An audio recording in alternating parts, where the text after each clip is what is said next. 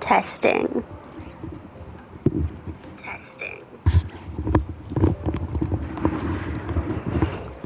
Wonderful.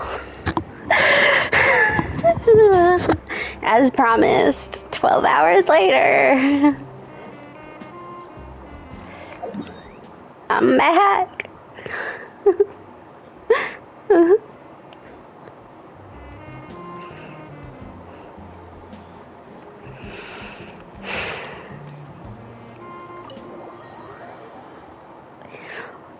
What does life even mean anymore? Okay. I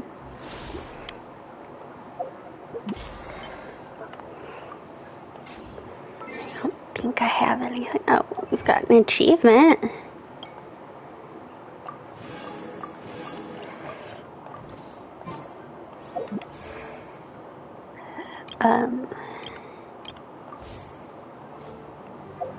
Well.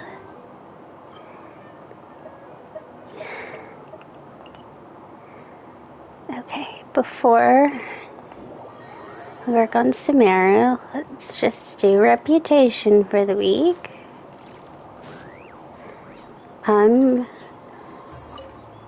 It's gonna be so nice tonight to go to bed at 12 o'clock and not 3 a.m. I slept until noon today.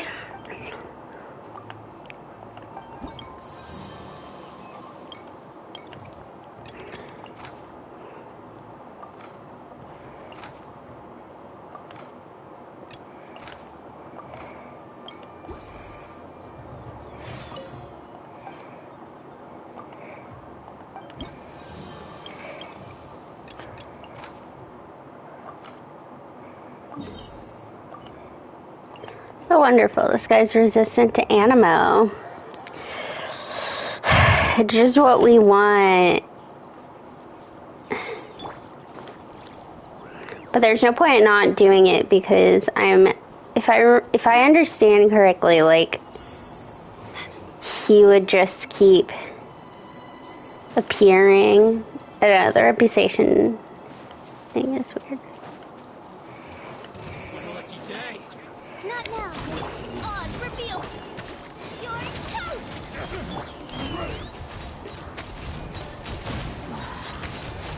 Open fire.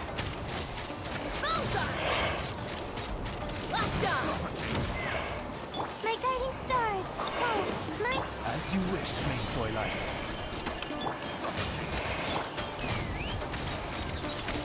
Open fire. Fire in the hole. Okay, let's go defeat these hilichurls.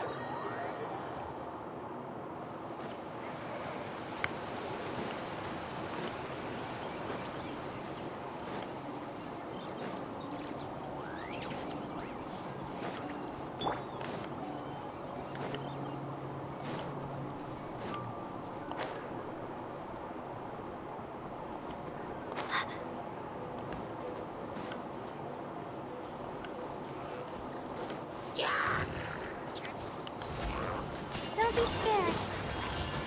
Nice and spicy. Eat this. Take me up. Locked on. Bullseye.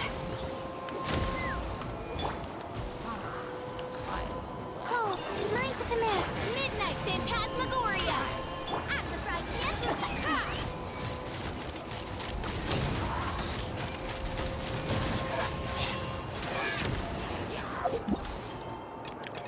Okay, now this one.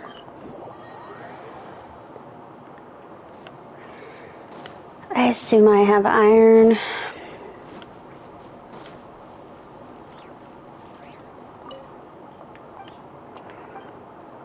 I've got some iron for you. I don't know what you need it for. Oh, for Taramaru. Okay.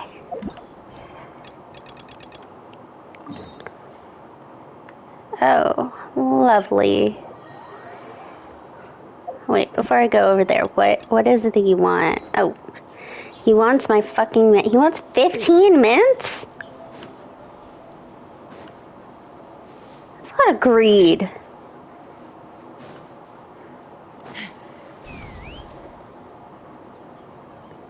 His greed sickens me.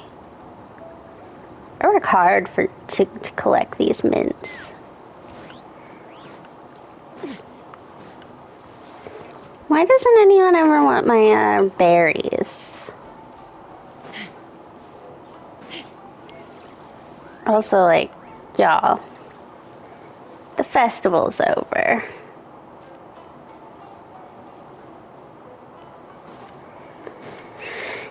You guys can go home.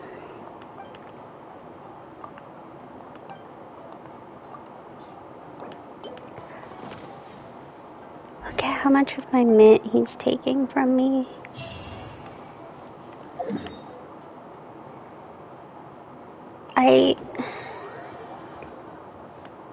This is hurtful.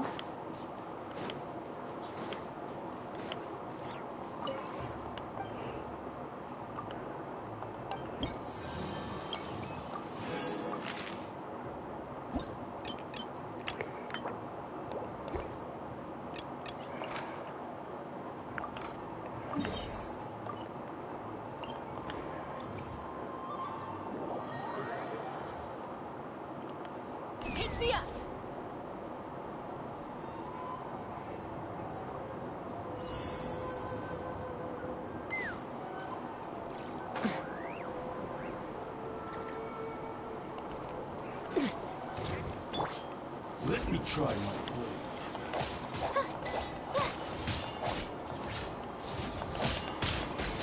Don't be scared.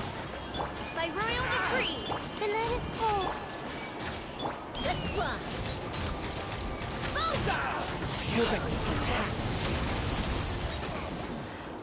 The hunter becomes the hunted. Stars, shine. Midnight Phantasmagoria. He's just gear resistance, so.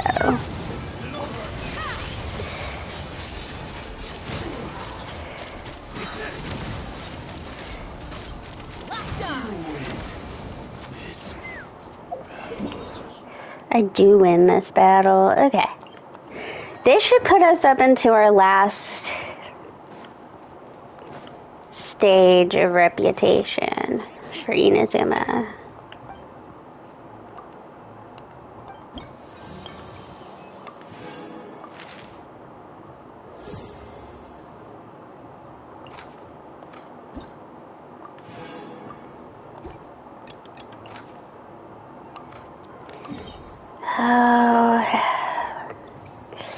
Invulnerable to Pyro, which isn't great. I mean, anything's better than the invulnerable to Animo one. Obviously, it's not hard, but...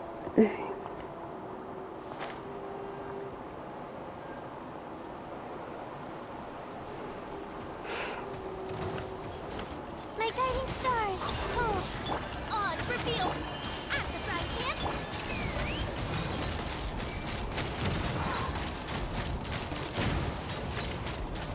Locked on. Bullseye. The night is cold. Stars, shine for me. Midnight Phantasmagoria. Nice and spicy. Take the up.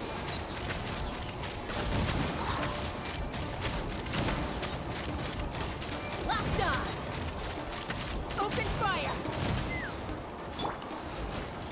By royal decree. At the bright pit. Open fire.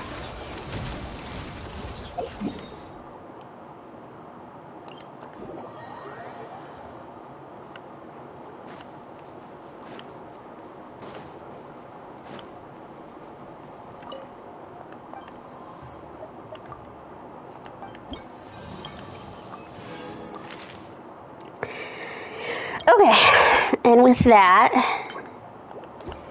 next, let me do some math here.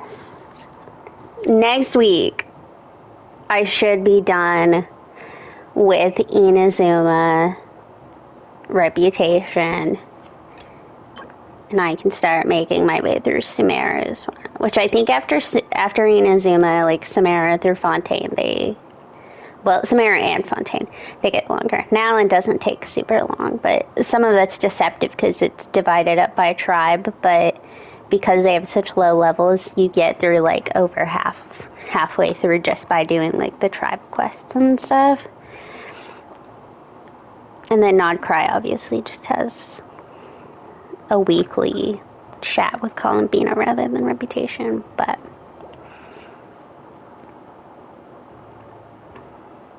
next week we should have our wings to put on official.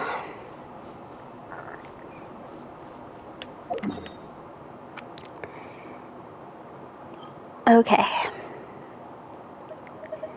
I don't think I have anything in the teapot that's super important, but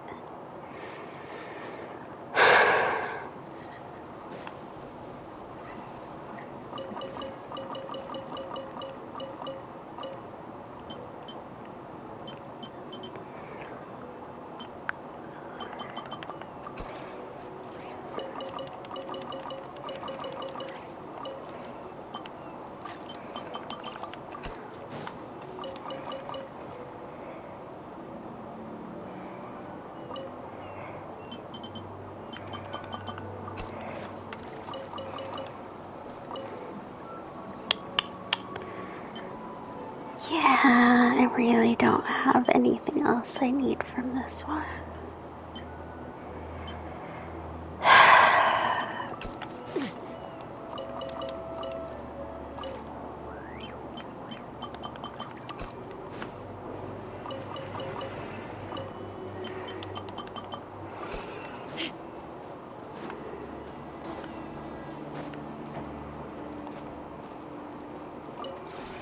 This realm is...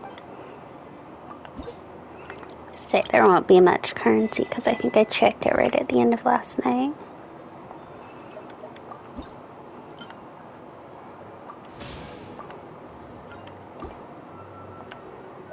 If you ever had...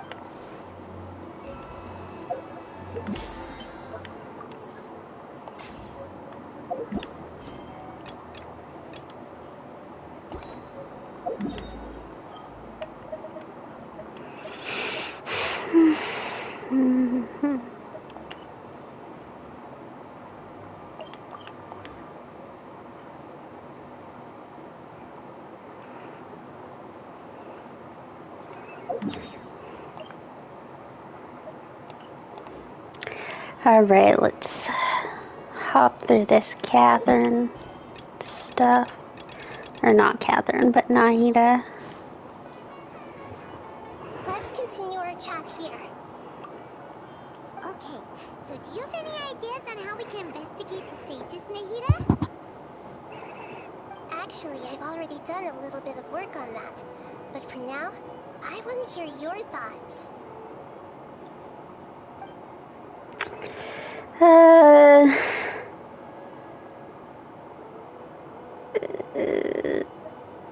Possess a we could grab someone close to the sages. No. Possess a student and infiltrate the sages' quarters? No way, that's too risky. You mean it'd be too easy to get caught? No, it's not that. We shouldn't involve innocent students in this. A single mistake could completely ruin their lives. Doing that would be ignoring the safety of my people for my own selfish goals. How is that any different from what the sages are doing? That's a good point. Spoken like the god of Sumeru. Possess a key figure in the academia? I've already tried that. But all the key members of the academia, even the core of 30 cards, intentionally avoid wearing their Akasha terminals. It seems that from the very beginning, they've been guarding against info leaks from the Akasha. Of course, it could also be because they're wary of me. Have you already caught the sage's attention? I'm guessing not yet. But distrusting me would make perfect sense if they've ever paid attention to the urban legends about me. And in any case, I probably can't take over their minds directly. We could grab someone close to the sages and question them. We're in the dark as of now.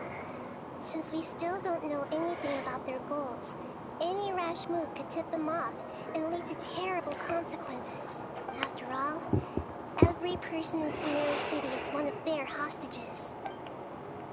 I can't think of anything else. Are we really out of ideas? Nahida, you're super smart, so you already have something in mind, right? Don't keep us in suspense. Spill the beans already! According to a popular theory from the Vahumana Darshan of the Academia, rejecting impractical motions at the beginning of a planning session will give more weight to the actual proposal. Okay, but aren't you the god of wisdom? You don't have to use that kind of gimmick to make us take your ideas seriously.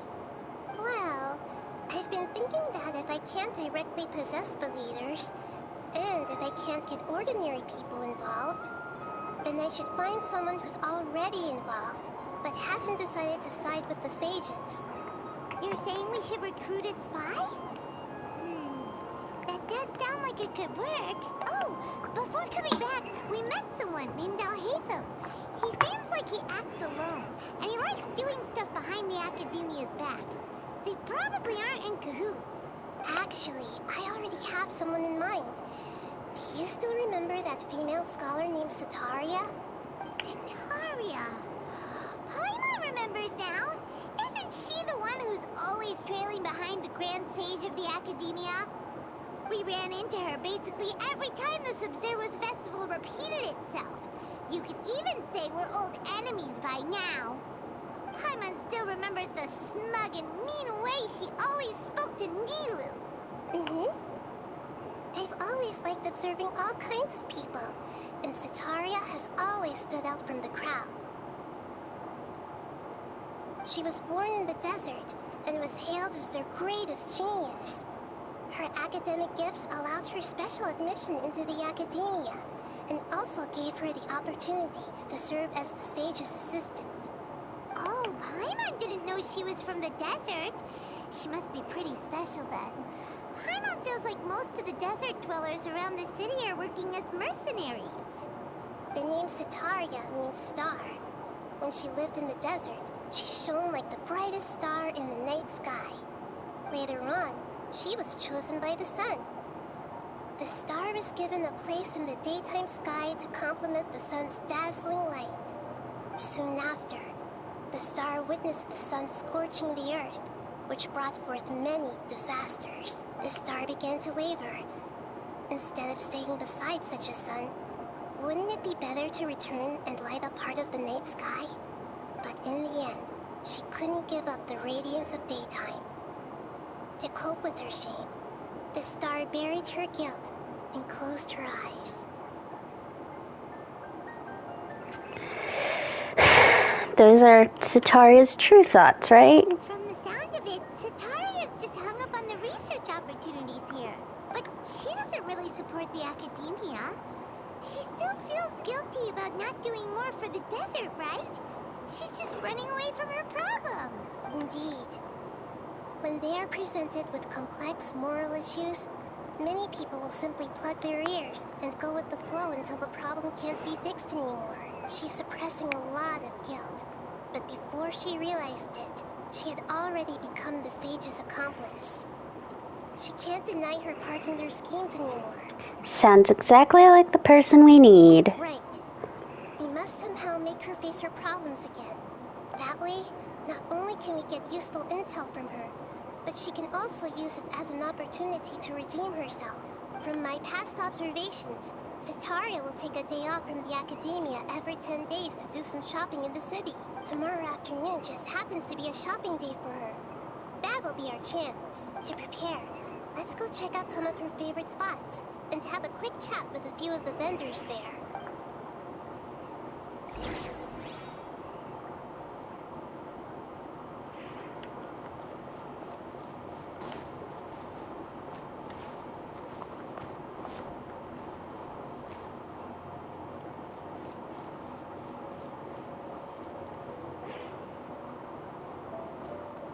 This should be Sataria's favorite fortune-telling spot. So should we ask the fortune teller about Sataria? No, I already have enough information on Sataria. The most important thing now is for you to pay attention to the vendor's talking style and key characteristics. Talking style and key characteristics? My poor lost lambs. Have you become troubled over your fates? The divine voice of wisdom often echoes between mine ears. If thou be blessed today by the gods, I may be able to show you the way. Huh? Really? Nahida, you've been whispering things to her? Shh! My friend here has some doubts regarding her future. Can we get a fortune reading for her? This is such an interesting fortune teller. You're a little young. It would seem that Harut and Marut are quite wary of you. Perhaps, at some time in the past, you have somehow offended the gods. Only mocking the god of Animo, questioning the lord of Geo's financial savviness, and brawling with the god of Electro. Do those count? Oh, nothing. Go on, pick an aspect for her to divine.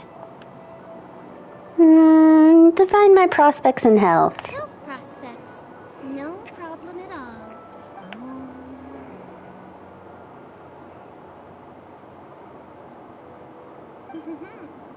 The gods have spoken. The truth shall be revealed. Your life shall continue on for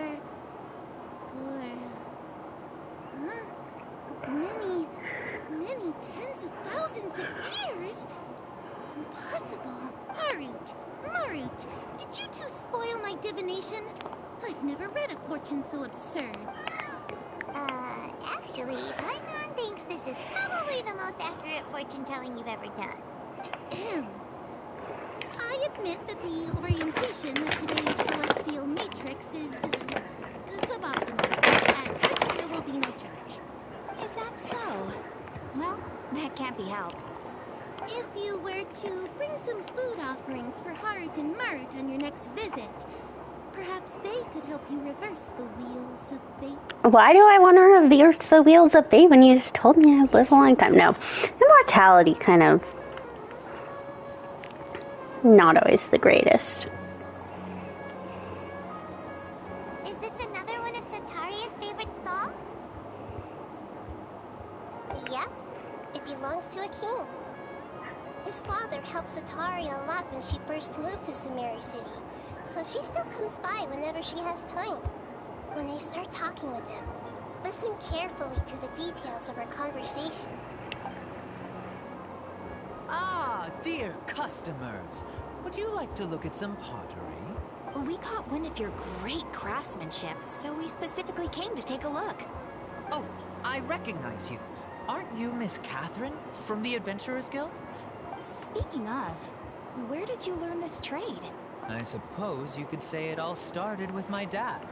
He's a mason by trade, but I picked up an interest in clay while apprenticing for him. After that, I began making pottery by myself in secret. And I simply changed trades when my works turned out well.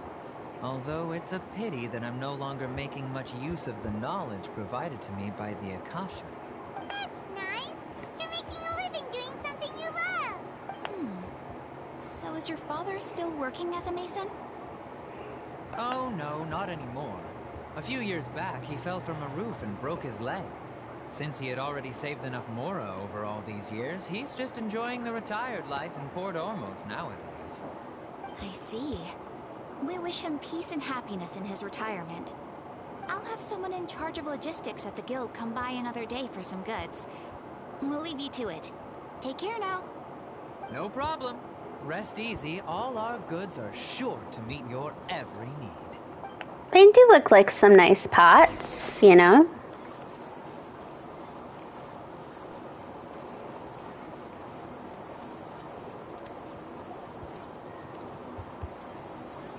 This should be our final stop. Sataria is always thinking of this restaurant when she's working at the academia. so she always comes by whenever she's out in the city. Nahida, you've really thought of everything. It's my duty to protect Samaria's citizens, after all. Hello! Hi there. I feel like I've seen you down by the docks Welcome to before. the stream. Huh? Sorry, I don't quite remember. If I recall, you were having a discussion with someone about shipbuilding at the time. Ah, that's right. I've always been really interested in feats of marine engineering. After all, I grew up in Liyue Harbor and spent my entire childhood staring at the ships going in and out of the port. I came to Sumeru to study, but failed to make it into the academia due to my lack of talent. But I'm still discussing all kinds of problems with different scholars, and I'm continuing to study and perform research from the restaurant's basement. I'm sure I'll get into the academia after their next round of exams. What an admirable spirit for learning. Amazing. Sure, but you'll find hardworking people wherever you go. So this restaurant has a basement as well? Huh. First I've heard of it. That's right. It's not usually open to patrons. Most of the time, employees use it for breaks or to hold private events. I see. Yes, that makes sense. Well, good luck with your studies, Miss Chishan. Thank you so much. As long as I can make it into the academia as an official student, I'll be happy.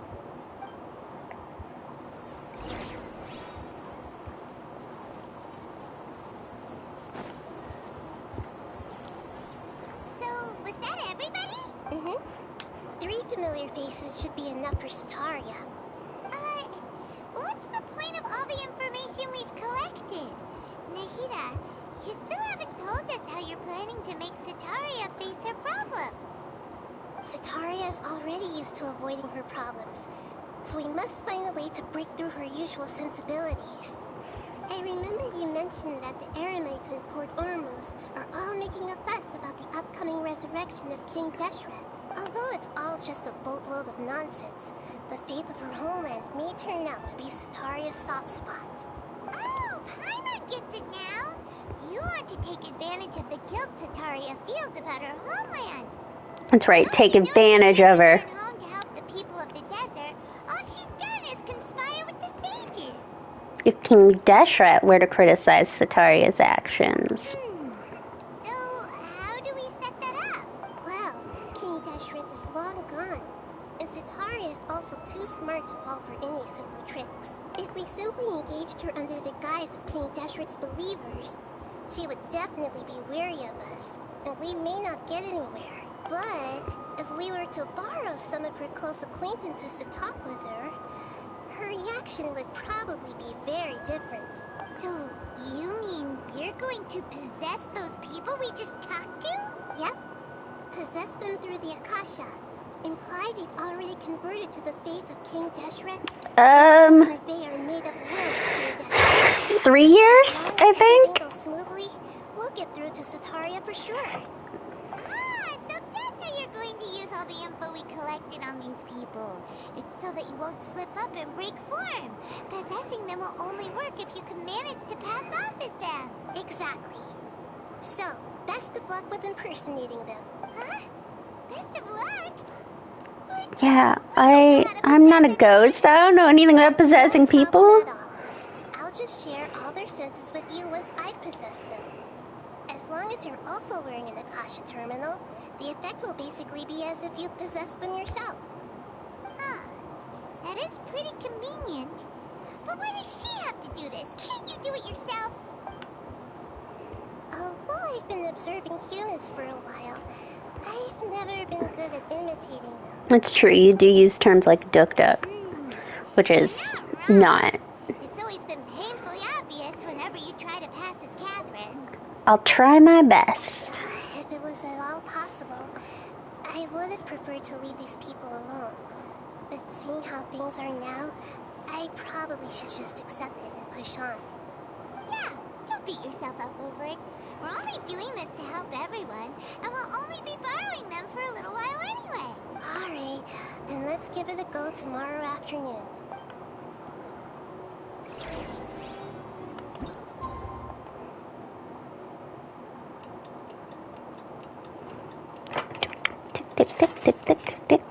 tick, tick.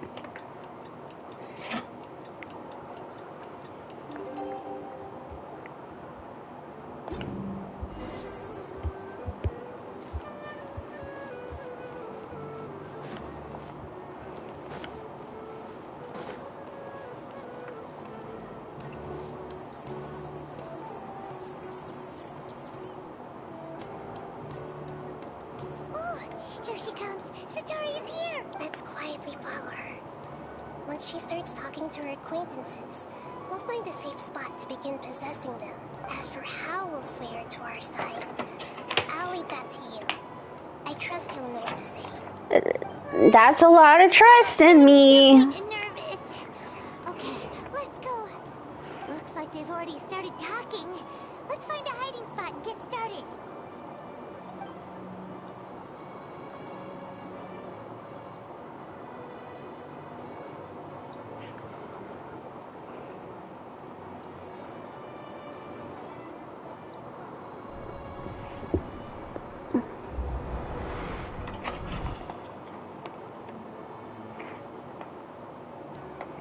That's right. You really can't force anything when it comes to love.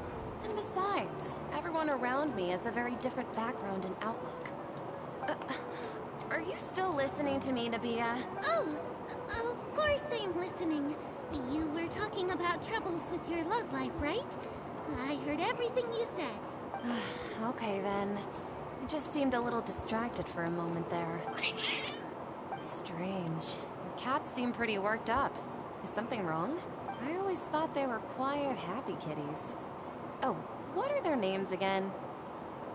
Well, Harit and Marit. Ah, that's right. They are just little darlings, aren't they? Hart and Mart. So, which fortune do you want me to read for you today? You must have come for another echo of the divine voice of wisdom. I'd like to get another reading on my love prospects, but to be perfectly honest with you, I feel like I've been a real mess recently. A mess?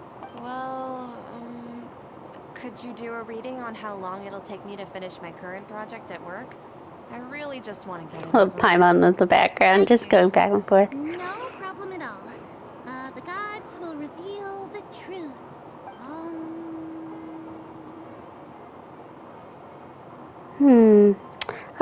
The gods have The spoken. gods are asking, Sataria, why haven't you gone home? Why haven't I gone home? Do the gods really know everything I've been thinking about?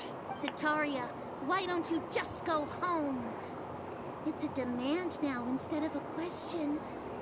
The gods seem to be truly upset. I'm sorry. I know I failed the gods.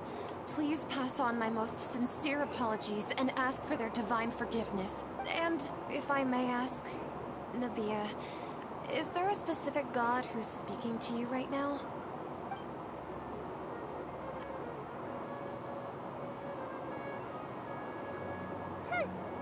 What an inconsiderate and naive question. The god who is speaking to me is, of course, the wisest and mightiest of all, King Deshret. King Deshret? No wonder he would make such demand of me. Wait a second. King Deshret passed away a long time ago.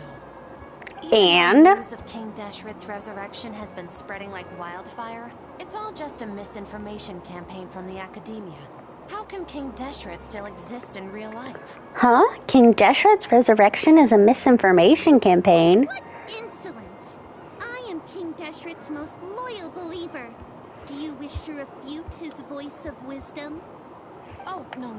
As a child of the desert, I am only reveling in his power upon learning that his divine glory has touched even this city. I will think very carefully about his demand of me. I'm sorry. I must go now. Wait!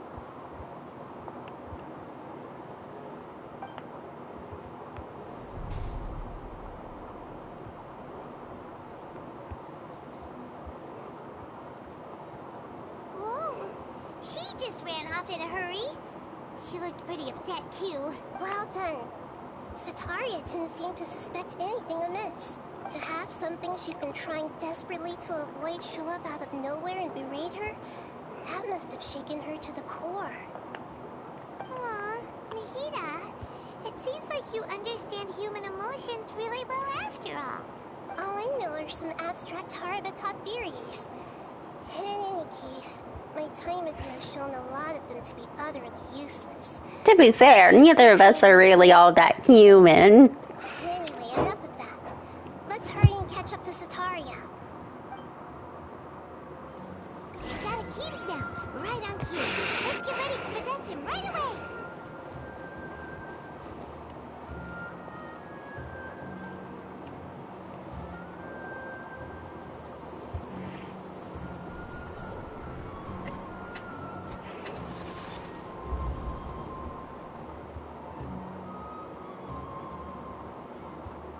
It's okay. I just got caught up in something. Oh, actually, didn't you ask me to help you look for work? What kind of work were you looking for again? Masonry work. Oh, right. Your old man's craft. How could I forget? Speaking of, how's he doing? Is he feeling any better? He's feeling a lot better, and he's walking more now. Oh, that's good to hear. I've been thinking a lot about him. If I could get some more time off, I'd love to pay him a visit.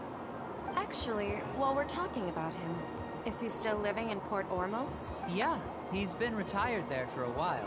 If you could find the time, please write him a letter.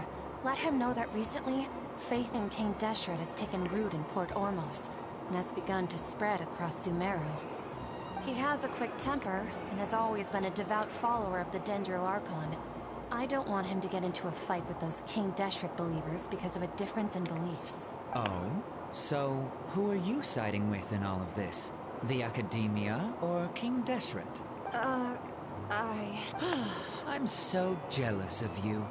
You were born a child of the desert, yet you chose to betray King Deshret, and now you spend all your time with those crooks from the Academia. Akeem, you don't mean you've also become a believer of King Deshret? What's so strange about becoming a believer of the wise King Deshret? In fact, aren't you the strange one? The one who still can't pick a side? Can't pick a side? Me? Whoa, Paimon had no idea you'd be so good at this. Before I knew it, I really started getting into the role. You really zeroed in on the issue and put it right in front of her. It might feel a bit overwhelming for Sataria. But once everything is over, I'll be sure to pay her a visit to her mind and explain everything. Anyway, let's keep going.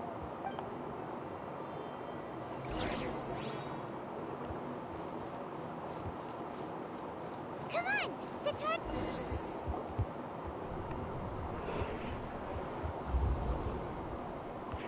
So, Shishan, have you noticed anything weird in the city lately? Like, as if someone was trying to preach to you about something? No, I've been spending all my time studying in the basement. Oh, right. Speaking of strange things, I celebrated the Sub-Zerus festival so many times that I lost count.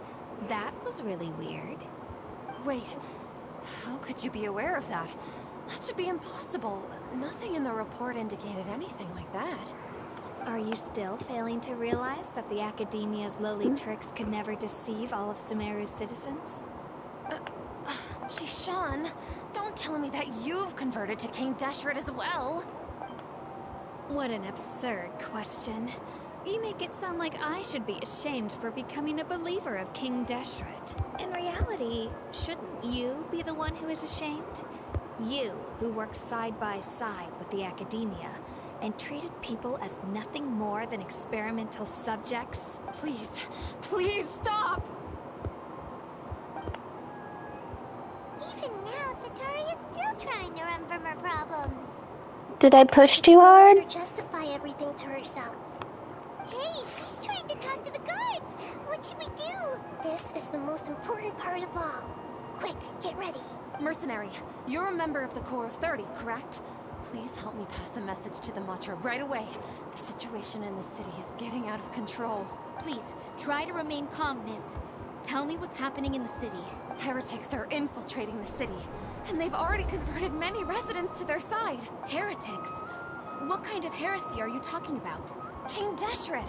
Many people I know have suddenly started believing in him, but he's long dead. It's impossible. Miss Sataria, nothing is impossible. You know my name? King Deshret is immortal, and all who defy him will one day pay the price. You must face the truth, Sataria. You tread a treacherous path, and the longer you ignore it, the tighter the Academia's grasp on you will become, and the deeper you will be ensnared. Child of King Deshret, never forget that the desert that belongs to you lies elsewhere. What's so strange about becoming a believer of the wise King Deshret? In fact, aren't you the strange one? The one who still can't pick a side? What an absurd question. You make it sound like We're driving her crazy, just like Genshin's driving me crazy, too. Sataria, why haven't you gone home?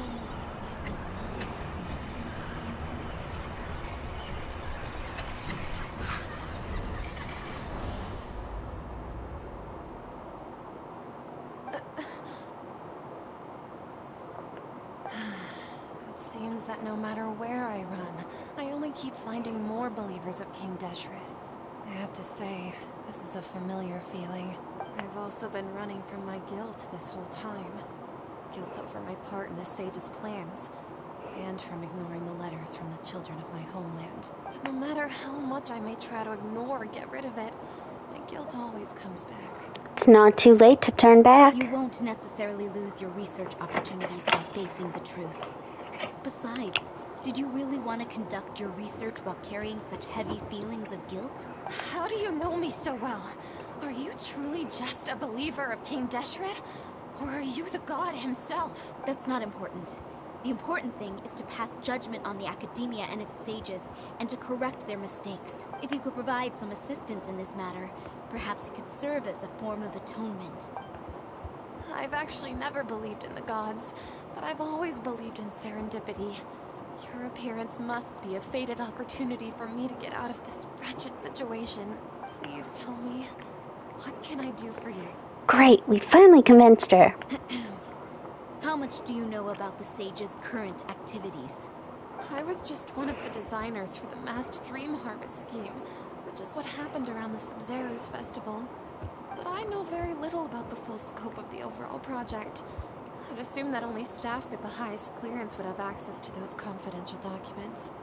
I've just been working to meet the Grand Sage's specified requirements. However, there's something that's been really bothering me. I heard that a scholar who was previously expelled has returned to the city, and even the sages are still quite wary of him. An outcast that even the sages are still wary of. To fight against the Academia, we will need to figure out the nature and the purpose of their work. Is there a way for us to get access to the confidential documents you mentioned? It should be possible if we're willing to take some risks. After all, I'm an assistant to the Grand Sage, and I've been working on many tasks outside of the project. One thing, though, I won't be able to transfer the documents to you through the Akasha once I get my hands on them. The sages have always closely monitored all activities within the Akasha. Let me see... let's use the most primitive method. Send someone to pick up the documents tomorrow evening at the Academia entrance. The Academia entrance. Wouldn't that be too conspicuous? Don't worry about that.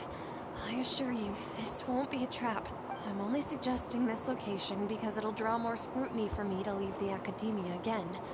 It'll be safest for me to distract the guards. Do you guys just have to, like, stay in there? Like, are there dorms in there?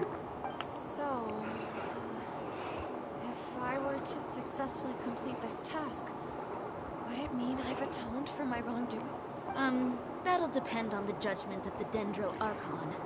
The Dendro Archon. That's right. Her people are the ones we have endangered. As the god of wisdom, she's also the one responsible for judging and guiding the scholars. Maybe it's time for me to find a god to believe in. Just as Nahida predicted, we've managed to bring Sataria to our side. The Traveler's execution was ingenious. She's the one who deserves all the praise. Well, now that we've made plans to meet again tomorrow evening, All we can do is pray for Sataria's mission to go off without a hitch. Hey, but if we're going to pray to the gods, aren't we just praying to you? God of wisdom and guardian of the scholars? Oh? No. The truth is the true guardian of scholars. I've always believed that. Anyway, let's meet again tomorrow evening at the Adventurers Guild.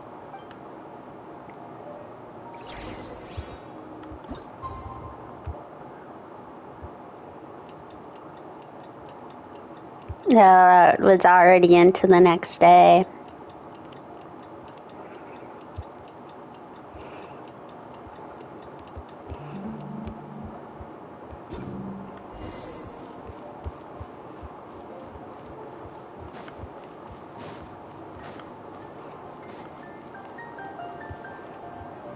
Catherine, we're here! Oh, you are the other Catherine, right? That's right. I suppose I'm the other Catherine in your mind. We can't just call her Nahida? Shh!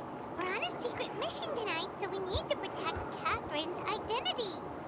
Yep, Paimon's right. We cannot fully rule out the chance that the meetup tonight is just a trap. If something were to happen, my existence may be the only trump card we'll be able to play. After all, the academia should still be unable to confirm the existence of my consciousness in the outside world. Yep, exactly. Just what Paimon was thinking. I somehow doubt that. Anyway, enough about that. Let's just make sure to be on our guard. Don't you feel something is off? Off? What do you feel is off? It's just a little too quiet around here. It's the middle of the night. Of course it's quiet. You're not getting paranoid, are you? No, I think she's right. It really is a lot quieter than usual. If you look around, there seems to be fewer people on the streets. I'm not sure if this is the case for the entire city, though. Huh. Maybe it's just a coincidence. Maybe Sataria figured out a way to not only distract the guards, but also to get everyone to go to sleep early, just so we can exchange the documents in peace. I also can't quite figure out why things feel a little off. But now that we're here, let's go ahead and meet her as we planned. Well, regardless, as long as you're here with us, Paimon feels a little safer.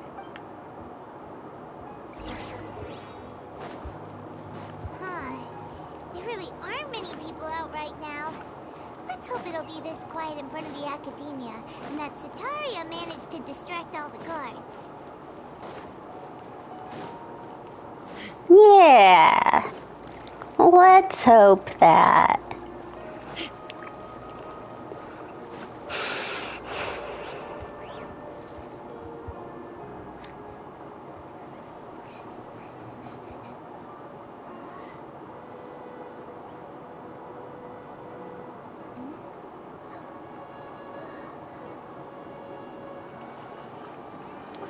What are all these people doing here at this hour of the night? Ah, the triumphant hero returns at last. And to a rather spectacular welcome, even if I do say so myself. You're the outcast, expelled from the academia. Indeed I am. Although these days they tend to call me the Doctor.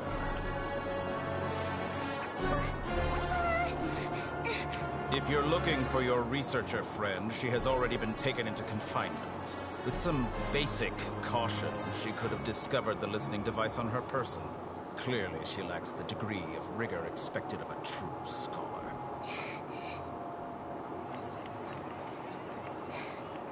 The people of Samir City. What have you done to them? I simply made some minor adjustments to their Akasha terminals. Now they can deposit information directly into the subconscious. As you can see, all these lovely people now believe this traveler is a hero who has just saved the world. My experiment is a success. And now it seems they can no longer hold back their sheer adoration. No, what should we do? These are all just regular people. Leave now. You need to get out of here. What But that guy's a Fatui Harbinger! We can't just leave you here! Nor can I abandon the people of Sumeru!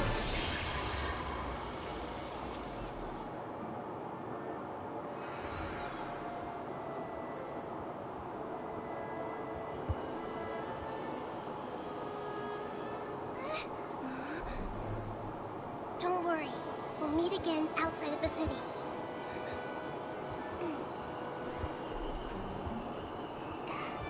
I see. You appear to have overridden their mental faculties with your own consciousness. To possess such a powerful mind, you must be the god of wisdom.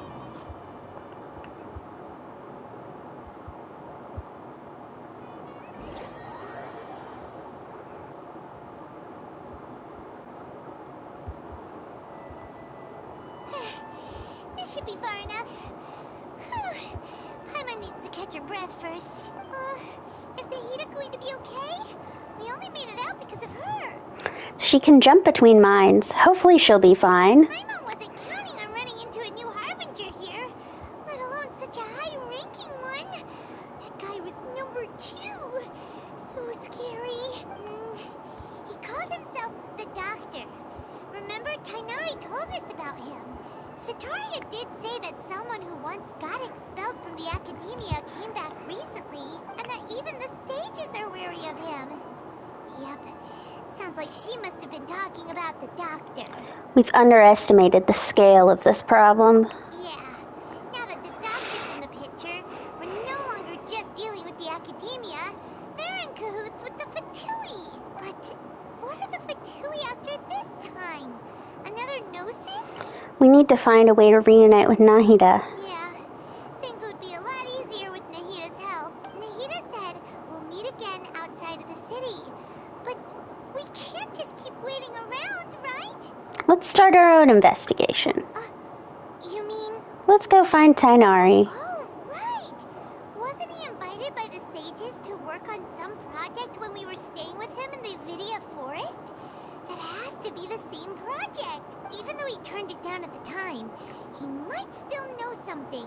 There's no time to lose. Let's go to Gandharvaville.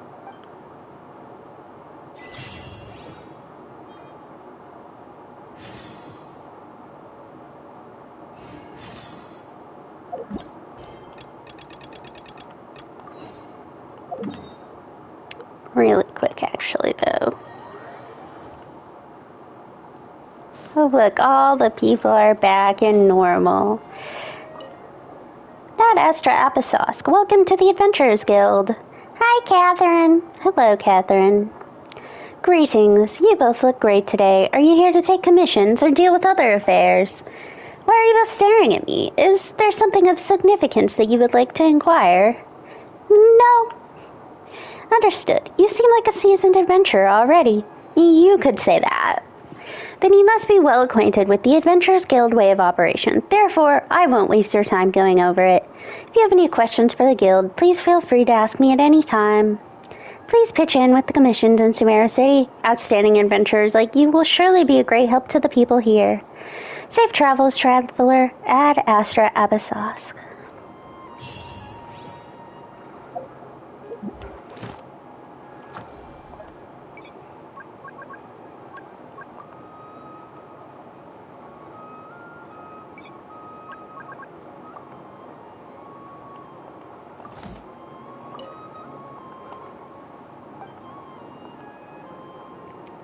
The Commissioner is a Mondstadt merchant who is currently in our village. According to him and his associate, the Sumter Beats, released out to an academia research now, have been missing in the desert for a while now. He's hoping that a highly experienced adventurer can take this commission and confirm the status of his associate in the Sumter Beast. You are both highly experienced adventurers, so a commission like this should be a cinch for you, I hope. Missing in the desert. That certainly is worrying. Let's go take a look, Sadie. The commissioner is named Boniface, and he's still in our village now. He can fill you in on the specifics. Safe travels, you two. Well, that isn't particularly what I wanted, but... Thank you for completing today. Ad Astra.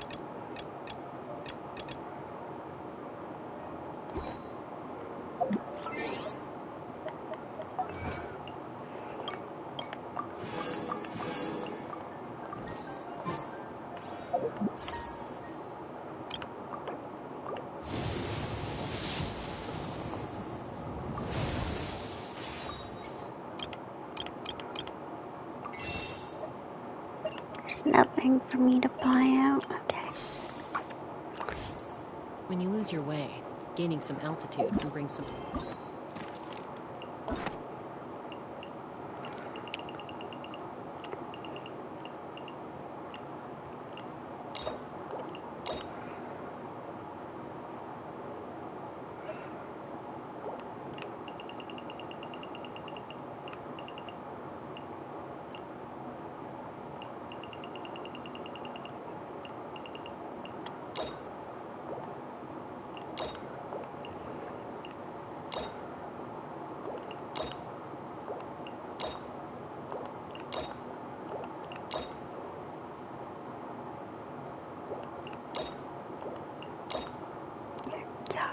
Okay. I think that's it for before I can move on.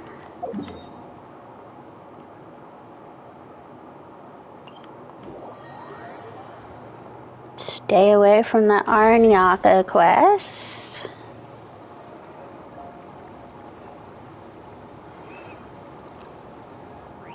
I will be doing Arnyaka before I do Golden Slumber. Like I said earlier, I'll be doing all my jungles exploration stuff before I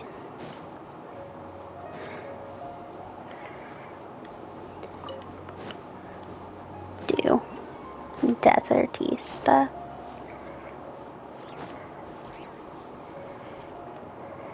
Hold it right there. A blonde-haired traveler and a floating fairy. We've got you right. Take a look around.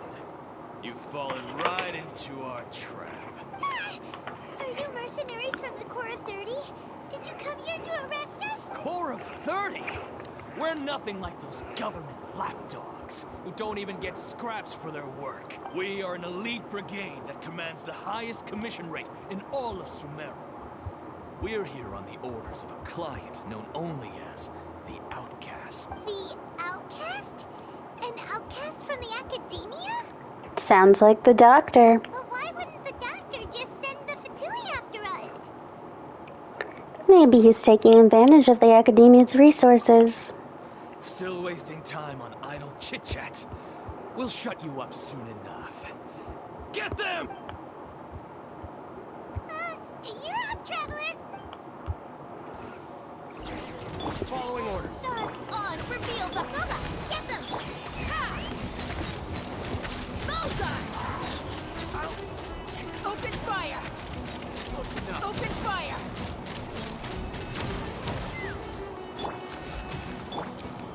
Midnight Phantasmagoria. Nice and spicy! It's this! Take me up! Ah! It isn't over yet! Here comes reinforcements!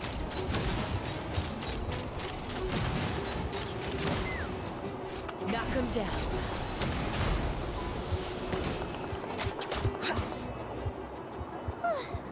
That was pretty rough. Is that what elite mercenaries are like? It probably won't be long before we see more of them. Yeah. Looks like we'll have to keep our guards up. But this doctor guy seems like a pretty tough opponent. He knew exactly where to set up an ambush. Did he predict that we would try to find Kainari? Going up against smart people is tough. Anyway, let's keep going.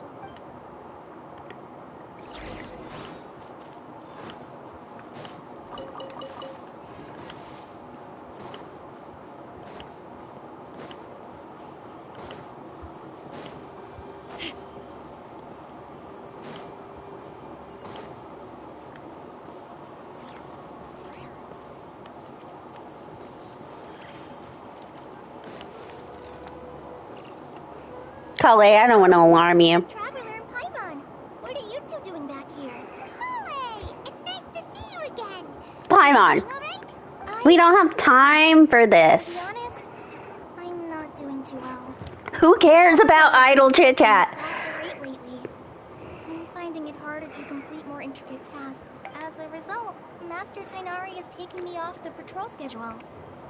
He will only allow me to stay here and coordinate other people's tasks. Oh, Kale. Again, Paimon. We don't have time for this. It seems like hearing Irminsul is our only chance. Speaking of Tainari, did he go off on patrol? We're here to talk to him. Oh, Master Tainari? You just left the Avidia Forest a little while ago. He was headed to Party's DI. He left? What? Isn't Tainari always saying that he never wants to leave the Avidia Forest? He even turned down the Sage's invitation. I thought it was weird too. Master Tainari always prioritizes his work as a forest watcher above everything. He almost never leaves his post. He left in a hurry this time though. He didn't give a reason? No, I only found out that he left through a message he left behind. He also made sure to delegate all his tasks using a schedule. To leave in such a hurry? I'd guess he had something urgent to take care of. Master Tainari originally studied in the Immorta Darshan of the Academia, and Partis DI is something like the Immorta's research base. Many rare shrubs and grasses have been planted there for research. I know that before he became a forest watcher, Master Tainari once spent a long time conducting research at Partis DI. A research base, huh? Gotta wonder what kind of research Tainari just decided to work on all of a sudden. Oh, we don't have a lot of time, so let's go look for him at Party's DI. Again, please take care of yourself, Kale. I felt like there was just like no urgency here. I'm used to living with Elazar by now. If you run into Master Tainari, please send him my regards. Got it. Will do. See you later, Colin. Like, Paimon, it's kind of a tonal shift because Paimon seemed like in such a good mood right there when like, we are not in a good mood, Paimon. Horrible things are happening. There's no good mood happening here. We need to go.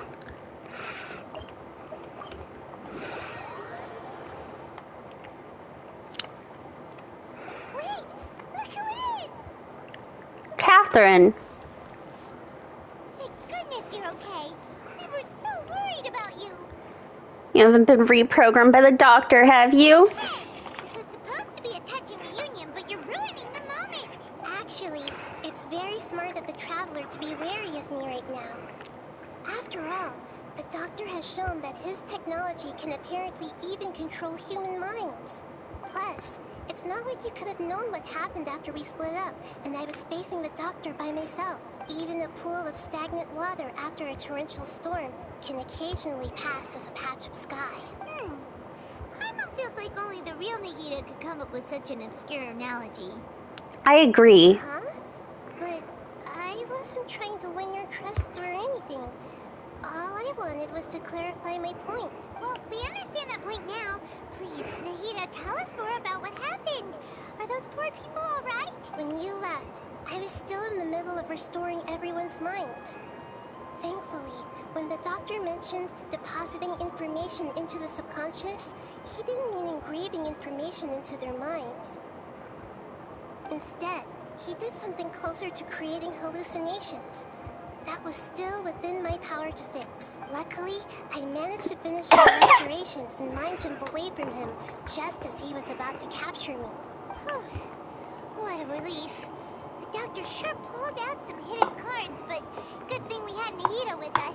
I wouldn't be relieved just yet. I gave away my true identity when I restored everyone's minds, which means we've lost another one of our trump cards. Also, the Doctor is already an expert at modifying Akasha terminals. Maybe it's only a matter of time until he captures my consciousness inside the Akasha. Would that mean you'd no longer be able to jump between minds? Then how do we stop him? He's still at the Academia, so it's possible he already started messing with the Akasha. Our position will only get worse with time. Ugh, it feels like he's toying with us. What a nasty piece of work. Plus, the Doctor's combat ability alone is apparently enough to make him worthy of being number 2 of the Fatui. We shouldn't give up hope just yet. Let's try to find another way to attack this problem. Actually, Nahida, how did you know we were trying to get to Party's DI? Have you been waiting for us? Yes, I have. I can see the Traveler's elemental energy, so I deduced your destination by looking at the direction you were moving in. You didn't come here for sightseeing, right? Did you find any leads? We're looking for a scholar we know. His name is just once tried to reach out to him. Why don't you come inside with us and see what we can find? Okay, let's just hope we won't get him into trouble.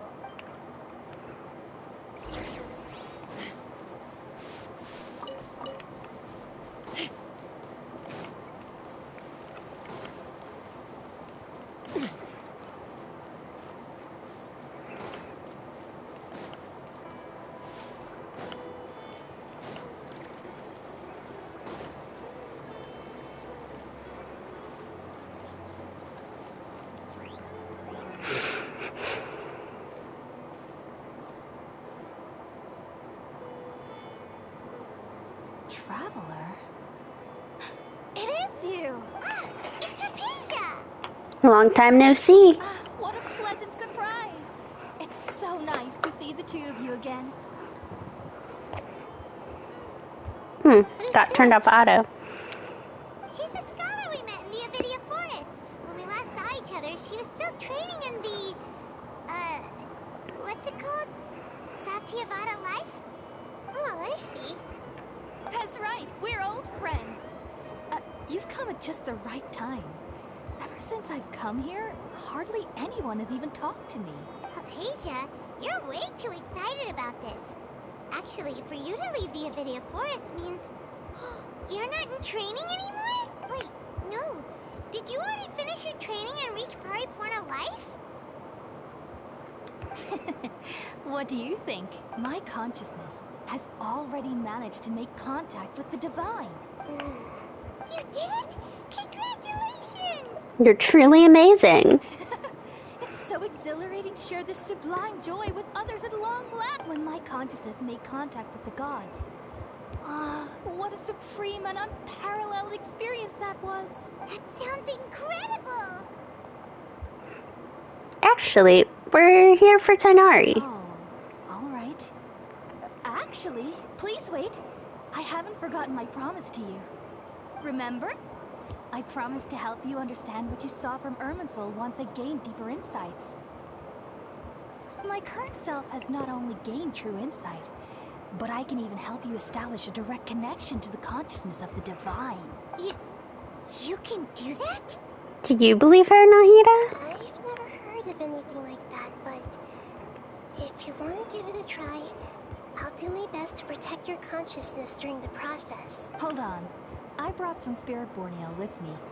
This is still a crucial part of the ceremony. We're using that incense again? All right now. Hold my hand. I'll help you establish a pathway to connect your consciousness. Okay. Ready?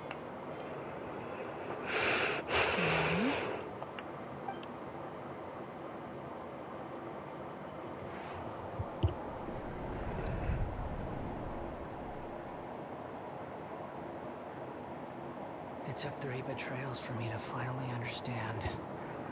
The world is just an elaborate tapestry of lies. My fury will never be quelled. The first to betray me was a god. My creator. My mother. Valuing strength above all, she saw no worth in me and I was discarded. The second was a human. My family. My friend. Consumed by fear, he saw me as an abomination. The third was one exactly like me. A hope for the future. A fledgling barely out of the nest. Powerless before his mortality, he broke his promise to me. Humans, they can't be trusted. And the gods fill me with pure loathing. So I said good riddance. I denounced the world and laugh in its face. My chest will never again be defiled by worldly filth. I will scrub away every last trace of human emotion. Then it will be empty, a blank slate, and ready to receive a supreme gnosis, brimming with pure divinity.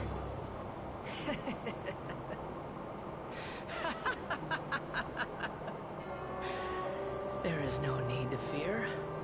The pain will be brief. Your era is coming to an end.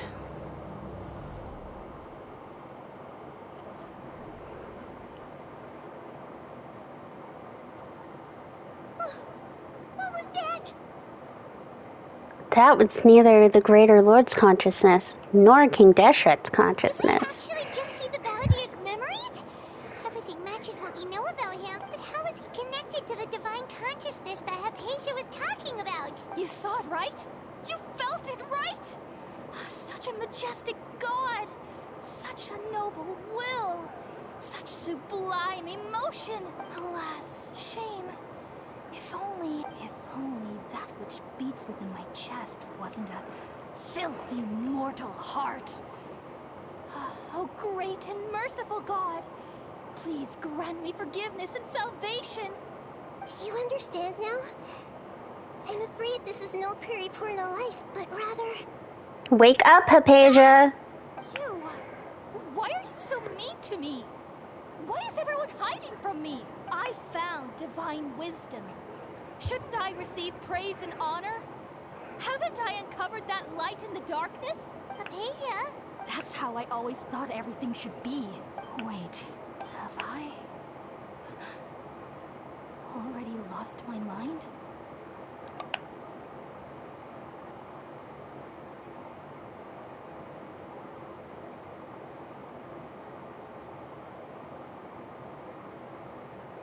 Wait, something isn't right.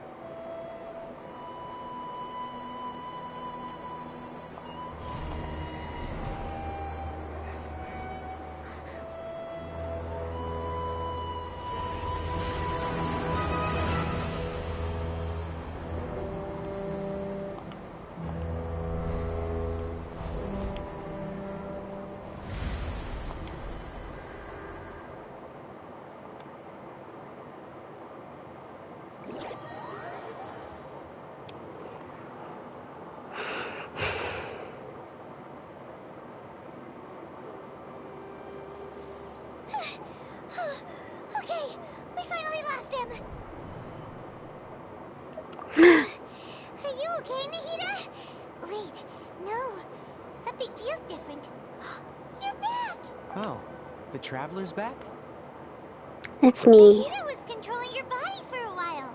It seemed like she jumped over to you as an emergency measure right before the Catherine puppet was destroyed. After that, Kainari heard the commotion and came over. He helped us defeat the mercenaries and then he ran with us all the way here. This time, she didn't just transfer her mind into my body. What? You swapped places? You mean your consciousness also went into Nahida's body? Wait, then where is Nahida's consciousness? Where is she now? I never imagined that an individual's consciousness could be transferred around like this. Had I not seen it with my own eyes, I would have never believed it. I don't think this can be achieved with current human technology. Also, while we were running, the consciousness in your body told me to pass on a message. She said, "The doctor has found a way to trap my consciousness, so I can't journey with you anymore. But even in a moonless night, a shower of starlight can still drown out illusions and lies." Oh no! Nahida's is trapped in the sanctuary of Ceres. It's not even good evening for me. It's still 4 o'clock. It's pretty big. It's code that only we know. Oh, that makes sense. Since the doctor captured her, she won't be able to say anything without him knowing. She's being extra careful. Even in a moonless night, a shower of starlight can still drown out illusions and lies. Huh. Paimon knows the moon illusions and lies are from that alchemical divination at the Sub-Zero's festival. Didn't Nahida use a starlight analogy before? It had something to do with Sataria. Starlight refers to the people of the desert. Oh, that makes a lot of sense. Huh. Do you think Nahida was telling us to go find help in the desert? No, it's 4:30 for me right now. So it's still really light out and will be for several hours.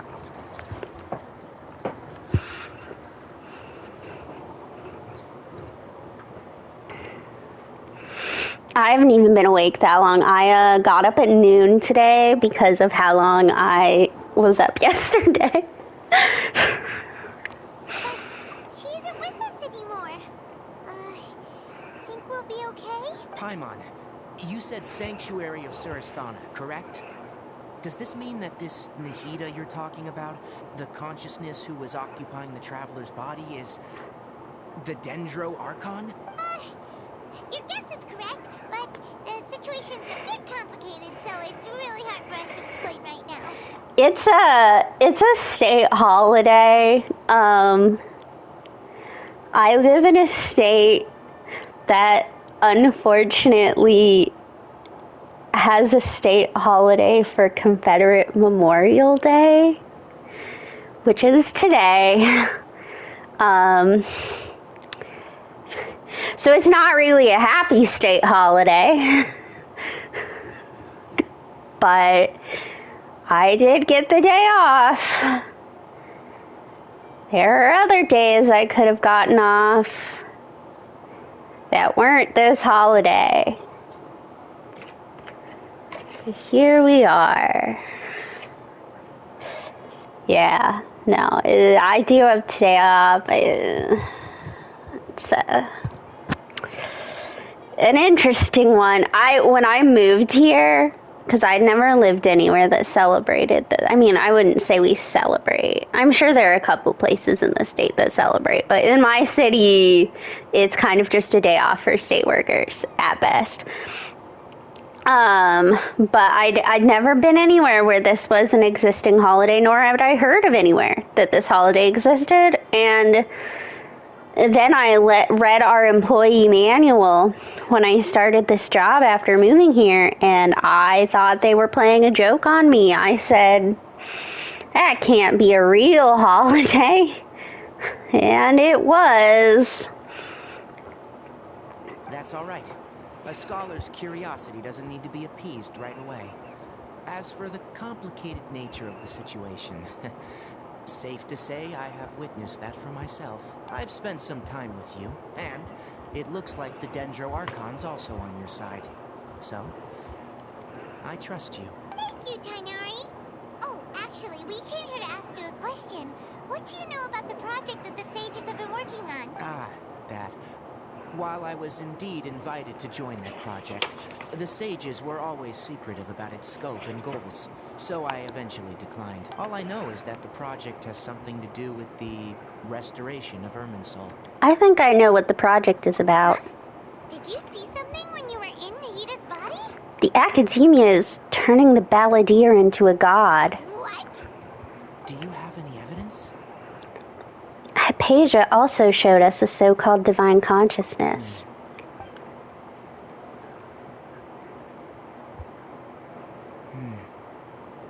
So that's what happened. That explains why Hypatia's symptoms were different from those of the other scholars who went mad. It's because she made contact with the consciousness of a new god who is still in the process of being born. Tainari, did you leave the Avidia Forest because of Hypatia? I did.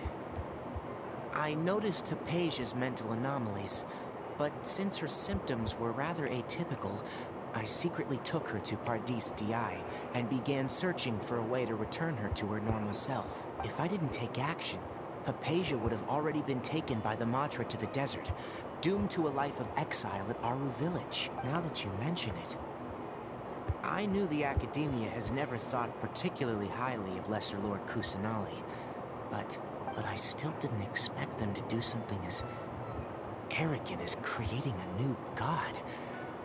Looks like I made the right decision by not accepting their invitation. The Fatubi is also behind some of this. The Doctor and the Balladeer. We have 2 Fatui Harbingers in Sumeru. Sounds like we're in for a bad time. From your description, I don't think they've completed their project. There may still be room for us to intervene, but then what is the connection between creating a new god and restoring Irminsul? Yeah, feels like we're still nowhere close to figuring out the Sage's goals. Right. We've pretty Head much to the gone over desert. everything we need to know, so we should head out. How about you, Tainari?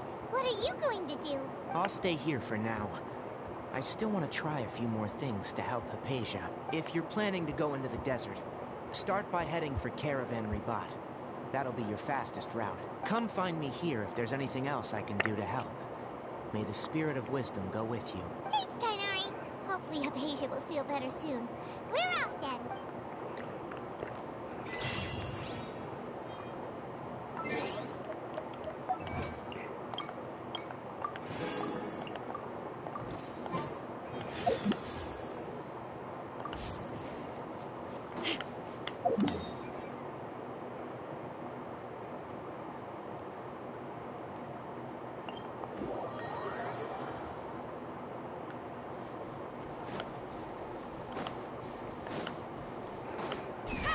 We're going into the desert. It's desert time.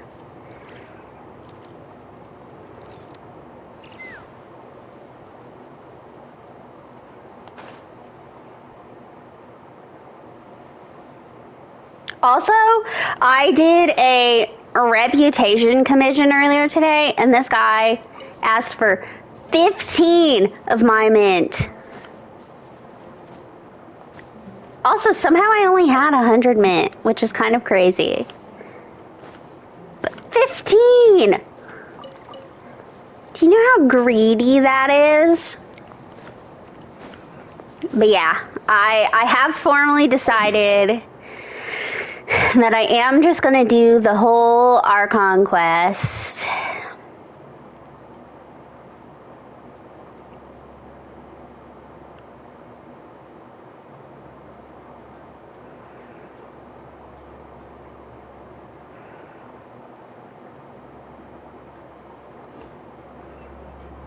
And that's that. It's just, I felt like it's easy to do everything chunk by chunk, like as it comes out, but once you're at a place where you're way beyond it coming out, like things start running into each other. So like earlier I ran into, in theory, yesterday night, I should have been able to set commissions to allow Sumeru, right? But I couldn't, because since we're way past Sumeru 3.1 release, immediately it started the next part of the Archon quest, where Nahida is taking over Catherine, and so until you finish that quest, which took like 45 minutes an hour, you can't talk to Catherine. So I didn't have it in me to continue on. I mean, I streamed for like 10 hours yesterday. It was bad. It will actually kind of be nice to wake up tomorrow and be like, I'm not going to stream Genshin until 8 o'clock tonight. There's just been so much streaming.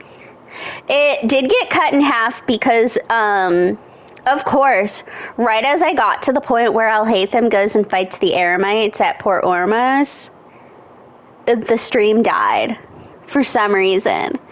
And I had to, like, panic pause the game so that I could still get the Alhaitham cutscene on stream.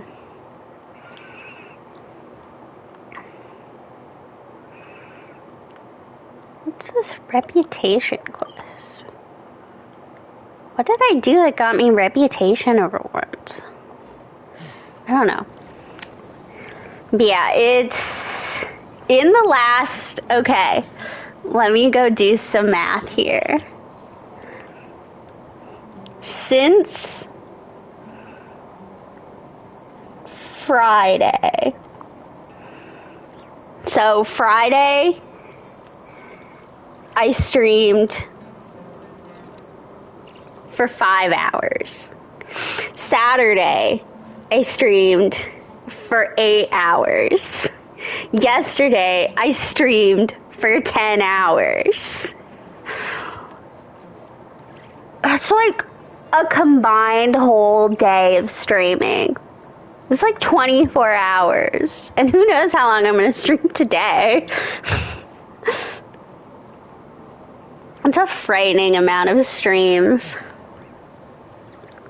Well, I think I did the math yesterday, and in the last 1 month period, I have streamed almost 80 hours of Genshin Impact. Plus a 5-hour stream of Infinity Nikki. No, it's 3-hour stream of Infinity Nikki.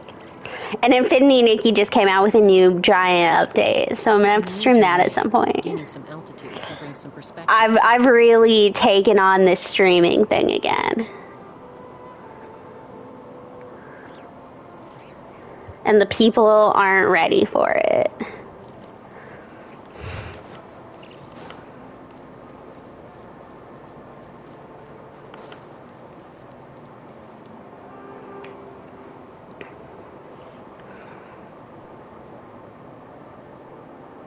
We finally made it to Caravan Rebut. It's pretty lively here. So, just past this wall is the desert, huh? Oh, wow. Paimon remembers hearing people call this the Wall of Samiel. It's made to block sandstorms from the outside. Oh, if it's this tall, it's gotta be the divine work of Greater Lord Rukkhadevata, right? So, fun fact, I talked about this yesterday on stream, but I don't think anyone was around. Right now on Twitter, there is Twitter, a great place for Genshin tweet. Oh God, there is a whole bunch of argument about the Wall of Samuel because in real life, so it's to stop the desertification of Sumeru, but in real life, it would like make things massively worse on the desert side because it's stopping sandstorms, so it just pushes them back on the desert.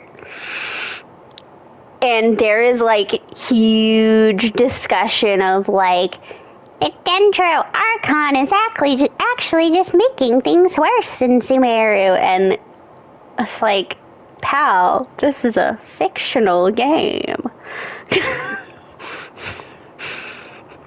It's okay. It is indeed quite impressive. Enough gawking. Come on, follow me. Huh? I'll hate them. Over here. Oh, Hatham went that way! Let's hurry up and follow him. Wonder what he's up to.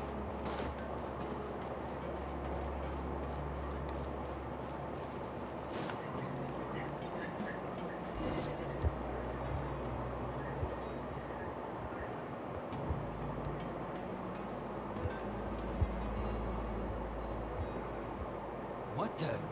Where did she go? How did we lose them? They were just here a second ago. More Aramite mercenaries? Who are they working for this time? Anyway, Traveler, it seems like we were being followed again. You were too careless.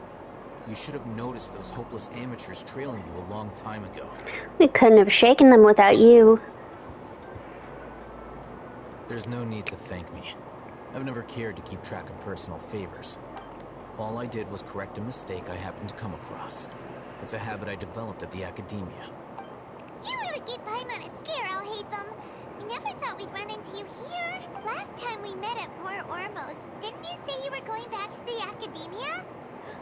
Wait, don't tell Paimon that you're here to take us back on their orders. Oh, so you've already landed yourselves on the academia's hit list. I can't say that I didn't expect it. However, had I wished to turn you over to the academia, don't you think you'd already be the Eremites' honored guests by now? Oh, right. You do have a point. Did you participate in the Sage's big project? I have no interest in running errands for that project. As a scholar, I've always belonged to the camp that promotes researcher autonomy. And these days, you're more fascinating than anything the Sages can offer. So you were actually looking for me? Not quite. To tell you the truth, I'm still investigating the Divine Knowledge Capsule. Unfortunately, I've run into some difficulties. Everyone says the capsule originated in the desert and was eventually moved to Port Ormos. If I am to get to the bottom of this, I must understand how the capsule first came to be. Which brings me back to you, and why you're so interesting. The leader of Ain al-Ahmar used the Divine Knowledge Capsule right in front of you. And upon seeing him, your expression became perplexed, and you were lost in thought for quite some time. To have that kind of reaction, I think you must have realized something. Are you interested at all in sharing what you've been hiding from me? Must be because I was so shocked to hear those words again. World, forget me. Haytham, you really have a ridiculous eye for detail. What kind of person even notices or remembers stuff like that? I can't share what I know just yet. So that's your answer. Well, I do work for the academia after all. So considering that, it is indeed wise to keep your cards close to your chest. But that does prove you do have some undisclosed information about the Divine Knowledge Capsule. Am I right? No matter. Rather than simply learning the answers from you, I'd still prefer to investigate on my own. Speaking of, you two are also headed to the desert? That's right. We have the same plan as you. But we don't really have any concrete goals at the moment. Then I'd suggest starting with Aru Village. It's the largest settlement in the desert, so it'll probably have more resources and intel than anywhere else.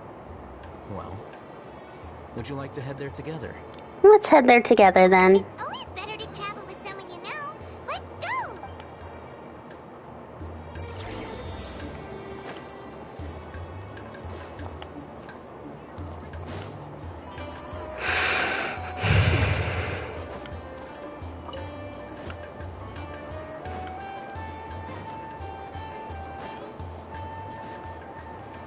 Just pretend that this is our first time in the desert.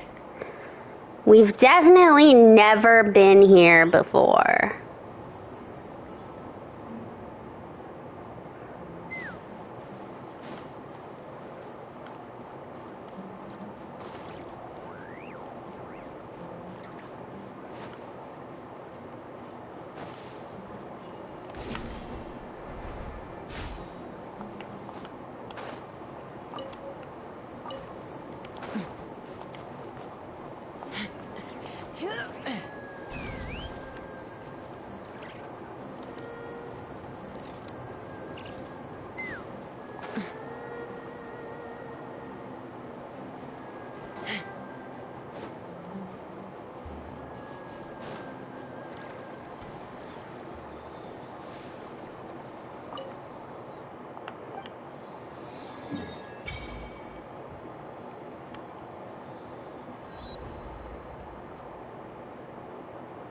All right.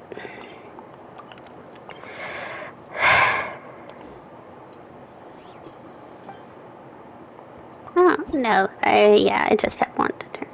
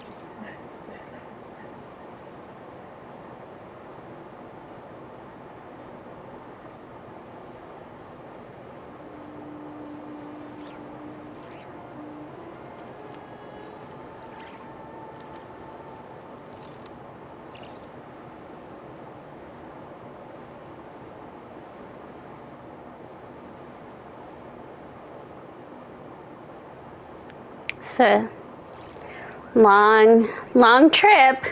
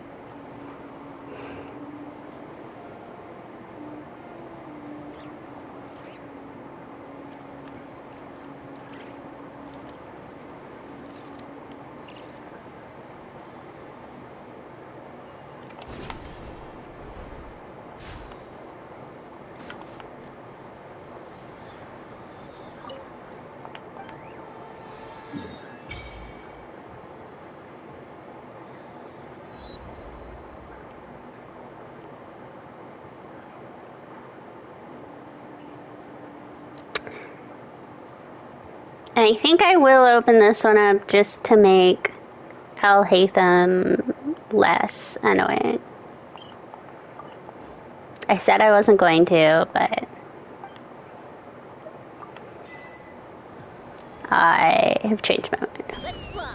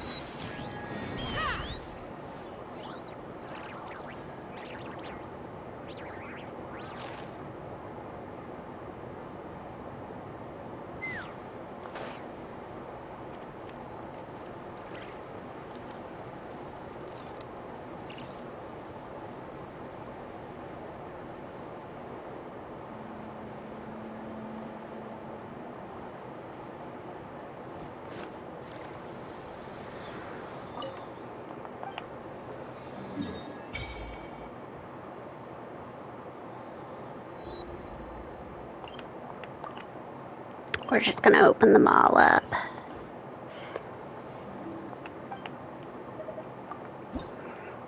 I figure I'm in Sumeru. It would make sense that I've gained a map.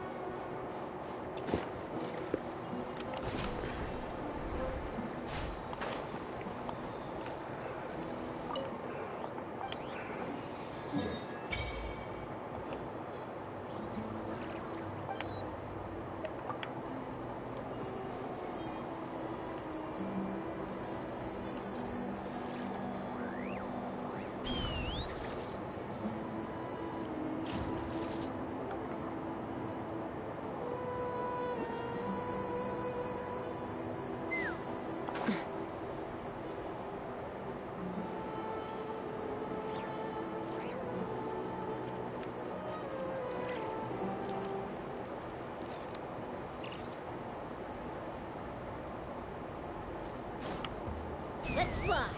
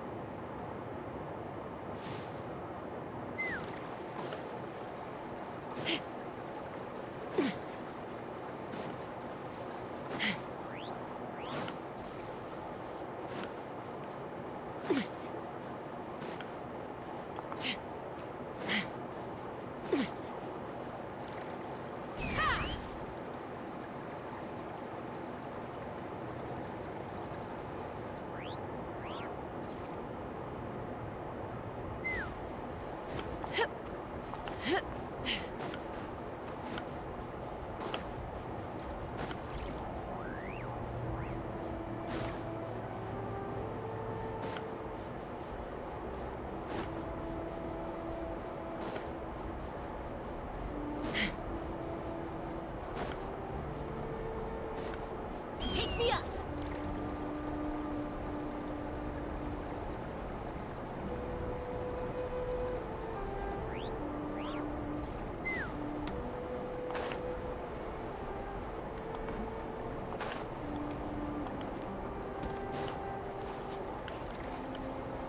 Let's fly!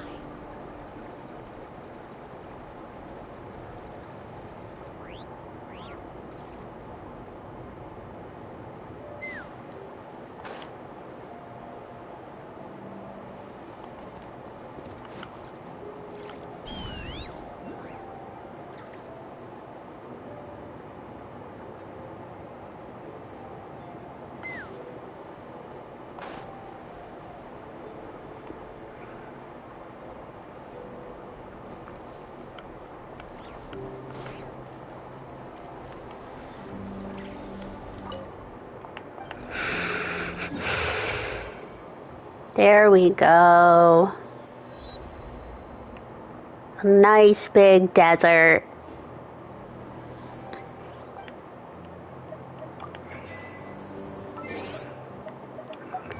Just ready for the taking.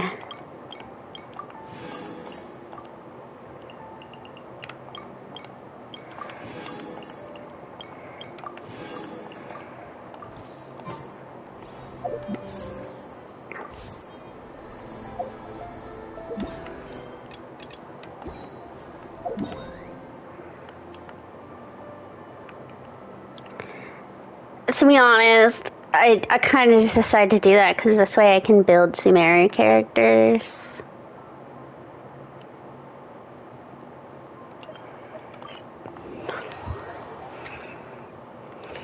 Before us lies Aru Village, the safe haven of the desert folk. Whoa, this landscape is really something else. What a cool place! Let's go check it out!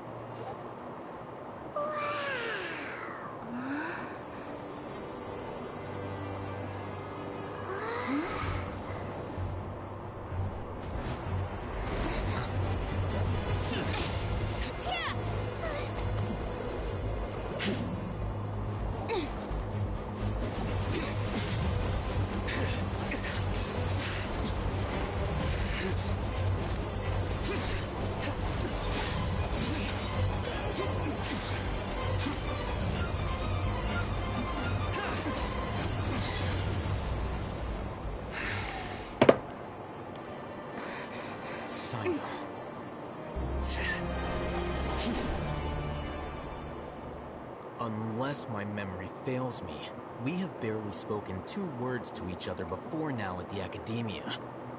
Would you care to enlighten me as to when and how I invited the General Mahamacho's wrath?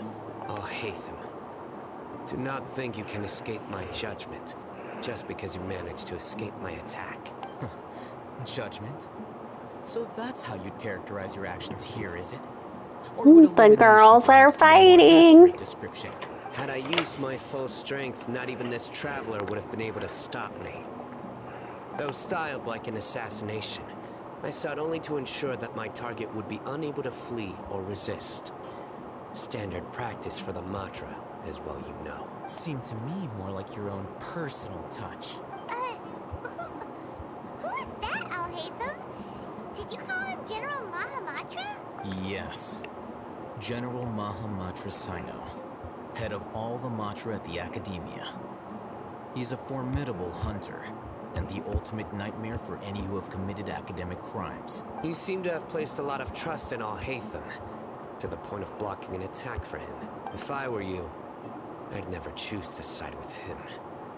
I wouldn't believe a single word that comes out of his mouth. I've been pursuing this scribe for a long time. I urge you, stand back and do not seek to defend him any longer. Otherwise, there will be consequences. I don't trust him as much as he seemed to think, but that doesn't mean I'm going to stand by and do nothing. Has Al-Haytham done something wrong? Paimon doesn't think he's as bad as you made him out to be. I won't waste my breath explaining things. Al-Haytham, I saw it during our fight. Take it out. The divine knowledge capsule you're hiding on your person. Unless you want me to retrieve it for myself. Very perceptive of you. Nothing escapes a Matra's senses. Wait, the divine knowledge capsule? Didn't it fall into the Matra's hands in Port Ormos? So you did lie to us. No wonder you speak with such confidence, Sino. But I must admit, I'm very curious. What does this capsule mean to you? And why, as General Mahamatra of the Academia, are you all alone in the desert? As far as I'm aware, the other Matra have been speculating about your disappearance. Have you been given a mission that's, let's say, morally dubious? If I was the real target of your mission, what was stopping you from simply using your authority and resources to judge me within the walls of the Academia? Is it a mission from the sages? I should have known you'd be difficult to deal with. You two? Ugh. What you would do, Traveler? Paimon feels like we can't trust either of them. Well, look at you two, acting all tough and self-righteous over there. Wait, Dia?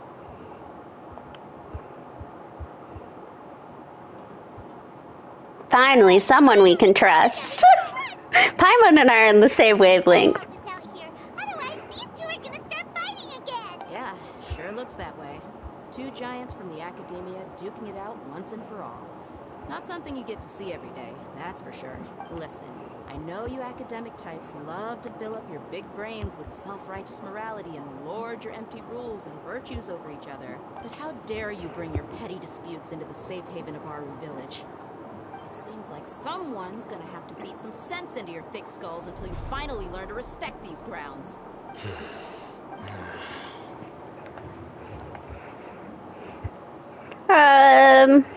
Neither of them can afford to be distracted by Dia. Hey, did either of you hear a word I just said? Whoa, what's going on? The wind's so strong. Is this a sandstorm? Paimon's gonna get blown away. Another sandstorm? What's up with these recently?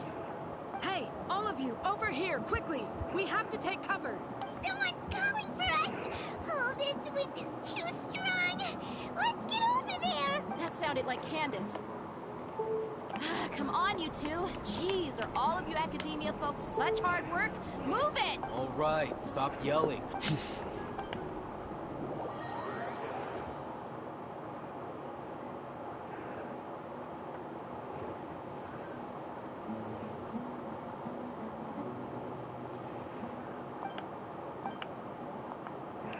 Well, this is pretty awkward. Hey, wanna play sardines with three people who wanna tear each other limb from limb? Sure, why not? Sounds fun. The air is so thick and heavy. Paimon can hardly keep floating anymore. My sincerest apologies, everyone. This is the home of our village chief. I will have to ask you to make do with this small room until the sandstorm dies down. Please, let me introduce myself. I am Candace, protector of Aru Village. Our savior has come at last! Nice to meet you, Candace. The name's Paimon. Thank you so much for helping us. You have my gratitude. There's no need to thank me. It's only right to help each other when the weather gets rough. Wow, she's so gentle and caring. Like a nice older sister. Unlike those guys over there. Alright, now that we're all better acquainted, we should return to the topic at hand. As a guardian charged with the responsibility to protect my fellow villagers from harm, I was observing your conflict from afar, even before the sandstorm started. And now that you have set foot within Aru Village itself, it is all the more my responsibility to make absolutely sure that you pose no threat whatsoever to us. So please, have an honest and sincere conversation with one another, and put your hostile feelings to rest. If anyone dares to start anything again while they are under this roof, I will not hesitate to send them out for some. I love Candace's appearance so much, but she's just not a good unit. On second thought, Paimon may have misjudged Candace's character. And that goes for you too, Miss Dia. Do I make myself clear? All right, we got it, Candace. That's what I like to hear. So which of you will begin? I was supposed to be a mediator, but I might have gotten a little too involved just now. Anyway, one of those two should probably start talking. Wait, that was you trying to be a mediator? I have nothing to hide, so there's no shame in explaining myself. While Al-Haytham wasn't wrong about the other Matra not knowing my whereabouts, it's not because I've been assigned a morally dubious mission. Rather, I've chosen to exile myself. Huh? Exile yourself? A little while ago, I discovered that there was data missing in the Academia's project planning and development files. What little they did report clearly did not match the project's actual progress. As General Mahamatra, I had the responsibility and authority to request an audit. However, to my surprise, the person responsible for the erroneous data was none other than Grand Sage Azar himself. I tried to investigate the issue myself before submitting a formal audit request, but I soon found that all leads and potential pieces of incriminating evidence were carefully concealed from me. I began to realize that they were cautious of me from the very beginning. Unsurprisingly, the Grand Sage rejected my audit request as soon as the submission reached his desk. He even said to me, "The power of the General Mahamatra is granted by the sages. You have no right to judge us." So they really are up to no good. I realized then that to the Grand Sage, the Matra are nothing more than tools for the sages to assert and maintain their control over knowledge. The vows that we took, the principles that we strive to uphold, they are meaningless to the academia of today. So you then decided to exile yourself? I believed it would be wise to flee the academia before the sages had a chance to take action against me. This way, they can no longer see nor predict my actions. I will never give up on this investigation. There's no need for someone else to give me power or authority. Once I find the truth, I will administer judgment by my own name. Sino seems to have the same goal as us. We're all investigating the sages. Plus, now that he's no longer the General Mahamatra, he somehow feels a lot less scary. Still too early to trust him completely. Well, Sino, if that's your story, then why did you see Al-Haytham as a target? When I was investigating the matter in the academia, I overheard a conversation between Al-Haytham and a sage. The sages asked you to investigate a blonde-haired traveler. Do you dispute this, Al-Haytham? What? Like many parts of the project, this assignment was undocumented. Now throw in your suspicious behavior with the Divine Knowledge Capsule, and I think we deserve an explanation. The sages were watching me from the very beginning. Yes. I was indeed tasked with investigating the Traveler. Al-Haytham! After all, The promised reward was so great that hardly any scholar could have refused. The sage told me, once you've completed this assignment, I can give you a glimpse of divine knowledge. A most enticing offer. Unfortunately, those academics don't know me at all. Their words contain one key piece of information, namely that divine knowledge indeed exists. That gave me all I needed to know. From my perspective, the sages are far from trustworthy. Think about it. Isn't it a little strange they're so willing to share divine knowledge with anyone, even as a reward? So, I began my own investigation following the lead of the divine knowledge capsule. In the end, I realized my wisdom in committing to this rather than collaborating with the sages. Had I been less guarded, I probably would have ended up like that Ainul Ahmar mercenary, incapable of remaining sane for long enough to hold a conversation. You mean that the sages originally planned to dispose of you, using one of those capsules that drive people insane? What about your encounter with me? I'd already given up on the assignment by then. I only told the Academia I was waiting in Port Ormuz for you to appear so they wouldn't suspect anything. So it came as quite a surprise when I encountered my erstwhile target while investigating the Divine Knowledge Capsule. Criminals do love to talk about coincidences. Even though I ran into the Traveler by chance, I had no intention of providing assistance to the Academia. Also, you should remember, you were the ones who decided to follow me and strike up a conversation after I left that tavern. Now that you mention it, things did go like that. That's true. Al-Haytham helped us out at Caravan Rebat as well.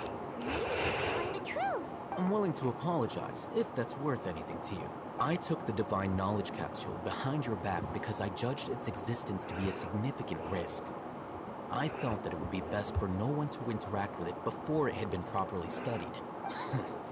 After all, curiosity often proves to be the most dangerous thing in this land. You should be well aware, Scribe Al-Haytham, that curiosity can also lead you to danger and suspicion.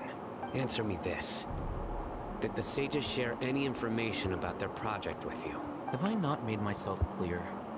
You and I are both distrusted by the Academia.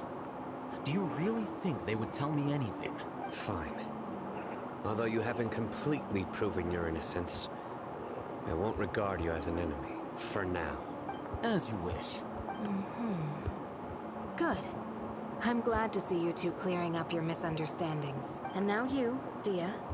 I believe it's your turn. Oh, sorry. Whatever the boys were talking about must have been so boring that I spaced out. My situation is pretty straightforward. My employer, Dunyarzad of the Homayani family, is friends with the Traveler and is currently recovering. Oh, we're not friends? I had nothing going on, so I decided to return to Aru village for a visit. I was actually looking forward to a pretty exciting time getting back together with everyone here, but then I saw these two random guys in the middle of a pointless argument. It ticked me off, and things went downhill from there. Is that all? Well, I will admit that definitely sounds like your style. In that case, welcome back, Dia. That's more like it. I missed you all so much, Candace. Whoa! What was that sound? No need to worry. Now that you're no longer at each other's throats, please, make yourselves at home. I'll take a quick trip outside to clear out some of those creatures in the sandstorm. Creatures? In the sandstorm? Are you sure you don't want some backup? Fighting in a sandstorm is not for the faint-hearted.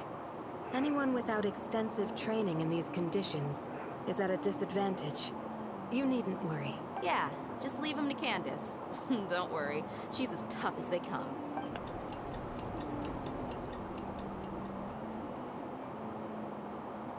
The winds died down. That means the sandstorm's over, right? Candace still isn't back yet, though. Is she alright? Maybe we should go out and check on her. When you put it that way, even I'm starting to feel a little worried. All right, let's go. We've been here long enough, and the boys are as chatty as the floor.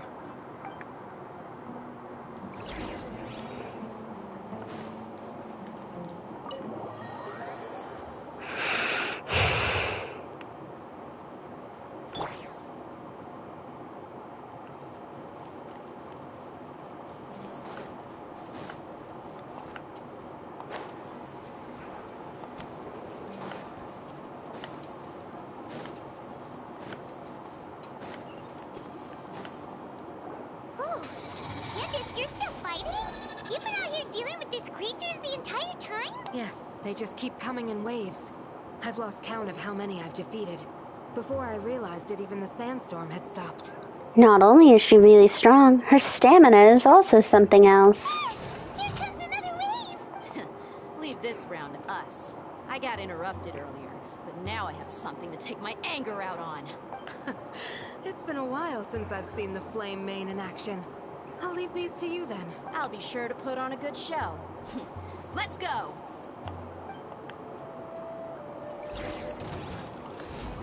By Royal Roba, get them! Locked on! Here comes another wave! When are they ever gonna let up? Axe strike him! Ha! Locked on!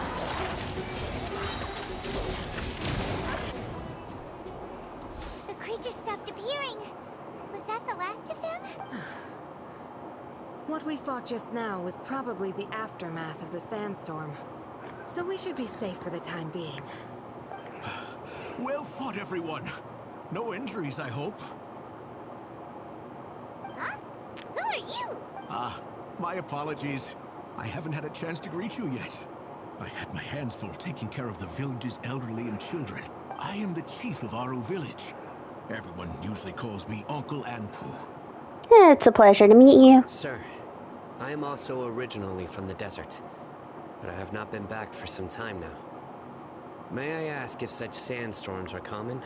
I can't say they've always been common, but recently the storms have become increasingly severe and frequent. Besides sandstorms, we also occasionally get earthquakes. According to an investigator who stayed in the village a while ago, these unusual natural phenomena are related to the withering of Irminsul. Another effect of Irminsul's withering. So, Irminsul's withering causes withering zones in the forest, and sandstorms and earthquakes here in the desert? Everything in the natural world is inextricably connected to Irminsul. These regional symptoms can indeed be a reflection of Irminsul's present state. Everyone in Aru village needs to take good care of themselves. Speaking of which, why haven't I seen a single village keeper since I got here? Village keeper? Who are they? Village guards like Candace? Does your curiosity know no bounds? Village Keeper is how Aru village refers to mad scholars, exiled here by the academia. Most of them are scholars who lost their sanity after a period of training in the Avidia forest. The academia believes that their crazed mutterings may have a negative effect on the psyches of other scholars. So, they're forcibly exiled to the desert. Though if you ask me, it's all a boatload of nonsense. Apasia was also nearly exiled to the desert. Alas, that's exactly what we've been trying to investigate. One by one, the village keepers have been mysteriously disappearing without a trace, but no one in the village has ever seen them leave. If you're planning to stay around the village for the next few days, I'd appreciate it if you could keep an eye out for them. I've had encounters with those people in the past. I'll see what I can do to help. The Matra are the ones responsible for their exile. Now that you're no longer with them, are you trying to alleviate your guilt and atone for your past sins? I'm fascinated by how you think. Mock me if you will, but if you are guilty, I will eliminate you, regardless of my position or identity. Oh, you're the former General Mahamatra. You must be an expert in these kind of investigations. Thank you for your help. I'll help too. Because you're reminded of Hypatia? Oh, these poor scholars. First they lose their sanity, now this! But, is it really a good idea to tag along with Sino? You seem like you really don't trust him. It'll be fine. Jay and the others are here too. I'll be grateful for the assistance. No doubt you will do a better job than some of my former subordinates. Let's start by finding a spot to share what we know so far.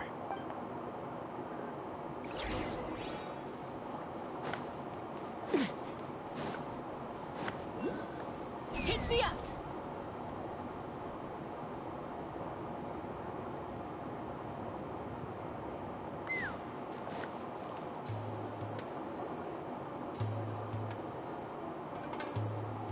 Although I've sent myself into exile, I'm still doing essentially the same things as before. Do you still have any questions for me before we start our investigation? Why do they refer to the Mad Scholars as village keepers? One of my former subordinates told me that this title has its origins in a strange incident. The Academia has long exiled Mad Scholars to Aru Village. A mysterious phenomenon exists here. When Mad Scholars first arrive, they are as incoherent and deranged as before. But after spending some time here, they invariably begin to calm down. Initially, the people of Aru Village greatly resented having to take in the Mad Scholars. But a strange incident one night changed that. Aru Village was struck by the strongest earthquake in living memory.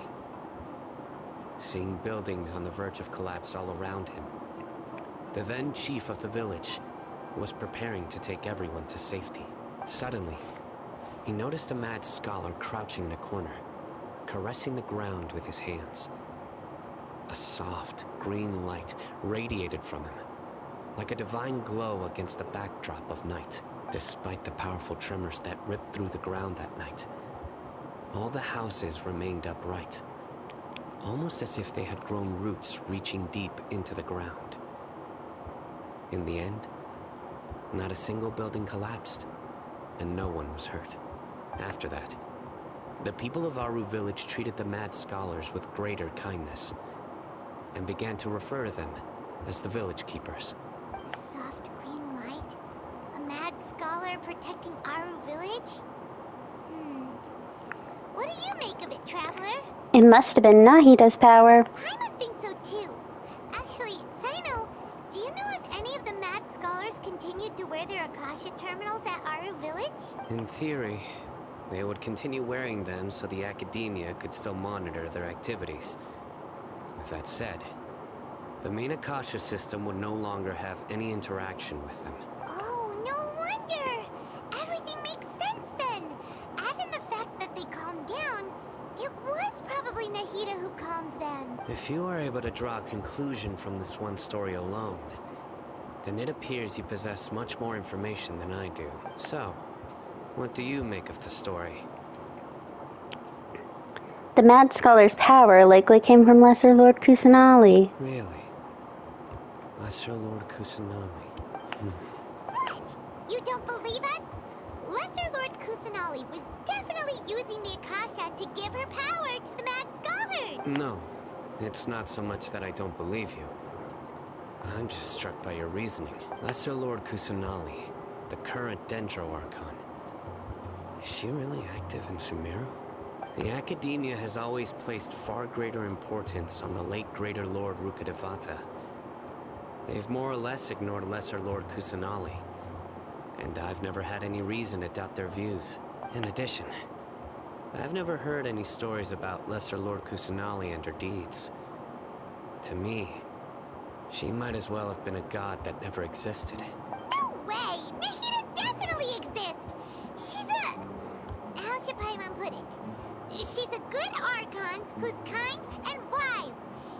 Even if she says weird stuff sometimes. We saved Sumeru City together in the not-so-distant past. I've spent many years interrogating criminals, so I can easily tell when someone is lying.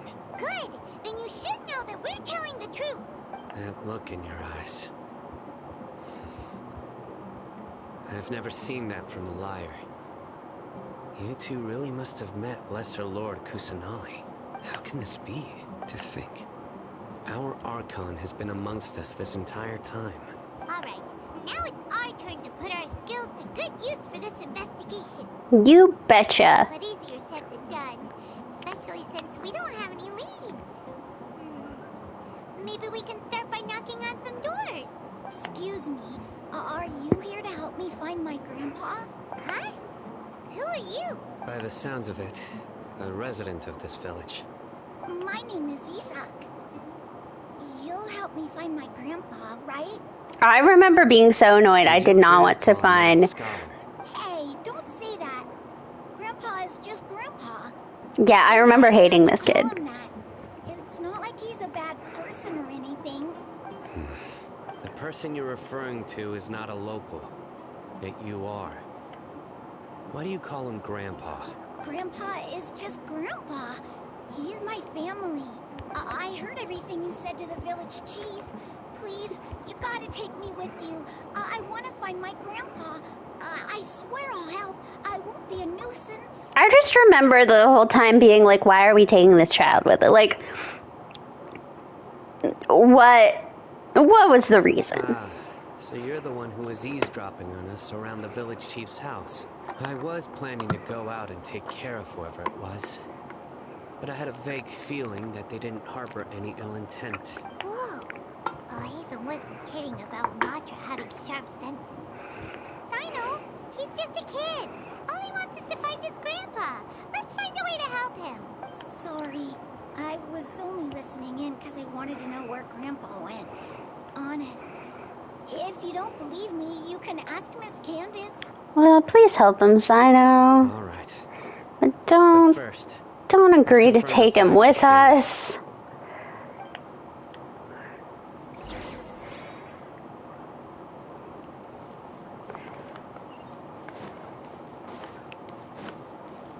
Oh no, usually I don't mind the kids, but I just remember him being really annoying. Hello! Sino is super vigilant. Is this what all the Matra are like? Well, he does investigate criminals. You're back already. We just wanted to confirm something with you. Do you know a boy by the name of Isak? I had a feeling he'd go looking for you. Huh? You knew this would happen? Yes. Although he tried his best to stay hidden, I still noticed him eavesdropping outside the window. I play a lot of gacha games like Genshin. Isak's parents were both Aramite mercenaries, who rarely returned to the village after finding employment in the city. He was raised by his grandfather. Unfortunately, it was only a few years before his grandpa passed away. Nice. My dad used to play that back in the day. Young at the time, so various families in the village took turns caring for him so he could survive. Later, an elderly mad scholar arrived in the village. Isak thought the scholar bore a striking resemblance to his grandfather. I do a little. He often spied on the man. However, the scholar was unkempt in appearance and incoherent in speech. Although Isak referred to the man as his grandpa, he was afraid and didn't dare I to am a approach him. terrible artist, One though. summer night, the oft mumbling and bumbling grandpa suddenly calmed down and seemed to become more lucid. He even noticed Isak hiding in the distance. So Grandpa walked up to Isak and patted him on the head. He even took Isak to the entrance of the village, where he patiently taught the boy the names of the stars, and accompanied Isak until he fell asleep.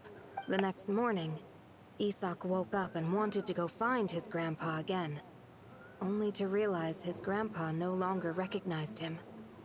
However, even so, Grandpa retained his calm expression. It's said that those who saw the scholar claimed he no longer appeared to be crazy, but appeared to be living in his own world. Almost as if he were sleepwalking. Oh, I've apparently had much time to stream. I've been on a real streaming kick. Asking him things like, Grandpa, want me to take you somewhere fun? Or, Grandpa, could you tell me stories about the stars again? All this somehow just makes Paimon feel really sad. It seems like they both deserve so much better. Perhaps. Nearly everyone who lives in the desert has some form of hardship or regret. But even so, we must still continue on with our lives. It's also my reason for I used to work in a grocery store. Now I'm a librarian. Lucid Grandpa was probably Nahida. She must have soothed the other mad scholars as well. From the look on his face, he's probably connected the dots as well. Maybe the people have always had a considerate god watching over them. Huh? What did you say, Sino? No, nothing.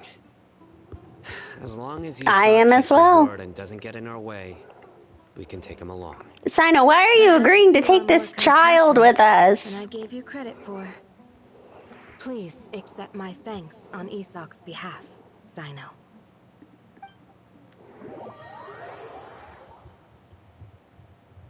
Hey, Isak! Oh, it's you guys! We've cleared everything up. Let's go find your grandpa. Really? Wow, thank you so much. Your grandpa will be found safe and sound. Alright. Let's ask the local residents some questions first.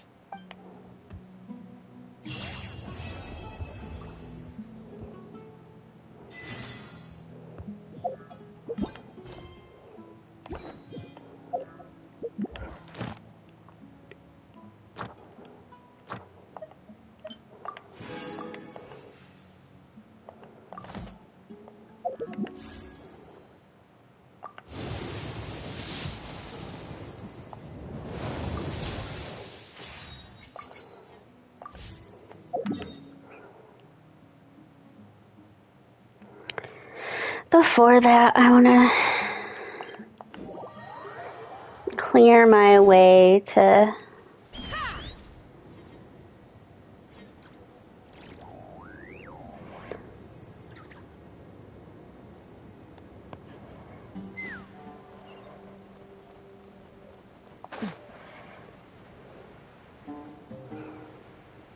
some waypoints.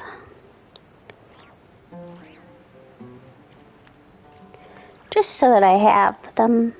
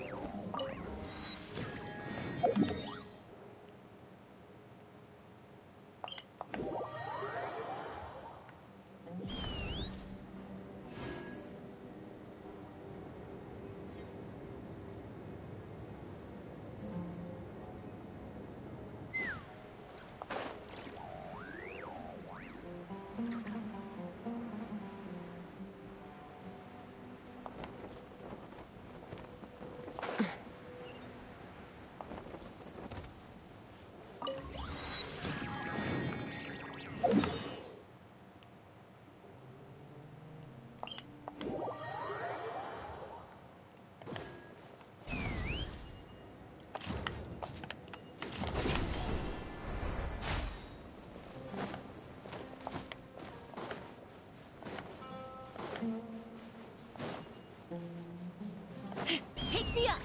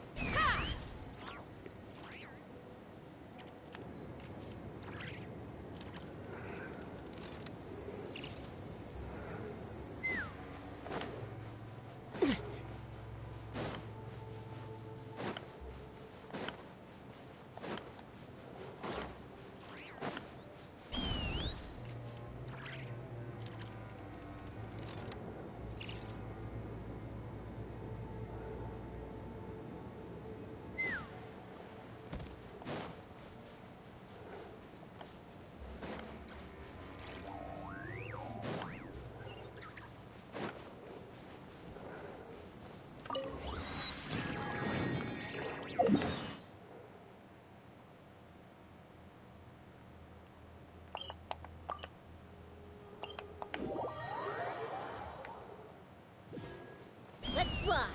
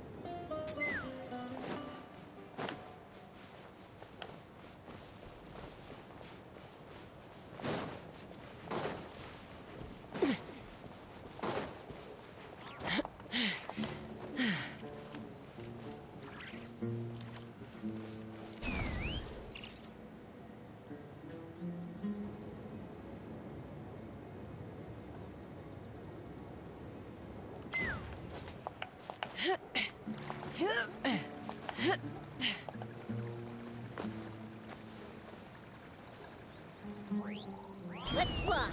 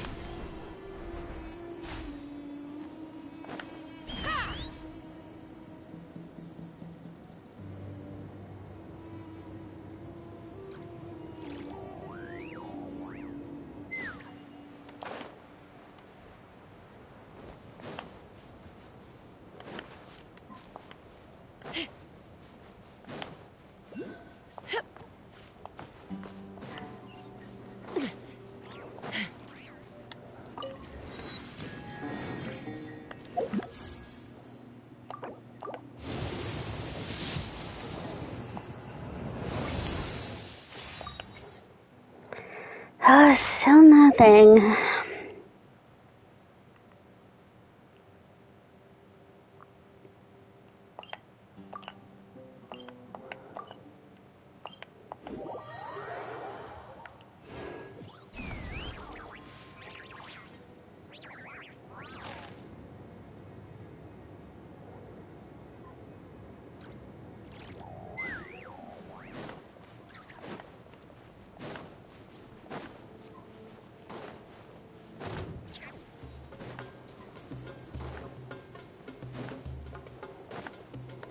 Let's fly.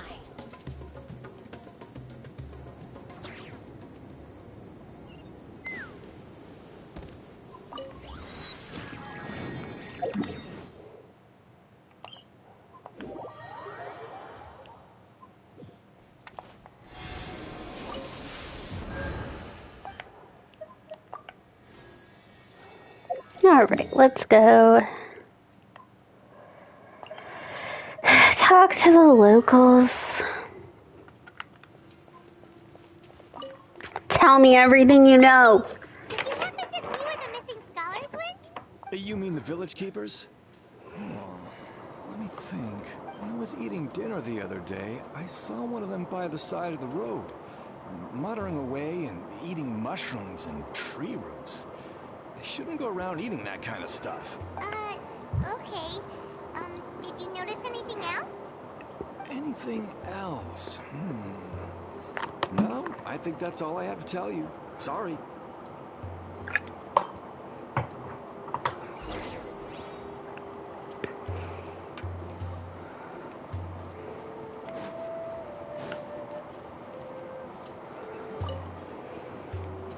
The scholars that have gone missing. Have you seen them? Those eyes. Those fierce eyes. You look like a real fighter. Don't change the subject. Right. You were asking about the the mad scholars. I think it's been a few days since I last saw them. I usually go to bed pretty early, so I'm not too familiar with what goes on at night. But honestly, I feel quite sympathetic towards them. Even though they act a little strange, they've helped me in the past. If it weren't for them, my house would have collapsed long ago. Do you also think Grandpa and the others are good people? Grandpa? Oh, hello there. It's little Isak. You mean that nice man who looks like your grandpa's long-lost twin, right? He was actually the one who protected my house. I saw it with my own eyes. He happened to be staying near my house that day and was doing something with his hands on the ground. It still feels pretty surreal now that I think back on it. Did someone teach them how to do that? Well, whatever the case, I'll always be thankful to him and whoever taught him to look out for others. I'm pretty sure that if I ever went mad, I wouldn't be able to do anything like that. Gotcha. Thank you.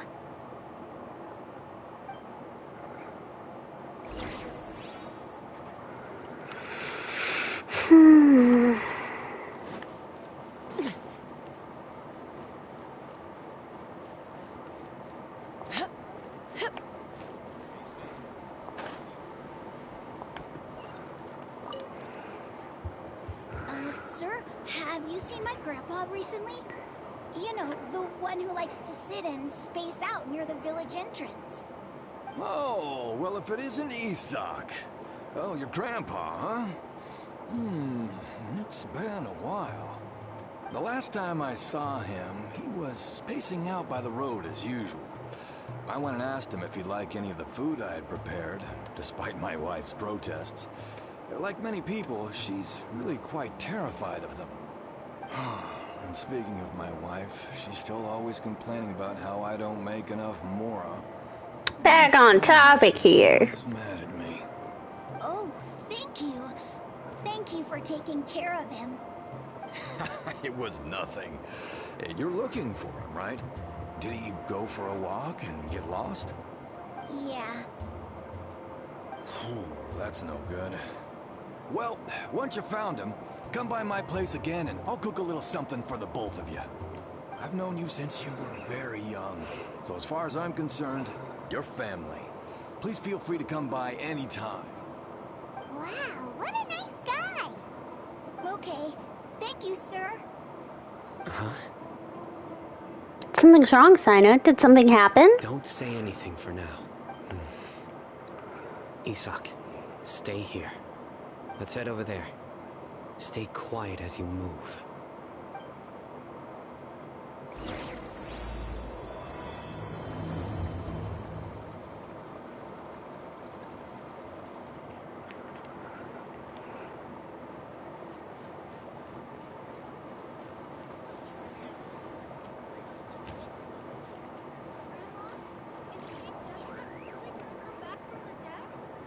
Listen, see if you can make out what they're saying. Have you heard? The mighty King Deshret, the sovereign of our faith, will soon return to this world. Yes, of course I have. King Deshret is the one and only true ruler of this land. I've never believed in any other gods. Still, you say he's coming back, but it sure doesn't feel like life's about to change around here anytime soon. What's your proof? Haven't you noticed? The village has been getting more deranged scholars than ever. Delavar was saying that many people also went insane just before the fall of King Deshret's civilization in ancient times. We don't quite know why, but it seems like there's some sort of connection between insanity and King Deshret. Isn't it a sign of King Deshret's power that all the mad scholars have disappeared?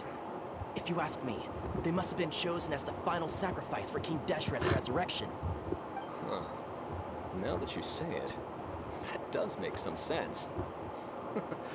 Does this mean our lives are finally going to take a turn for the better? Exactly. Those city folks will get what's coming to them. Now, repeat everything you've just said from the very beginning. Huh? Who are you? Where did you come from? My patience is running thin. You heard what I asked. That's right. Get him, Sino.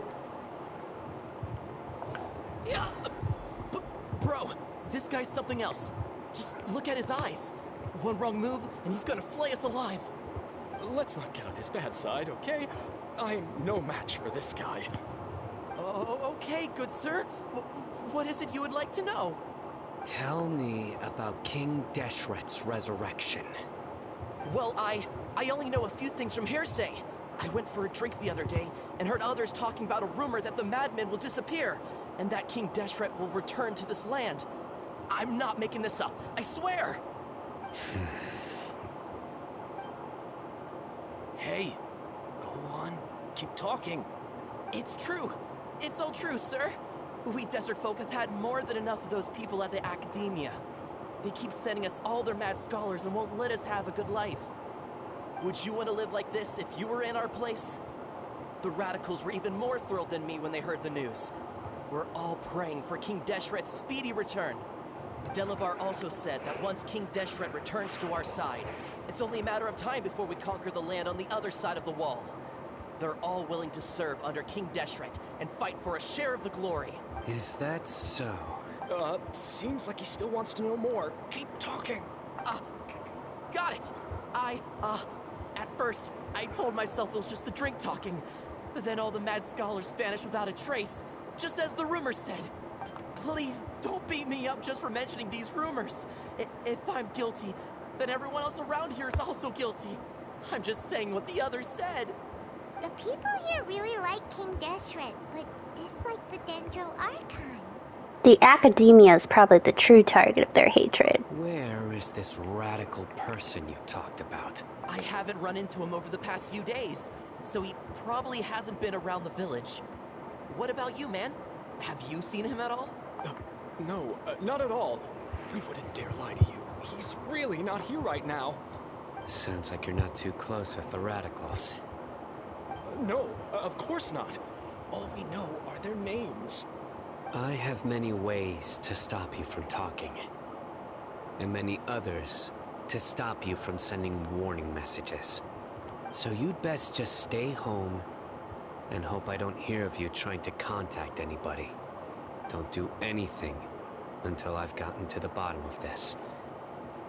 Try something foolish, and even Candace won't be able to protect you. Yes, got it. We'll do just as you say. That scared Paimon half to death. Sino is pretty terrifying. Good thing I'm not one of your enemies. He didn't try to reassure us at all. It's like he's used to hearing that. Oh, Paimon bets lots of people have told him that before. All the more reason for you to not get on his bad side. I heard that. Sorry. It's part of being a Matra. The rumor we heard just now seems like a strong lead. But we need to check a few more places. Maybe we should check the scholars' homes. Very well. I'm here. Where's your grandpa's house? Well, I can take you there. Just follow me.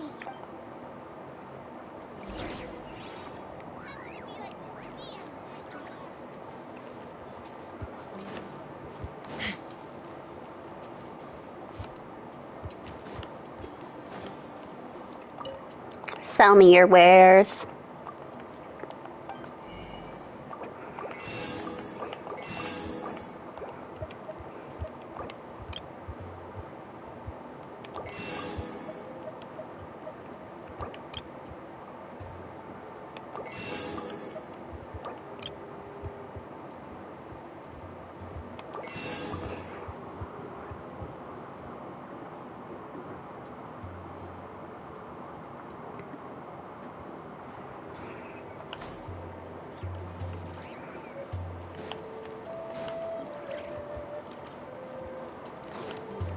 Join the Eremites.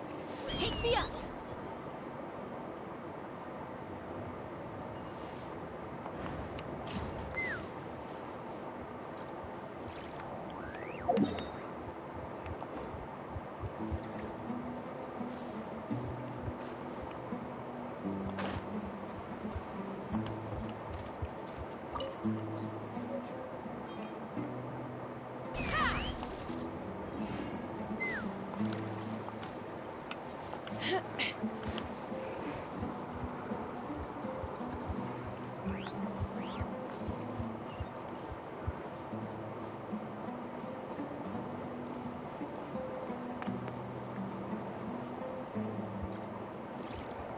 Grandpa, he likes to be alone. Sometimes he stares at the sky in a daze, and other times he just pokes at the ground with his fingers. Every now and then, he yells out at the top of his lungs, so a lot of people are really scared of him. But he's a good person, really. I know he is. I swear, he's just like my real grandpa.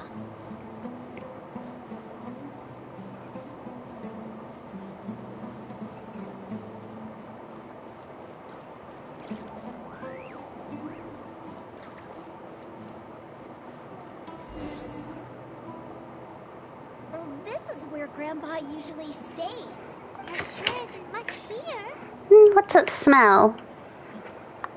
Sino, did you catch a faint whiff of incense? No. Incense?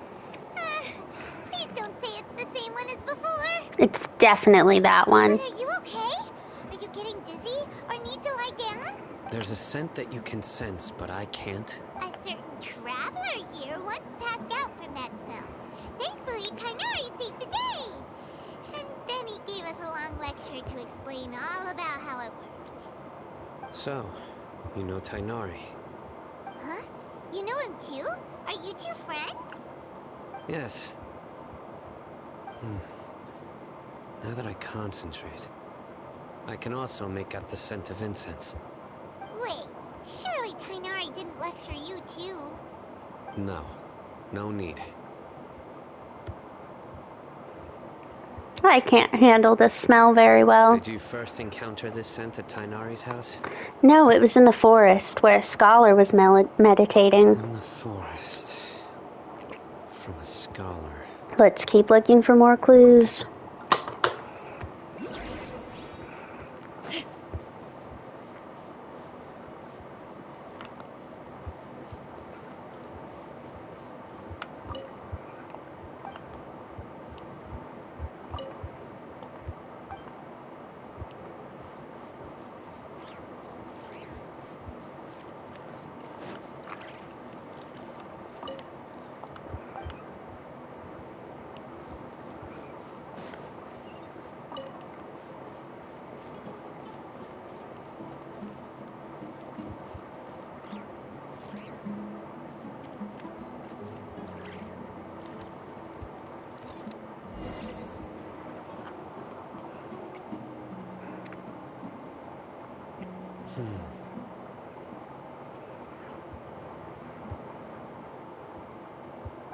What are you looking for, Sino?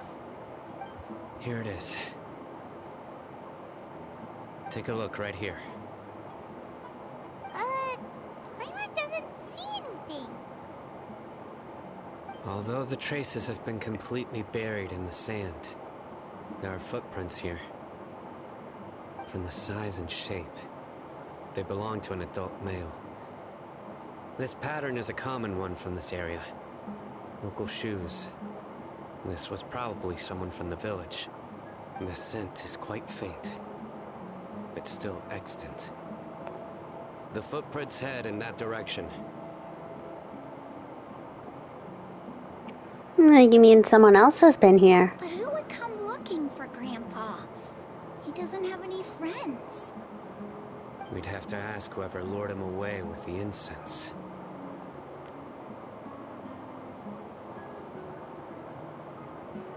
Lured him away, so that's what happened. So you can lure someone away with just a scent? You get lured away by food all the time. Hey, what's wrong with liking good food? Everyone's got something they love in life. Exactly. Most scholars are fond of incense, since the smell supposedly helps them clear their minds and discover new knowledge. Even deep within the clutches of madness, they still yearn for their knowledge-seeking days, and will follow the scent whenever it presents itself. No, Grandpa. So, someone's taking advantage of their weakness? Huh. Still, why would anyone want to abduct all the scholars? Is it to resurrect King Deshret? Are the rumors really true? That's the only lead we have so far. Could the disappearance of all the mad scholars have something to do with the radicals? It's highly likely. Please, you have to save my Grandpa. Grandpa's never done anything wrong. Please help him. Sounds like we'd better help get him back. Don't you worry, Isak. We won't let whoever took him get away with it. Let's head to Aru Village and inform Candace and the others about what we learned here. After that, we'll set off to find the scholars.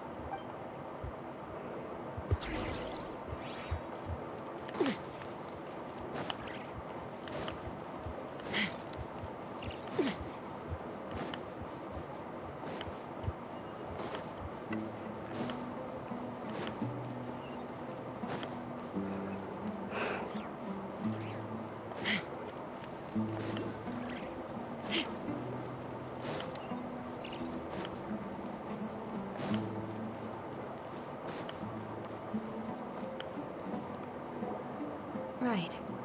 The dark fabric definitely looks a lot better. That'd be my choice, too. We're back, Candace! We've got a lot to tell you. Ah, welcome back. Sounds like everyone's friends already.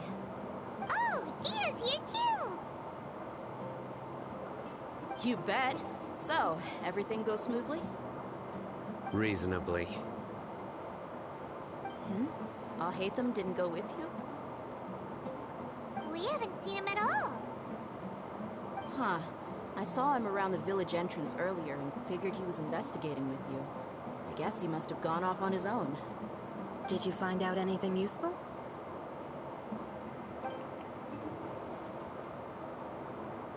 I see.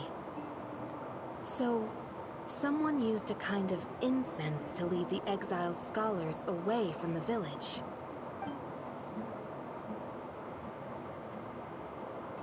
The resurrection of King Deshret? First I've heard of it.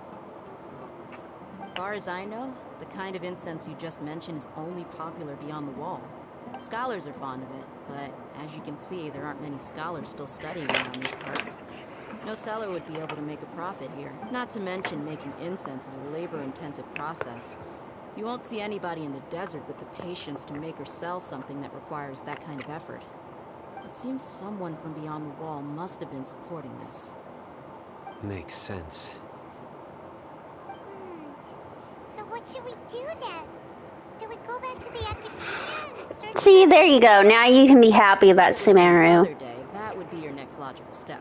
But today, you've got me on your team. Also, I don't think we should go back to the academia, Paimon. The villager got his news from the tavern.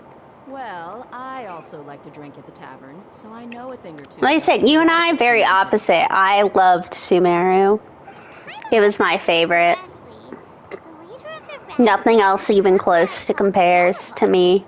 Ah, yeah.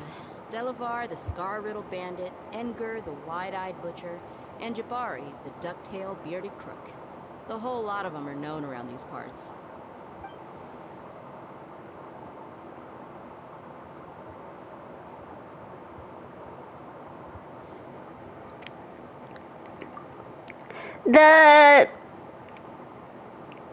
I do have to say the time loop doesn't work as well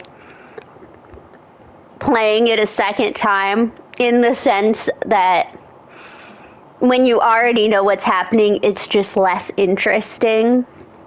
Like, you're kind of just sitting there like, that part wasn't super enjoyable to me, but I enjoy the ideas that come from it. Like I said, I did enjoy it the first time. I just know that the second time, it wasn't super great. I don't know that I have any channel rewards, to be fair.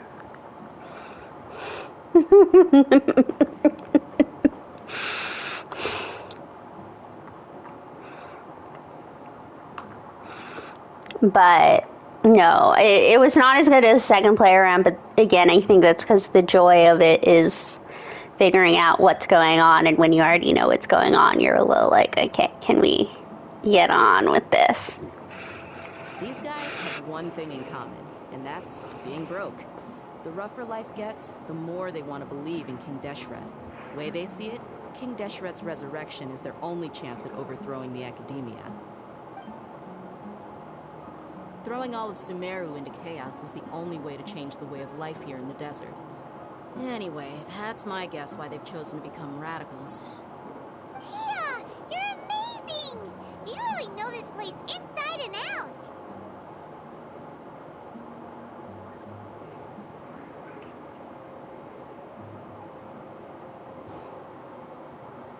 But Tia,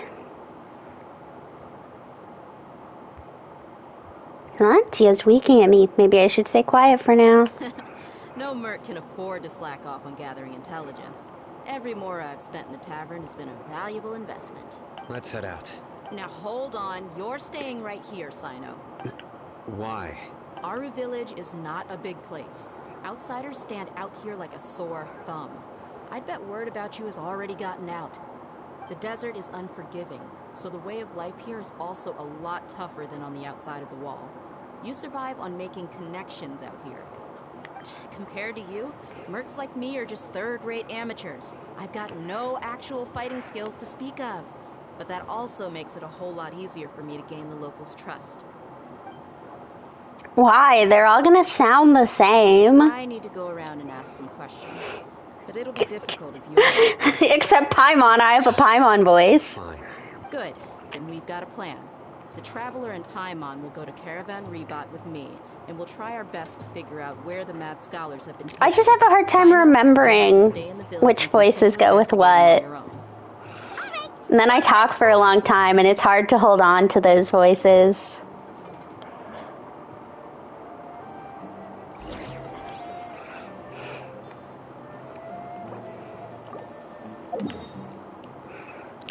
This person keeps messaging me, and I really don't remember them. Nouvelette? Sounds like you're starting to get familiar with the area. I don't know that I have a Nouvelette voice either. Like I said, a Paimon is my specialty because I can get my voice up that high. I had the same question every time I walked this way when I was a kid. Also, why is this high wall here? And can a wall really block sandstorms? It was only after I grew up that I realized the Wall of Samiel isn't just there to keep out the sandstorms. It serves a more important purpose, keeping out people like us. Sumeru is run by wise and mighty sages. To them, us desert dwellers are nothing but tools that can be used and discarded at their whim. We're cheap labor, like livestock, but easier to control. Nothing more. Even if a child from the desert got the chance to obtain an Akasha terminal, almost all their requests for knowledge would be denied. The academia believes we're underserving. Geniuses like Sataria are 1 in a million. The other children never get a single chance to try and rewrite their fate. Even though the academia knows very well that we're humans, just as they are. That's terrible. I would tear down this wall with my own hands if I could. Let's not. I understand how she feels, but I hope she doesn't do anything drastic here.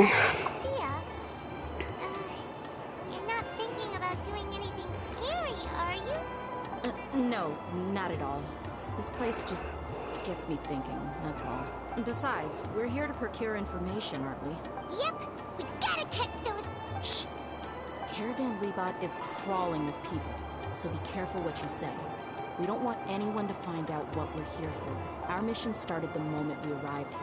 Let's go check out the tavern. Maybe we'll find someone I know.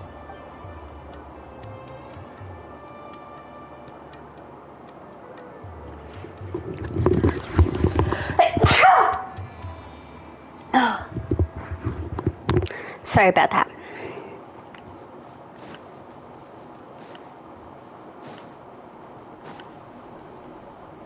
Just our luck. None of them are here today. You mean, you don't see anyone you know? Dia, is that you? What a coincidence. You here for a drink too? Zaki. Finally, a friendly face. What? Oh, and who do you have with you here? Guests from another land? Thank you. Hello, nice to meet you. Hello. I'm Zaki. Dia's, how would you put it? Drinking buddy? I said the only voice I have is a Paimon voice. You could say we go back a ways. Anyway, as far as my friends here, they aren't too shabby, are they? You rarely see any Outlanders so friendly and respectful nowadays. That's me, friendly and respectful. Other side of the wall. So, Dia, are you looking for someone? Yeah. Have you seen Edgar, Delavar, or Jabari recently? Of course I have. Matter of fact, we were all here drinking together just a few days ago. I've got a spice trading deal from another nation. I thought maybe Delavar and his friends might be interested. Know where I could find him? Ah, how thoughtful of you. I don't even remember Albedo's voice. I'm telling you, I don't have voices for all the characters. Hey, keep it down. Let's just say I prefer to keep this deal. I am Albedo. I don't know. I don't even know what Albedo says. Why not do it together? Besides, Delavar and his friends have muscle. They'd be a good fit for escorting the goods. Yes, how considerate of you. Delavar's my friend too, so of course I can take you to him. Come with me.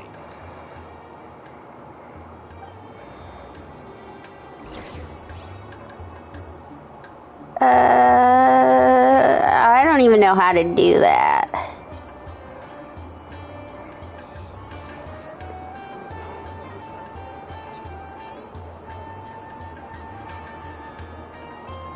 I'd have lost myself long ago if I allowed myself to be led by the whispers of the abyss. Surviving is tough. Taming the beast within is tougher.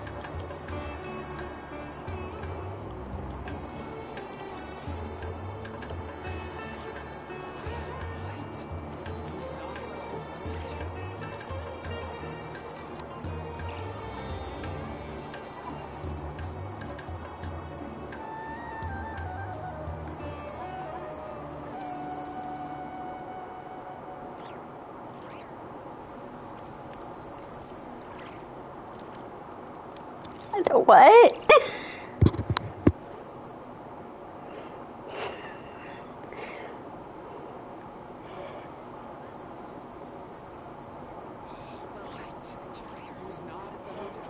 That's literally what you told me to do. You said just copy that and send in chat. I'm doing my best.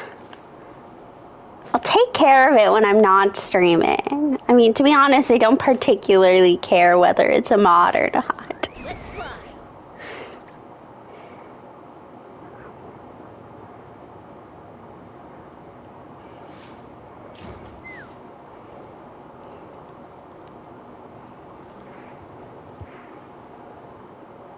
Are we there yet? Yep, this is the place. This place is practically deserted. What are they doing in a place like this?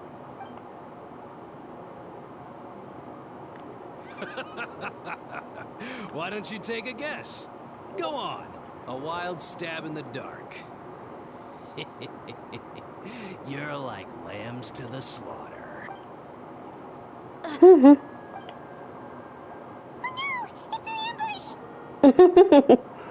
Thank you. Okay. Give me a minute. Copy.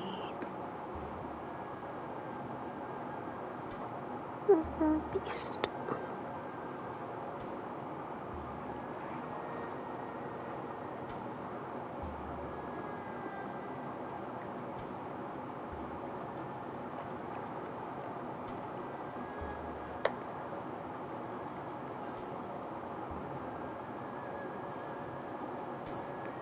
God, and then it was being all weird. Okay. What's this all about, Zaki? Come on, Dia. You really think we didn't hear about what you said back in Aru village?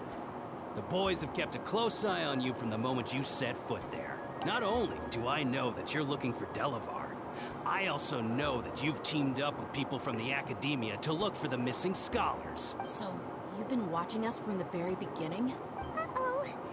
I knew leaving Sino behind was a mistake. And you left the strongest one in the village, didn't you? Who do you think you are? You really thought we'd fall for your little business deal nonsense? So you and Delavar have been partners all along. Dia, I guess it's only natural for a traveling mercenary like you to be out of the loop. Those of us who hang around the tavern have stronger bonds than you think. But you got one thing right. We're all looking forward to an uprising in Sumeru. There's nothing more we'd like to see than the desert folk overthrowing the Academia. If that's the case, then I'm sure Delavar wouldn't miss a second of it. I'll be honest with you. If it weren't for what you said in the village, your little monologue about the Wall of Samiel would have convinced me that you're one of us. Delavar. And Engar, you're here too, huh? Long time no see, Miss Mercenary. You should have known the traitors are what us followers of King Deshret despise the most. Dia, I thought that you, a fellow desert dweller, would understand why King Deshret is greater than the Dendro Archon. Little did I know, you don't deserve to join us. Yeah, gee, what a missed opportunity. Adopting radical views and kidnapping innocent scholars, all because of some baseless rumors. Anything else I'm missing out on? See? There you have it. Mercenaries are just a bunch of faithless scum with only one thing on their minds. Alright, have a good night. Pathetic. You're all like a pack of street rats. You're not wrong. Mercenaries are driven by Mora, and my faith lies with whoever's paying me. As long as there's a profit to be made, anyone can become my friend. Enough talking! Get him!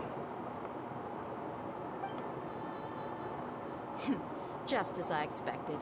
Let's teach him a lesson, traveler. Following order. New punch. On for field. Boba, get them. My buttons got a little weird there. Everything's getting weird.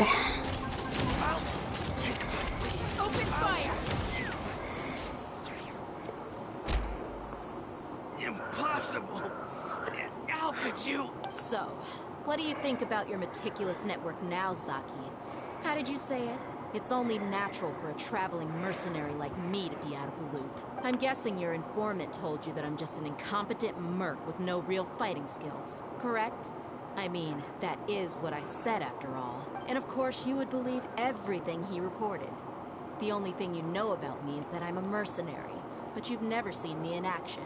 Even though you heard we went to handle monsters together, you believed that Candace was the only one doing all the real fighting. That so-called Flame Mane is just a fraud. She admitted it herself.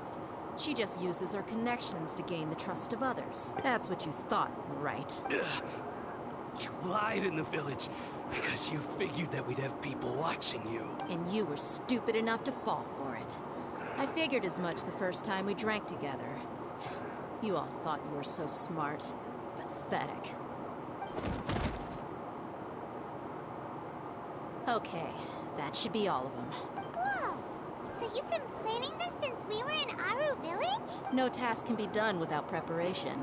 I just happened to notice a couple suspicious-looking people while you were out investigating. Oh, but instead of catching them right away, you let them report back. Those two who were snooping around were just a couple small fries. If we want to get the real catch, we have to be patient and give it some time. So those names you mentioned. Oh, you mean the funny names she mentioned back in Uncle Ampu's house? The wide-eyed butcher, scar-riddled bandit, Paimon can't remember them all. That's just a bunch of drunk talk. Edgar and Delavar like to talk themselves up when they're drinking. Edgar, the wide-eyed butcher, and Delavar, the scar-riddled bandit, are the nicknames they came up with for themselves. Alcohol has a way of making people share what they really think. So Edgar and Delavar are always rambling in the tavern about how King Deshret is a superior deity. What about Zaki? He's just a numbskull who fell right into our trap. Zaki was probably the best hidden of them all. My initial plan was to find Delavar first, and then try to track him down. So who is the duck-tail bearded crook? That's what you wanted to ask when we were at Uncle Anpu's house, right? Jabari is one of the villagers you talked to.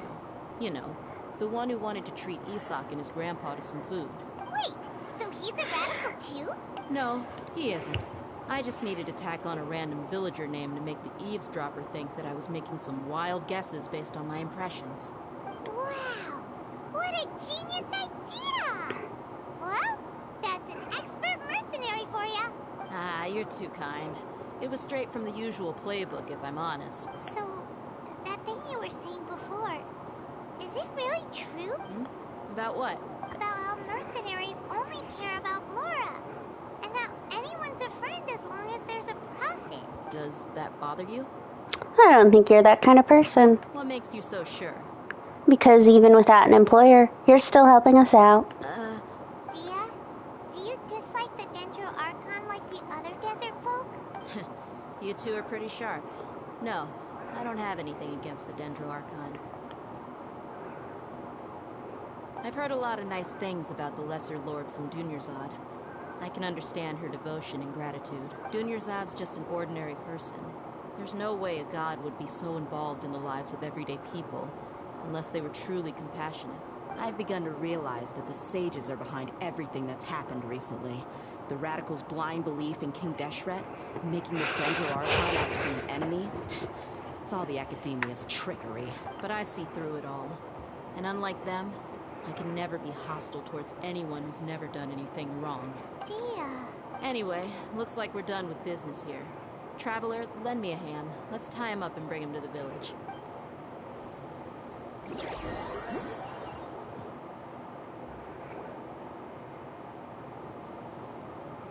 This should be all of them.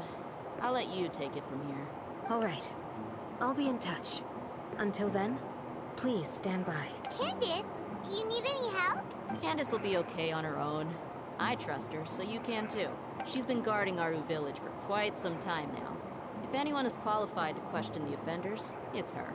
While I'm questioning them, why don't you pass some time by exploring the area? I'll meet you back here tomorrow morning, Traveler. Sounds good. As for these idiots, let's just hope they live to see another day.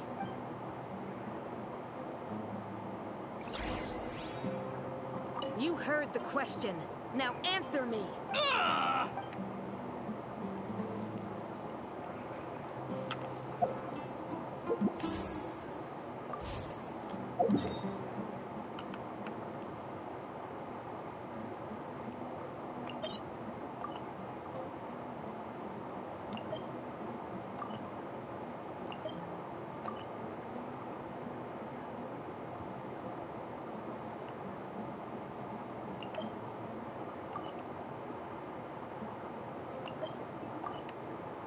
I just want to make sure there aren't any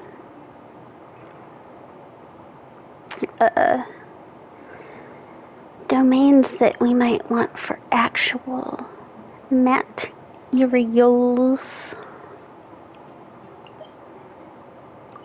But it looks like we have all of them, which I guess makes sense. We do have all of them, right?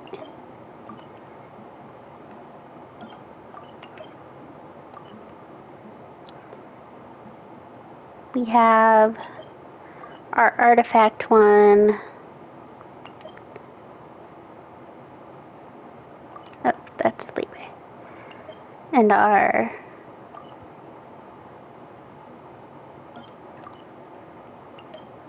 weapon one. No, talent. Where's the weapon one?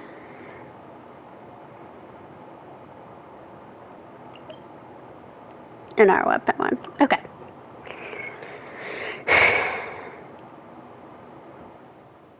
Go grab this reputation thing real quick.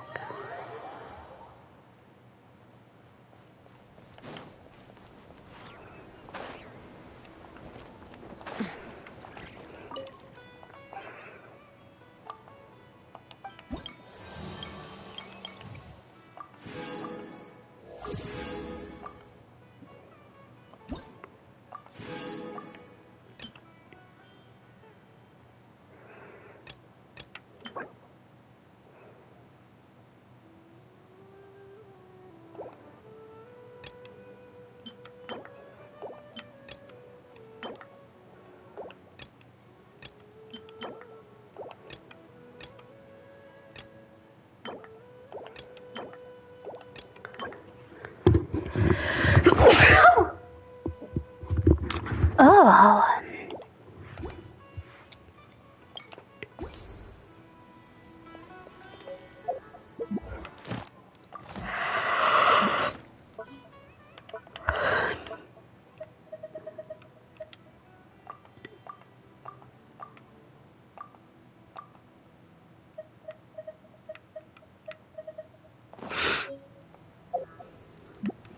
I'm also going to use this as a chance to go to the bathroom. Oh.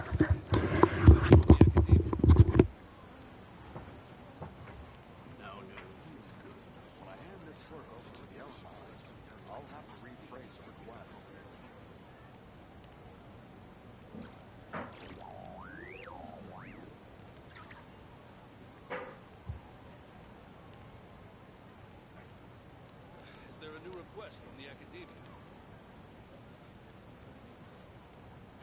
No news is good.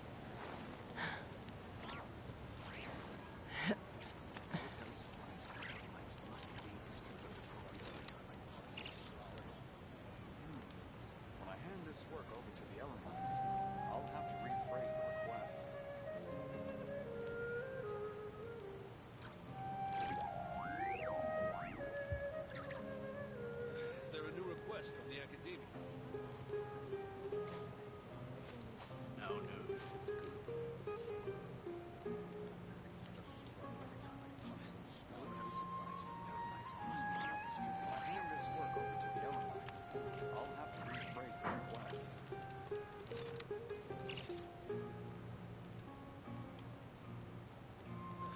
a new request from the Academia?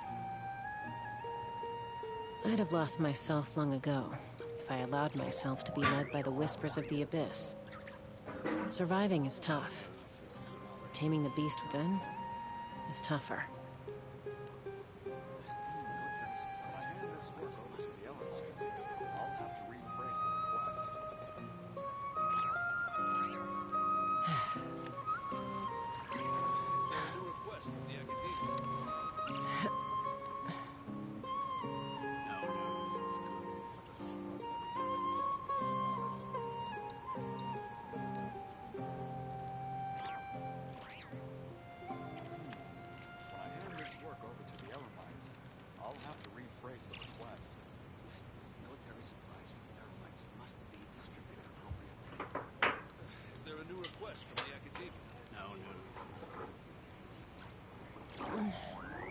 I'm a little out of practice these days. Any conflicts around? I'm in the mood for some peacemaking.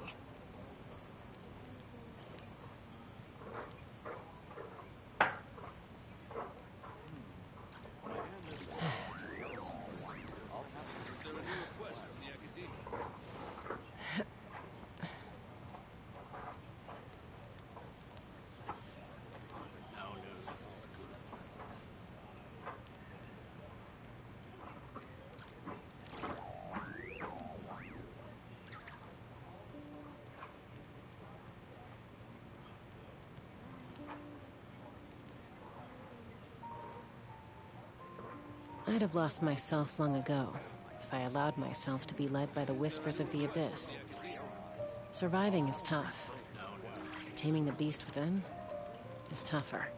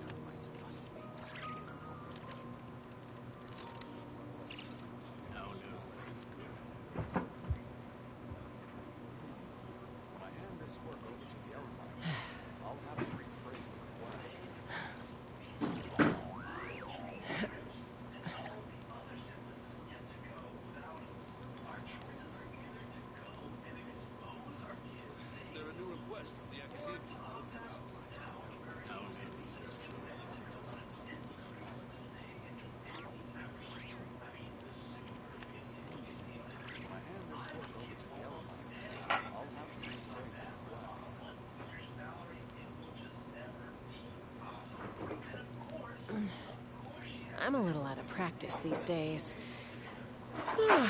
Any conflicts around? I'm in the mood for some peacemaking.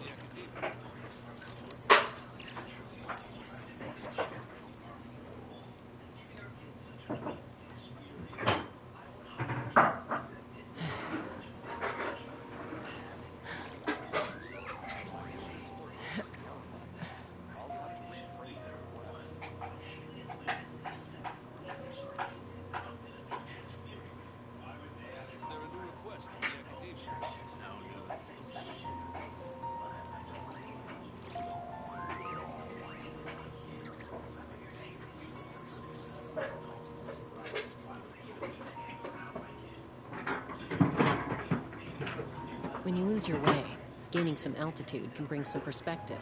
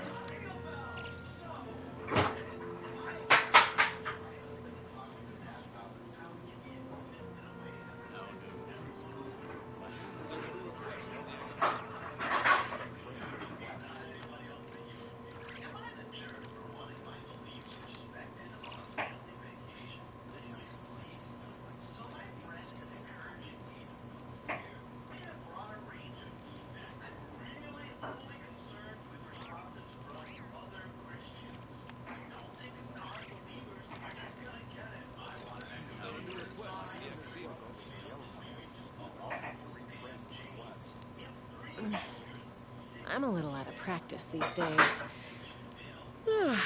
Any conflicts around? I'm in the mood for some peacemaking.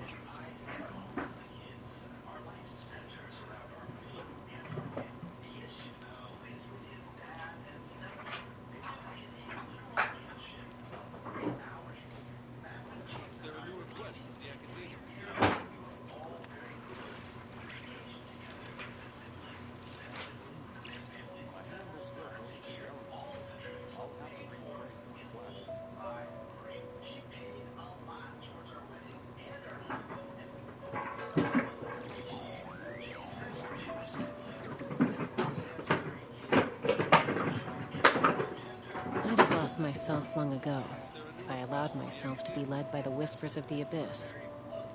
Surviving is tough. Taming the beast within is tougher.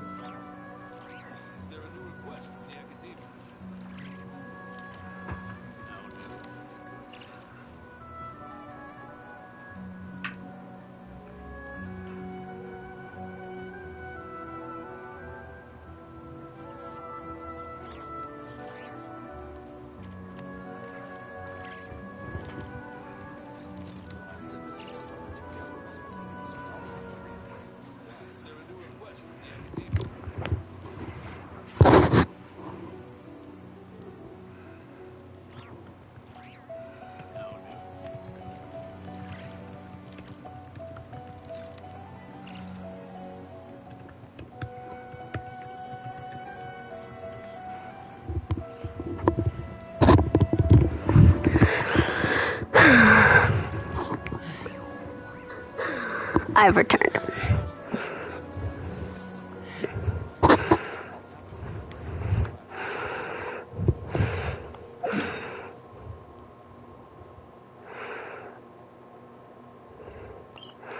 Just realized I never went and got this one.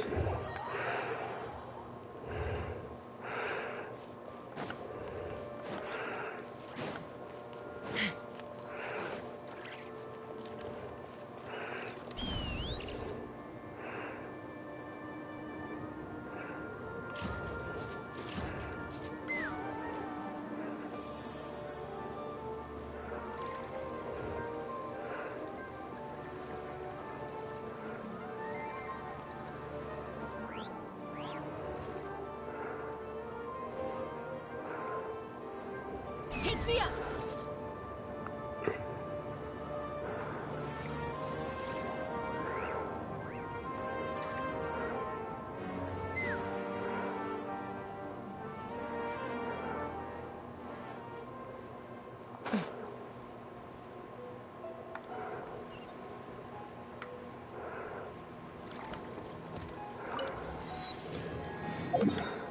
Okay, now we can go talk to Dia.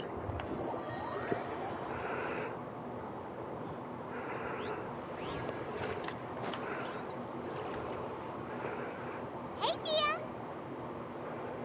Right on time.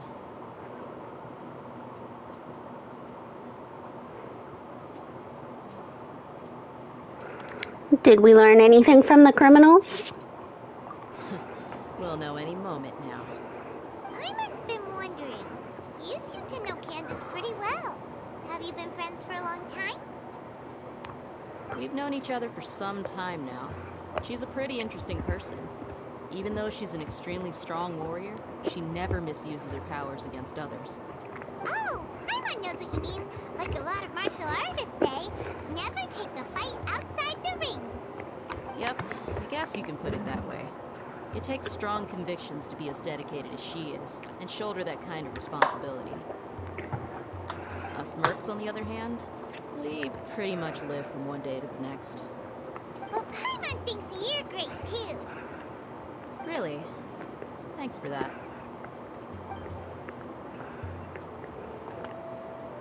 Oh, Sino's here, and he's pretty early, too. Yes. I was here yesterday to help out a little. Interrogating. Some interrogation techniques. Oh! You mean you taught Candace some more persuasive methods? Right. Come on in, everyone. Come on, let's go inside.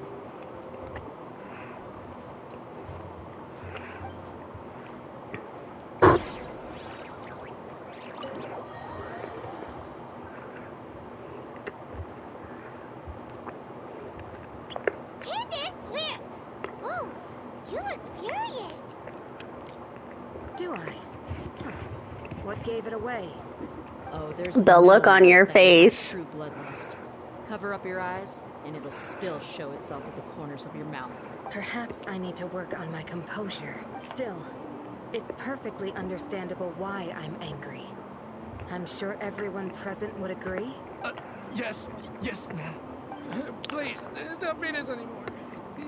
We're gonna die.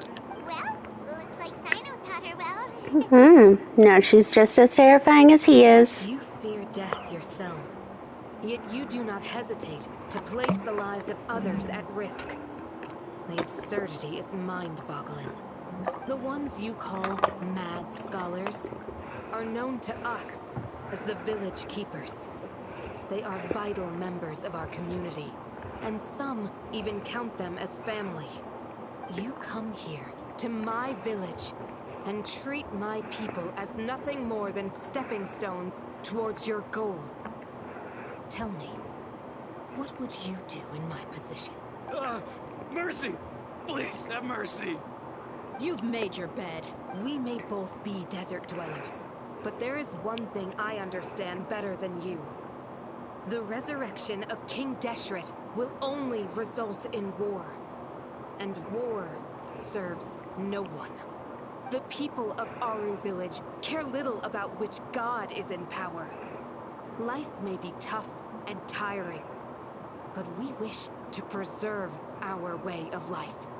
A war would only cause us to lose all that we have.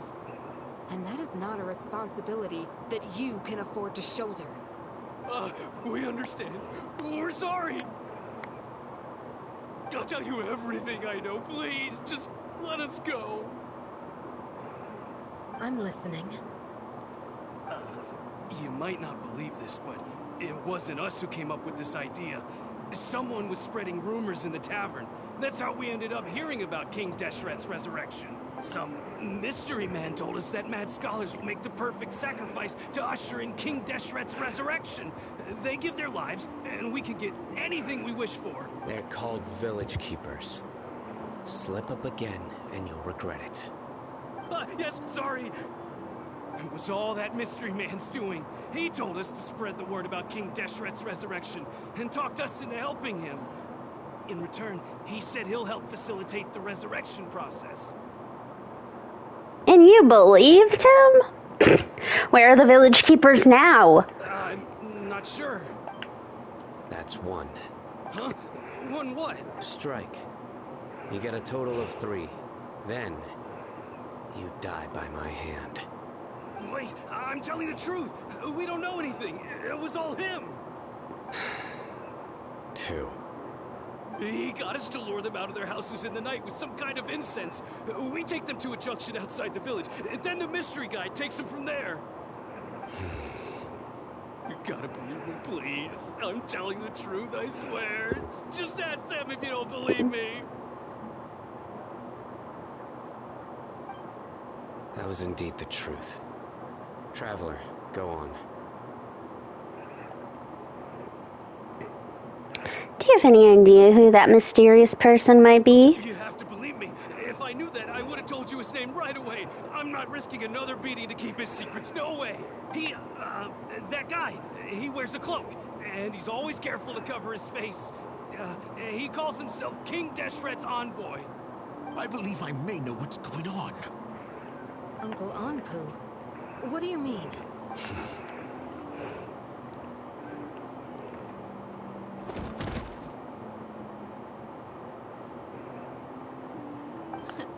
Smooth.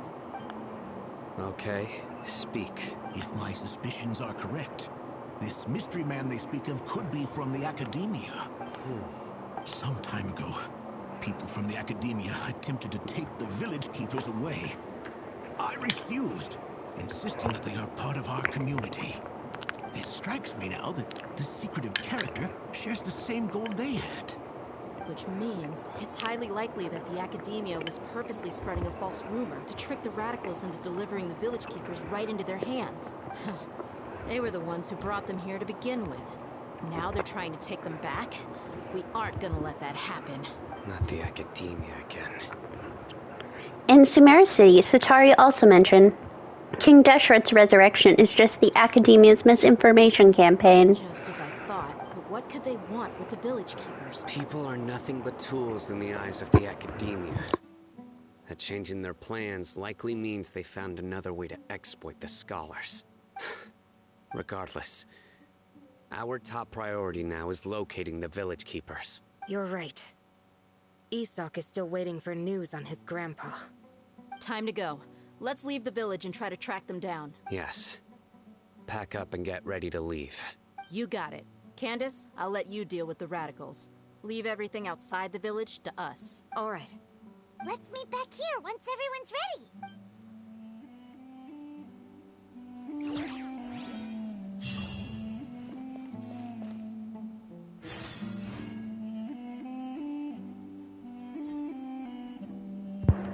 We're about to go somewhere real creepy. I don't think there's anything in his house, but just in case. Just gonna walk over their dead bodies.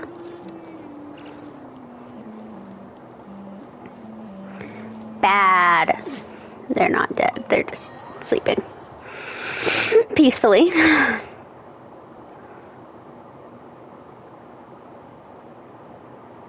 Let's get some food in us and then we'll... Whoa! Where did you come from? Well, as you can see, I am merely sitting here and reviewing what we have deduced thus far. You were gone for ages! And now you're suddenly sitting here musing to yourself? Where have you been anyway? Hey, what's with the silence? You never think things through before asking questions. I'm giving you some time to make up for that. Paimon's so mad! Paimon's gonna give you an ugly nickname! Go ahead. I won't stop you. Never mind. Paimon's got nothing. There's just nothing super obvious to pick with this guy. Makes it so hard. Well, you've heard nothing to suggest I left this whole time. So clearly, I stayed in the village to investigate. Anyway, you plan to leave Aru village and keep searching for the truth of this matter, yes? Yep. We're not gonna find out anything more by staying here, so we thought that we might as well take the search elsewhere. Enough with the silent treatment! Maybe he's giving us time to think. No. I'm just surprised that you decided to team up with him. All Hathan, you haven't helped us out at all ever since we arrived at Aru village. Bold of you to question our choices. That's true. Yeah, you're all talk. While you were investigating, I had my own work to do, which I've now finished. Really? Paimon doesn't believe you. To be honest, we aren't really a team, so I have no obligation to inform you of my whereabouts. Not to mention that going separate ways allowed me to find some important information that you all had missed. Huh? Right here in the village? Correct. What did you learn? I'm going to take you to someone. But before that, you need to understand where she's coming from. What does that mean? How do you think the residents of Aru village feel about what we're doing? In other words, do you truly believe every single word the villagers tell us? You mean some of them lied to us? Hiding the truth does not necessarily equate to lying. Again, these people have their reasons. Remember what Candace said? Most people in Aru village don't necessarily care which deity is in charge of Sumeru. That's because whether King Deshret or the Dendro Archon has power is of little significance to them. By contrast, the perils of their daily lives are ever-present concerns. They won't simply share everything they know with you without good reason. That's why you believe there was no further information to be found in this village. So you're saying we can find new info from someone we've already spoken to? Glad you're following along. Among those you have talked to, there's someone who was consciously keeping you out of the loop. In fact, she's been observing your every move since you arrived. The reason being, to someone who only wants to live their life in peace, any external factors introduce unpredictability into the equation. Those eyes. Those fierce eyes. You look like a real fighter. Don't change the subject. It's quite obvious that she's intimidated by Sino's authority and strength. Right. You were asking about the Mad Scholars. She corrected herself mid-sentence because she's aware that there are King Deshret fanatics in the village. If she sounds too friendly towards the village keepers, she could easily make herself the radicals' next target. I think it's been a few days since I last saw them. I usually go to bed pretty early, so I'm not too familiar with what goes on at night. Remember? She made a point of denying her involvement in anything that occurs at night. But honestly, I feel quite sympathetic towards them. Even though they act a little strange, they've helped me in the past. If it weren't for them, my house would have collapsed long ago. After speaking to the village chief, it became clear that the village keepers had protected Aru village at night. In other words, the young miss was very much awake during that time. Then why would she lie? Just explained. An outsider, she risks drawing unwanted attention to herself. As for why she might be so wary about all this, maybe you should ask her. I'll pass on this one. You said that she is afraid of me. If so, it's best if I stay out of this. We're on it!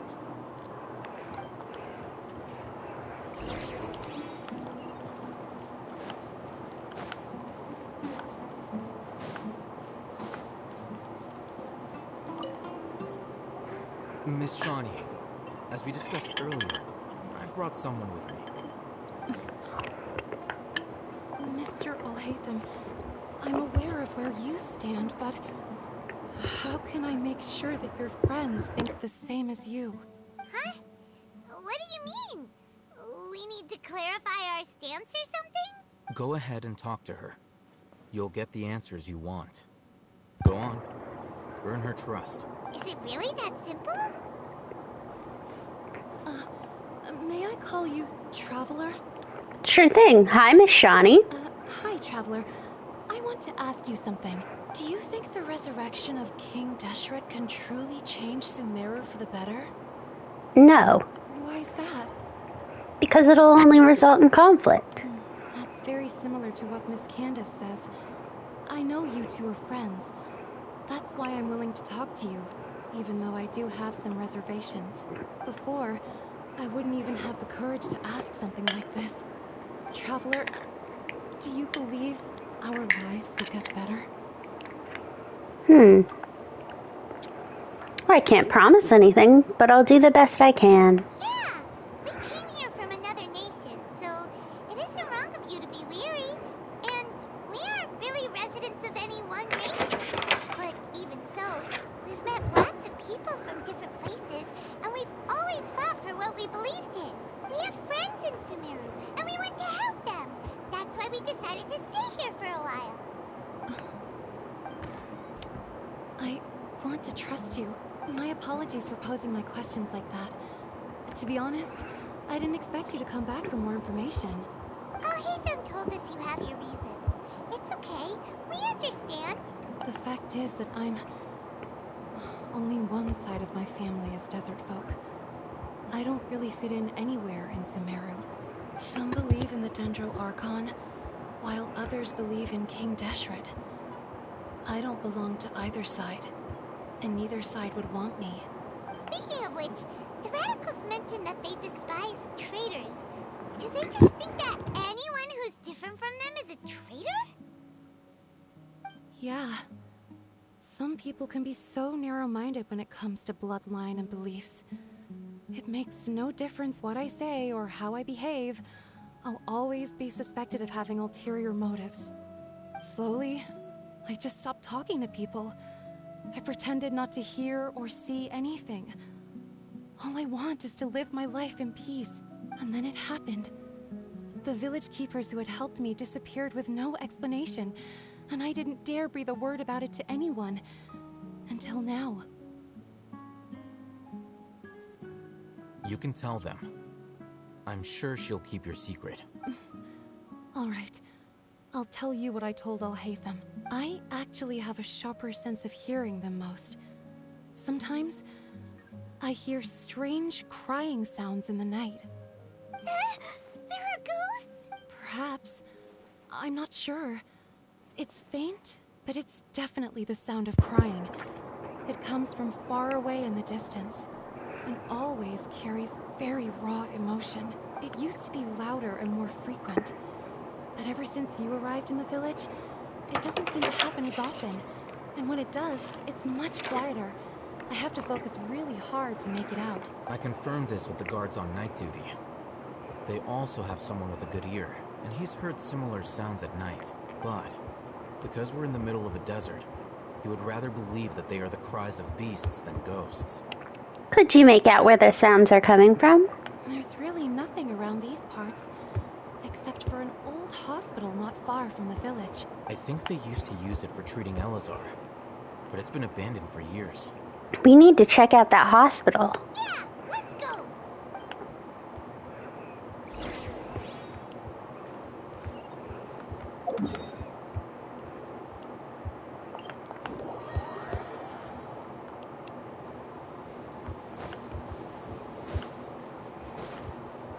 Let's fly.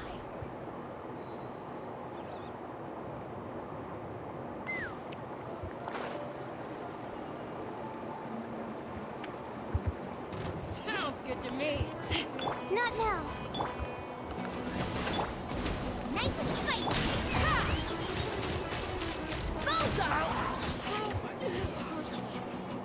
Oh, is this the place? It's in terrible shape. And there's sand everywhere. Empty and forgotten. An ideal place to hide people.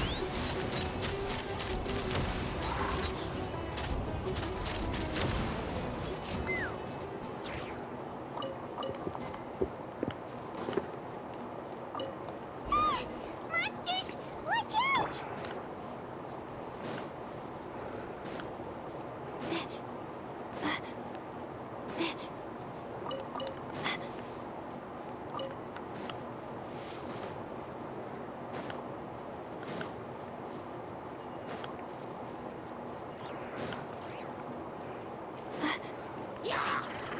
Not now. Don't be scared. By royal decree, Lola, get them! You're toast!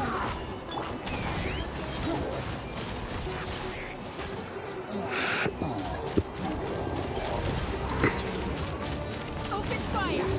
Mozart! Cole, learn to canoe. As you wish, main for life. Hold on to your hats.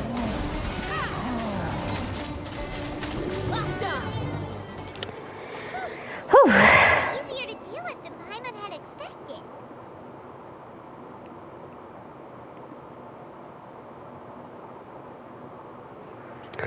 What were you even expecting? Super strong bandits? Or monsters taller than buildings dropping out of the sky? Or, you know, something like that. He looks super serious. We gotta stay on our A game too. This is the one.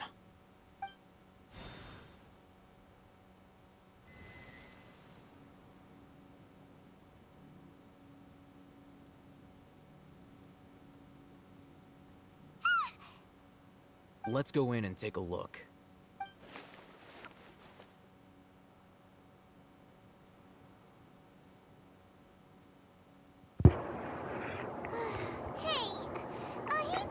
I think we might need to switch to a Dendro character real quick. Patience. Shawnee says she only hears the crying at night.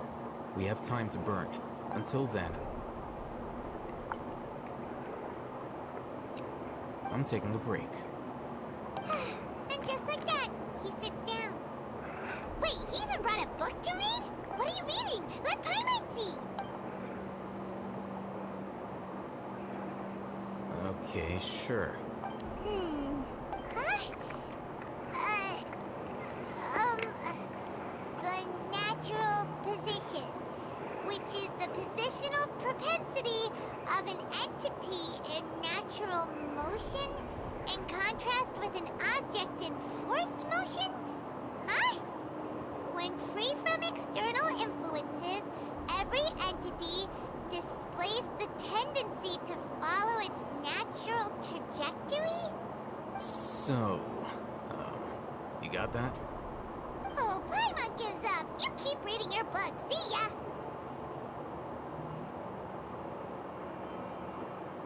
How is he so relaxed? Look at him, reading an impossible book in a creepy place like this. You know, it wouldn't kill you to read a book once in a while either. Hey! Paimon's your Tibet travel guide. Paimon knows plenty of useful stuff already. And anyway, it's not Paimon's fault that the books people read in Sumeru are so complicated.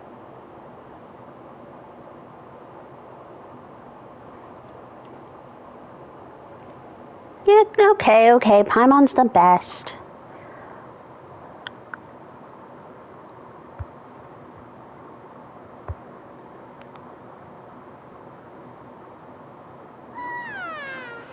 Paimon's getting so sleepy.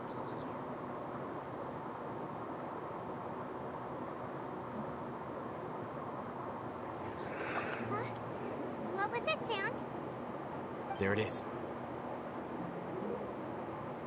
It's coming from that direction. Is the sound coming from here? Huh.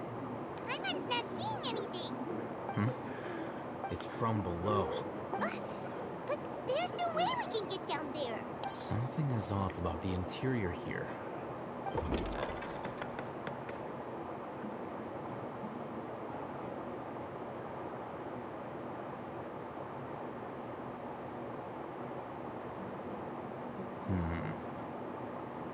As I thought, there's a hidden structure. Wow. It's like they tucked another hospital into this one. Oh, it looks like there are other mechanisms around here. Let's keep exploring.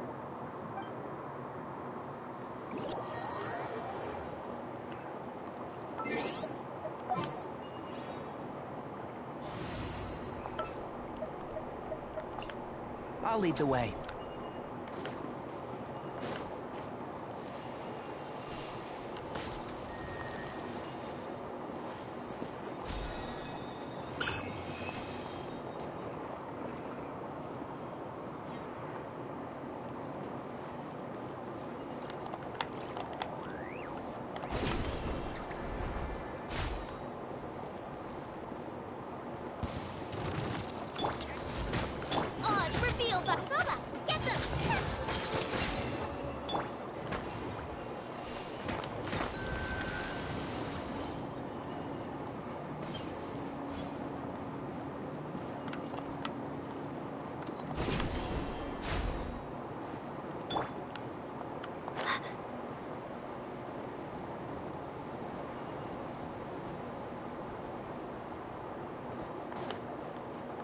My guiding star, by royal decree, Atlas ride him into the fire.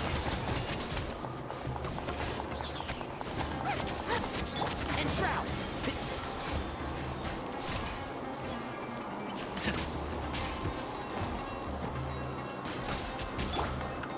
Boba, get them. Not now.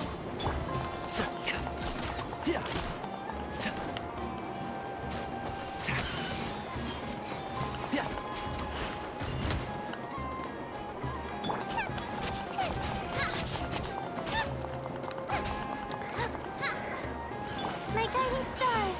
Stars, shine for... My Tainari isn't serviceable yet. This is not fair. The night is cold. Let's nip that in the bud. My guiding stars.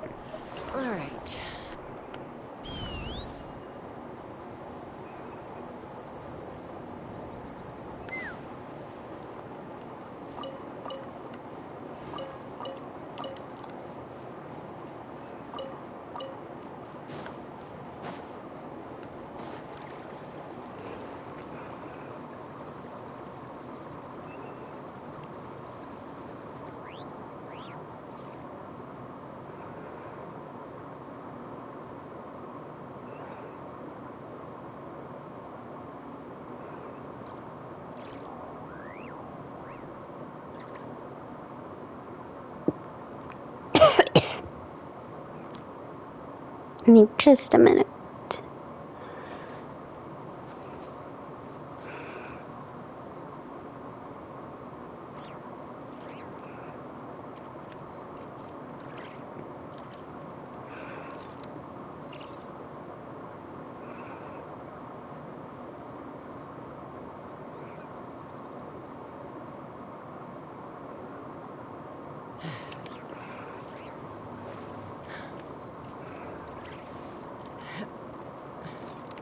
They used to have an interactable map thing just for readables, but it doesn't look like they do anymore.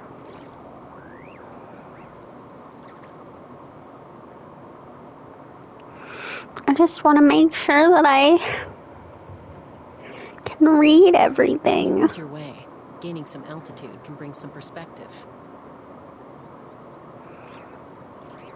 Oh, okay.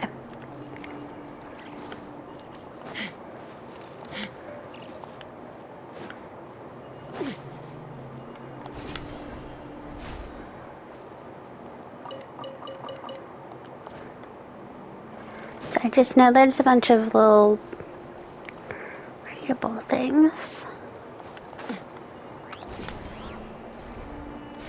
I don't want to miss out on the lore.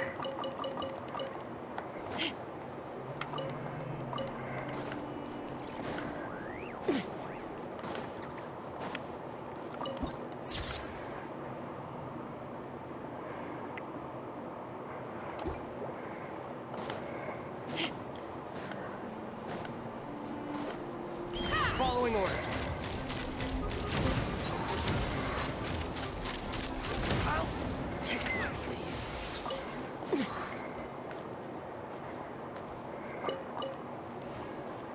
Let's fly.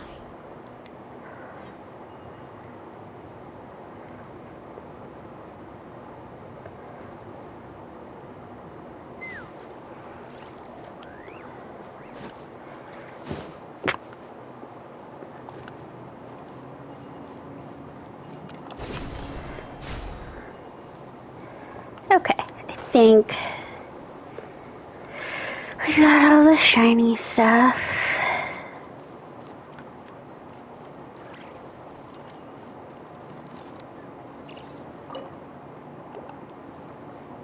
There's a key somewhere down here.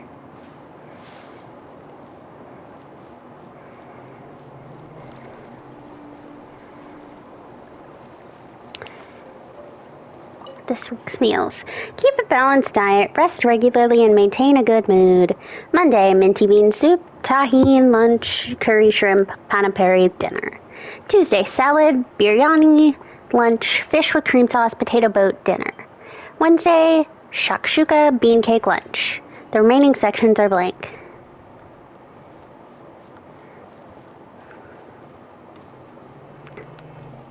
Emergency notice. Patient Abbas, male 23 years old, mole on the left side of forehead and left-handed. While his condition remains very serious, survival will be difficult without professional medical care. The patient's survivability, once found, immediately inform. Don't give up, stay positive. All beings are under the watchful eye of the divine, so don't ever give up. The rest of the document has been rendered unreadable by weathering.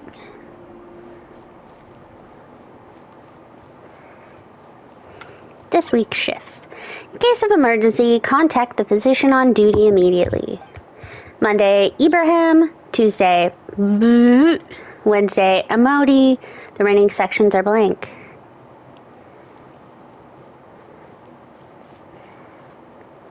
Old vase. Seems to be a darkened remains of a stem inside the vase. It probably used to hold flowers. The words "for Avon" are at the bottom of the bottle. It seems to have been a gift for someone named Avon.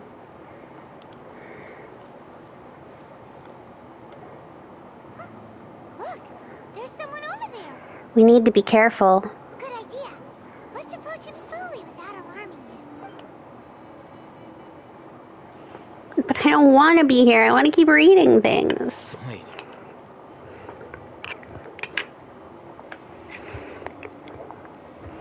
You're... He can't speak, and his eyes are unfocused. But he looks too young to be anyone's grandfather. Also,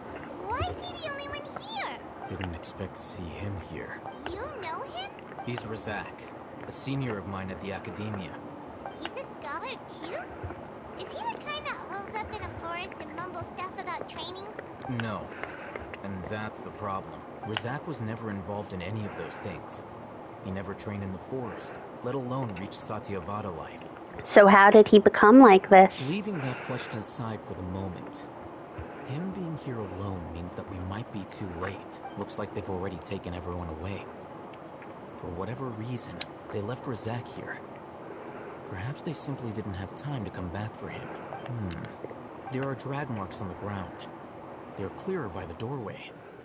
Someone was forcefully drawing a cart that was loaded with something heavy. Loaded with people? That is one possibility. It looks like they were in a hurry, as if they were afraid of being caught. In their haste, they failed to notice Razak hiding in a corner.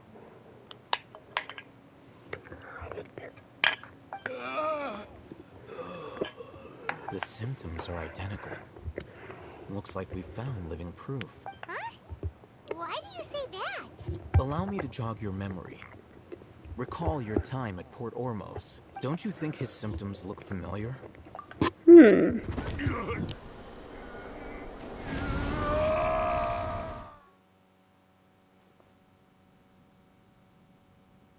The Eremite guy who went mad. Oh, now that you mention it, they're acting the same way. Correct.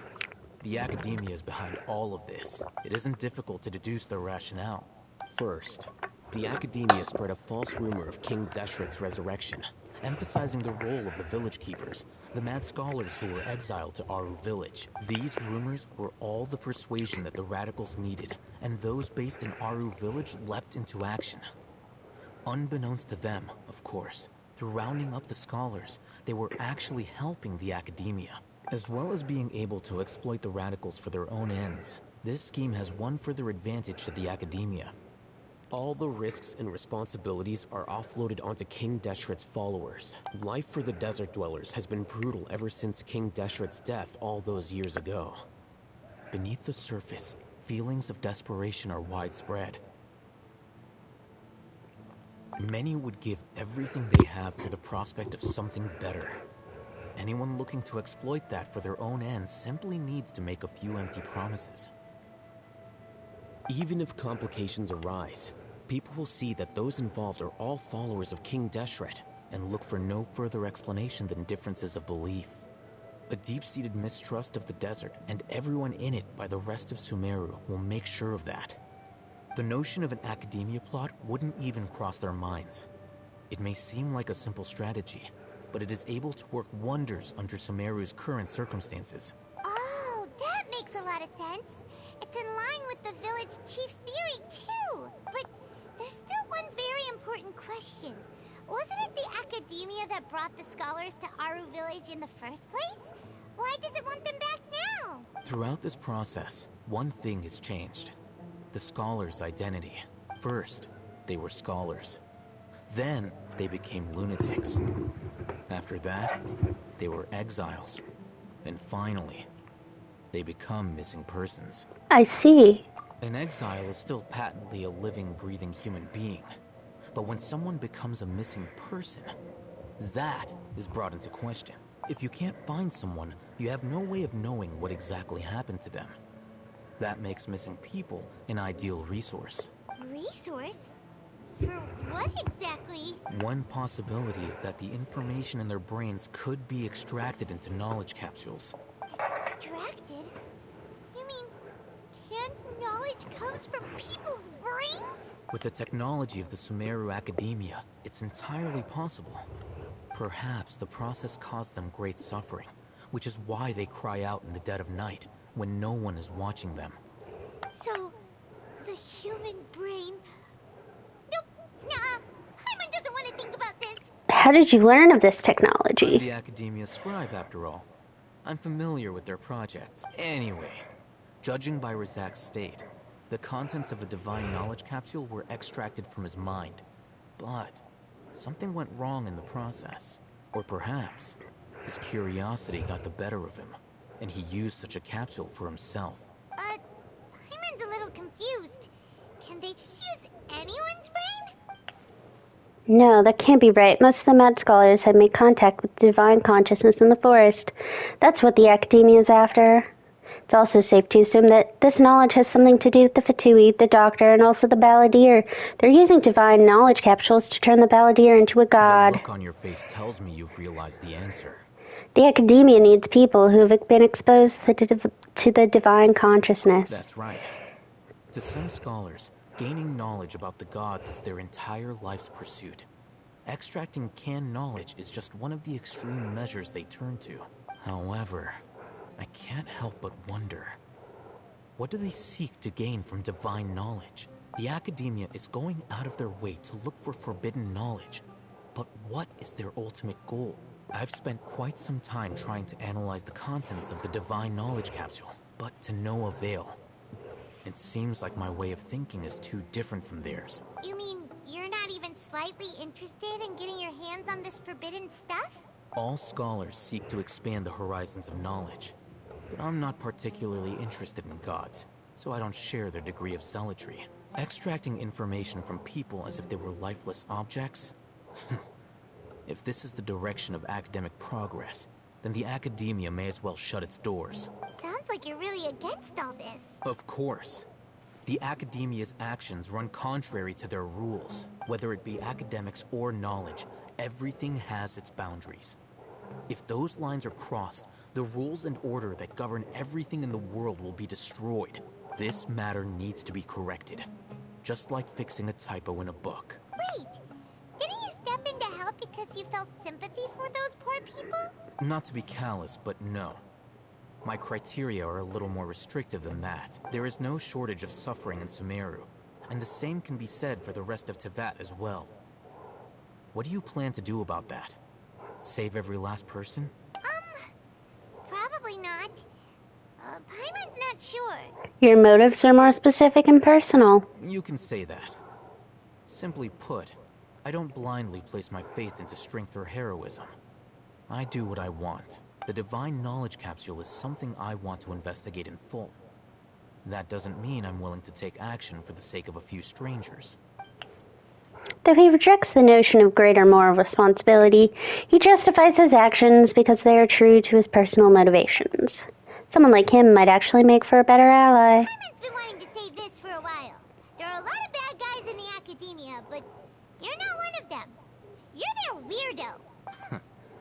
You're probably right. Though I must say, I quite enjoy this feeling of being the odd one out. Uniqueness is also an asset, is it not? Wow, that's a great way to think about it. Paimon's really impressed. If only Miss Shani had a similar mindset, her life would definitely be a lot easier. I'm just a more likable person than her in general. There's nothing more to it than that. So what do we do with him? He won't last long if we leave him here. Let's take him with us. We'll work out our next step after we return to Aru Village.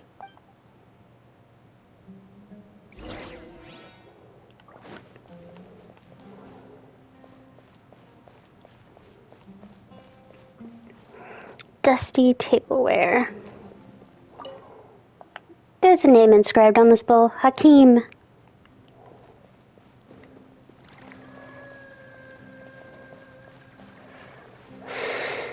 Blackened sugar bowl. If there weren't crooked carvings of Arbaz, Abbas, and sugar jar on them, it would be difficult to imagine that this dirt clay jar was ever used to store sugar. There's a name inscribed on this bowl. Avin.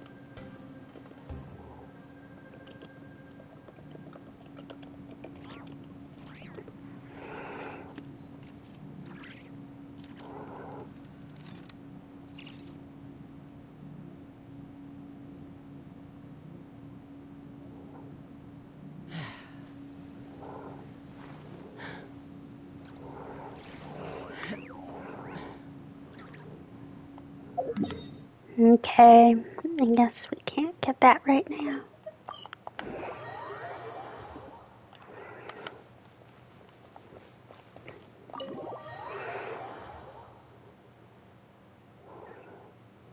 We're back! You must be tired. You should rest and take some water. What's the situation?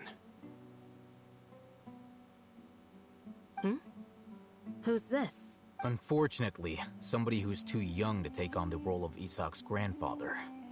Nevertheless, he's one of the people we're trying to find.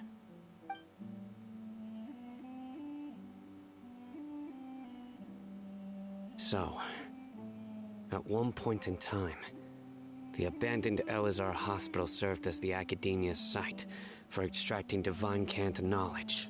Yep, pretty much. Their plan must have been implemented at some point before we arrived at Aru Village, since divine cant knowledge has been in circulation for a while now. Yet, they fled once we were headed to the village, almost as if they knew we were on their trail. Why is that? Yeah, why is that? We may have a mole in our midst. One of us could be secretly revealing our whereabouts to the Academia. Huh? Are our friendships that shallow? Looks like none of you have realized wherein lies the issue. Care to share your thoughts? Sino, you're the reason why they can predict our movements. Wait, what's that supposed to mean? Choose your next words very carefully. It is simply a logical inference. I have my reasons. So what you're saying is... Sino's the mole. Interesting. And here I thought you were the most suspicious one, Alhaitham, since you were always acting alone. I know. You have a point. But I realized something as we were returning from the hospital. Sino isn't like any of us. What are you trying to say? Do you still remember who you are, General Mahamatra? As a Matra, you are no doubt privy to certain kinds of information. Before you can take action against someone, you are required to have all the facts available, including the less than savory details. Simply put, the Academia has traditionally allowed you access to a wealth of sensitive information. Knowing their modus operandi, wouldn't you expect them to take precautions against you? If you want to raise a vicious wolf, you need to make sure that you can avoid its bite. The Academia is monitoring me? It's not that simple. The Academia has eyes all over Sumeru, but they have a special protocol for dealing with you. Every so often comes a Nyagarbaha Day. On this day, the Academia enters new information into the Akasha through knowledge capsules. I remember seeing a thick notebook next to the control panel once. Its contents were all about the General Mahamatra, his activities throughout the day, preferred methods of enacting judgment, everything. You're saying that the Academia entered my information into the Akasha too? But what's the point in doing that? My actions aren't important enough to be added into the Akasha. The Akasha is capable of computation. It's guessing what he'll do next.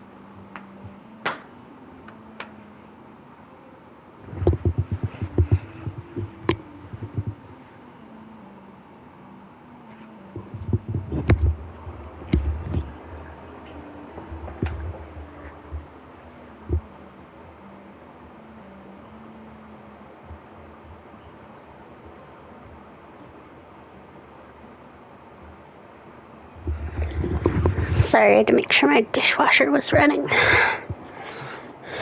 The The Akasha's algorithms are entirely capable of predicting your movements using the data entered. When you would depart, the route you would follow, your destination. It knew all of this. It predicted my every move. The Academia has been watching you longer than you think. However, the fact that you resigned is proof that their suspicions were well-founded. So that's how it is. Sino adheres to his principles so strongly that he's actually a thorn in their side. Tenacity of will and steadfast faith are worthless to the Academia. They need scholars who are easily pliable and mindlessly go after anything they can profit from. Sino, don't take it to heart. This just proves how much of a trustworthy ally you are. They escaped because of me. Don't blame yourself. It's not like any of us would have known. Exactly. I have an idea. If they predicted my movements, then I might be able to guess where they went. Whoa, you bounce back fast. There is always an opportunity for safety after danger passes. Oh, so that's how it is! Paimon gets it now. If the Academia is trying to avoid Sino, then the safest place would be...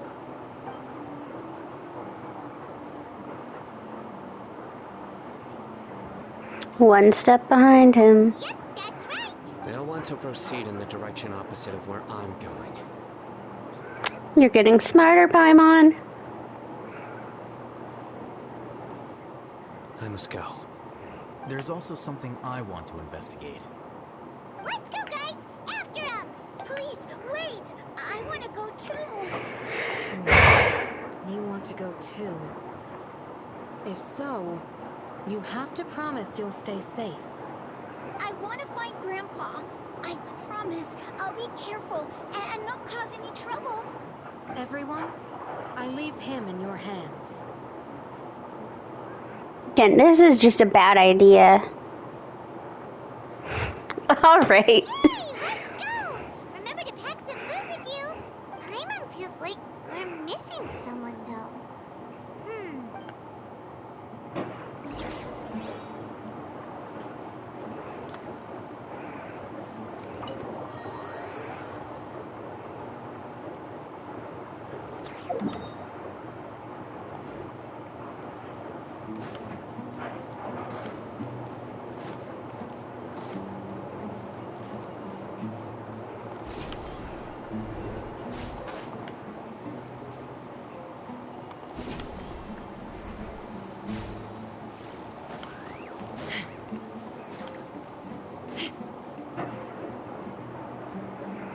Take me up.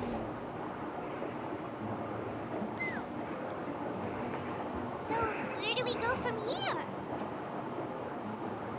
Sino, do you remember the route you took? Yes. After leaving the village, we should head straight toward the desert.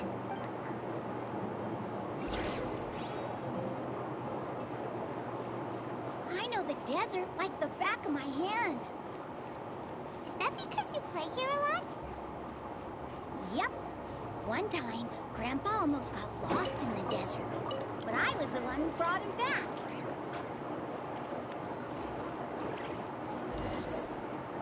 There's something here. What's this? It's buried in the sand. Looks like we'll need to roll up our sleeves and do some work. The Paimon thought running around everywhere was already enough work. Now isn't the time for complaining, Paimon. So, we have to dig it out? Whatever's down there, it looks like it's buried really deep. These are likely fragments of an Academia-developed device, something akin to a headset. Looks like there were more than one village keeper. They must have been escorted this way, because there are device fragments scattered around here. Let's split up and search the area. Chances are that we'll find other things nearby.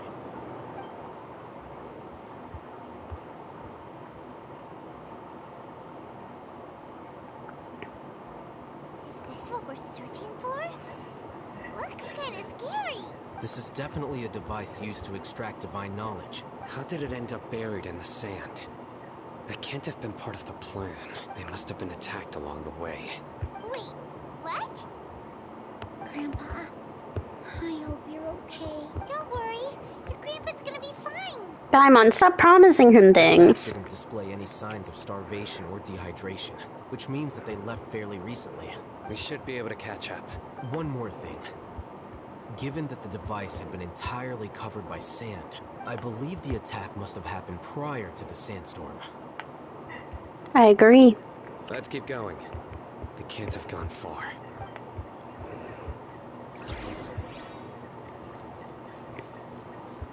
Ugh, but running on sand is so tiring. But you're flying, aren't you, Paimon? Is flying over sand tiring too? Ugh, of course it is.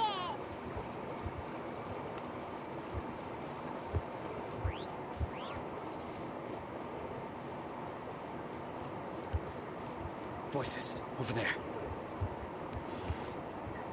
It sounds like an argument. Whoa, you have really good ears. Don't get any closer. They'll notice us. Dia's talking with the Eremites? Very interesting. Let's listen in. If you had informed me sooner, there'd be plenty of room for us to... You're one of us. We would never... Scholars. You don't know as much as I do. Need me to... I knew it. That's our Dia. Dia? Why would you... Dia! Hey, what are you doing? Huh? That's why we don't bring kids. Say you'd help me find Grandpa? Why are you on their side? Well, look who's here. Ain't that something? This complicates things. You've betrayed Aru village. So, this is the great General Mahamatra. Dear, you'd be better off as my assistant than hanging around with this motley crew.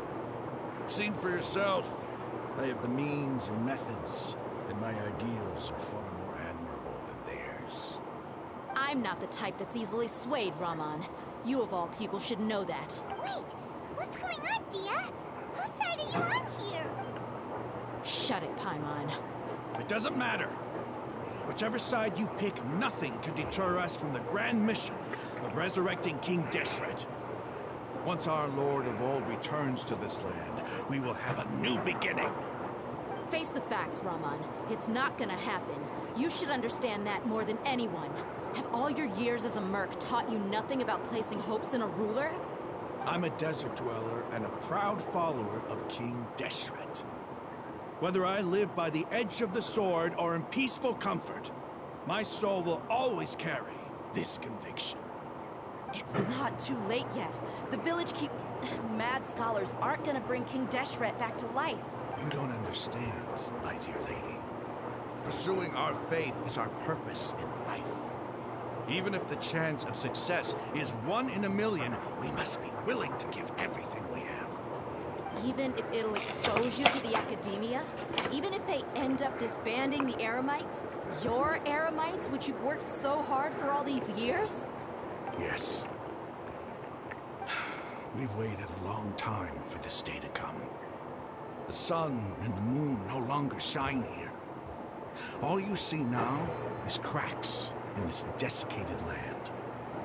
But fate has finally dealt me a hand to play against the Academia. With these scholars in our custody, we'll stomp the Academia's forces and fight our way beyond the wall of Samiel. Ridiculous. Think about it. The Academia controls the entirety of Sumeru. Your powers are negligible in comparison. If you still don't believe me, then try asking these two men. They're also against the Academia, but neither of them are as arrogant as you are. They look more like pawns of the Academia to me. Why would I listen to anything the people of Greater Lord Rukadavada have to say? Filthy traitors. Your god abandoned all honor and betrayed King Deshret. We desert dwellers will never trust the likes of you. It's impossible to communicate with someone so hostile. Perhaps we should. Do you really believe that by kidnapping the scholars, you'll be able to negotiate with the Academia? I'll hate them. These people have no value as bargaining chips. But I could be persuaded to take their place as your next hostage. These scholars were exiled from the academia. I, on the other hand, am their current scribe, and will be a much greater asset to you. Wait, you can't be serious. So, you want to trade places with hostages, do you? Precisely. Any wise person will gladly accept my offer. What are you thinking? What if they decide to kill you instead? No, I'll hate Bad them. luck for me. However, I get the chance to observe the scholars, perhaps even find out the truth. Think you can talk me over with that confident look of yours? I'm not trying to persuade you. I'm using this as a means of joining forces against the academia. You are the scribe. What do you have against the academia? Not all desert dwellers believe in King Deshret, and the same applies to the academia. Why must all knowledge seekers approve of the academia's way of doing things? You academia scum. Every last one of you is nothing but a hypocrite, just like everyone else on the other side of that wall. I've made myself clear enough. I won't listen to another word from the Dendro Archon's people. Not so fast. I'll hate them. Do you stand by everything you just said? I never make empty promises. You know you're making a dangerous decision, right? I do. Good. Rahman, hear me out. These people are my friends. Maybe you can't take the followers of the Dendro Archon at their word, but what about me? Do you trust me? We've known each other for years. Of course I do. In that case, I'm willing to vouch for their honesty with my right arm. Come on, Rahman, don't be a coward. If you're serious about taking on the academia, you need to steel yourself. You can't be afraid. People did really think she was going to give up her arm, and we were going to have like an armless character. What if you refuse to oblige? What should I do then? No one's a fool here, dear. We're mercs. And mercs don't tend to live long unless they have their wits about them. You're not wrong, but this is different. I promised my friends that we'd bring back the village keepers together. Let's do it right here then. Give me your right arm as proof of your resolve. Don't listen to him! He's not even trying to negotiate! He just wants to make things more difficult! That's fine. Are you crazy? We came here to save lives. One arm for that many people is still a pretty good deal, if you ask me. Rahman, I'm holding up my end of the deal here. You'd better not let me down. Sure. Go ahead and cut off her right arm. No! Tia! That's why I said we shouldn't bring the child. You don't have to go this far. That's not for you to decide. Do it! Tia! Tia!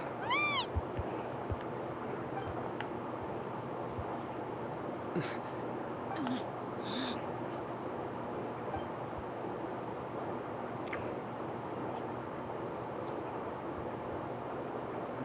Stop! What's wrong? Can't do it? Flame Mane, you and I are both desert folk. Cutting off your arm is no different than cutting off my own fingers. Where's the sense in cutting my own kin to pieces? You've shown me that you're serious. Go on now, take your friends and leave. Meet me in the desert at noon tomorrow.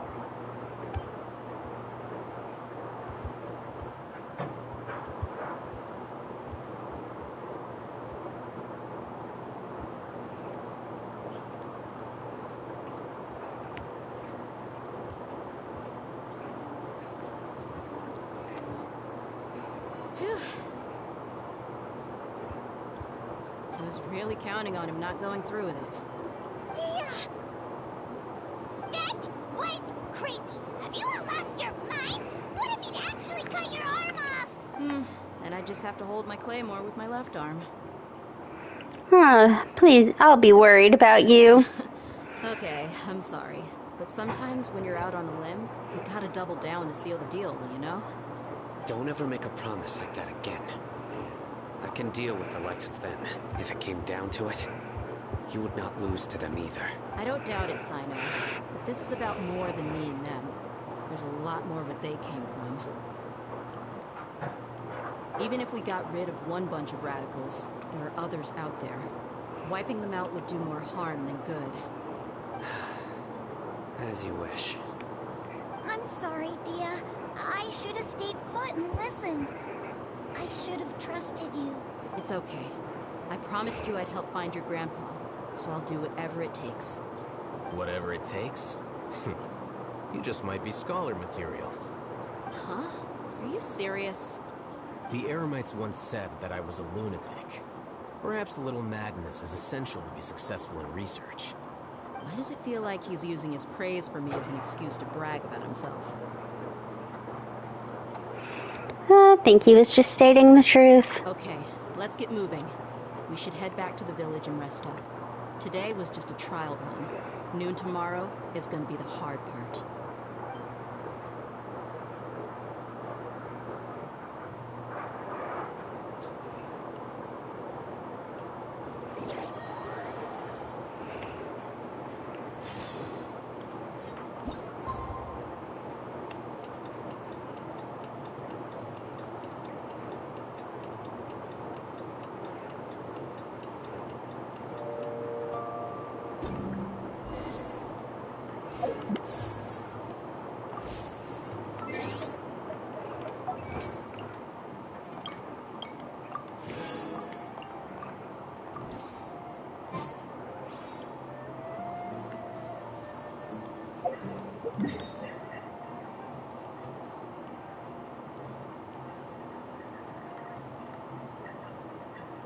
The urge to explore is so strong. That's why I need to get through this quest.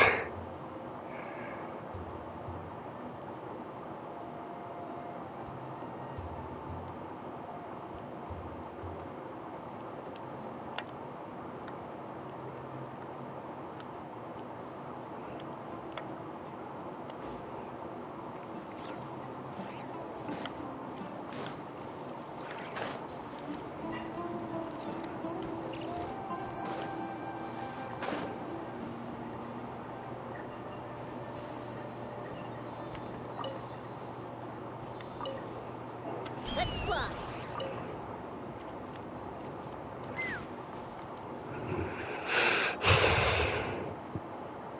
You're all here so early. Looks like we have everyone here. Isak, are you sure you want to come with us? I'll watch from a safe distance. Dia, I want to be there to bring Grandpa home. Okay, let's go then. Dia, wait. I just hate the way he says grandpa. I just hate him. I heard that you were quite reckless yesterday. No more of that today. Understood? Or I'll be very upset with you. Fine. I think some of the issue is a lot of the other kids you deal with are unvoiced, and so it's easier to not be annoyed with them because you don't have to hear their voice nagging at you. I think that's the thing. He just keeps being like, find my grandpa, help me find my grandpa, let me come with you. And I find that annoying. Oh, joy.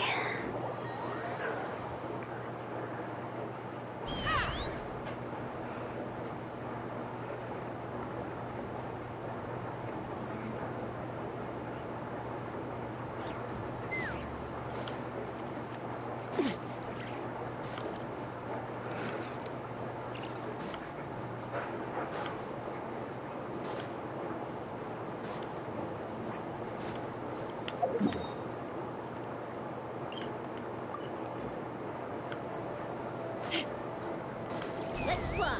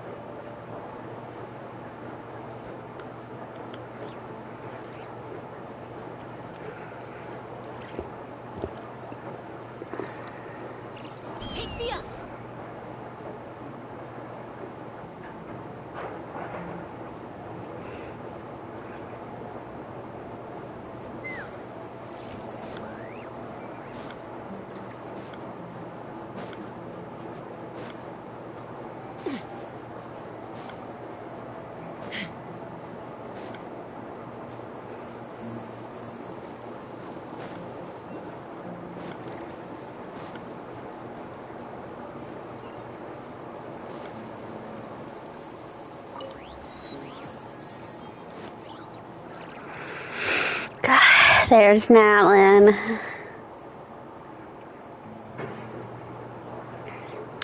We were never able to see it from Inazuma.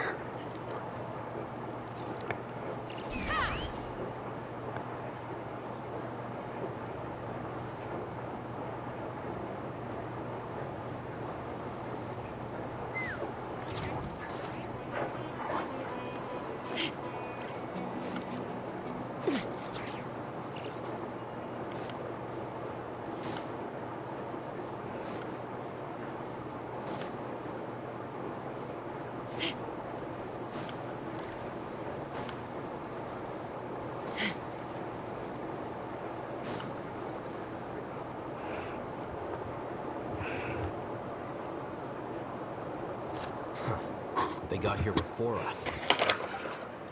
Uh-oh. Is it because Paimon overslept by 5 minutes and held everyone up? You didn't have to admit to that. Is everything ready? Absolutely. Although, you I don't brought fewer know. people than I imagined. I don't know. We could still take these guys. Why do they still stay in their scholar clothes? Ramon, I've always thought of you as a man of his word. What's this about? It's a one-for-one exchange. Sounds fair, don't you think? And let me put it this way. Agreeing to any kind of deal with the Dendro Archon's people is already a huge compromise on my part. Don't you think you've asked enough?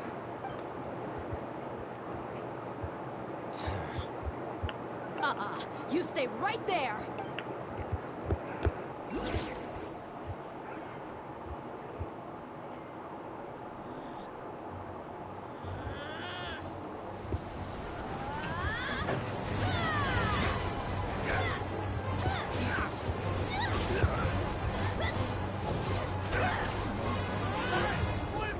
What do you think you're doing?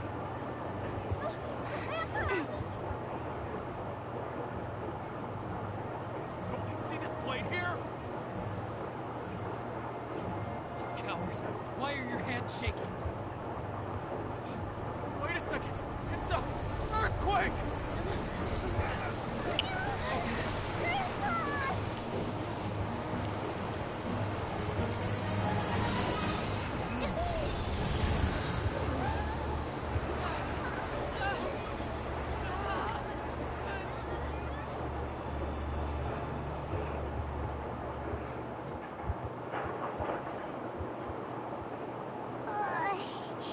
Paimon's dizzy.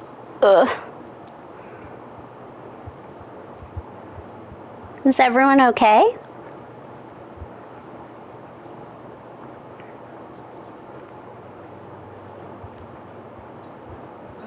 This day's going just great. What a nuisance. The sand dune collapsed. I saw an energy field. The village keeper protected us. It glowed green with Dendro. Just like you said, it may well have been the remains of Lesser Lord Kusanali's power inside the scholar's body. No doubt. You finally believe me. The Dendro Archon. The present one. Grandpa? Grandpa? No. He's getting confused again. Hey, look around you. There used to be a temple here? It seems that when the sand dune collapsed, it exposed these underground structures. The symbols on the gate belong to King Deshret's civilization. The structure must be ancient. Over time, the sandstorms completely buried it and left it in the state we see now. It could have been an underground palace in the distant past. Miracle. Praise King Deshret! What's he doing here? And his men too? They must have fallen down here with us. Pretty lucky if you ask me. Most of them seem in really bad shape. Except for him, he got off lightly. Mind your head. No, this isn't the time for conflict. Our exalted Lord has shown us the way to his sacred palace. He's not actually gonna go in there, is he? As it happens, I want to take a look inside too. What are you doing? Don't you think it's curious? 1 minute, Lesser Lord Kusanali's power protects us from harm, and the next, remnants of King Deshret's civilization appear. 2 major deities are vying to showcase their power to us. It would be a shame not to witness them both. Paimon thought you weren't interested in gods. Indeed. In my view, gods are just a higher form of living being. Or creature, you could say. New discoveries are always worth investigating. Whether they have anything to do with gods is neither here nor there. Rahman, what are you gonna do about your men? I'll just let them lay here. King Deshret will take care of his people. Right now, I'm going inside.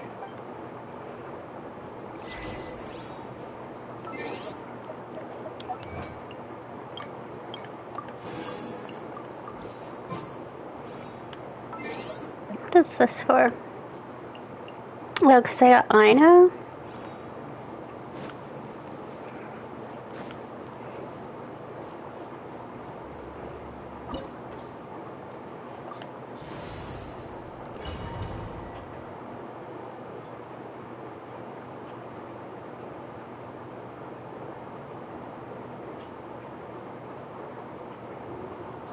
It's full of life here.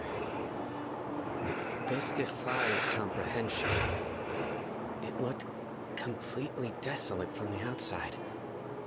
Yet, it flows with energy inside. Yeah, and there's so many plants. It's so pretty. Sir Rahman. What, huh? Me? Do you see another Rahman here? Are you mocking me? What do you mean, sir? Interpret it however you want. But there's something I'd like to draw your attention to.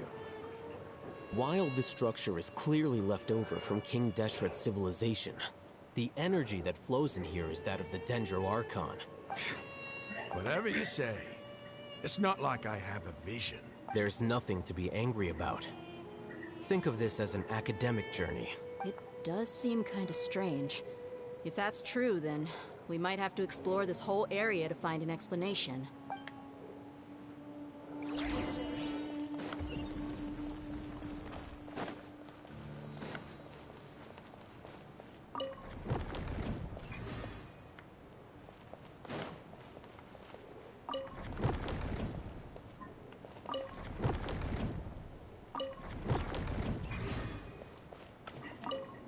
Look up at the hall as a mortal and listen to King Deshret's holy guidance.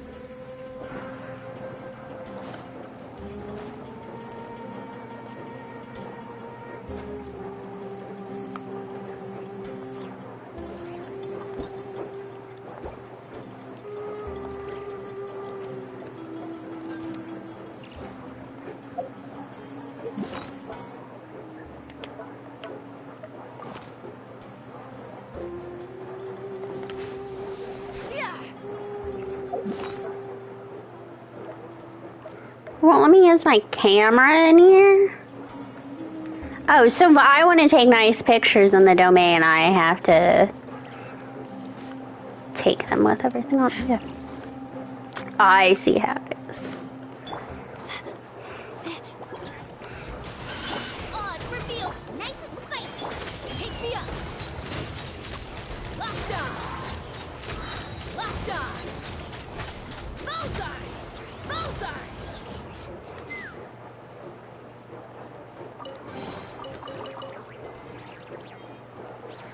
I'm gonna go get more water real quick.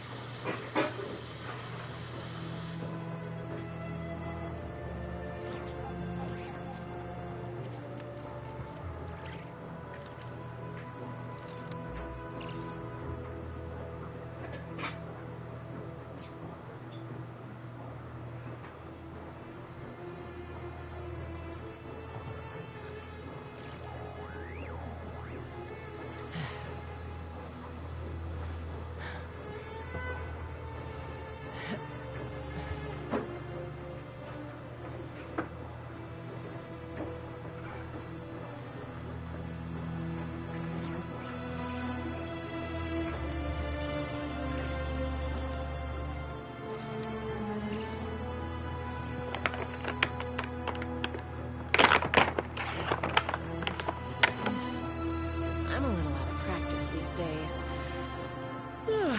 Any conflicts around? I'm in the mood for some peacemaking.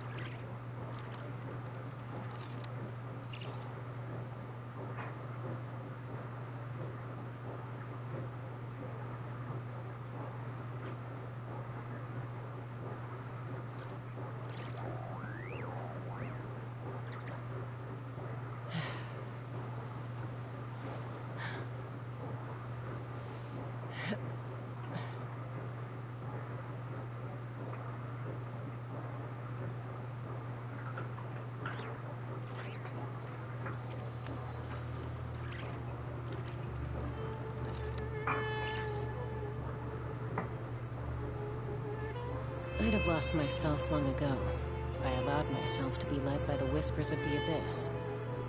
Surviving is tough. Taming a beast within is tougher.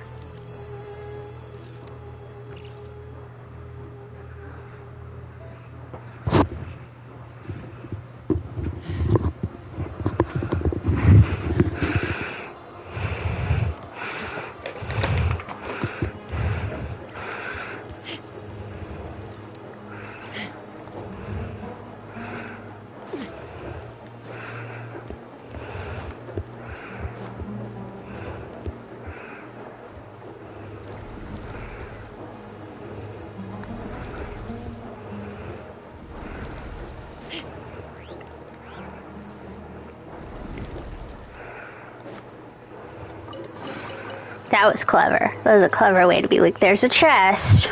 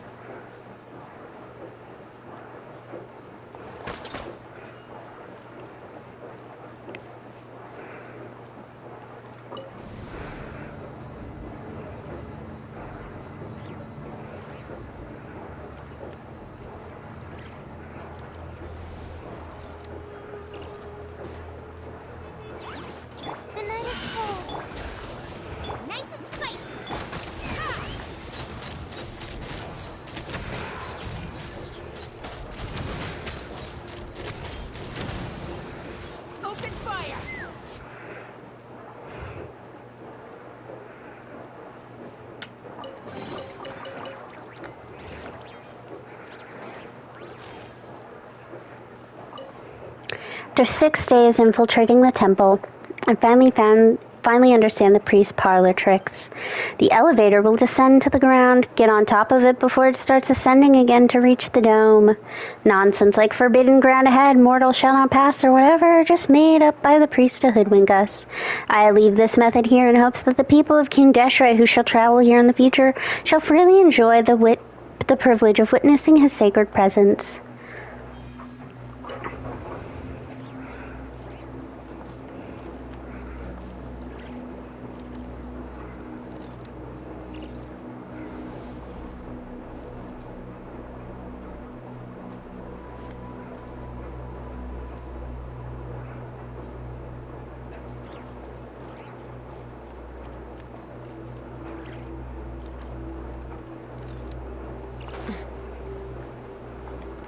I don't think I understood.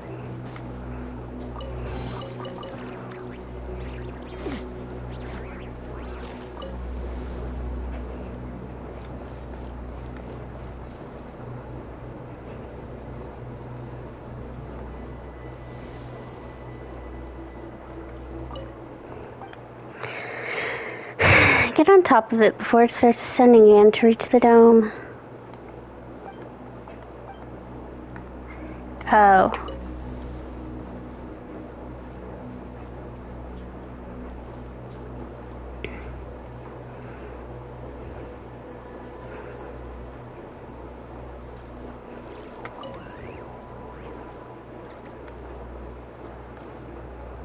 There we go.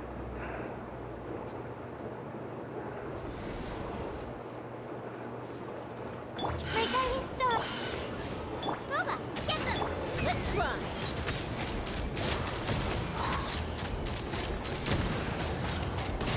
Open fire. Locked on. The night is cold. Wings of darkness. Come, Sever Knight, nice and spicy. Ah! Bullseye.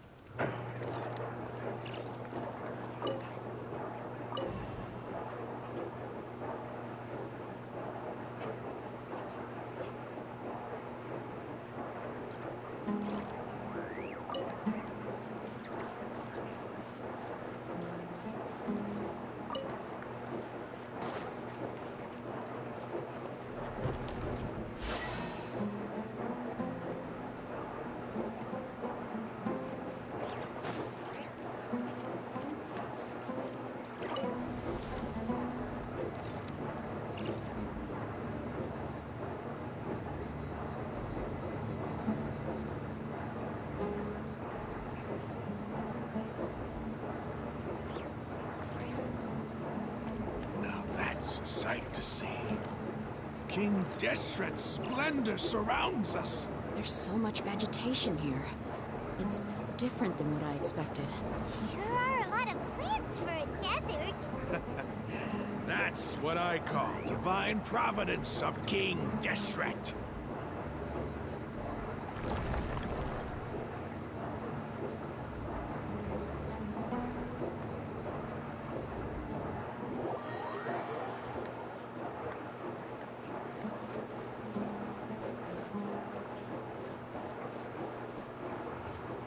It's getting brighter! Oh, it looks so beautiful!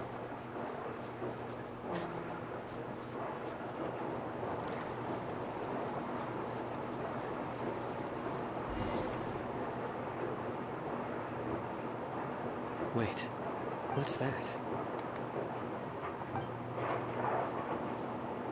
A load of flowers. And it looks like there's something among them. Looks like a tomb. These are King Deshret runes. They left something behind. Yes. It's an elegy written in an ancient script. What does it say? Here lies our faithful priest Kasala. His wisdom is a miracle among the people, deserving of high praise and admiration. You can read ancient King Deshret script? Of course. Every student needs to master at least 20 languages before they graduate. He's not serious, right? There's still something off about this place. The elemental energy here is too concentrated. The scent of life. Is it trying to tell us something? Is this it? Analyzing. There seems to be a hidden message among the skeletal remains. Excellent. There's a device from King Deshret's civilization in this gravesite. I'll transmit the information over and project it for everyone to see. Isn't sharing knowledge against the Academia's rules? Yes. However, under the circumstances, I prefer you to see this for yourself. You'll understand after watching it.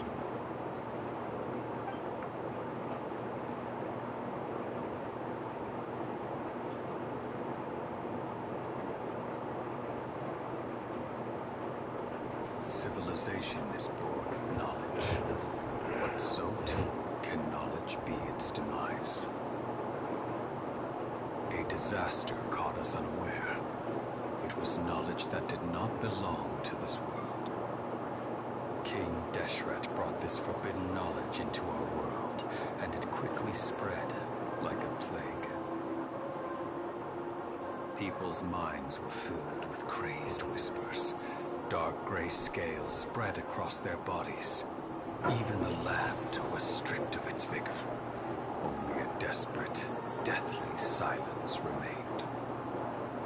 Were it not for greater Lord Rukkhadevata from the forests, the damage would have been irreversible.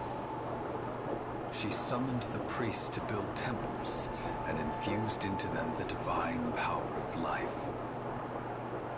The disaster was miraculously tempered, and the embers of our civilization were preserved in our village. Alas, the miracle could not last. As long as forbidden knowledge continued to exist, it would forever blight this world. In the end, the proud king of the desert, my eternal lord, chose to sacrifice himself. I have spent my whole life since guarding one of these many temples. But now, my duty is coming to an end. As I close my eyes for the final time, the sight of that noble deity will appear in my vision once more. In helping King Deshret to eradicate forbidden knowledge, she exhausted her strength, and her form became that of a small child. How strange. Now that I think of her, I no longer have any fear of death, for I sense that the spirit of life will abide with me during my eternal sleep. Children of the desert, cling no longer to past grievances, but hold tight to the memory of this act of benevolence. What was that? The priest's memories. No! Impossible! Greater Lord Rukkhadevata. So the former Dendro Archon and King Deshret were never enemies at all. This doesn't make any sense. The Dendro Archon's followers, they're clearly... Was that the former Dendro Archon? He became so tiny in the end. Greater Lord Rukkhadevata came to the rescue of King Deshret and his people, but eradicating the forbidden knowledge took so much of her power. The two deities' followers have resented each other all this time, completely unaware that their gods stuck by each other through life and death. You might be distrustful of the Akasha, but there's no reason for you to doubt King Deshret's technology. You've just witnessed his priest's last words. I've never heard about any of this before. The surviving followers of King Deshret all gathered. Our God did not make mistakes. We refuse to believe any of the rumors.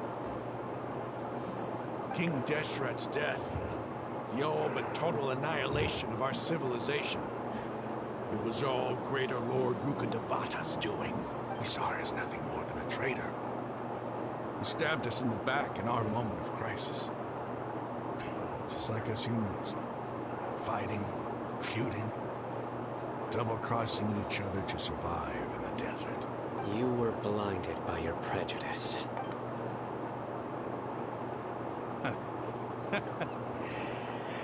If I hadn't seen this for myself, if I hadn't witnessed his last words with my own eyes, ears, and heart, how could I ever begin to accept this? The truth is so far from what I've always known. Am I really supposed to believe that after all these years, all this time seeking revenge, suddenly now my enemy is my savior? Rahman, that's enough. Give it a rest. You're starting to make a fool of yourself. Dia, tell me, my Aramites and I, what are we even fighting for?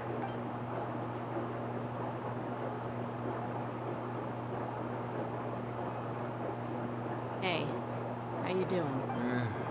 I'll live. Thanks. I should probably go. Can't just stay here forever. What's your next move gonna be? Oh, I know what you're going to ask. I feel deeply ashamed about everything I've done. You'll get everything you're asking for. But please, give me some time. After everything that's happened here today, somehow I need to explain it to the others. It's not gonna be easy. Well, I guess that's for me to deal with. Dia, this is where our camp's located. Make a note of it. When would be a good time for us to go? Tomorrow, I'll convince everyone that we're all on the same side. And I'll return every last one of your your village keepers. We'll share our other resources with you, too. You seem to finally understand that our true enemy is the sages. Yes. The gods never gave up on anyone. It's the people responsible for all of us that need to face the consequences of their actions. That must have been rough, but he seems to have figured things out now. Rahman's no fool. Being the leader of your own faction in the desert is no easy feat. It's too bad he was held back by his belief in King Deshret. But now that that's changed, I guess we have a few more people on our side. This is a turn for the better. The outcome, at least, is favorable. We should get going too.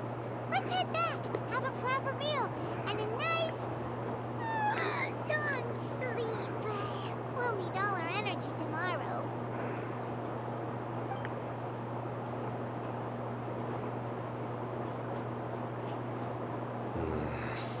Sino, we're leaving! Stop yelling.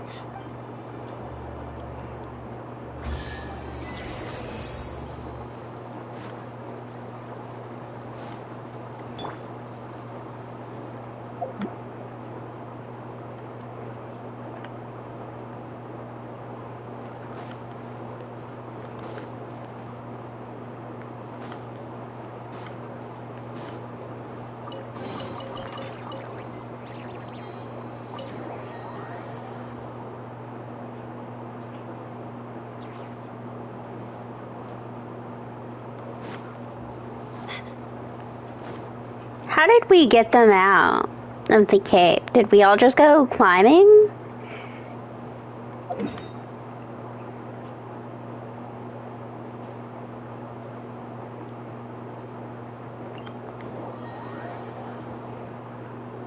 Scorching hot days and freezing cold nights. I don't think I'm gonna...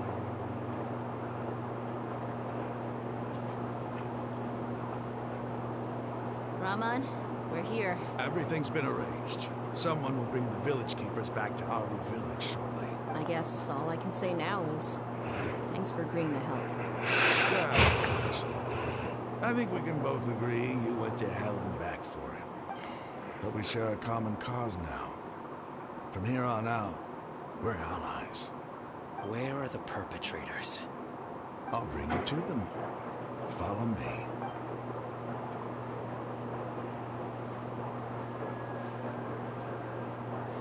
So these are the people who kidnapped the village keepers. Oh no, it's the scribe! There's no need to yell. No one can help you now. We've been all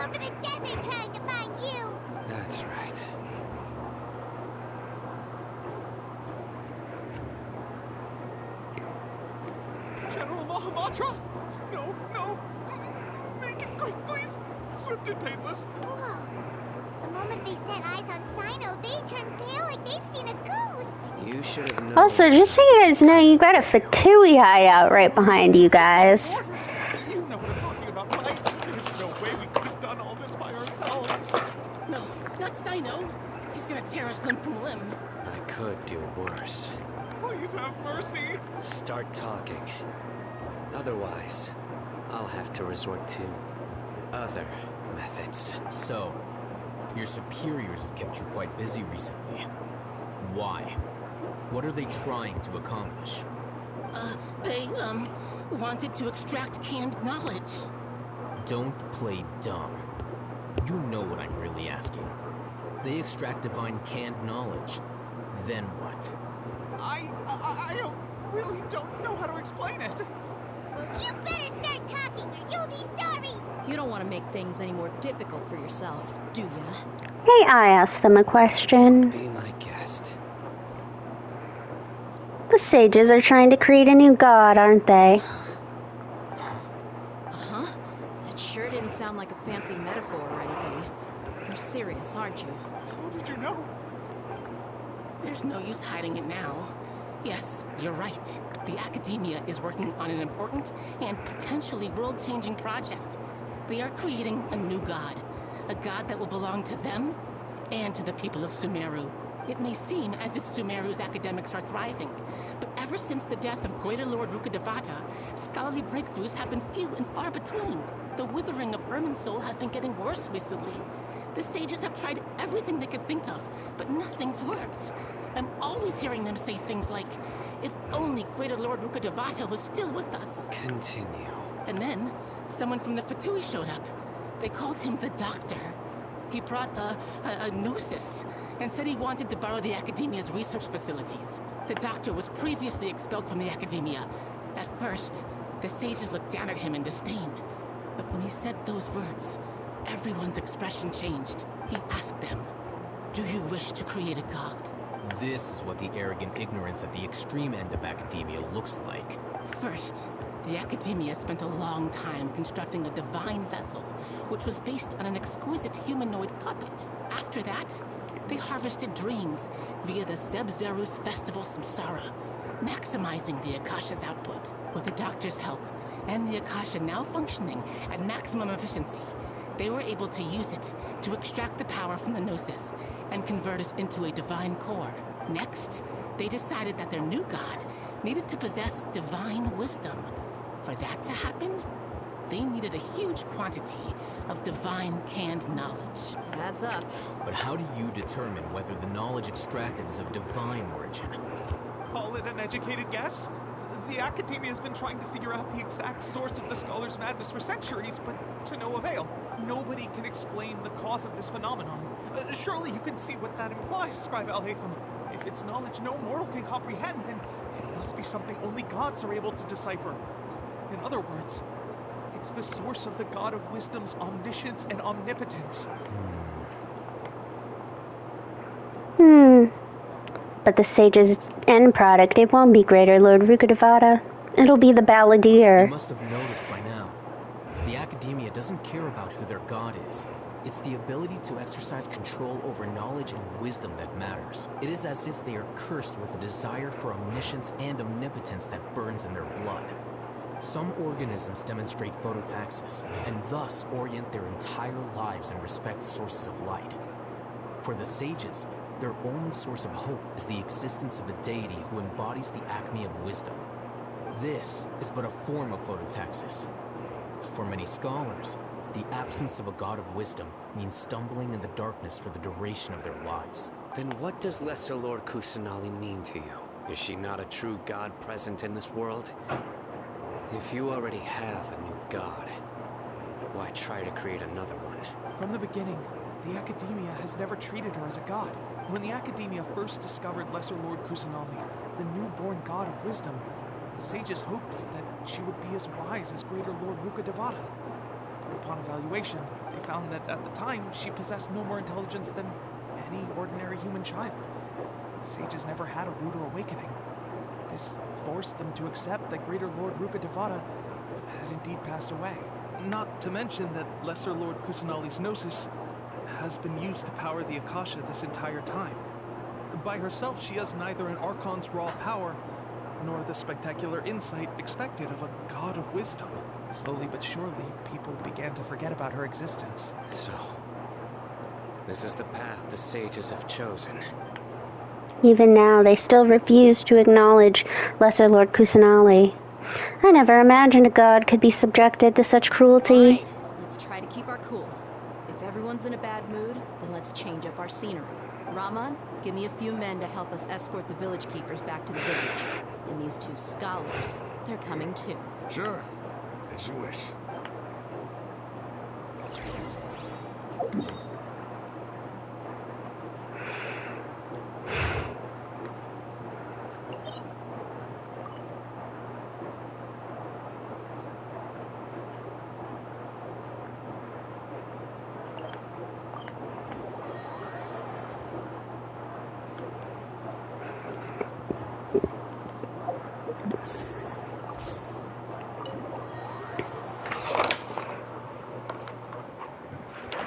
The village keepers you found have all been returned to their homes, and each one has a dedicated caregiver to look after them.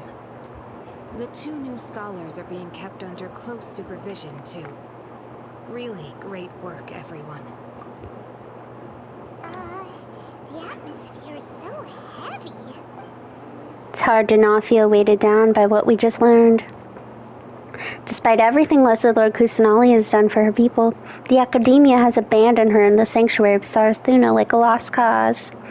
Even those she protected have never realized there's such a small and childlike god in the world. Say something! Stop spacing out! Come on, is there nothing left to talk about?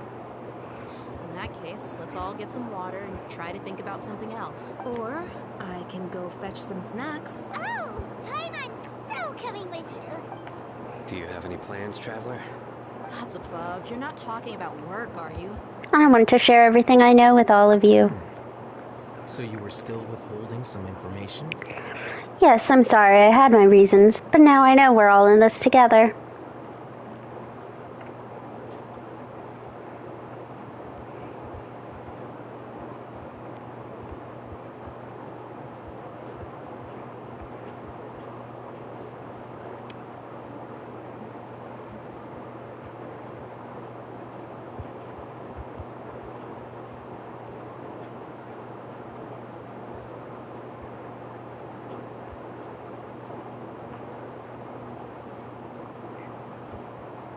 Even though we lived through all of this firsthand, it still feels super surreal to hear you talk about it again. That's everything we've experienced so far in Sumeru. What a whirlwind of a story. I felt like I was holding my breath the whole time. It seems like there will be more issues to face in the days ahead than I'd anticipated. Still, now's a good time to make our next move. Now that Ramon's joined us, we'll be an even stronger team. It's time to make a plan. Indeed. These events are a flagrant transgression of the rules in every sense. We cannot allow it to continue. So, everyone, are we on the same page? Crush the sages and rescue our god. That is our ultimate goal. No matter what lies ahead, I will do my utmost. Well, let's brainstorm a little more about what other resources we can draw on. The next time we gather here, we must have a solid plan. Yep, it'll work out for sure.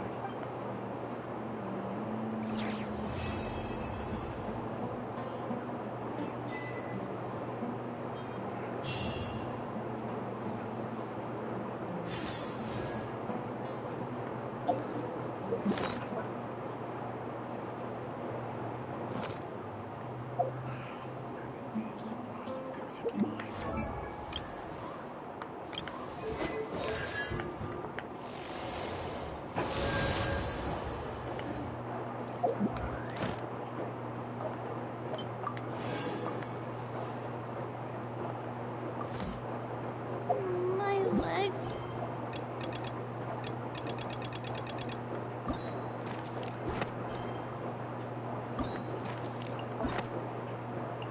Oh, that unlocked Sinus as well. So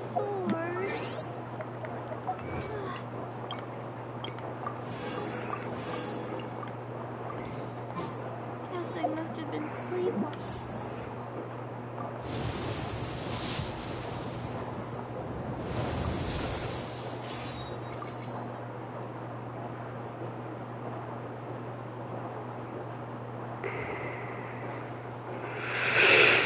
Okay, I need to make a choice here. Because we are close.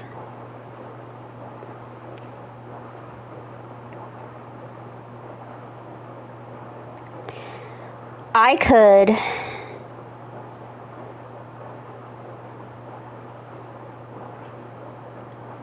Okay, we're gonna hold out. We're not gonna wish anymore until Nefer comes, because I can make a decent free-to-play team with Nefer. There's just really not much I can do stuff with Linnea, but it's not like a lot. I could put her with Ningguang.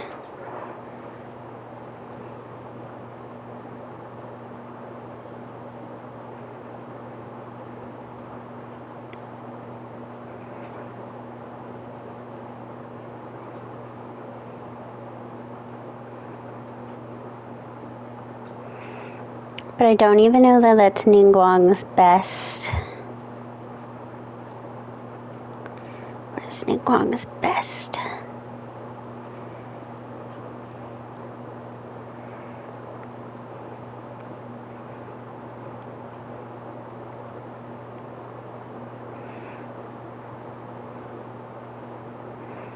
Yeah, I know that there's a big point.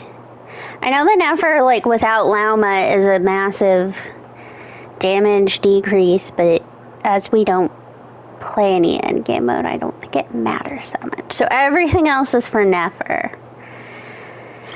No more wishing.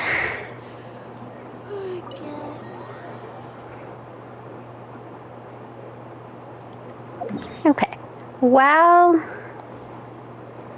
this is all going, let's go get some more waypoints.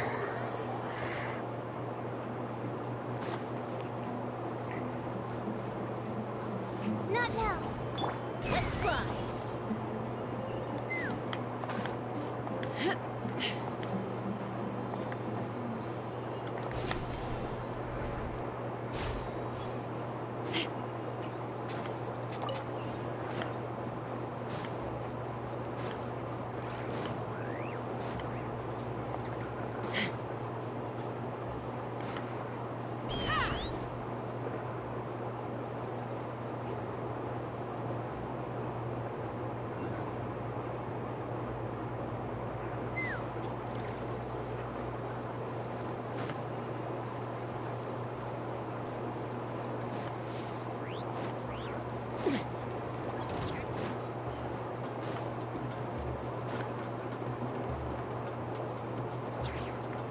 Let's fly.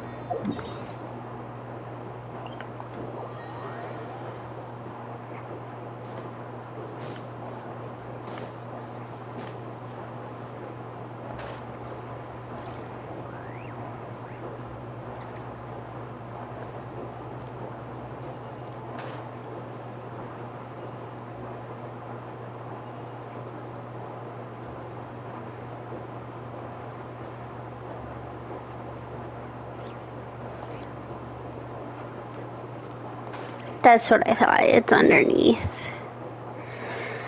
the sands.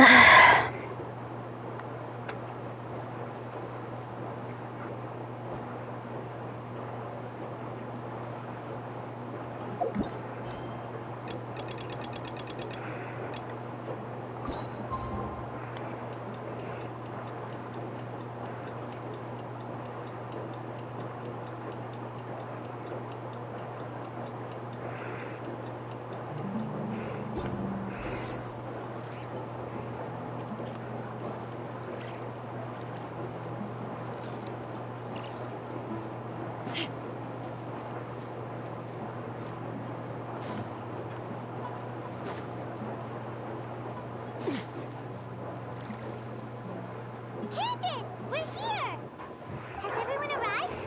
Everyone is already waiting inside. Well, what are we waiting for? Let's join them! Please, wait a moment. What's the matter? Before attending the meeting, I hope you can promise me one thing.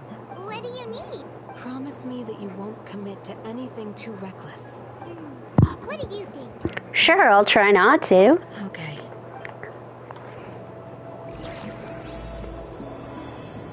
We'll see how far in...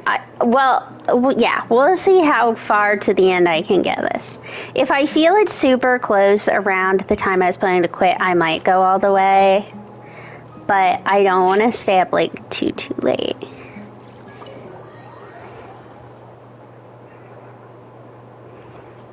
Everyone's here so early! But why isn't anybody talking? I assume they're waiting for us. Ready to discuss things a bit. Hey, where have you been? I've missed you too. Are you ready? We can start now. Very well. Are you sure this is gonna work? I gotta admit, it's bold. Telling me impressed. It's worth a try. The point of discussion is to arrive I at a might... solution. Let's cut the small talk and move to the next point. If I'm not super close to the end, what I'll probably do is tomorrow I'm going to stream, and I just stream the end, and then I think I'll do Carry Bear, because it's... That way I won't run into it while I'm doing my exploration, and it's short. All the Dainsliff quests in the early days are really short. Like, I think the most recent one with Natlin was the longest, but I'm pretty sure from the graphic, most of them are about an hour. And so, ending that and doing Carry Bear.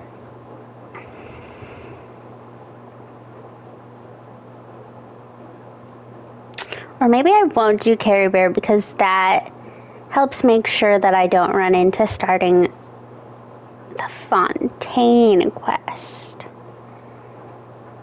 Yes. Yes. That might be the best bet. Let's cut the small talk and move to the next point. You're making Paimon nervous.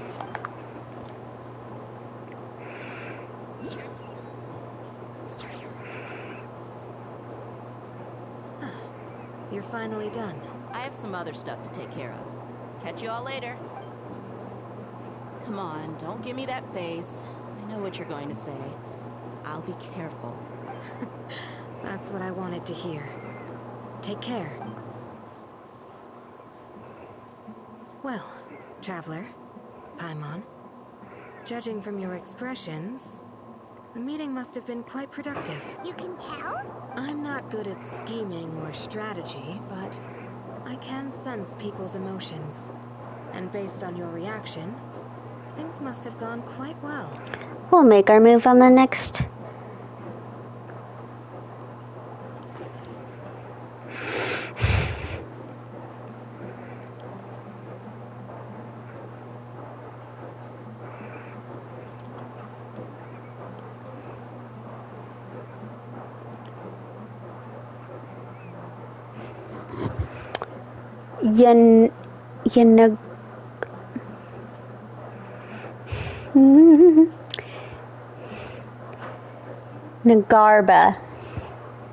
Nagarba Day. Paimon's a little worried. Hopefully nothing will go wrong. honest, I feel the same. But you're already some of the most capable people I know. So you have my trust. Candace gave us a compliment. Your deeds speak for themselves. Candace, we stayed behind to tell you that, although you won't be coming with us, we'll be sure to remember your words. I couldn't even find a video telling me how to pronounce it. I'm very glad to hear that. I've said the same thing to everyone here today as I said to you when you arrived. Your safety is the most important thing.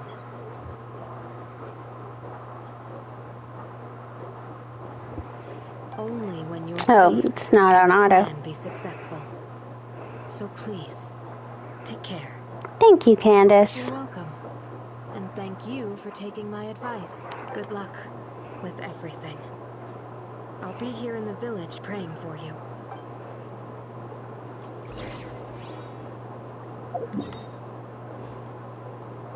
Let's meet up with our boy Al-Haytham.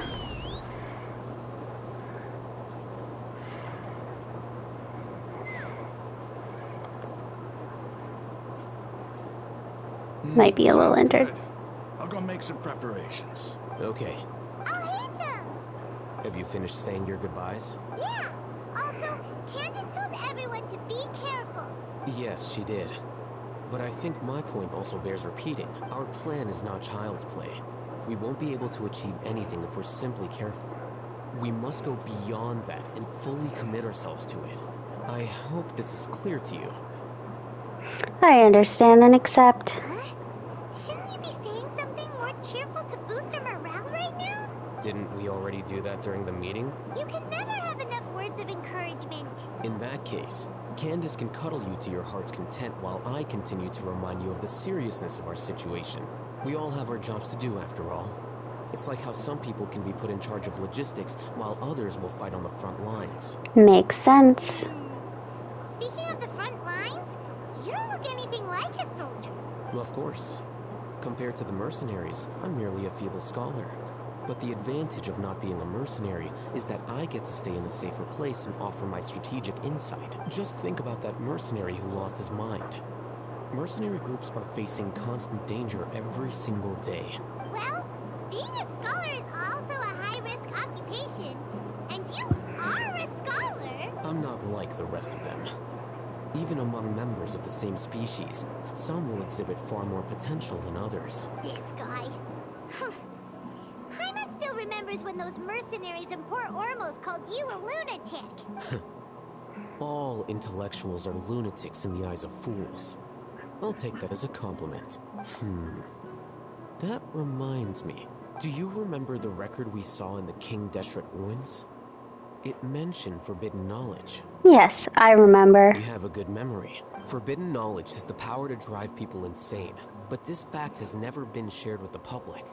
Even I, who has worked in the academia for some time, was never once informed of this. I think those mad scholars and mercenaries we encountered may have all fallen victim to the corrupting qualities of forbidden knowledge. But the academia has always held a different view. They have always believed that symptoms of madness are a side effect of human contact with divine knowledge as mere mortals. Come to think of it, perhaps the academia has also never understood the true nature of forbidden knowledge, and thus always approached the issue from the wrong direction. The Withering, Elazar, and the Sandstorms. Don't you think what is happening right now across Sumeru is rather similar to the forbidden knowledge pollution that occurred in the desert thousands of years ago? Another occurrence of forbidden knowledge pollution. But Hyman thought that Irminsul's disease is what caused the withering in the sandstorms. At least, that's what Tainari told us. Wait a second. Could it be that? Ah, you've connected the dots. The cause of Irminsul's illness may precisely be the pollution from forbidden knowledge. But if that's the case, what should we do? This is huge! We must tell Nahida about this as soon as possible. Wait. Why do you think Lesser Lord Kusanali would have a solution to this situation? She said the key to saving Irminsul is contained within the remaining consciousness of Greater Lord Rukkhadevata. You mean it's related to the scene you saw when you passed out in the Avidia forest? They've already In that case, changed it. It's just World Forget Me. It's not the World Forget Me. only by working with her to save Irminsul can we completely resolve the problems Sumeru currently faces. That's right. To make sure we're still on track, I would like to check on the state of some of our preparatory work. Where are we going? To an Eremite base.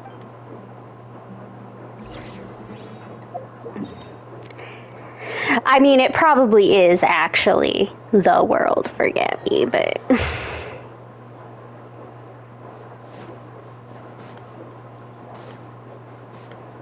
I'm pretty sure in the past when they've,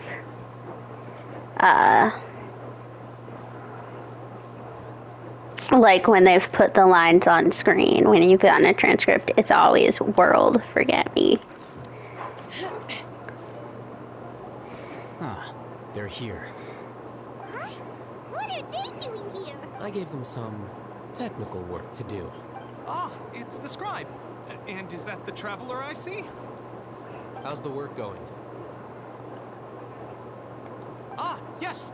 We have fixed the devices according to your instructions. One of them is already ready for use, while the others are still under repair. Aren't those devices for canned knowledge extraction? What are you doing with those? Look here. Huh? More canned knowledge? Are you going to put more weird stuff into her head again? What's that look on your face? Are you scared? Paimon's a little scared, but very, very furious! That's an interesting response. Anyway, we're not going to use this just yet. As I mentioned during the meeting, this knowledge capsule contains a decree I drew up in the past. The Academia should also have their own copy. And according to the plan we just came up with, Traveler, I want you to record something into this capsule. Huh, me? Do you believe we can save Lesser Lord Kusanali? Yes, I do. Good. Conviction is the most important part of all of this. Now, please get ready and put on this device. You want us to record our conviction into the knowledge capsule? Yes. Paimon is still really worried. I understand, but trust me, Paimon, this is something we have to do. It's best if you can do as I say, because to achieve this impossible task, it sounds like you'll need to fool your own heart first. Although it may feel like a trick, self-encouragement may be the most important tool we have. Paimon can see the point you're trying to make. I'm ready. Imagine this. We have orchestrated our plan and successfully rescued Lesser Lord Kusanali. As a result, we have changed Sumeru's entire political landscape. Everything went without a hitch, and everyone recognizes and praises our achievements. Sure, okay. Now, open your eyes. Here. What's this? Read it out loud. Some stirring words have been written on the note. Although you don't quite understand the purpose of recording, we'll still follow his instructions. What a fascinating experience. Is your head okay? Does anything hurt? I'm fine. It's just a recording. There should be no negative They effects. always put those words on screen too fast. What's the point of doing this? And fast enough for me to read it, or slow enough for me to read my head, but not fast enough for me to say out loud. And that's perfectly fine. In any case, these capsules aren't meant to be used by you. Huh? What do you mean? Have you forgotten? Our plan needs to account for those who have long relied on the Akasha. You may find it hard to believe, but for those people, everything the Akasha transmits to them is nothing short of absolute truth. Imagine if you've been using a device like the Akasha since the day you were born. And this device has always supported you during times of need. After all that time, what do you think you'd become? A fool? A machine? A slave to orders. And that's why rules are so important. In addition, those who understand the rules can delineate boundaries and identify gray areas. But why would you need to identify the gray areas? You could say that those kinds of ambiguous zones can be very interesting. One might even say they're advantageous in the right hands. Things you're interested in are really out there. Are all Sumeru scholars like this? Anyway, that's enough chit-chat. I'm going to take those two to work on some small projects. You can head to Caravan Rebot and start preparing for the next step. Small projects? We're going to tinker with the Akasha terminal and make a few modifications.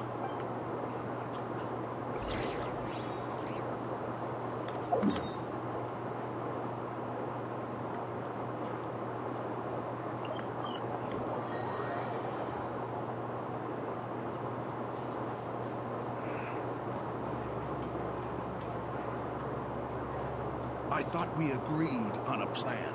How can you go back on your word? The plan is too radical and carries a high risk for casualties.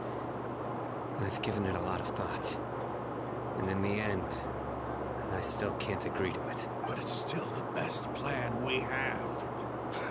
As a former Matra, you of all people should be able to see the bigger picture and recognize the innate advantages of our plan. I did. And that's how I saw the danger behind these so-called advantages. Hitham's plan is even more radical than I imagined. Huh? Why are you guys arguing? My friend, you're just in time. Why don't you help me persuade Sino? He's turned against our plan. We agreed to work out a plan at the meeting. As mercenaries, you're familiar with the local environment, so you'll take care of the specifics. But then, you went to Al-Haytham for suggestions. Had I known Al-Haytham would give you those kinds of suggestions, I would not have agreed to the plan. Look, you already know that we're all on the same side here, don't you? Mercenaries place a lot of importance on their bonds of friendship, but also will not hesitate to make sacrifices if they deem the situation to be sufficiently dire. I'm sorry, but as things stand, I can't accept your principles. Seems you really do understand the ways of the desert. Traveler, Paimon, this is also something you should know. Rahman's plan is to have me work with the Caravan Reebok guards in my capacity as a Matra. We will arrest the mercenaries and escort them into Sumeru City.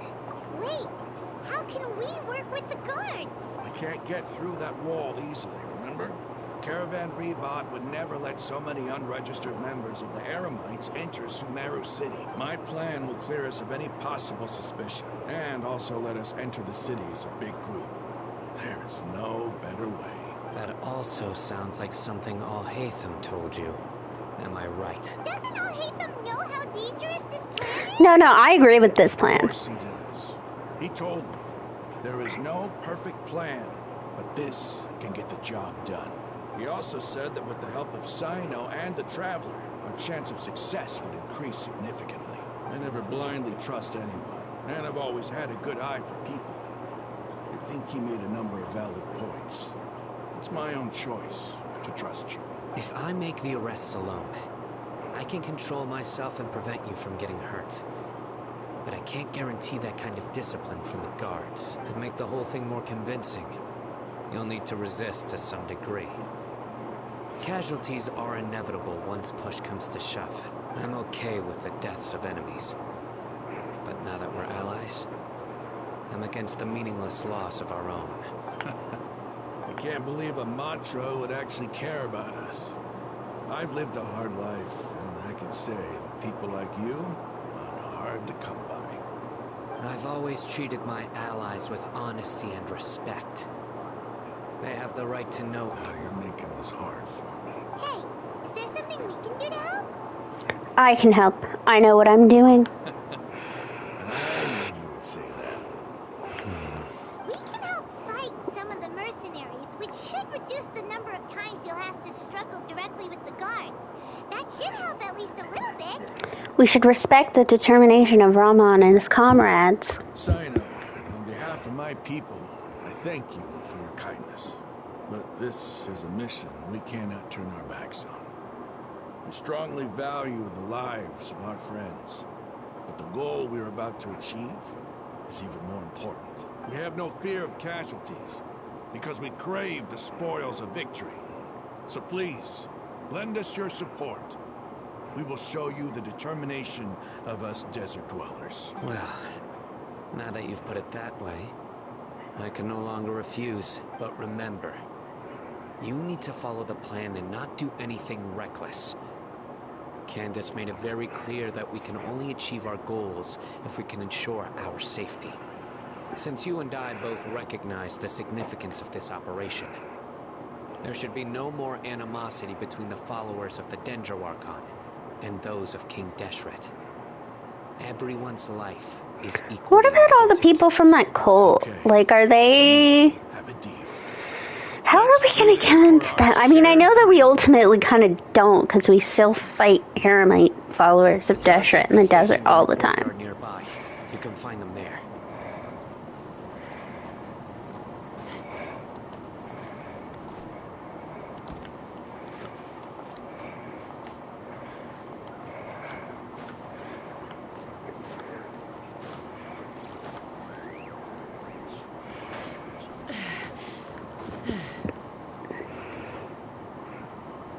Guards! General Mahamatra! To what do we owe the honor? Keep your voice down. This is a secret operation. I'm going to arrest a large criminal gang near this location. According to the Academia's Guide and Regulations on Secret Operations, I have the right to ask for the cooperation of Caravan Rebot. Ah, of course, of course. Mahamatra Sino's order is the Academia's order. Just let us know what you need. But who exactly are you planning to arrest, and how many people are you expecting? Depending on the scale of this operation, we may need to report it to our superiors. They're a squad of Eremites whose number is comparable to Ain el Akmar in Port Ormos. They're involved in the theft and resale of supplies from the Academia. As many as Ain el Akmar? This should definitely be classified as a joint operation. Then I suggest that you report this to your superiors as soon as possible. And treat it as a top priority desert operation. I will need personnel. Got it. Please wait a moment. I'll contact them immediately.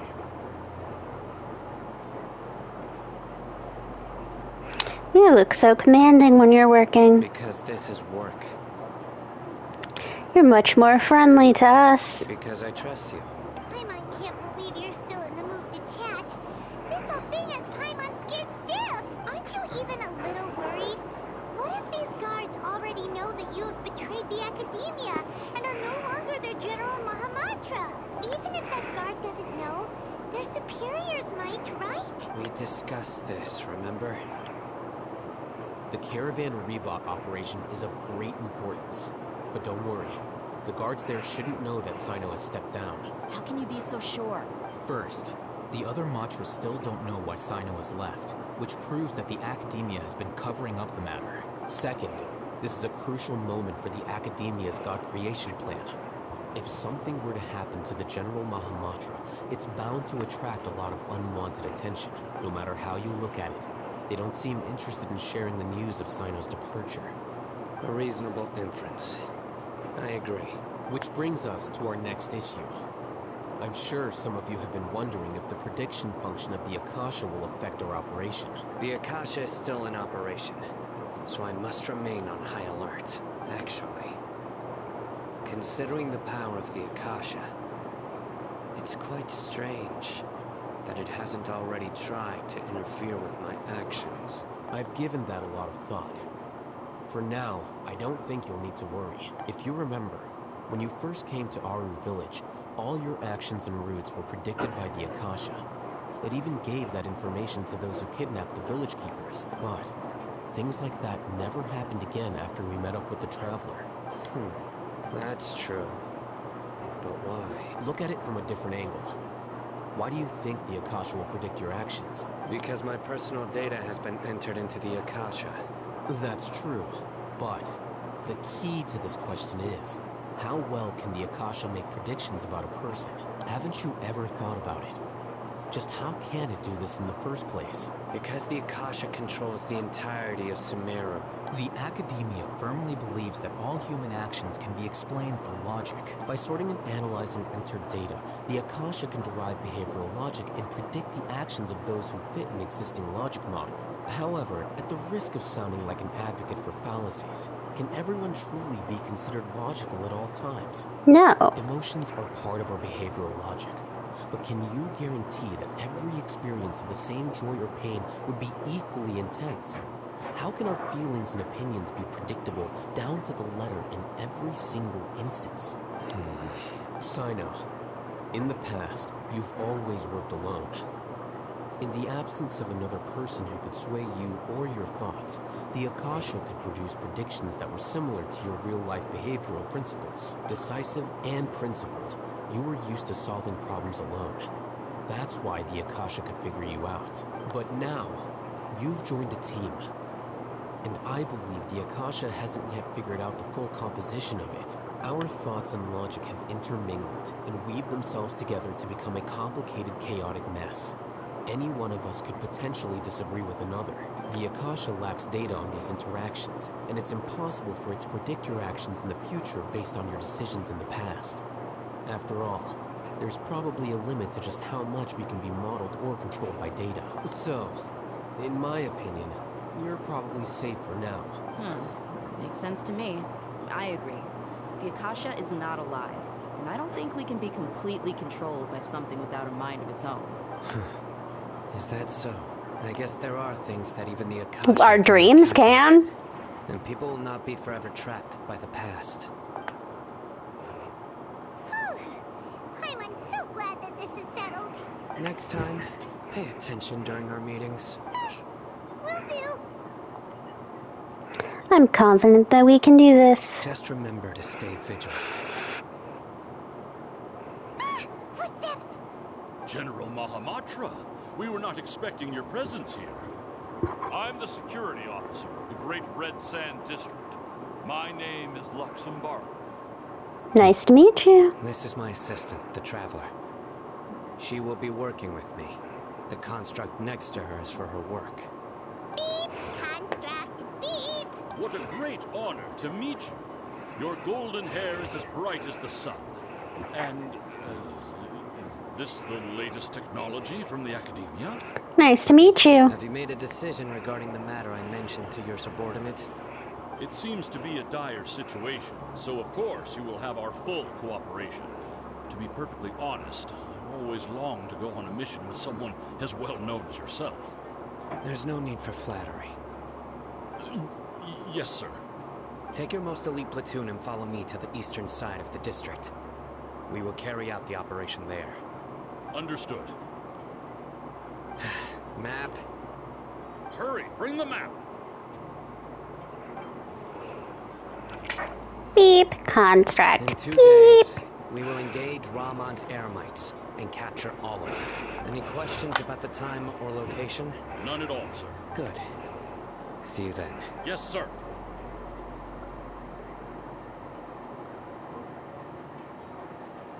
Maybe hanging around the General Mahamatra isn't so bad after all. Everyone's so respectful towards us. Yeah, it does feel pretty good. This is all due to the absolute authority of the Academia. And now, we're going to strike back against that massive pillar of power. Get ready. We will move out in 2 days.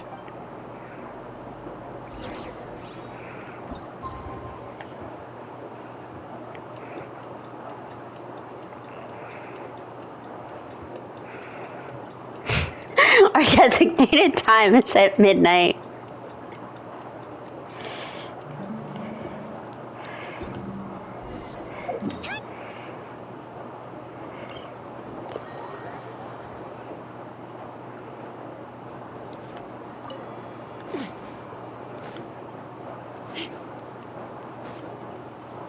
I think there was a sand dune over there that I kicked up and unlocked that chest.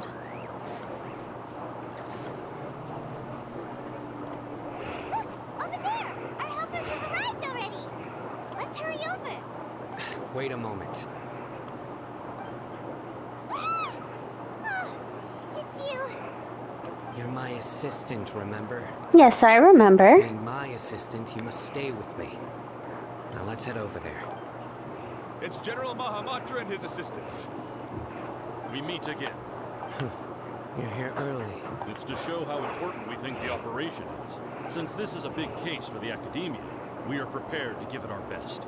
I'm glad to hear your sense of resolve. Remember, we must capture them alive. They are our only leads for the case. If they die, we will be unable to continue the investigation. Understood. Everyone! The Eremites are approaching from the west! Make preparations and be ready for combat. Halt! Oh? What a warm welcome! What do you want? Judging from those shiny weapons in your hands, it seems like you're not interested in a deal. Rahman, the Academia has caught wind of your smuggling and illicit sales. If you value your life, I advise you to surrender. Who are you supposed to be? A Matra from the Academia? I can't believe you came all this way just to catch us. I'm not here to talk. Nobody's given me this much time of day since I became a mercenary. Brothers! For that slight, let's wash our blades with their blood. Let's show them we Eremites are not to be messed with.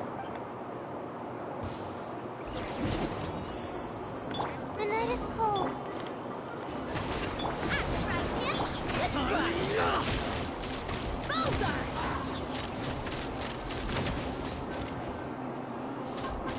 Bullseye! Locked on! Not now. Cold, mine's the myth.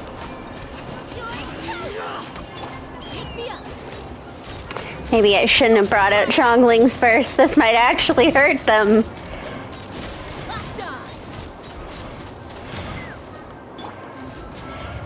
By royal decree, get them! Fire in the hole! And now Chaska's brought out her gun.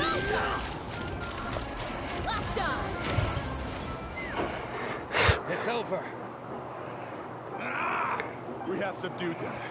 The operation is now over. All Eremite mercenaries and related personnel in the area have been arrested. You pitiful Dendro Archon dogs! You'll regret this! I'm afraid you'll regret it first. King Deshret will curse you, and you will all... Silence! Oh, Restrain them and take them back to Caravan Rebot.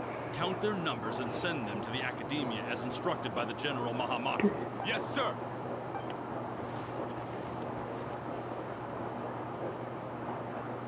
Mahamatra Sino, I will now take my leave. If you need further assistance, please come to Caravan Rebot and ask for me. Understood. You are dismissed. There they go. Let's talk elsewhere.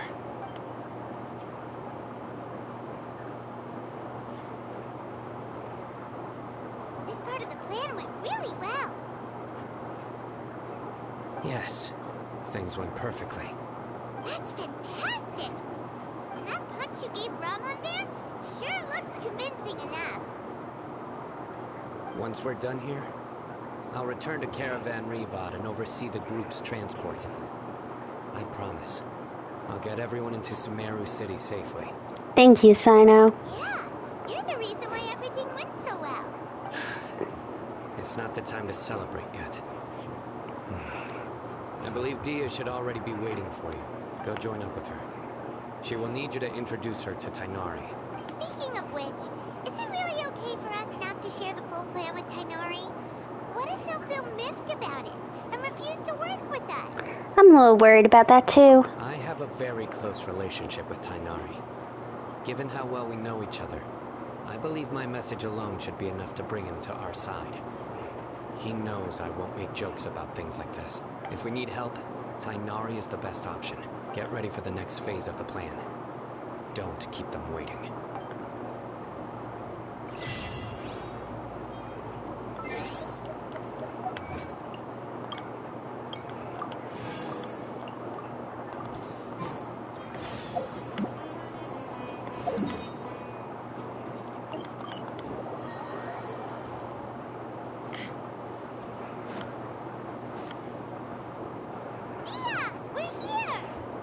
It's about time.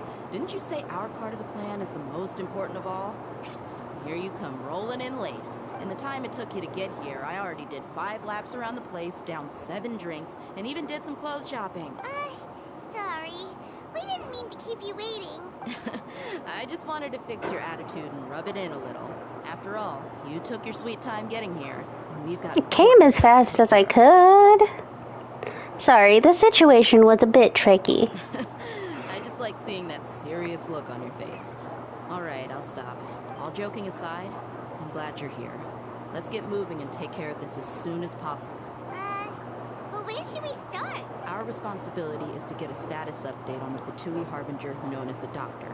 We need to make sure he won't get in our way when we rescue Lesser Lord Kusanali. Dealing with an institution that controls all of Sumeru is already hard enough. If the doctor were to crash the party, it would be next to impossible for us to achieve our goals. Yeah, we sure don't want him showing up. Ooh, he really gives Paimon on the creeps. Right? Hearing his name just reminds me of those stuffy old geezers in the academia. I'd rather not have to deal with someone like that. So, what should we do? According to the plan, we should first go to Pardis DI and ask for Forest Watcher Tainari. If all Hatham and Sino's sources are solid, then we can be sure that Tainari still has the Academia's trust. So, we'll find Tainari and convince him to get us the latest intel on the doctor. Then, depending on what we learn, we'll make any necessary adjustments to our plan. The sages have placed spies everywhere on the other side of the wall. I'll follow you as a bodyguard. I didn't expect you to become my bodyguard. You should be honored. I don't offer my services to just anyone, you know. Like, Paimon thought mercenaries would do anything for Mora. That's certainly true. But when multiple employers are vying for your services, you should always go with the best offer. Let's see. If I were to charge you a bill, I guess I can apply a discount. How much more do you want? Paimon's not sure we can afford it. How much do I want? Hey, how about paying me with a smile? What do you say? Huh? I haven't seen you smiling much recently. If you ask me, someone like you must look lovely when they smile. Come on, give me a smile so that I can be less worried. Thank you, Dia. Looking good. I hope this pretty smile will become our lucky charm. There are many kinds of smiles, but only a truly joyous one can bring blessings to others. Let's consider this smile a down payment for our future victory. Let's go. It's time to pay a visit to Pardis DI.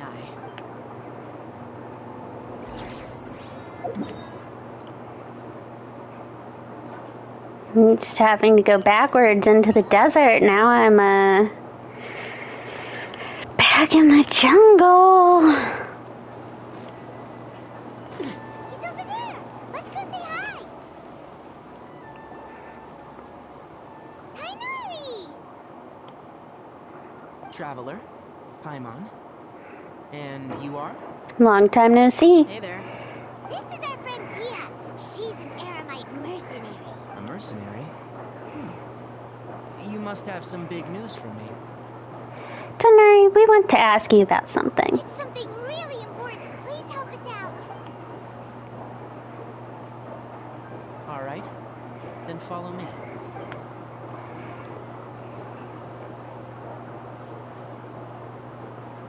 This place is better. We won't be disturbed by any passerby. Okay. What is this important thing you want to ask me? Have you ever met the doctor? I want to know where he is. The doctor? He's that strange-looking Fatui Harbinger with the mask. Paimon thinks he has blue hair. Yes, I know him. Actually, he left Pardis DI just a little while ago. He left already? Yeah. He came looking for me. Can I ask what it was about? Sorry to ask you like this after having just met, but your answer is very important to us. For now, all we can share with you is that your friend Sino is working with us. Sino, you say? Yes, I do say. I see. So that's why he hasn't been at the Academia. Okay. I'll answer your questions and will assist you any way I can. You don't have to tell me everything that's happened. Sino's name really does work wonders. You're not even a little worried that we might have made it all up? Despite having just met you, I can sense that you're the serious type. Between you, the Traveler, and Sino, none of you strike me as the type that would conspire to deceive me. You don't need to tell me anything you don't want to. I'll also get straight to the point. The Harbinger you mentioned came to me because he wanted to take the scholar Hypatia away with him. Hypatia? Why would he want her? What is he after? What do you mean by take away?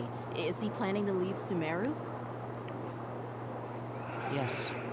He told me his return to Snezhnaya is imminent. So you mean you're leaving this place soon? Indeed. Otherwise, we could have perhaps talked a little more. I was just about to set out when I remembered something important. To that end, I made a final trip to Pardis DI. Let me ask, Have you been taking care of a scholar by the name of Hypatia? Your sources are accurate. No doubt because you've recruited many informants. But you're right. Hypatia has indeed been receiving treatment from me. Forgive me for asking, but how's the treatment coming along? Given the way you're asking, I assume you have something to say. Since you asked, I'll be frank. I would like to take Hypatia to Snezhnaya. It's incredibly difficult to transfer a patient. As a scholar yourself, shouldn't you at least be aware of this? Oh. I can't believe your utter lack of faith in me, to the point of even questioning my general level of knowledge. How unbefitting. Well, you're the only one who's ever made such a request. I have my ways of keeping her safe during the journey. In addition, I can also promise that under my care, Hypatia will receive the most advanced and effective treatment. I will personally supervise her treatment and see to her recovery. Would that be agreeable to you? Hypatia was born in Sumeru and remains a scholar of the Academia. Her situation has not become dire enough to necessitate her transfer to another nation. Transporting her to Snezhnaya is risky, and the potential benefits are unknown. As the person currently responsible for her treatment, I cannot possibly sign off on this transfer. Your suggestion is rude and reckless. I'll pass. I don't know much about the doctor, but after talking with him, I realized that just like many other scholars, but you do know about the doctor. That I've come to detest. It's not so much that he's looking down on others, but more that he's confident in himself and his abilities to a point of near insanity. I would never refer a patient to someone like him. Do you think he'll just give up on her? I prepared myself for a protracted battle of wits, and was really surprised to see him just give up on the topic. Still, his reaction really concerned me.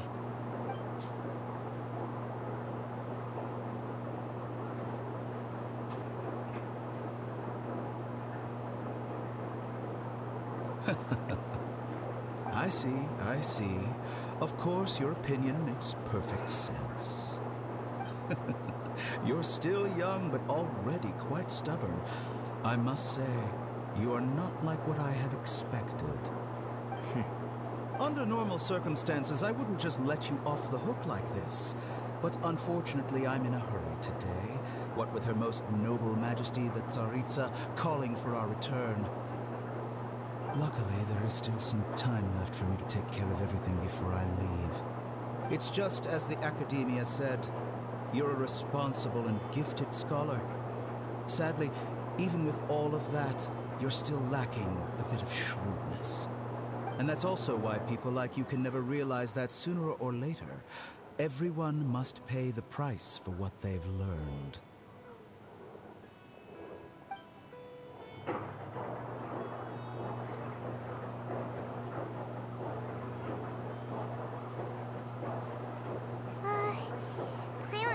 But feel like he's hinting at something unpleasant. He asked a question, yet didn't care for my answer. Perhaps I'm nothing but a talking rock in his eyes. Probably. He never came off as malicious, but an utter lack of compassion permeated throughout our conversation. From his tone, I can sense that he's always looked down on others.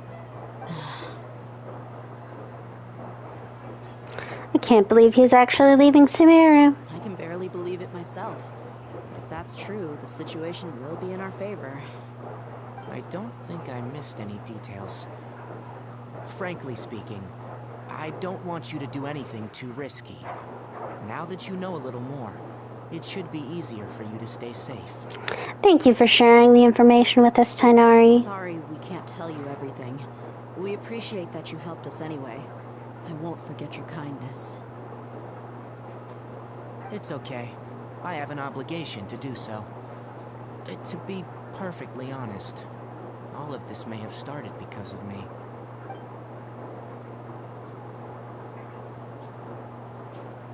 Recently, my master wrote several letters to me, asking me to return to the Academia and assist him with his research. Hasn't he already asked you several times before? Yes, but there's something off about this most recent batch of letters. The handwriting and the tone are both familiar, but some details have been omitted. My master will occasionally leave a few dots on the back of the letter. 1 dot means that he wrote the letter on a sunny day, and 3 dots stand for a rainy day.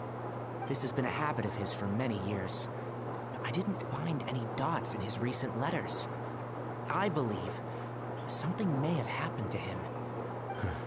I get it. Since you are always at Gandharvaville, you would like me, someone already working at the Academia, to investigate this matter, right? I'd like to ask you to do that for me, if you can keep yourself safe. Please withdraw immediately at the first hint of danger. I can do that, but I have a feeling it won't be that simple. The Academia has been working on a big project. I'm not quite sure what it is, but your master might be involved with it. If the higher-ups really are hiding something, then it will be difficult to remove myself from the situation once the investigation starts. If the situation becomes critical, I'll leave the Academia. If you don't see me there for an extended period, that's your cue. All right, we've got a plan. I'll stay at Gandharvaville to support you. If that scenario comes to pass, you must be extra vigilant. And be wary of any messages or direct requests from the Academia. I must say, I didn't expect a warning like this from the General Mahamatra. Being loyal to the Academia doesn't mean blindly doing whatever the sages say. I know what I'm doing. On that note, aren't you also being quite distrustful of your alma mater? The Academia, yes. But my master is a man of integrity. Even when I was a student, I was worried that he'd get in trouble for sticking to his beliefs. I suppose he's lucky to have lasted so long, but in the end, it's still caught up to him. I see. So you noticed something was up with the Academia from the very beginning. This may well be how Sino became involved in all of this. In which case, I must keep my promise and help you however I can. Also, if you run into Sino again, please help me pass on a message to him. Trust your own senses and experiences. I think this may be something he needs to hear right now. Okay, we'll find a chance to tell him. Thanks. Right. Now let's go hunt down this Harbinger. Oh, by the way, which way did the doctor go when he left Pardis Di?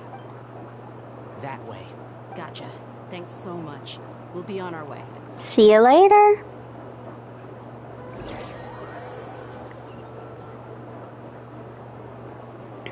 According to Tainari, the doctor is leaving Sumeru soon. I want to check if the doctor was actually telling the truth. He also said that he'll take care of everything before he leaves. What did he mean by that? We need to be extra careful when dealing with a person like him. Just to be safe, let's chase him and see what we find. But we have no idea where he went. How can we start chasing him? We'll do it the mercenary way. I'll find leads as we go. All you have to do is just follow me. That Harbinger may have tried to cover his trail, but he still left some traces. Or perhaps he never even thought about concealing his whereabouts. Maybe that's just how arrogant he really is. Yep, we're headed in the right direction. The traces are still fresh, but there's no sign of his entourage. Clearly they're in a hurry. It's just as I thought.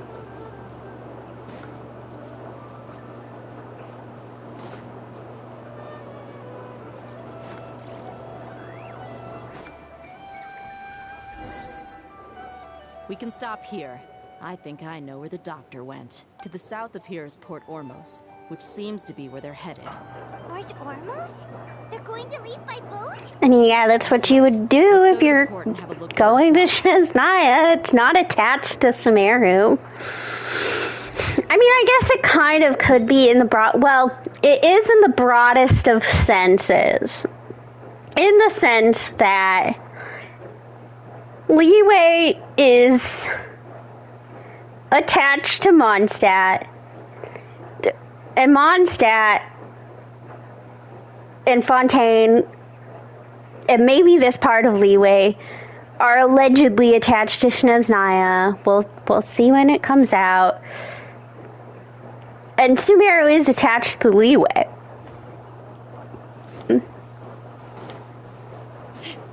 But again, that's all very broad attachment. It is definitely easier to just take a vote.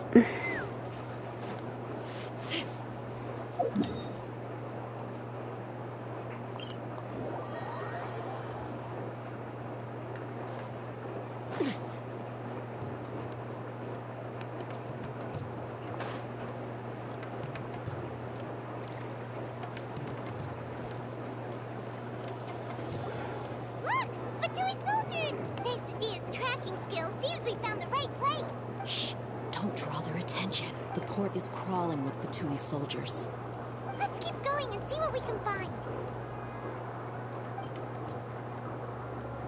Now this is a proper farewell ceremony for a Snezhnayan Harbinger. The Lord Harbinger is leaving. I've still only seen him once or twice. I used to hold a position in our homeland. Back then, the Doctor spoke in a very different way from the way he speaks now. Maybe the way people talk in Sumeru has rubbed off on him? It's always like that when you spend too long away from home. When he gets back to Snezhnaya, perhaps it will also take him some time to get used to the life there again. Huh? But, sir, that can't be right. No, I remember it like it was yesterday. Both his expressions and tones are now very different. Also, for some reason, he seems like he's all smiles now. You must be mistaken. Nobody's supposed to look happy when they're on a business trip.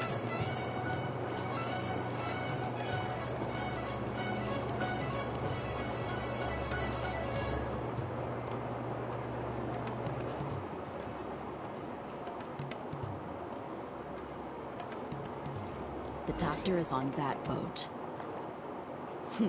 So he told the truth after all. He is actually leaving Sumeru. Let's get closer and find a place to hide so we can observe him.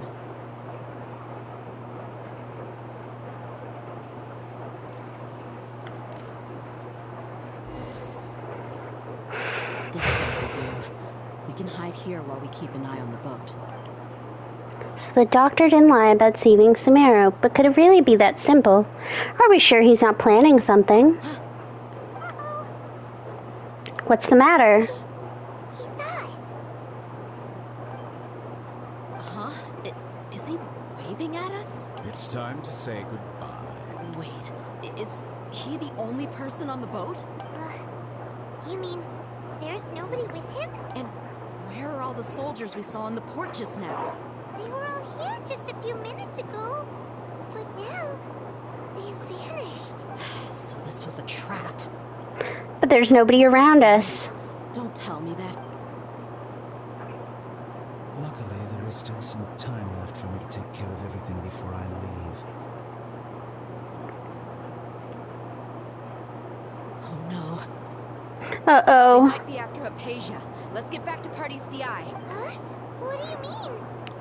I just remembered, Hypatia once connected her consciousness to the Balladeer. I'm afraid that she's seen something that she wasn't supposed to see. If I were the Fatui, I would also try to take her away. And if I couldn't... Oh no! Are you saying they're going to kill her? Let's go!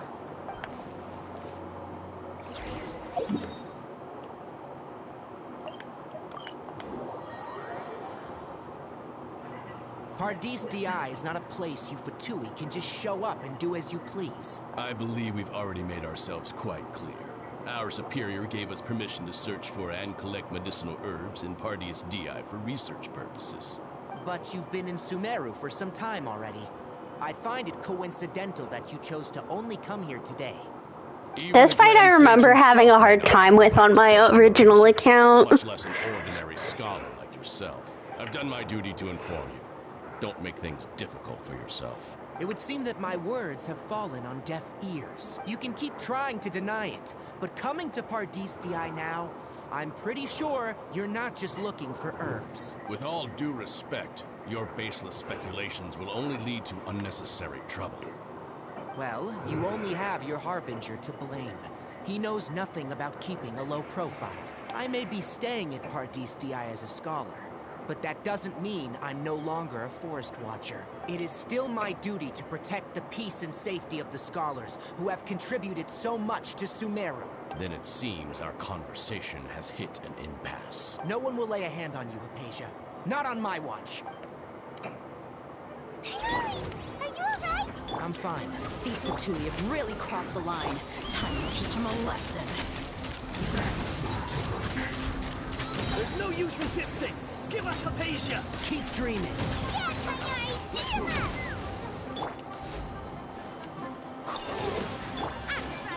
It's the fun! Midnight Phantasmagoria. Let's fly! I slipped up. This isn't good. The doctor's orders are absolute. Yeah? You've been someone's lapdog for so long that you don't know anything else now!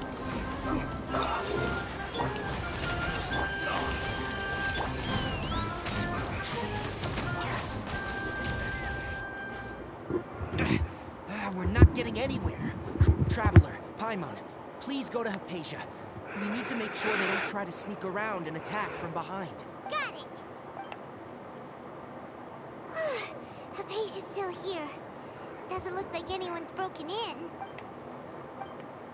She appears unharmed, but why is she so still?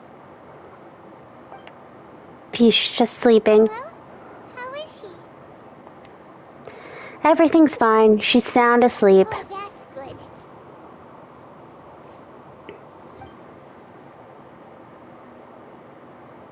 So, you think this is over? That voice.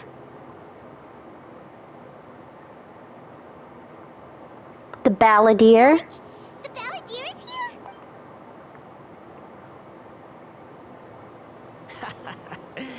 I've missed that look of abject horror. You've given me that look every time we meet. But, where is he? Paimon can't see him. So is he a spirit? A ghost? Wait. Is it because I made physical contact with Hypatia? Is the balladeer in her consciousness? I can hear all of your thoughts, you know. Don't you remember? I already saw you the first time you came to Pardis Di and made contact with Hypatia. What did you do to Hypatia? I didn't need to do anything. It is her honor to be able to connect her consciousness with me. Who are you talking to? It can't be the balladeer, right? That's impossible. I know you must be curious. I might as well tell you that I decided to enter Hypatia's consciousness the moment I sensed your touch. But why? I wanted to observe you on a fool's errand. Hey, Traveler! What are you doing? Paimon, stay quiet for now. My deification is nearly complete. All that's left now are just some final details. Do you understand? Even if you manage to rescue Lesser Lord Kusanali, it will be impossible for you to defeat a bona fide god like me. Is it wise to force that childlike god into a divine battle against A me? bona fide god. Sure. The Academia acted even faster than we thought. Scholars consider the god of wisdom to be the sum total of their faith. It's how they can justify reverence for a god as they construct it. But this also shows that humanity's worship of gods is a combination of blasphemy and exaltation. It's truly laughable. If you can hear my thoughts, I want to ask you a question. Yes. What is it? You're acting more friendly than usual, or am I mistaken? Yeah, I'm in a good mood, which is why I'm Hello. talking to you like this. But are you really okay with all this? The Academia plans to infuse your consciousness with divine knowledge capsules. This is extremely risky. Even if the Academia's theories are correct and you manage to gain the wisdom of a god, you would probably no longer remain yourself. You will become the new Greater Lord Ruka Devata for the Academia. Even if it means losing yourself, would you still want to become a god? Those words almost make you sound like a friend who actually cares, but you're wrong. I'm different from all of you. I was born to become a god. My entire life up until this point has just been a meaningless routine. I am glad that Paimon shut up. Just think about a sheet of paper. It was getting annoying. By itself, it holds no meaning. The content recorded on it is what gives it value. All I had recorded down before were some painful memories and boring human feelings. Such senseless drivel should have been erased a long time ago. Indeed, to me, the sight of you fools in your futile struggles is far more amusing. Tell me, just what has this world done for you to protect it with such zest and conviction? You wouldn't understand. I'm connected to your consciousness, so I can hear what you're thinking and sense the depth of your determination. This is a good conversation we're having. So here's a word of advice. Let go of your misguided guardian complex. You know nothing about the truth. It'll be for your own good, as well as everyone else's. Humans are a species that can only find bliss in ignorance. That's what you truly believe? Why did you keep your connection with Hypatia? Surely with the power you've come to possess, you can cut her off with just a thought. Ah, you've seen my affection for her. If you were in my position, I think you'd feel the same way. She peered into my consciousness and saw my past. Someone like that is qualified to become my first follower. All gods need followers. So Hypatia has been chosen. Her appearance heralds my imminent arrival at the throne of divinity, while her worship shall become my glory. Is that so? You're doubting me again? No matter. Soon, you'll know what kind of authority you're challenging. If you truly cherish your follower, you should protect her from harm. Who wants to hurt my devout follower? It seems that the doctor does not wish for her to stay in Sumeru and continue receiving treatment here. Isn't that a little suspicious? The doctor wants to hurt my first follower? Doesn't that make you mad? How very amusing. Has anyone ever told you that you're not good at sowing discord? The doctor has never known his place. Even now, the puny human thinks himself capable of interfering in the business of the new god.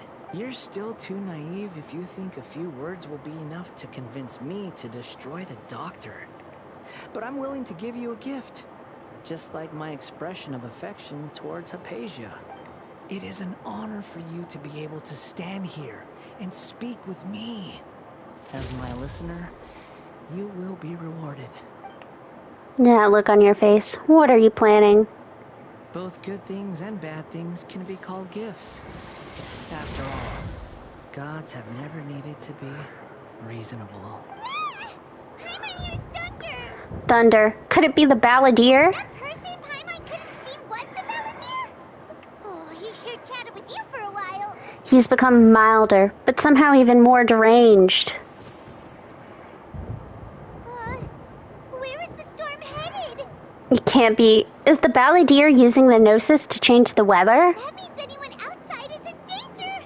Let's go. Tainari and Dia still must be fighting.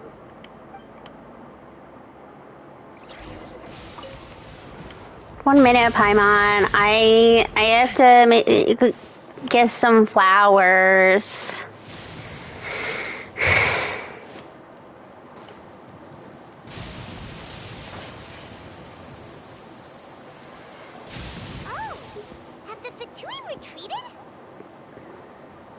Tainari and Deer over there. Hey, what happened to you? He's hurt.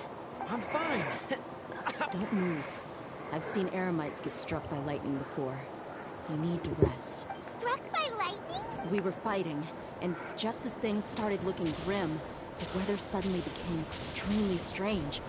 Lightning started attacking everyone, almost as if it were alive. Luckily, there were only two of us, and both of us were nimble enough to dodge most of the strikes. There were a lot of Fatui, though, and they were being torn to shreds by the bolts of lightning. With that, all the Fatui soldiers were forced to retreat. I'm really Why are sorry. you sorry? I might have triggered the thunder and lightning. It's all right. I'm sure you also never expected this to happen. Don't blame yourself. My wound aside, you look like you've seen something unpleasant. Is Hypatia all right? She's okay for now, but I want to tell you something. Hey, didn't I tell you not to move? Just in case. Let's go to Hypatia's place and talk about things there.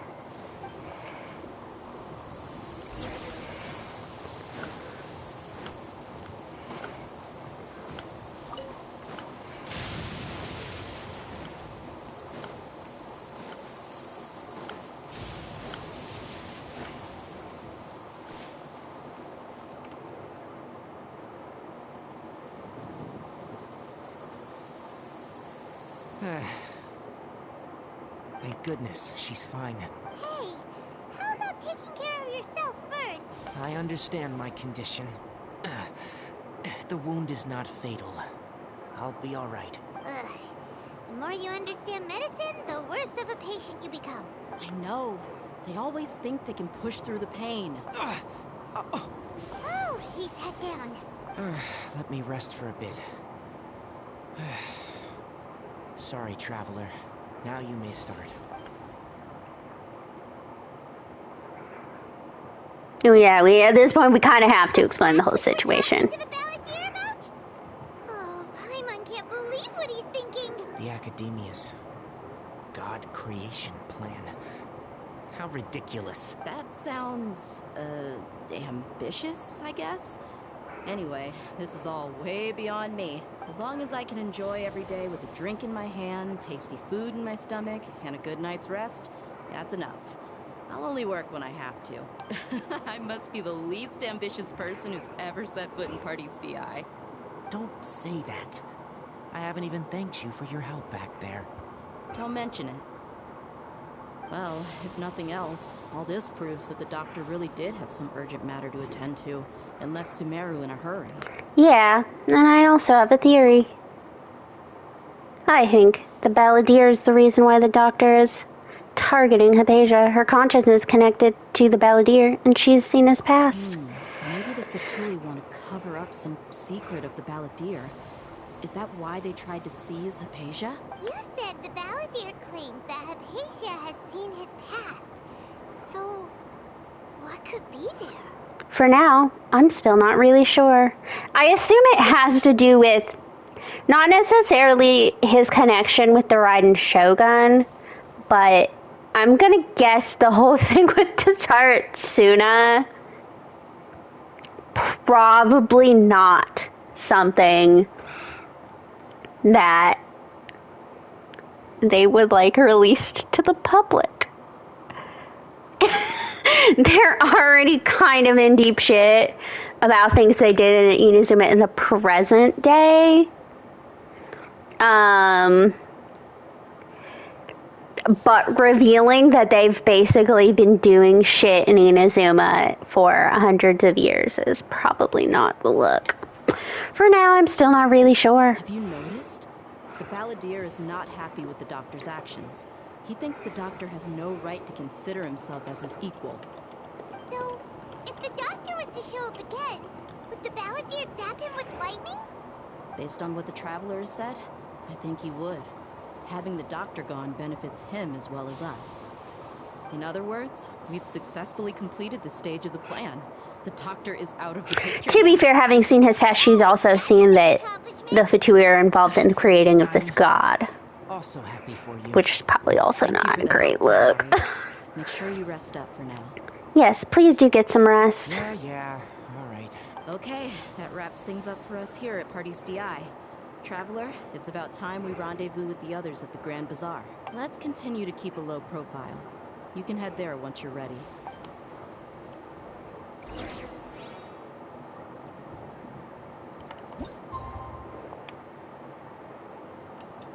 Oh, we gotta make it there in double time.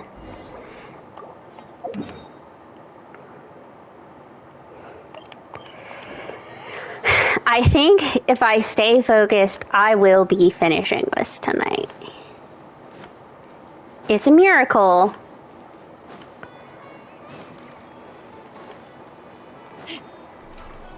And then I've decided I'm not gonna do Carrie Bear. because that will open Fontaine. How did everything go? Any luck with your missions? Let's report back one by one. I'll start first. We've made the necessary modifications to the Akasha terminal. In addition, the props required are also ready. I'll go next. The Traveler and I went to Party's DI. The situation was a bit complicated, but we found Tainari. Unfortunately, he was wounded during a fight. Who was behind it? Well, that's the tough part. What should I say, Traveler?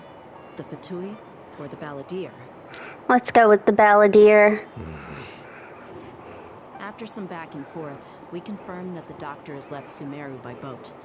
He has something urgent to attend to back in Snezhnaya, so we've successfully removed the doctor from the picture. Also, Tainari's already resting, so he'll be okay. Good. Oh, Tainari also asked us to tell you this message. Trust your own senses and experiences. All right. I'll remember that. Everything also went smoothly on my side. The Eremites should have arrived at their destination by now. To avoid alerting the quarry, they will stay there for now. I can't believe you actually got so many Eremites into Sumeru City. It's all thanks to Rahman and his brave team, as well as their bold strategy. It appears to have been very effective. I'm glad to hear it. Well, is that everything? Okay, this meeting is adjourned. Huh? Wait, you mean that's it? Well, what else is there to discuss? Shouldn't you end with some words of encouragement? You know, to fire us up now? Personally, I'd rather we all go home and get some rest. I'll hate them. You... Oh, and if you wanted someone to say something to that effect, then I must reiterate that I'm here to strategize and not to lead. So you should find someone more suited. Al-Haytham's muscles are what's going to motivate me, Dia. Then I should remind you that I'm the scribe. They're just very defined. A scribe is responsible for recording meetings, not speaking. Fine, whatever. Well, Sino doesn't seem to be much of a talker either. I guess that leaves it to my employer. Employer? Yep. The Traveler hired me. She asked for a smile as her payment. That's right. So come on, boss. What do you have to say for the team? Yeah, say something to boost morale. Let me think. What are you all doing here? Oh, it's Nilu! Hey, everyone. I'm not disturbing you, am I? Not at all. I was actually just about to go find you. Judging from the group and all your serious faces, you were discussing something important, weren't you? But you also look like you're up to no good. Seems pretty interesting. Welcome, Nilu. Would you like to join us? Huh? Join you? You mean you also want to discuss something important with me? Yes. Something very important. Nilu, are there any breaks in your performance schedule in the upcoming days? Huh? Wait, you're seriously inviting me?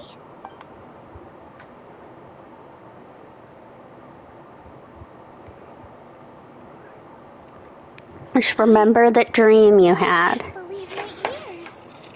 You are truly the bravest and most passionate people of Sumeru. Well, that I've ever met. Oh, right. The Traveler and Paimon are not from Sumeru, but you are awesome as well. That's right. I must admit that I'm a little scared, but I'll try my best for Lesser Lord Kusanali. If I can somehow use my abilities to help you, then count me in. Remember, believe in yourself. Okay. I'll get my friends at the Grand Bazaar to help us to... Just remember not to say too much. Be discreet. Yep, you got it. All the preparations are done. Now, can we finally conclude this meeting? Yeah, tomorrow we're gonna save a god. So, have you thought up what you'd like to say, boss? It's hard to believe everything that has happened till now. And our actions will bring change to many things tomorrow. Yep, it's a grand plan and we're all super awesome. That's right, so... just get a good night's sleep, everyone. Well said. A good night's rest before an operation can be the difference between success and failure. Thankfully, I've had my place to myself recently. It's been nice and quiet. Huh? Oh, nothing. Alright, let's all go home and get a good night's sleep so we can be up early tomorrow. Okay. So I guess that means it's time to say goodnight now. Yep, good night, everyone!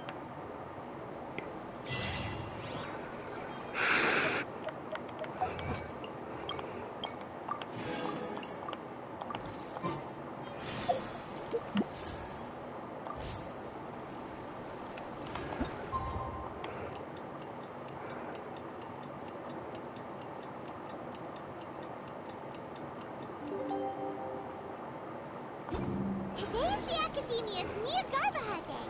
We can finally put our plan into action. Al-Haytham should be waiting for us. Let's go to the Academia and find him.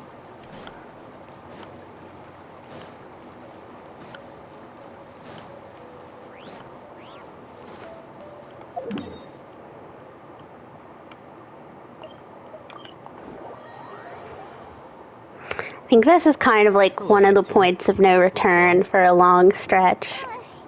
Not really. Hyman got too nervous thinking about today and didn't fall asleep until the sun was almost out. What about you, Al-Haytham? Naturally, I slept just fine. After all, a good rest should be considered part of the plan, since energy is an important resource. You just want to show off how calm you are. It's crucial to dissipate any tension before we execute our plan. The only thing you're doing is being annoying. Anyway, do you need me to go over the game plan again? Yes, just in case. Our target is Grand Sage Azar's office. Everyone in the Academia knows that's where the Grand Sage's console is. Only they can operate it. Many restricted commands and operations are executed via that console. I'm sure that console has a way to free Lesser Lord Kusanali. You know, Hyman's been thinking, what kind of technology could let the sages imprison even a god? That isn't something they could have accomplished with their scholarly talents alone. In the Sanctuary of Suristhana, there's a device of Greater Lord Rukkhadevata's that she once used to isolate herself while meditating. 500 years ago, the Grand Sage at the time modified the device so that it can no longer be controlled from the inside. They were effectively trapping one god with the power of another. So, how are we gonna get to the Grand Sage's office? Don't forget, today is Negarbaha Day, arguably the most important day to the Academia. The sages and core Academia personnel are busy loading the latest batch of research developments and legal decrees into knowledge capsules so that they can be entered into the Akasha. All the Darshan's researchers have their noses to the grindstone, and the Academia's grounds are flowing with all sorts of people. It's the perfect time for an infiltration. When the Grand Sage leaves his office to supervise the entering process, that's our cue to access the console and free the Dendro Archon. When you put things that way, the plan feels a bit unrefined. Well, yes.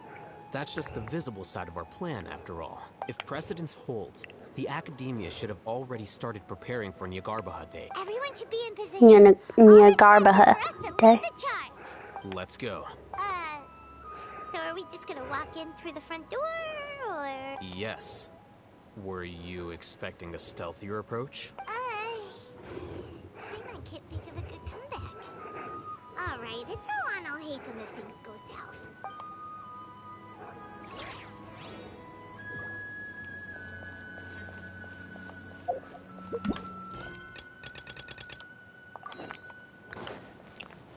Oops.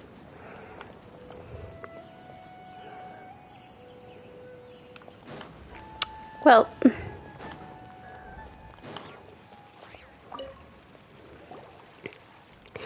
this paltry funding is by no means from my research. Excuse me.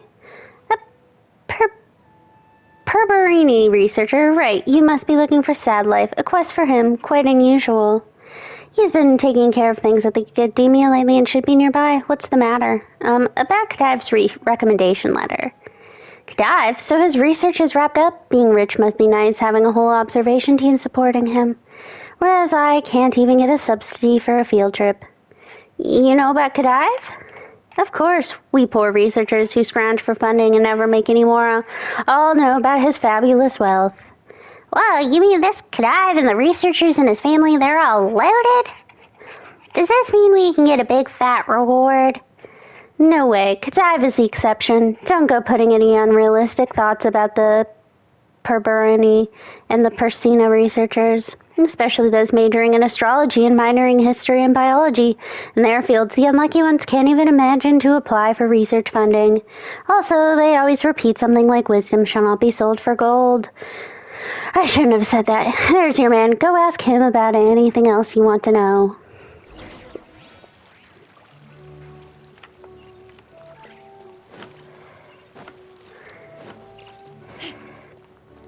Hello. But without those samples, excuse me, are you a Perberoni researcher? Yes, I'm the current Herbot. How may I help you? Scholarly inquiries, perhaps. You don't look like an academia researcher, though. About this recommendation letter. Was this letter really personally written by Kadive? Wait a minute while I read it. So his research at the chasm is going well. Research on fungi, aquatic environment, fossils, unique geological features, samples. Nice, perfect, astounding. He's still an astute scholar, an outstanding researcher. Of course, he didn't disappoint. I hate admitting this in front of an outsider, but the researchers of Persina are certainly gifted. Moreover, Kadive did emphasize your repeated and exceptional contributions in his letter. With your assistance, his researcher really was as smooth as a cat soaring in the air, wasn't it? Hearing it from him was enough. So, sorry about that. Another glorious chapter of Persina will be written in the record books upon his return to the Academia. And the 1,000-year friendship between Perberoni and Persina will be enhanced even further. Please accept my gratitude, traveler, on behalf of the Perberinis and Persinas. Oh, right, he also mentioned gifts for you, not a problem. Just a moment. Not another letter, please. Of course, not another letter for your hard work assisting Kadive's research. It's only fitting that you're compensated with Mora. But please forgive me. Today was such a busy day, I didn't bring any with me. If you would please wait here for a second. Another proud researcher, huh? But he seems really different from Kadive. He seems actually poor. Huh? We Perberinis are born researchers and never worry about something as mundane as money. It's just that we invest most of our money in our research. As for everything else, we tighten our belts. But this never interferes with our research. Rather, freedom from material things allow us to see the way to wisdom all the more clearly. I'll be on my way and get your payment soon, but before that, I must reluctantly make a request. Kadive referred to you as vigorous, experienced, outstanding, elite adventurer, the likes of which is rarely seen. If you would, I'm saying it, could you please do me a favor? Not long ago, I was exploring the desert alone for some geological research, and I didn't hire a guard because I was short on cash. I thought a quick trip would be safe, just get in and get out. But I got unlucky and ran into treasure hoarders on the way back. Though I managed to escape unharmed back in the city, the case with all my samples and notes was lost. The case is totally worthless to merchants and treasure hoarders, but to me it means the world. Priceless. I had no luck finding an adventurer kind enough to help. Traveler, can I ask you for your help, please? I'll help. I can't thank you enough. Without you, I don't know what I'd do. I marked the spot where I was attacked on the map here. The case must be somewhere nearby.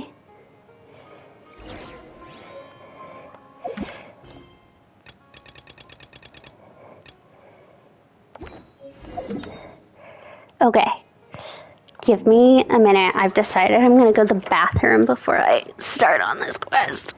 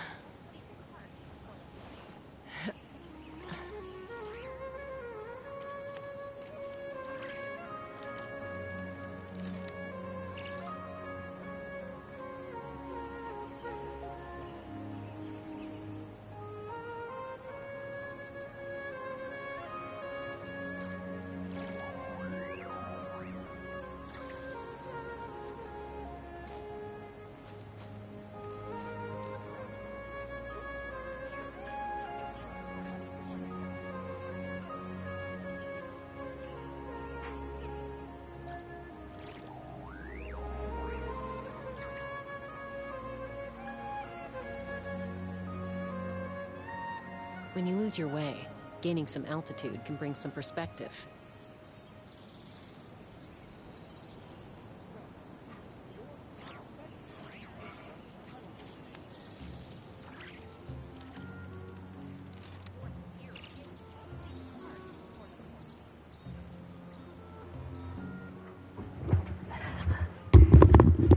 Okay. I don't think we should run into anything else, because we don't really have a lot of other quests started.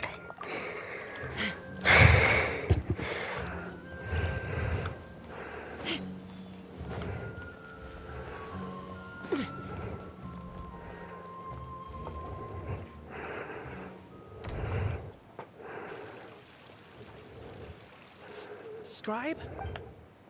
Please, wait. Are you Scribe Alhaitham? Calm down, Paimon. That's me. Is something the matter? I'm in a hurry. No. I was just surprised to see you here. I had heard that the sages were looking for you not long ago, but I didn't know what for. And, also, please don't bring outside guests into the academia. This isn't looking good. Outside guests? How did you arrive at such a conclusion? Your groundless inference shames the Haravatat Darshan. What did you say? I'm the top student in Haravatat, and I earned 3rd place at the last Inter-Darshan debate. 3rd place? Look down on me. That wasn't my intention. As your Haravatat senior, I just assumed that you possessed a greater aptitude for critical thinking. Look, based on what you already know, the purpose of my return and the reason they're here should be obvious. Is that so? Wait a moment. Let me think. Don't tell me the answer. The sages search for you. A blonde-haired traveler. Outside guests. So, from the start, the sages weren't looking for you, but this traveler? And you were gone from the academia for so long because... Hey, shh. Yes, you've proven yourself as the top student in Haravatat. I surmise you've arrived at the correct conclusion. As I expected. Please, forgive me. I wasn't thinking clearly just now. Thank you for getting me back on track. It's nothing. We'll be on our way then. All right. Thank you for your contributions to the academia, Scribe.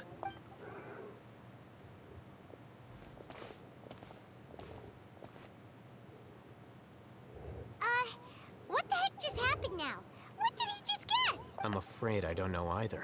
You have no idea? Mm-hmm.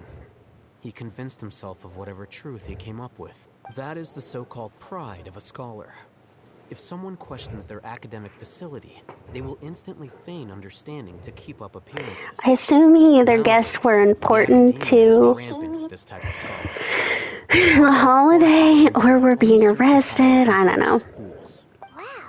So there are special ways to deal with smart people.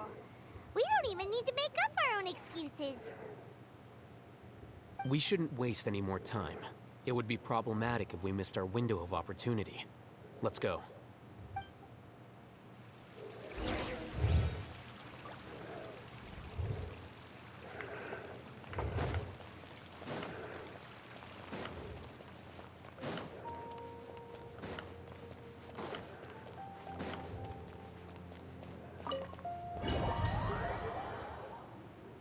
Point of no return. Is this the Academia's library? We haven't even been in here to steal from it. Indeed. Known as the House of Dana, it is quite possibly the most extensive special collections library in Teyvat. There are a lot of students going through here. Is it really okay just to waltz right in? The Academia marches to a fast beat, especially since it's Nagarbaha Day. They're all occupied with their own matters. Just act natural. Now, hurry along.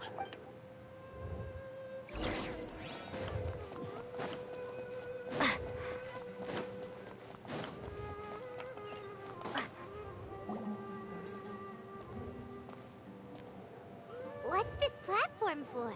It's a lift that Academia personnel use to access higher floors. I remember it was locked in, until this released, and so you could go in it, but it would just say activate, and then it wouldn't do anything, and it was so mysterious. No, Not right now. We can't guarantee that we won't run into the Grand Sage. Let's step back and observe for now.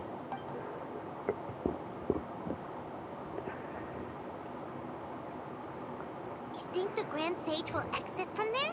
And after he does, we'd sneak past him? Oh, Paimon thinks that's really dangerous. Who knows? However, if we can confirm Azar's current location, our operation will be much safer if we... Allow me to offer you a hint. If you wish to know his location, look behind you. You're... What's Grand Sage Azar doing here?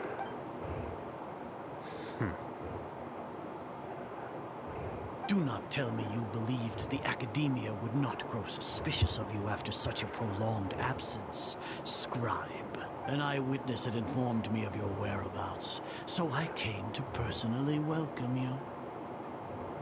Grand Sage, I didn't expect you to care so much about me. I'm truly flattered. I'm sure, but compared to you, I am far more interested in these two unexpected guests. You are the Traveler and Paimon, correct? It's a Probably. pity that only now have I been afforded the opportunity to formally meet two of Sumeru's most esteemed guests. I do apologize for my lack of decorum. Let's talk. Excellent. You immediately initiated discussion instead of attempting to prepare some perfunctory excuse. You clearly understand the situation at hand and have no intention of making a reckless stand. The foot traffic here renders this place unsuitable for discussion. Please, follow me to my office.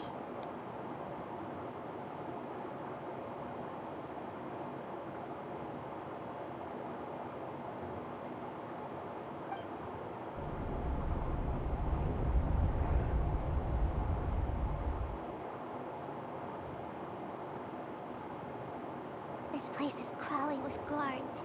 There's no way out for us. All right then, Traveler. What did you wish to discuss with me? Today is Niagarbaha Day, so I still have many responsibilities to attend to. There is little time for idle chit-chat before I detain you all. The Fatui have ulterior motives. You seem to know quite a bit about our endeavors. If that is so, then you should be praising our great work, rather than using your trivial misgivings in a futile attempt to sway me. Trivial? Then tell me, what do the Fatui want from me? A gnosis. Worthless. Those are all completely worthless. Benefits, divine power. These materialistic words do nothing but debase our great work, creating a god. Yes, we are using human wisdom to create a god. If humanity cannot attain omniscience and omnipotence, then we shall create a god to reveal them. This is the pinnacle of human wisdom. We shall regain a god's guidance at long last. No longer will we flounder in the interminable void of consciousness and knowledge. Even Ermin's soul will be freed from its plight. For our nation of scholars, this is the ultimate aspiration. No cost is too great to realize it. You say it's the pinnacle of human wisdom, but in the end, you're still relying on a god. You will never understand the rapture of having a god be born within your very hands. With your degree of knowledge, you cannot even comprehend such an emotion.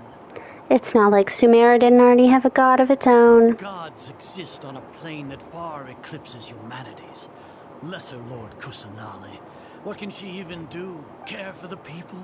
Fend off sandstorms? Fabricate silly fairy tales? These are but child's play for the Academia. Does that make us equal to the gods? We are a people favored by Greater Lord Rukkhadevata. Though I may have personally not seen it, our forefathers bore witness to true wisdom. The ascension of the Lesser Lord has brought nothing but bewilderment to the scholars. They all ask, is that truly what true wisdom is supposed to look like? With that in mind, it is better to keep her isolated in the sanctuary of Surasthana, so our academy will not become embroiled in turmoil. What a pathetic justification! Do you really think that only the super smart or powerful should be able to call themselves gods? The arrogance of scholars. As per your judgment, Grand Sage, They are indeed dangerous individuals. Not only are they acting against the academia, but their ideologies have the potential to lead scholars astray. Looks like there really was merit in my assignment. Haytham? Are you talking about us? Anyway, I've brought them to the academia as ordered, but it took some time and trouble. Oh, that reminds me. Here's the investigation report you had requested. It's a summary of my time spent with the Traveler. An array of information about her ready for your perusal. Haytham? So you're still on the academia side! We finally started to trust you! Haytham, you...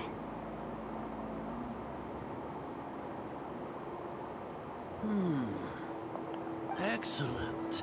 Detailed contents with no errors.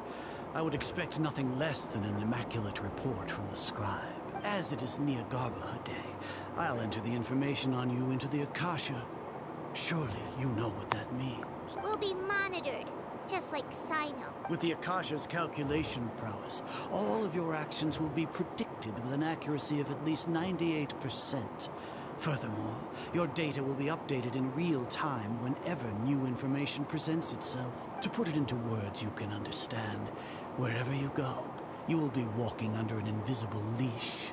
This is Sumeru's greatest penalty for dishonest persons. When you say dishonest persons, does that also include General Mahamatra? Are you not familiar with the concept that great responsibility begets an equally great suspicion?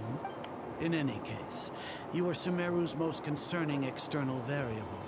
Locking you down will greatly decrease the chance of any undesirable outcomes coming to pass. You're despicable! Despicable? Perhaps from your perspective, but I suppose you had mentally prepared yourselves for this, no? What do you mean? Your ploy was to sacrifice the Traveler here, was it not?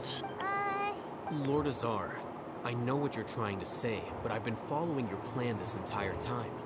Why are you doubting me at this juncture? Must I delineate your entire plan? Very well. I will spell things out. First off, I received an eyewitness report that you were spotted with the Traveler at Caravan Ribat. However, you immediately departed for the desert and escaped surveillance range.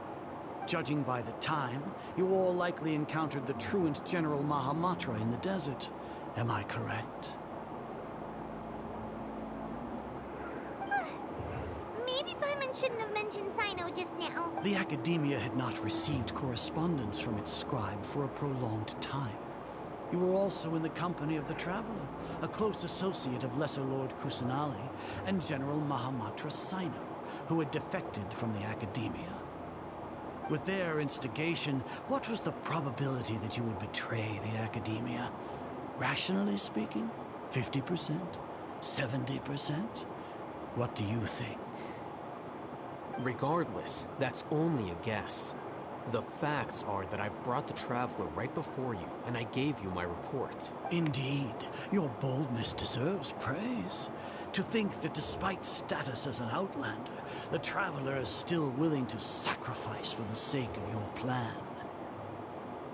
If I'm correct, you have a contingency plan to save Lesser Lord Kusanali and ruin our great work. Sneak into the Academia on Nia Garbaha Day, using Alhaitham's status as the scribe. For there is a good chance that an opportunity to save the Lesser Lord will arise. Should your intentions be discovered, Alhaitham will turn traitor and sacrifice the Traveler, thus proving his innocence. He can then stay inside the Academia and continue searching for a way to proceed forward. As for Sino, according to the Akasha's calculations, he will soon return to the Academia and confront me in person. I suppose this is also a part of your plan? You'll see me as a traitor regardless of what I say. No, even if you impugn me, it would have little effect on you all. You misunderstand. Losing our scribe would irreparably damage the Academia's regular operations and the development of Sumeru's future academic systems. However, under the current circumstances, even that is trivial compared to what we stand to gain from our great work. You said that I betrayed the Academia, but you, Azar, you've betrayed all of Sumeru betrayed its Archon. So flight is turned to fight at long last. Guards!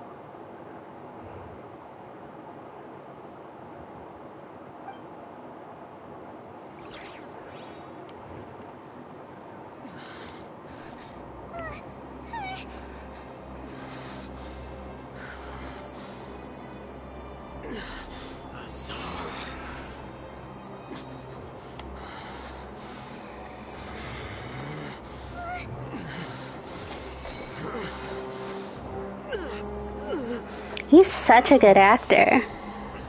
Well, what do we have here? So you stole that divine knowledge capsule. Traitor! You traitor! Even the most rational scholar will yearn for the power of a god in a moment of desperation. Aren't you doing the exact same thing as me, Alhaitham? Unfortunately for you, no god will lend you their power. Azar!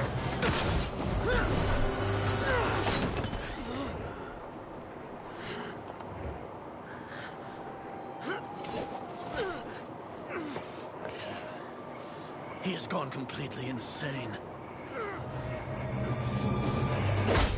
Oh, that had to hurt. I mean, I know they get him up and walking at a later date. And exile him to Aru village. Then find someone to take these two to the confinement room. I'll deal with them later. Grand Sage, we've finished all required preparations for Nyargarbahate. We may begin to enter the capsules now. Excellent. You may begin.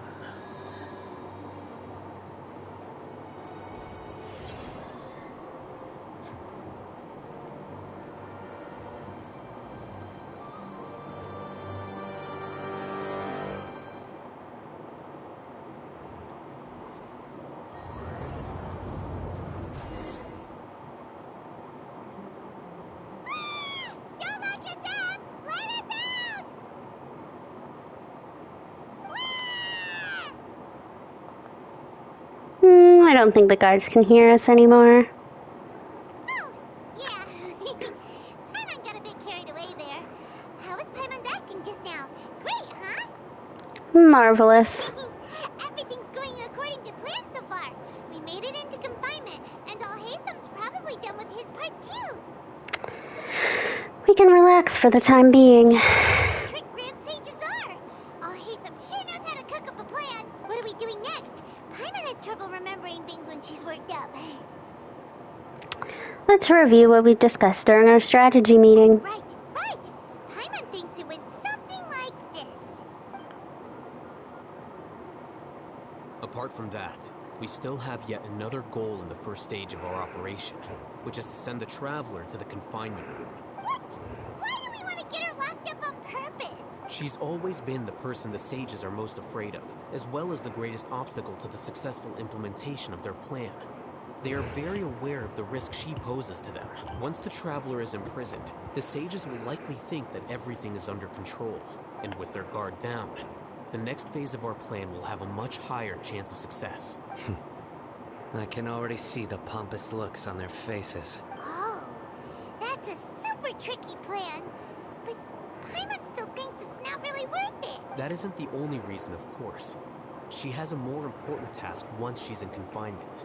According to the Academia scholars in Ramon's custody, Lesser Lord Kusanali has sealed off her consciousness in the Akasha ever since she was captured by the Doctor. That way, they can't pry any more information from her. Even if we break into the sanctuary of Surasthana, it will take time to awaken Lesser Lord Kusanali's consciousness. We need to do that in advance. So our job is to wake up Nahida! Okay, totally worth getting thrown in jail for. The confinement room is inside the Academia, close to the sanctuary of Surasthana. It's a completely enclosed space, and you won't be receiving any visitors. I'll work with Ramon's scholars to make some modifications to your Akasha terminal. Once you're in, get as close as you can to Lesser Lord Kusanali and try to connect to her consciousness. However, as for whether she'll actually wake up, that will depend on our luck. Oh, no wonder you've been wearing your Akashi terminal today. It's the one that Alhaitham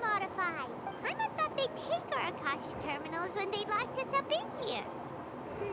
Were they being careless? I assume it's to monitor us.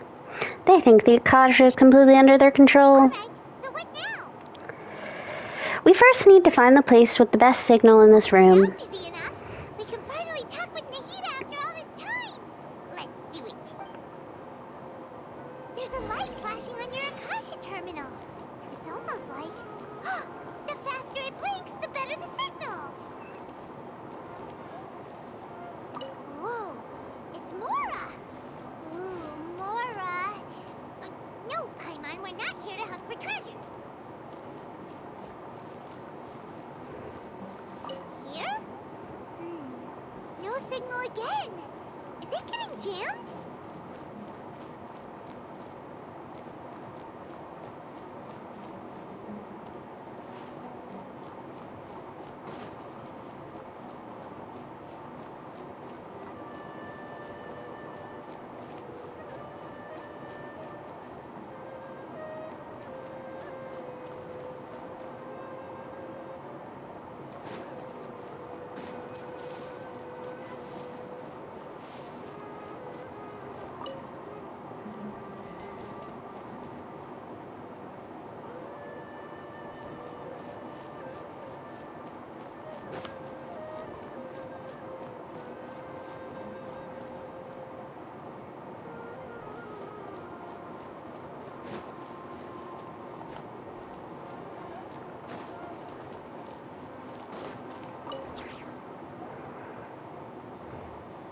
I remember getting frustrated about that section. Is this the right spot?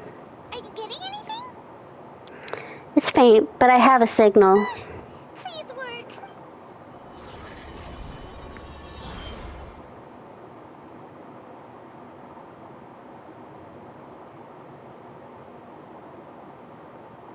Is this a realm of consciousness? Is this an answer from this world?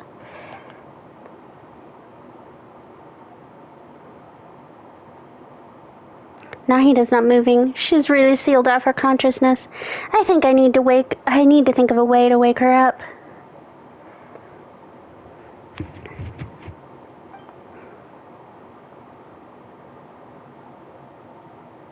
What is this? It looks like some sort of barrier. Is Nahida using this barrier to isolate her consciousness from the outside world? Nahida! Hey, Nahida!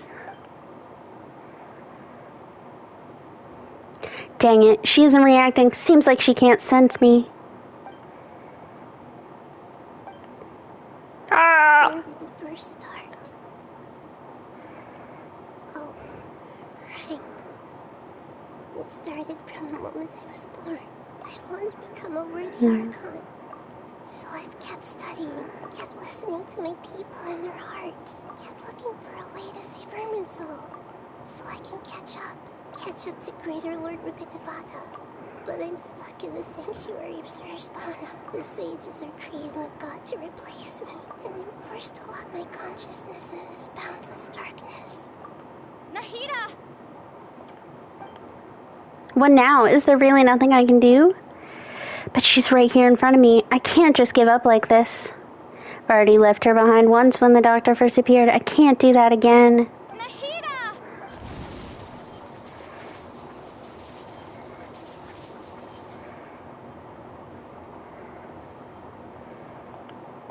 It's so quiet here. Now that I think of it, I don't think I've ever actually listened to my own inner voice. Do Archons have them? Should Archons have them? Have I been doing the right thing? Am I really not needed? How do I really feel about all of this? It's so quiet here. Since you're the god of wisdom, you've known the answers to all these questions since the very beginning, haven't you? Who are you? Whose voice is that? It sounds familiar. You're right, though. I won't ignore my own voice anymore.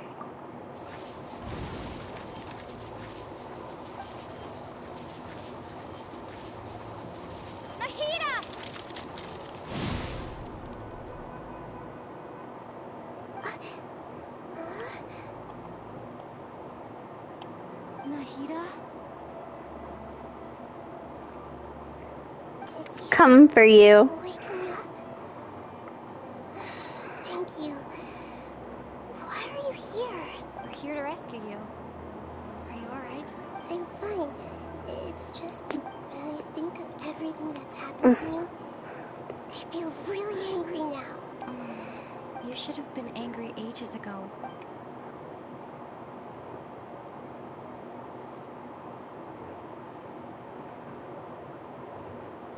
Huh? Oh, you're back! How's everything? We're done here. Wonderful news! Great! We weren't locked up for nothing. When you went to wake up Nahida, Paimon was listening for any sounds outside. You were out for a long time. There are fewer and fewer scholars going about now. You think everyone's done with their Nyagarba Hade stuff? I guess they finished entering all the knowledge capsules. Yep, so that means our next act is Nilou's performance.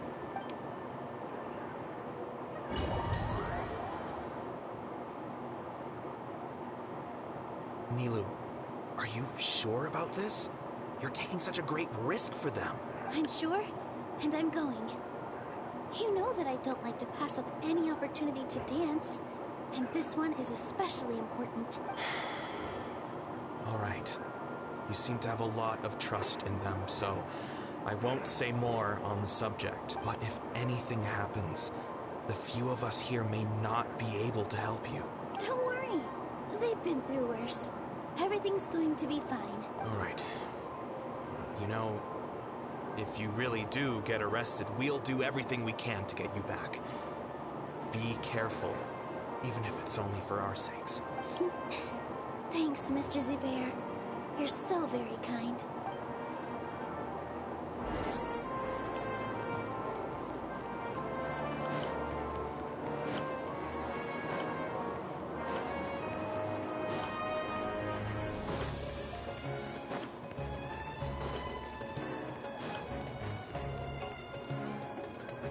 Nilou, how's it going? Definitely more than usual. But it's because I'm worried I won't dance well enough. It's okay. Just focus on your performance. We'll take care of everything else. You sure know how to talk. Taking all the credit, even though we came here together to help out. Well, thank you both. I'll have to treat you to a meal after all this ends. I really, really appreciate all of your help. Ooh, that sounds great. Huh. How can we say no to that? All right, let's get back to business. Nilou, we'll be here to keep people from going to the academia so they don't interrupt your performance. I was planning on telling them something like, the academia has been conducting a weird experiment, and some of their test subjects escaped. It's really dangerous there, so stay away. Oh, you couldn't think of anything better? Oh well, I guess it does sound like something the academia would do. It's kind of what they are doing. I'm counting on you guys. Don't worry, it'll be a piece of cake.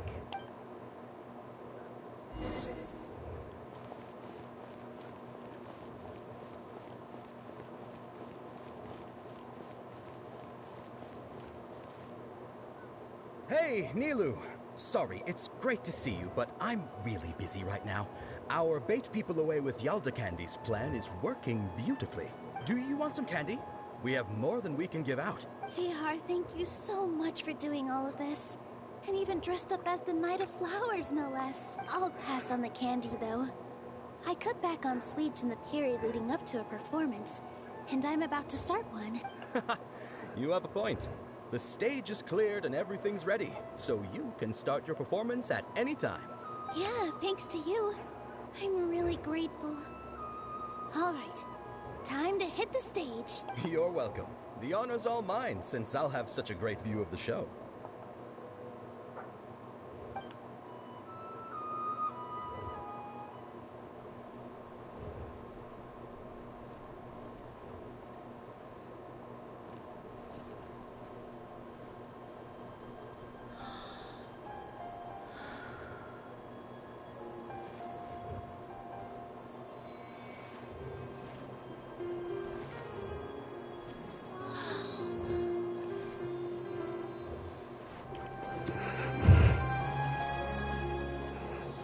Does anyone wonder how our little performances put such magical, sparkling things in the air?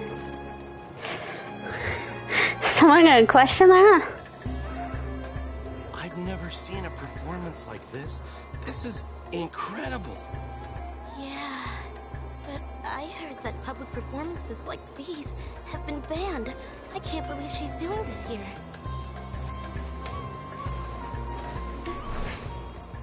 Grand Sage, there's some commotion outside.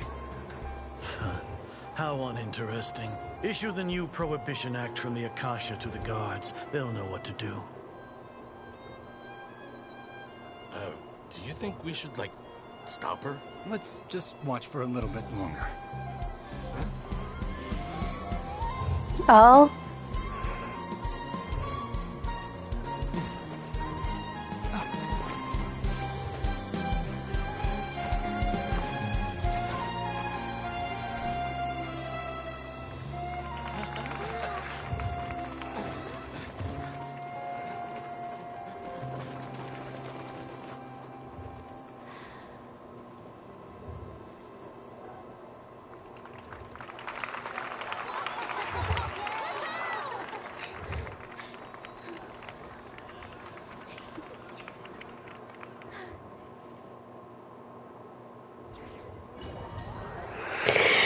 Now comes an annoying section. Did you hear that? It sounds like a lot of guards just ran by. Does this mean the plan has moved on to the next stage? Certainly sounds like it. Yep. It's great that everything seems to be going well. Come to think of it, when did Al-Haytham replace the knowledge capsule that was about to be entered into the Akasha? Oh, when he pretended that he had been corrupted. Oh, so that's when he did it! Paimon was too nervous to notice. Speaking of, didn't Al-Haytham also yoink the divine knowledge capsule from that mercenary leader in Port Ormos when everyone else was distracted? Oh, it's a time-tested trick of his. He can maintain his composure when things get chaotic. Why are we complimenting him? Yeah, he's smart and all, but he still makes Paimon's blood boil. He doesn't make my blood boil, Paimon. Let's review our plan for this stage again. It's not like we have anything else to do right now anyway, and it'll help us feel more confident. Paimon remembers that Nilu's task was supposed to go a bit like this. Now that Lesser Lord Kusanali's consciousness has been forcefully sealed, the core figures of the Academia and their guards have started to wear their Akasha terminals again. With the Doctor's technological support, they think they have nothing to fear. How despicable of them to rely on such a person. But this is also our chance. I was originally asked to draft the knowledge capsule for the Artistic Performances Prohibition Act when I was still at the Academia. It should be on the Grand Sage's desk right now, and will be entered into the Akasha during the next Nyagarbahad Day. Are they really going to stop all artistic performances? That's horrible! I'll make an identical knowledge capsule, but this time, I'll smuggle some misleading information into it. We only need to find an opportunity to switch the capsules. Once it's been entered into the Akasha on Nyagarbahad Day, if someone were to be seen performing in public, the sages would definitely use that opportunity to announce the ban. And so, the misleading information will be disseminated amongst the guards. Sure sounds complicated. But it seems like if everything goes well, we'll be able to get rid of all the guards in the Academia without any effort. That's pretty clever, getting right into their heads. I just have one question. Even if we manage to get the misleading info out to the guards, how can we be sure that they'll believe it? People who are used to relying on the Akasha become less inquisitive, and their ability to distinguish truth from misinformation is significantly reduced. They will view everything the Akasha releases to them as the unequivocal truth. The Akasha will turn humans into machines. I've seen it happen many times. Yikes. Good thing I didn't wear it for long when I was working in Sumeru City. At first, I thought it was a good thing too. By the way, this plan still requires a performer, right? Do you have someone in mind? Nilu of Zubair Theater. I know her really well. We can trust her.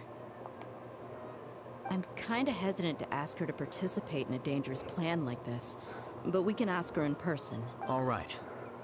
After the guards in the Academia are gone, then it'll be time for me and my stowaway brothers to shine.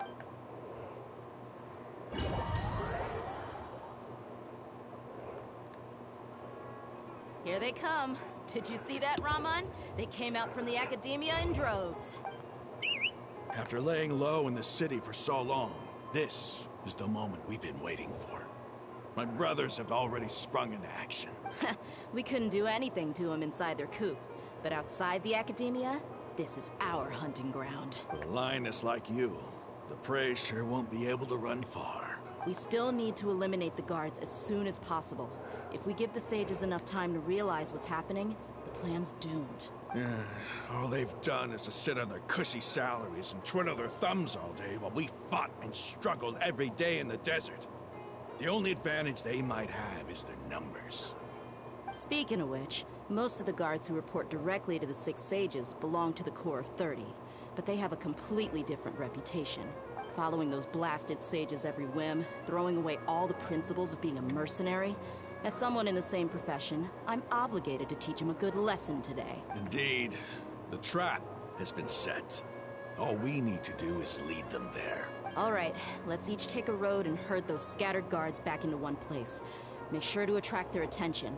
Isak will be the key. You gave such an important task to that child. Will he be okay? It'll be fine. Isak was so determined to help, so let's put our faith in him. Besides, even if he's caught, the guards would be too scared to do anything to him. They've never seen Lesser Lord Kusanali in person, after all. You've got a point. Anyway, I think I see them coming. Let's head out. Good luck.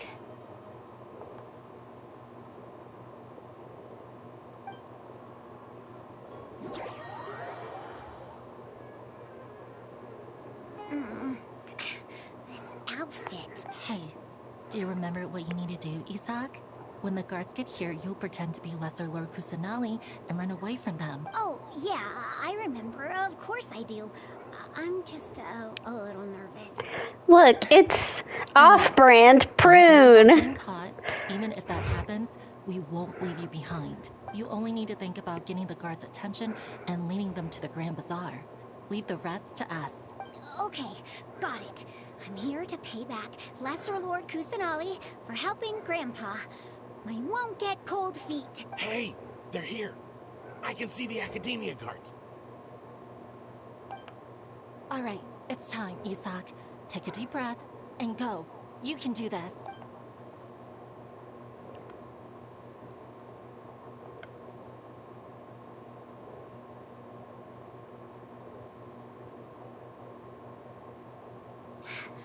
Why is there a guard over there? Did he already run ahead of me? This is different from our plan. But there's no time. I need to make a choice.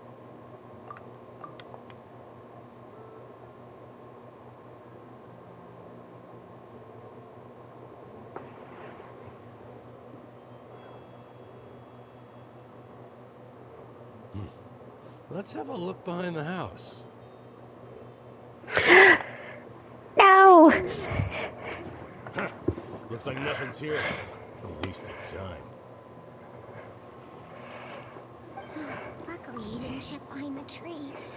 What should I do next? The guard looks alert. What should I do next?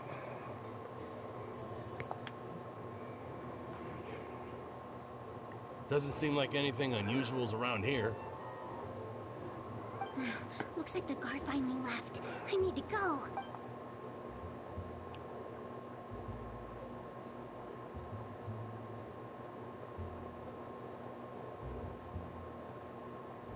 Hey! Lesser Lord Kusanali is over there! Stop! What? Lesser Lord Kusanali? How did I not notice that? They found me. This is bad. Where should I go? The target suspected to be Lesser Lord Kusanali has escaped into the Grand Bazaar. Assemble and arrest her! I think I had a hard time because in my first thing I picked, like, find an opportunity to dash out rather than be patient and wait. Did we lose her? Hurry up and find her! Hey, why is your team here?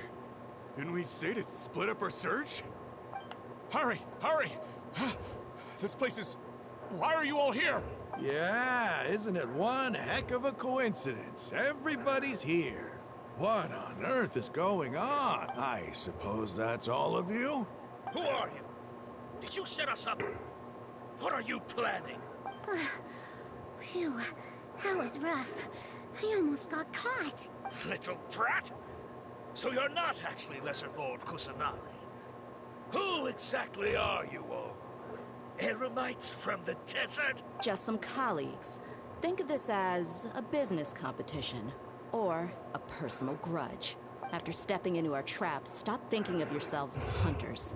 Behave like the prey you are.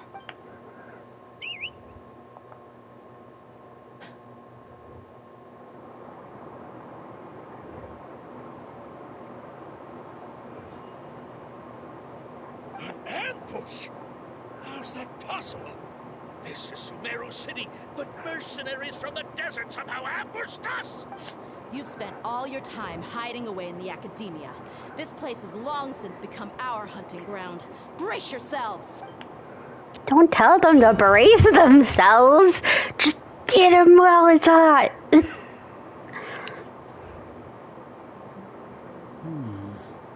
This is odd. The academia has quieted down after the conclusion of the Niagarbaha Day ceremonies, but it's much quieter than usual. Where are the guards? Why have I not seen a single one? Guards? Guards! Grand Sage, how may I be of assistance? I called for the guards. Why did you come? My apologies, Grand Sage. Right now, all Academia guards have entered the city to perform the ordered arrest. I thought you knew. Arrest? Who is there to arrest? I have an ominous feeling. Arrest Lesser Lord Kusanali, right? Is that not what the order was? Lesser Lord Kusanali? You mean she has disappeared? Yes. I wouldn't dare make up something like that. Right now, everyone is in a panic, and many are saying that Lesser Lord Kusanali will take revenge on us. What happened? Just what is going on? Lesser Lord Kusanali somehow escaped. Was it Alhaitham and his party that freed her? That's impossible. The Academia is heavily guarded today, and any order to release Lesser Lord Kusanali would be strictly confidential. Besides, Alhaitham and the Traveler are already in our hands. What manner of trickery do they employ? How could Lesser Lord Kusanali disappear into thin air? Disappear? Wait. How was the arrest order distributed to the guards? It was issued by the Akasha earlier today. Only you have the authority to send messages like that, so I thought it was your order. Let me check.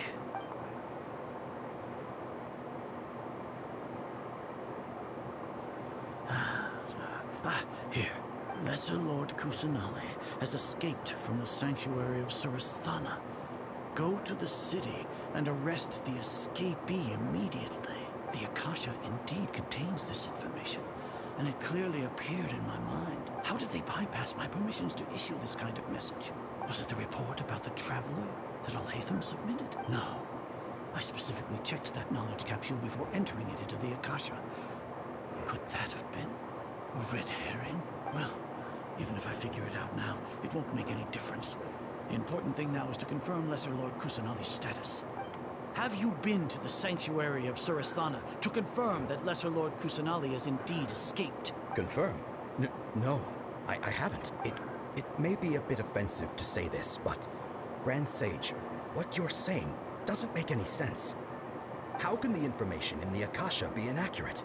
What the Akasha decrees is fact. That is common knowledge to all of us. If we have to confirm the information and knowledge from the Akasha ourselves, then how is that any different from us learning that information ourselves? Wouldn't Greater Lord Rukkhadevata's legacy lose its meaning that way? In the beginning, it was I who asked you to believe in the Akasha, to believe in the legacy left by Greater Lord Rukkhadevata. Are you trying to use my words against me? No, Grand Sage.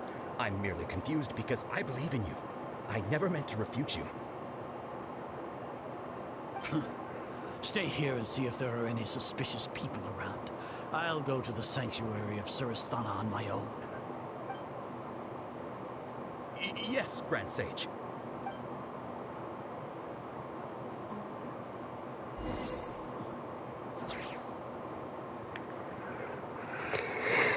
He arrives alone. Kusanali has escaped from the sanctuary of Surasthana. Go to the city and arrest the escapee immediately. How can that be? Stop thinking about it. Stop. It must be a trick of theirs. As long as I personally confirm it. Ah! Impossible. That's impossible. There must be something wrong with my eyes.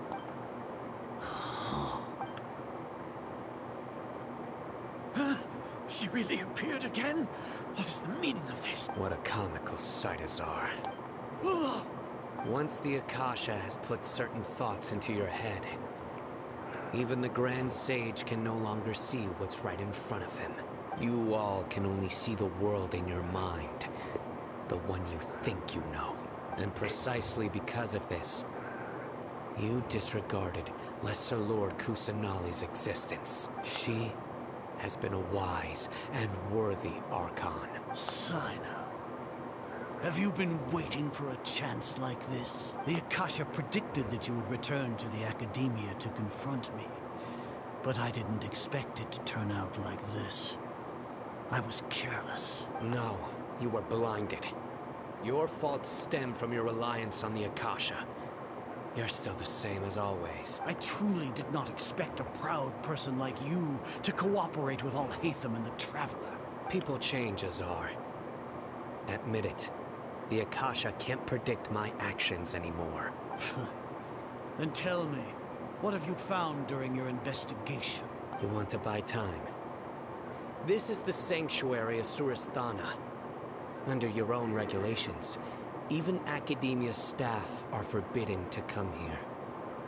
No one will come to save you. As for the investigation, I've at least confirmed that you are guilty of insurgency against the Archon. A serious crime. So what? Did you do all of this so I would plead guilty in front of you, General Mahamatra? No. I want you to plead guilty in front of the Archon herself. You once said that I had no standing to judge you. So now, how about judgment in the name of a god?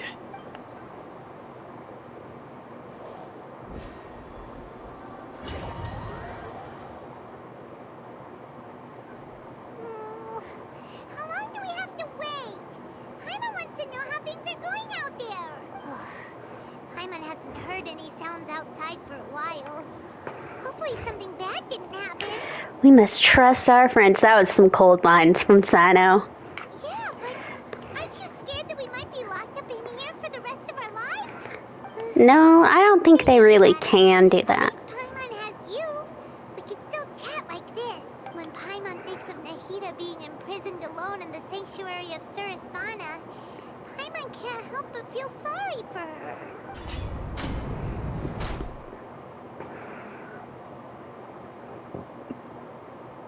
Here comes your savior.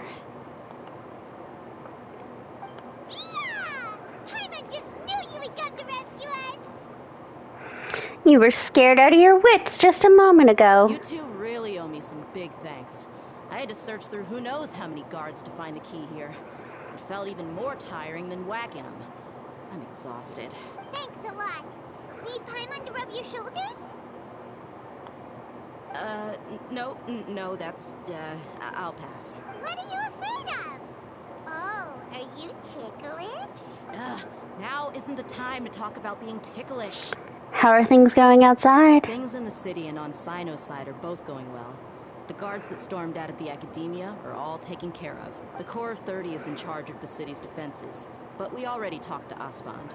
They've been fed up with the sages bossing them around. As long as it doesn't break their employment contracts, they'll turn a blind eye. That's probably because you've been super great friends with them for a long time. So, how's Sino doing? The Grand Sage is in his custody. Even I know how terrible it is to fall into Sino's hands, so he probably does too. Sino forced him to release Lesser Lord Kusanali. He has no choice but to obey. So, hurry to the sanctuary of Surasthana. Assuming nothing weird happened, we should have already rescued our Archon. That all sounds amazing. Honestly, I didn't expect our ragtag bunch to do this well. We just came together last minute to save the Archon, you know? Alright, you two better go. I still have to clean up some messes in the city. See you around.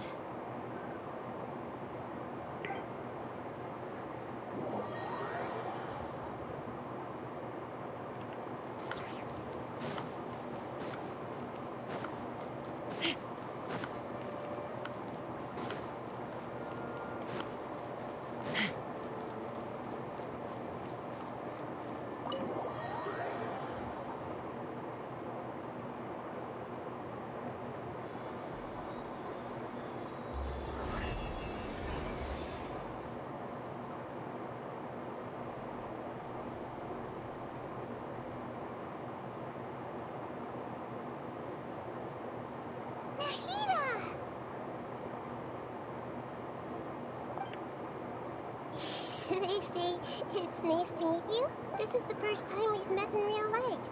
Before, we've only met in dreams, consciousness, or when I was in someone else's body. We finally meet, Nahida. Thank you so much for coming to rescue me. But I also need to apologize. During this time, I did some self-reflection. My sense of inferiority and yielding to the academia led to all of this, and created so much trouble for you all. Don't worry about it. You've also helped us a lot. Exactly! We're here because you're a good Archon and one of our friends! Thanks, you too. Amazing.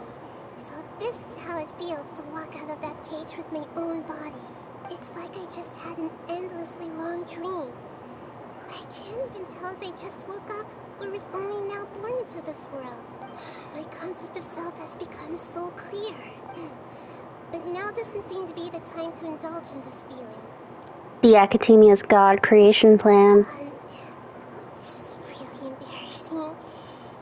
You all just rescued an Archon, and now she needs your help to save her country, and even the entire world. It comes with the territory. With you here, I'm unsure that everything will work out. There's one more thing. What is it? For all the things the Academia did to me, and for all the folly it committed in the name of wisdom, as their Archon, I will make them pay. Ah! Wow! That's the spirit! You're finally standing up for yourself and not letting people walk all over you! I understand now. To be a better Archon, I first need to better myself. If you haven't even figured out how to be a caterpillar, how can you be a butterfly? This is knowledge that only you yourself could have discovered. Yes, true. That reminds me. I wonder how far along the Academia is with their God creation plan. We need to hurry and prevent the birth of that false god. I need to make some preparations. Since I'm now free, I can establish a direct link to the Akasha and control it. First things first, I need to remove the restrictions that the doctor put on me in the Akasha. After that, I'll make some adjustments and revoke the sage's permissions. The Akasha will then be like how it originally was, only operable by the Archon. After all, the Academia betrayed Greater Lord Rukkhadevata's trust. Damn, this place is nice. This might take some time. In the meantime, you should also work on your own preparations. If we don't stop the God creation plan in time, we'll be in for a tough fight.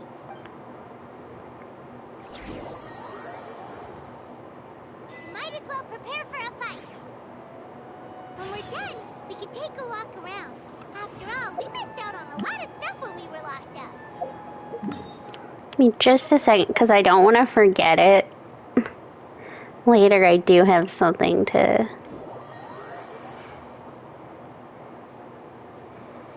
do. I think it's this way, yes. I should be able to unlock.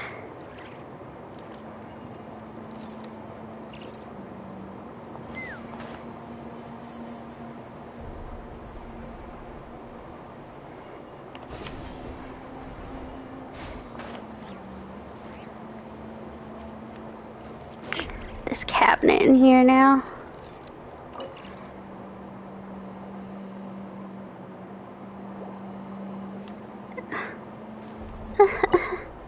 What? It told me that I wouldn't be able to.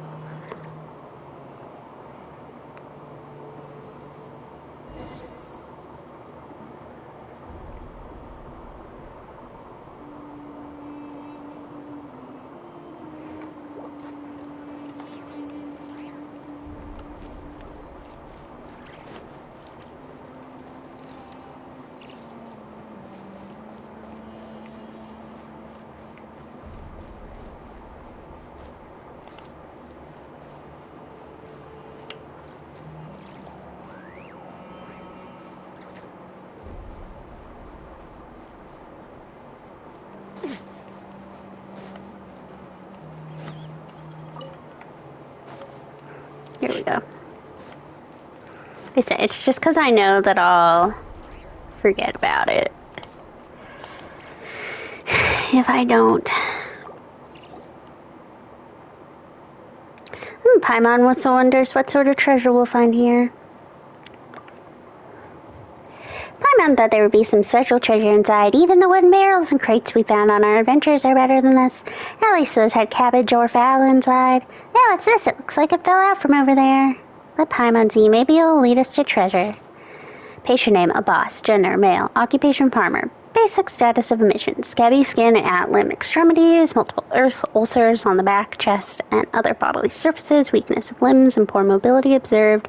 Mental faculties are coherent, though there are clear signs of fatigue, poor sleeping quality, and poor appetite. Doctor in charge, a moody. Week 1 of hospitalization. New scabs at limb extremities and enlarged ulcers. The left arm seems unusable and is in pain. Mental faculties are coherent, though there are clear signs of fatigue, poor sleep quality, and poor appetite. Doctor in charge of moody.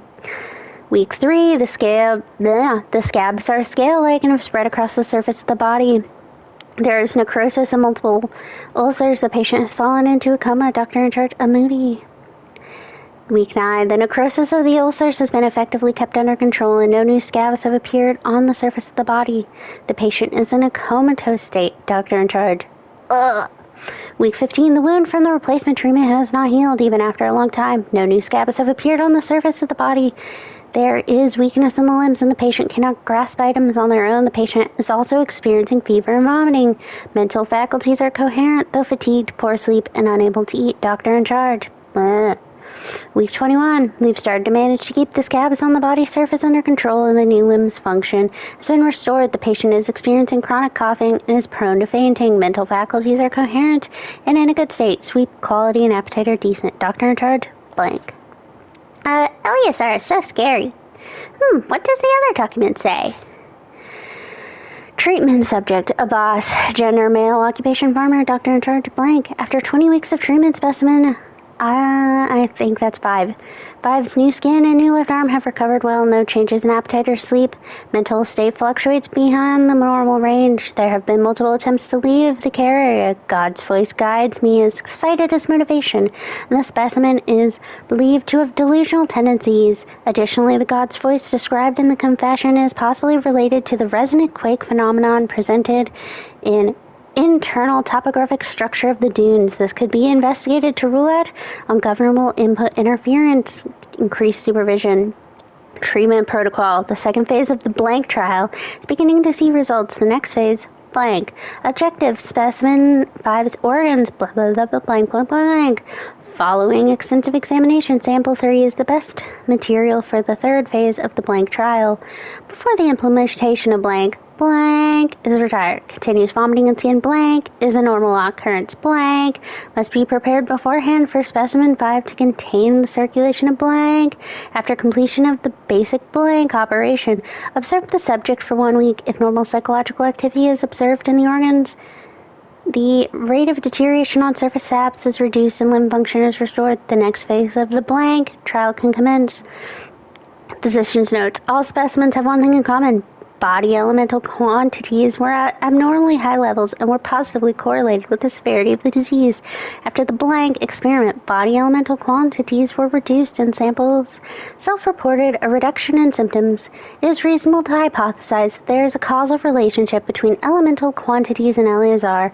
More controlled trials should be conducted to exclude redundant variables. Note, the enrichment process of elemental quantities in humans may be dynamically sustained.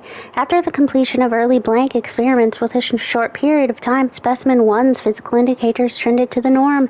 In later stages, due to blank not being complete, the quantity of elements in the sample bodies rebounded and symptoms increased, leading to specimen 1 blank. Could not be recycled for materials. Information obtained. Preparations must be made for long-term trials. Blank cannot be stopped before the specimen's symptoms have stabilized. Due to the nature of the trial, there must be a method to stabilize the sample moods. Removal of blank may be attempted. Following the new method, the material rejection rate has been significantly reduced. Specimens 2 and 3 developed mental instability due to associative connections to fundamental inner qualities of blank and tended to attribute the a disease to unverifiable divine punishment, consequently considering it blasphemy to accept blank as treatment. It is a very interesting thought. Exploring neurostimulation and the resulting cognitive shifts could be a future research topic. Due to the above uncontrollable variables, they halted at stage 2. A shame. However, the materials provided by those 2 samples were the best quality materials by far. It is reasonable to believe that the perfect performance of Specimen 5 is related to the material quality provided by those 2 samples. Ultimately, once the 3-stage experiment has been completed, Specimen 5's symptoms disappeared completely, proving that it's possible to use blank to control the elemental content of a person's body without relying on elemental power. There's potential for weaponization. Discussions of research on blank have been increased in the future. Humans have unlimited potential. It may be foolish for me as a researcher to rate this, but with enough input, I might be able to reach the level of a god, or so the people might call it. Paimon didn't understand a thing. I didn't get it either. Paimon only understood the part that goes, God's voice guide me. Does that mean there'll be unique voices guiding us here? It could be underground water flow or creature activity. Yeah, who knows? There may be some underground ruins. Let's listen for any sounds and take a closer look when we hear something. Okay. Sorry for that little trip. I knew I'd forget about it if I didn't go do it.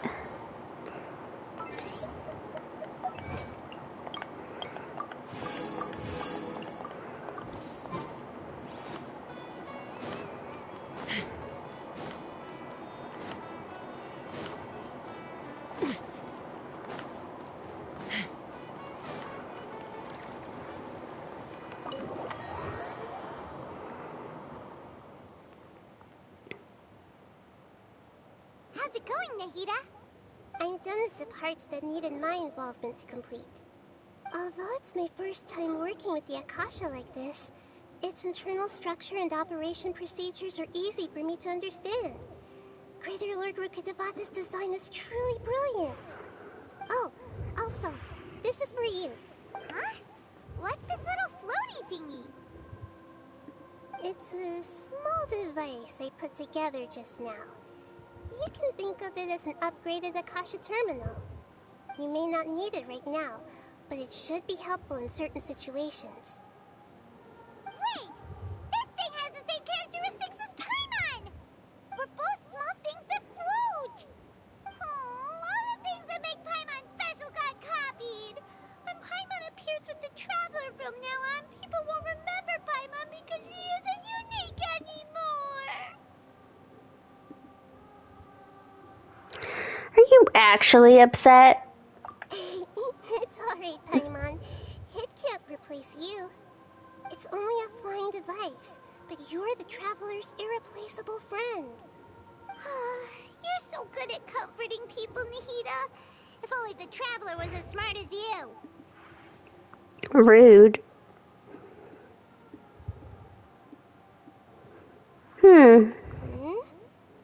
I was simply telling you what I feel to be the truth. I wasn't trying to comfort you. Nahida, you're natural at this. What you just said made Paimon even happier.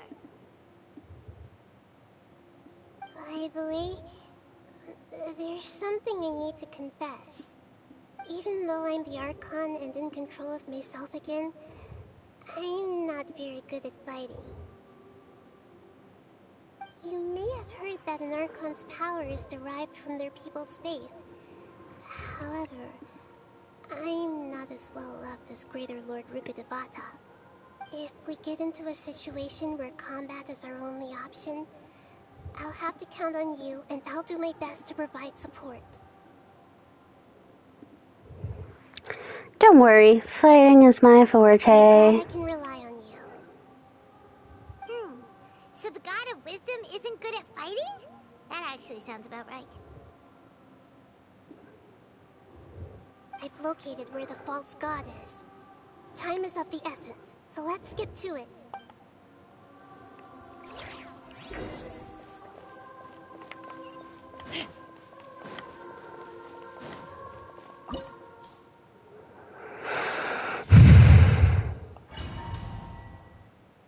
I think we should be fine. What is this place? Is this really the way we need to go?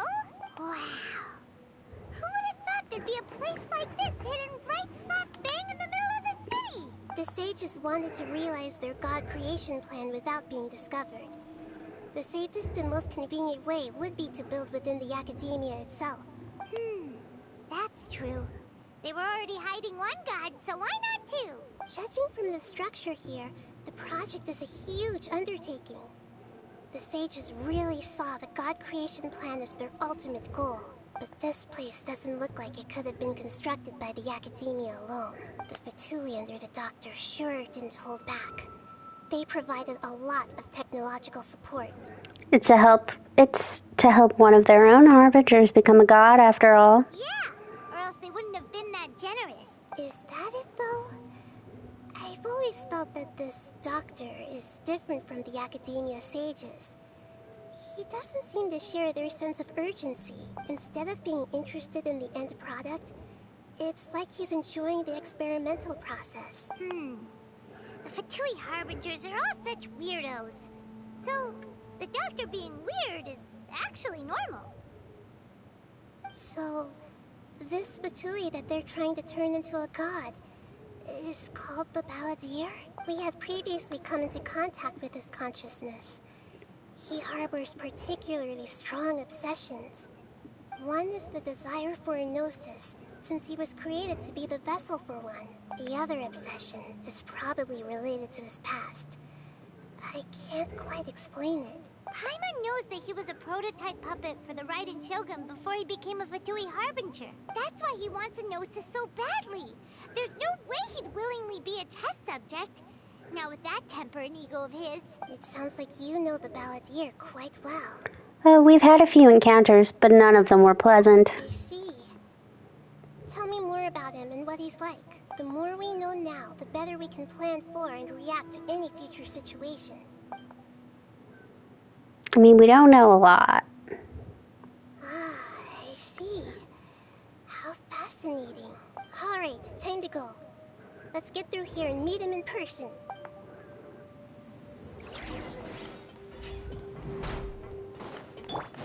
Work time! No time to work! Put your back into it! Take me up! My duty! Hold on to your hats. This isn't good.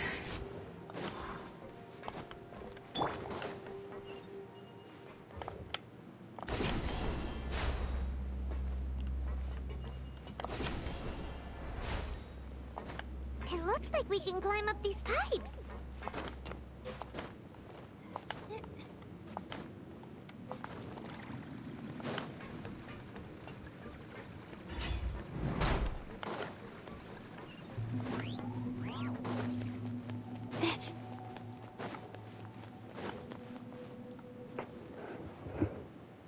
The pattern on the ground seems all messed up. Let's go around and see if there's a way to fix it.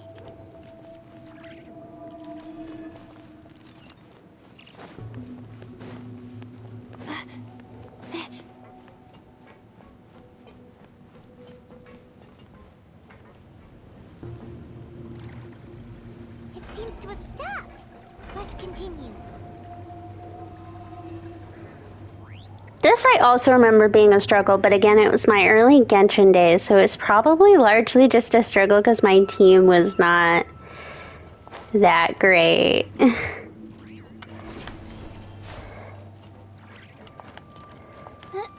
I think I had a usable cleave by this point, but... My guiding star. Let's begin. Boba, get them. Let's run. Open fire! I guess this is it.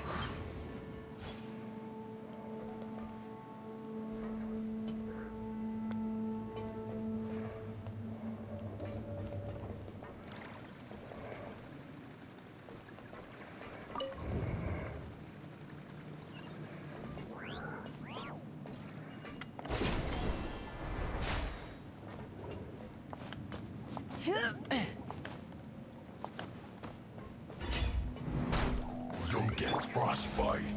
By royal decree! Take me up! Cooked food. Potatoes. Knock him down. The night is cold. Midnight Phantasmagoria! Can't run from death.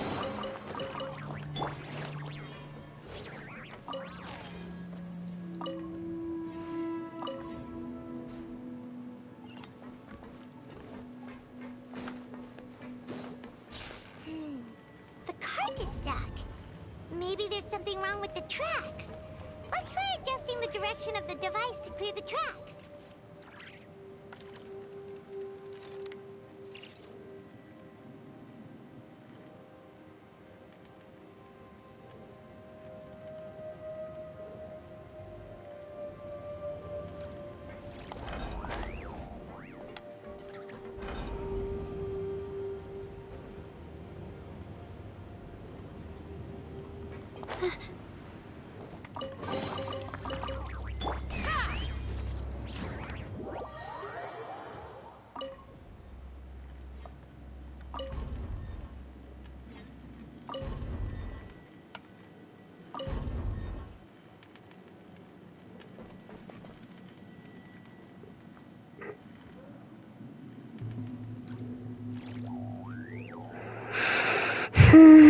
I got impatient.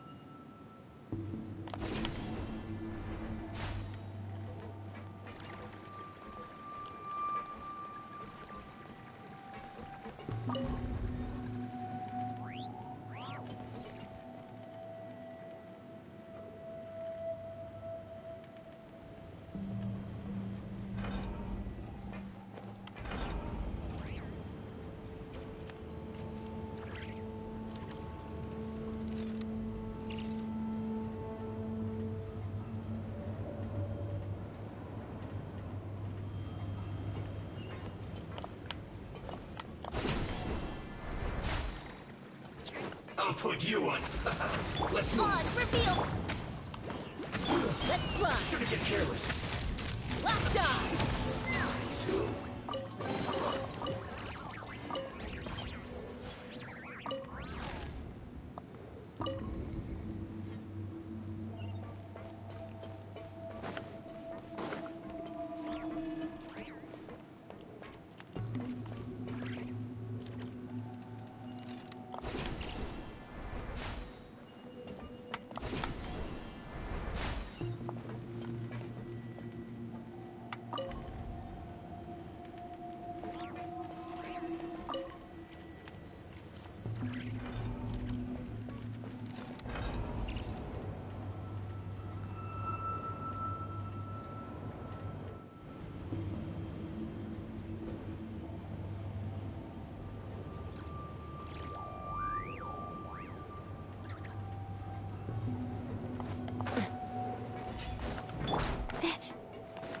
Not now. No. By Royal Ichikuma! Get them! Locked on. Yes. This is it. Come at me. The night is cold. Cold. Night. You can't run. Well, Wings of darkness. you need to hurry up. Take me up. Roasted frog. Killjoy. Looks like I went too far. Locked on. My guiding stars. Odd, reveal. Nice and spicy.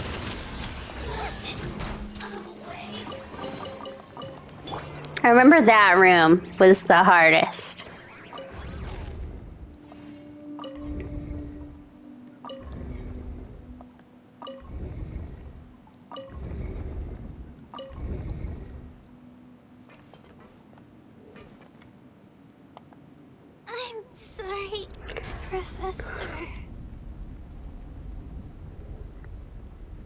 Well, there went Layla.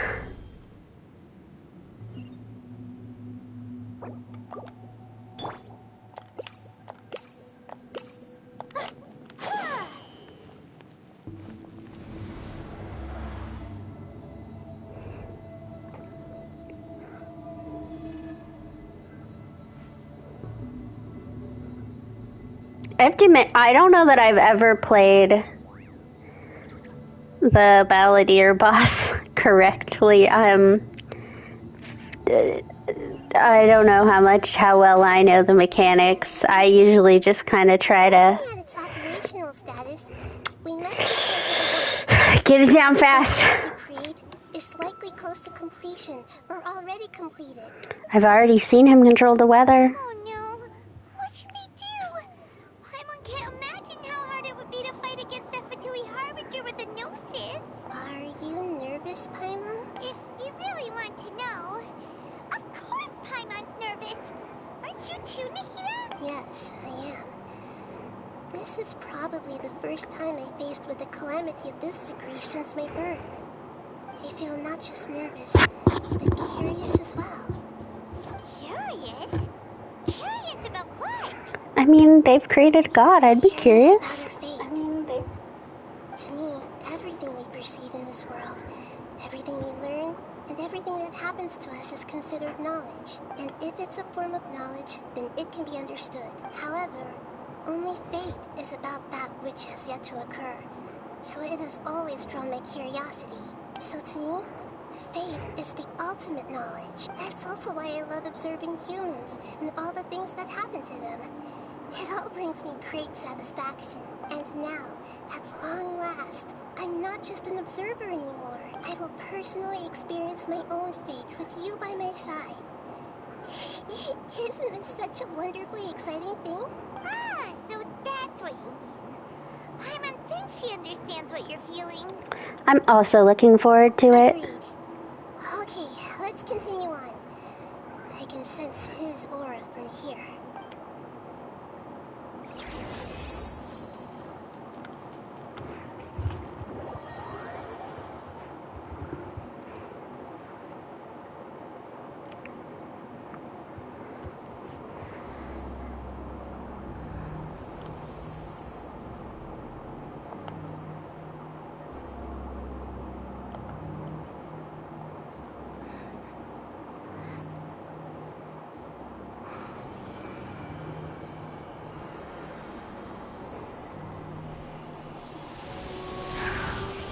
To say, hard to tell how completed if he was if we had to wake him up. Who would have thought the world would be so eager for my birth? I remember you, Booer, the god of wisdom, and standing beside you, the traveler. Is he all-knowing and powerful now like Greater Lord Rukkhadevata? No, I can't feel the same kind of divinity I felt from the Greater Lord. It seems that the sages didn't get the chance to infuse the divine knowledge capsules into him. But even still, he has undoubtedly become a true god now. So we're too late? The Balladeer has already become a god? The Balladeer. A long bygone title. When my spirit ascended to divinity, I felt as if I had existed for the same number of epochs as heaven and earth. Looking back, the existence of what once called itself Kunikazushi appears infinitely small and ugly.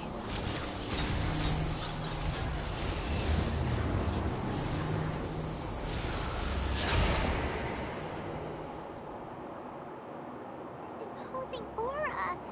It really feels like a god's. A body that capitalizes on the Balladeer's original construction as a mechanical puppet, with the Gnosis serving as a constant power supply. How much effort and resources did the sages put into this? From a purely technological perspective, it's a commendable achievement indeed. It's no exaggeration to say, this is the culmination of human wisdom. You sure are something. Dishing out compliments at a time like this? But I don't think he's reached the spiritual height of a god. So he's still the same old balladeer on the inside. Strife is engraved upon every god and every gnosis brought forth into this world. Can you feel it? The exhilaration of such power, and the thrill of anticipation for our contention. Hito wouldn't feel the same things as you! Do you not realize that you are interrupting a conversation between gods? Lowly creature, know your place. Still the same balladeer we know. The strife engraved upon a gnosis. You're talking about the Archon War. Teyvat's current peace was not easily won. I didn't personally participate in the Archon War, but the way I see it, all those losses were meaningless, driven by the demands of the laws. There's no point in bringing it up again. Is that so? Yet I am deeply disappointed that I was never allowed the fortuity to personally participate in the Archon War. This is a first. Encountering a god in this world who does not crave power. No wonder your own people have abandoned you, God of wisdom. But from now on, Nahida's followers will only continue to increase in number. Your judgment is as your existence.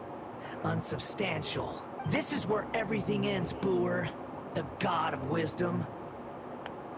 You should know that wisdom cannot solve every problem. Like now, where your only option is to face me in combat. Come. Let us reenact a scene of the Archon War. Come and inaugurate my birth as a god. The night is cold. By royal decree, at the frying pan, into the fire. Let's fly. Perish! Malta!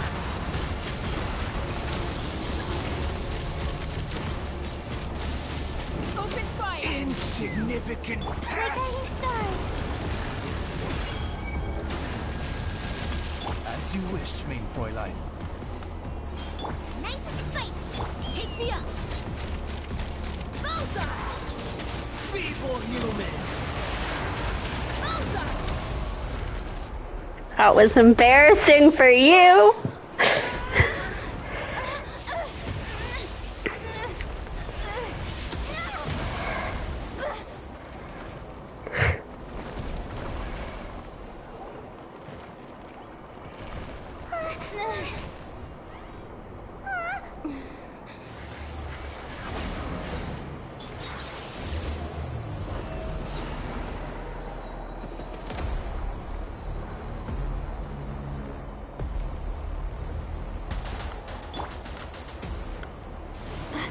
Tremble!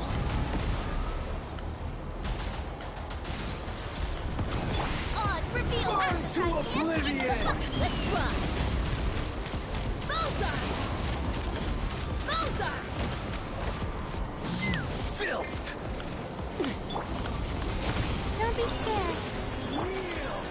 Luba, get them!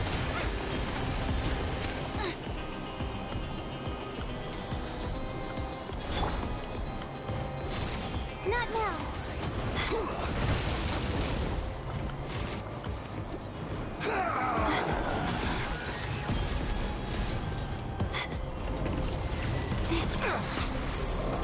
The night is cold.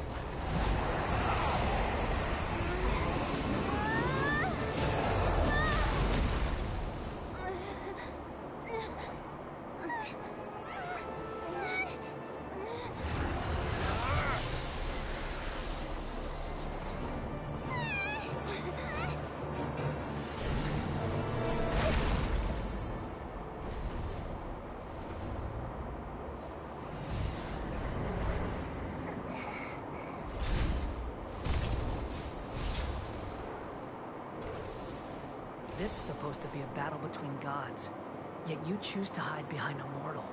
And now, you're acting like you'd sacrifice yourself for a human. Are you having fun proving a false sense of heroism to yourself, boor?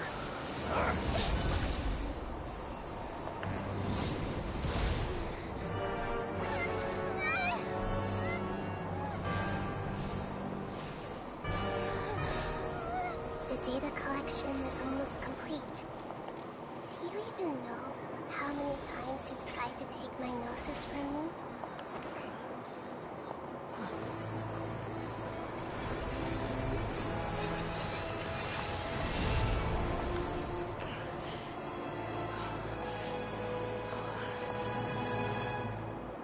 We just concluded the 168th loop. Did you know that in the effort to create you, the people of Sumeru were forced to live through the exact same number of Sub-Zerus festivals and Samsara cycles? 168? When did you use it on me? From the very beginning.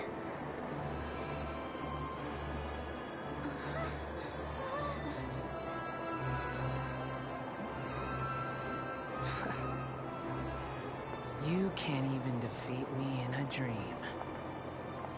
What do you hope to achieve with this little trick? Come, Traveler. Just like before. Allow me to awaken the memories in your dreams. All that battle experience! It's more than that. Compile everyone's wisdom in the name of the Archon. That is the original function of the Akasha. I've sent everything that happened just now to the people of Sumeru in the form of knowledge. I've asked them to help you find a way to defeat the false god.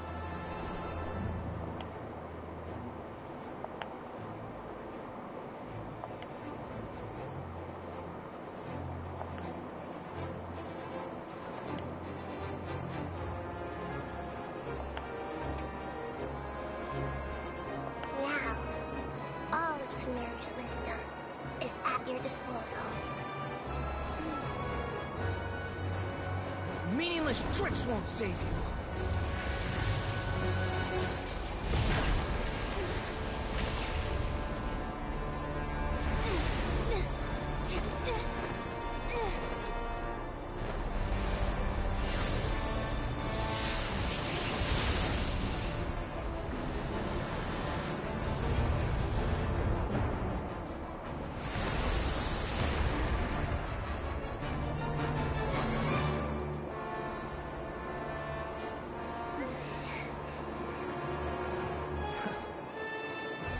Are you done with your tricks?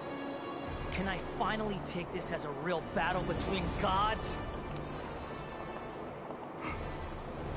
I'll leave this to you. Sage of Boor.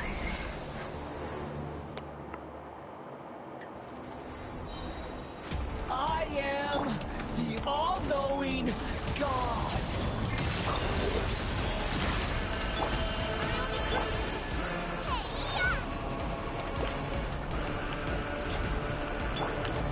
The Temple of Wisdom. Everyone hold hands. Burn to Not now. oblivion! Midnight Phantasmagoria. Open fire! Tremble!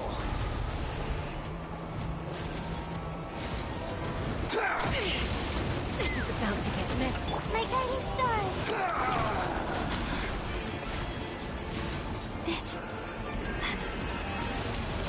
Kneel!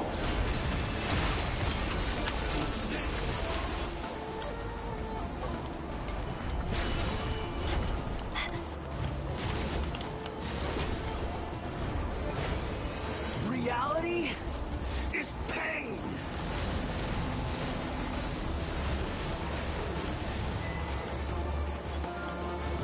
Not now.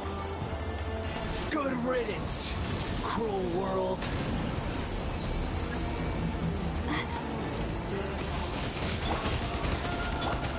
Brace you! I'm the right pin! Bullseye! Open fire! Coming in. Hold on to your hats. Giddy up! My guiding stars! Booba! Get them!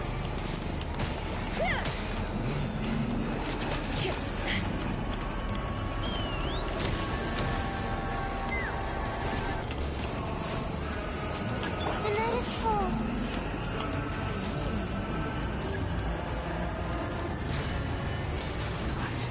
Possible.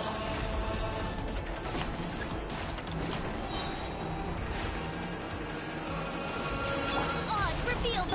At the fry pan. Don't be scared. Eat this! Let's fly! Open fire! Knock them down. That was quick.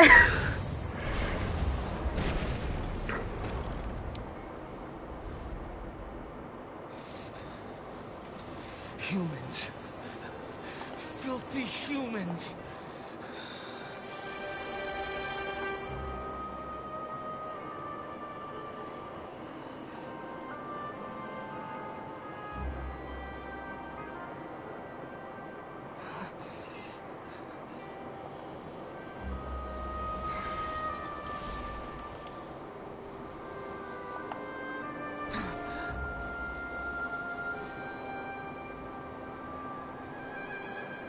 No! Wait! Please! Anything but the Gnosis!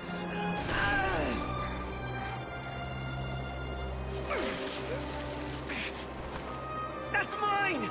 Don't even try! I'll never go back!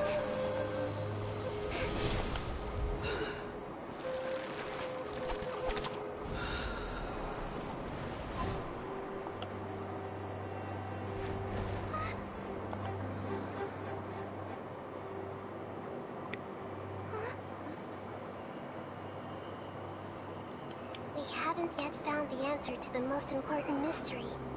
Irminsul is still waiting to be saved. With the power of another Gnosis, we may now finally understand the last memory of Greater Lord Rukkhadevata.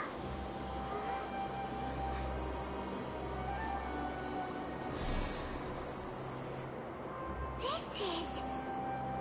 That's right. This is the last memory of my predecessor.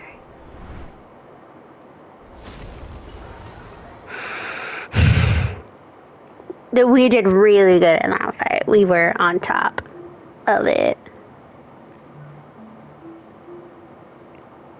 To be fair, I think my team's a lot better for hitting those things in the air. What Paimon imagined. Shouldn't Irminsul be in this realm of consciousness? Yes, that is our destination. But I didn't expect the remaining consciousness of Greater Lord Rukkhadevata to be as polluted as this. Polluted? Surely not. It must be due to forbidden knowledge. Forbidden knowledge? It seems you know about a concept that even I don't completely understand. Could you tell me what you know?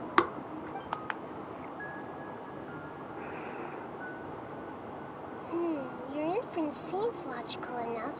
Forbidden knowledge once polluted the desert thousands of years ago, but was successfully repelled thanks to King Deshret's self-sacrifice and Greater Lord Rukkhadevata nearly exhausting her power.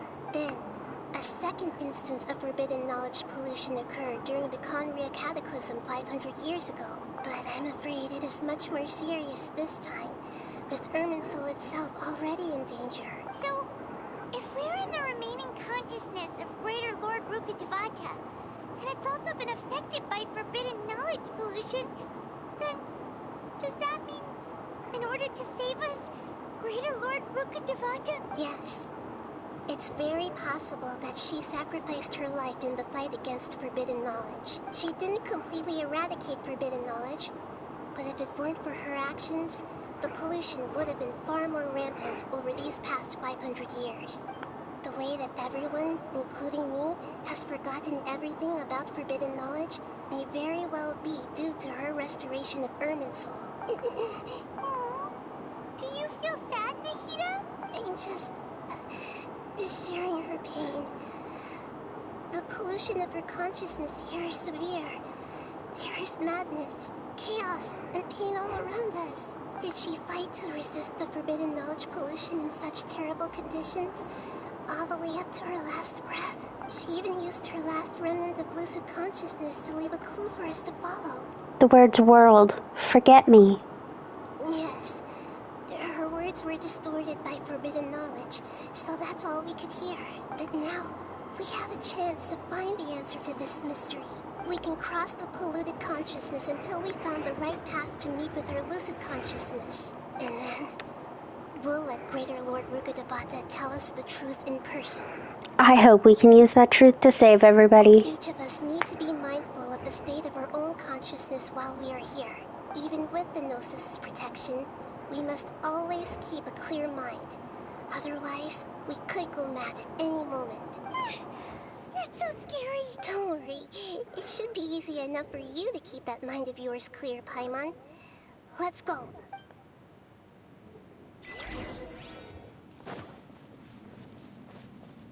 Give me just a second.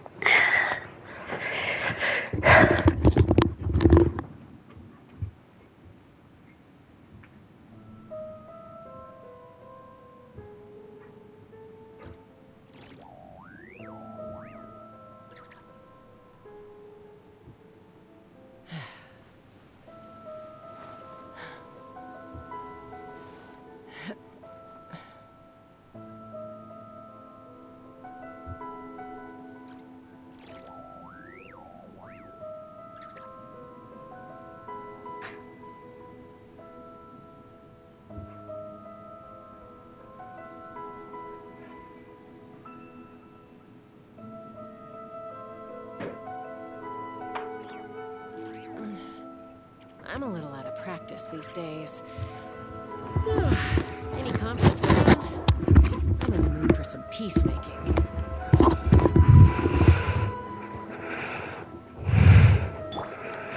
Are we in the air?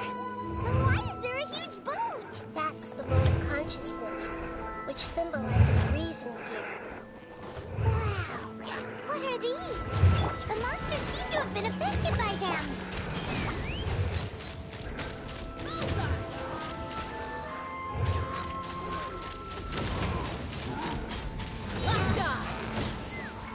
The night is cold. Wings of darkness. Come, sever night from nice and spicy. Open fire! Open fire!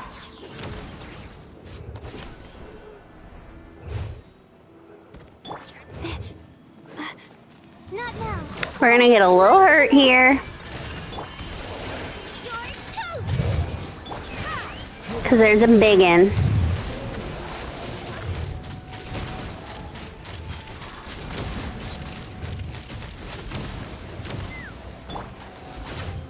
Midnight Phantasmagoria. Boba, get them! Look! Four-leaf sigils have appeared in the sky!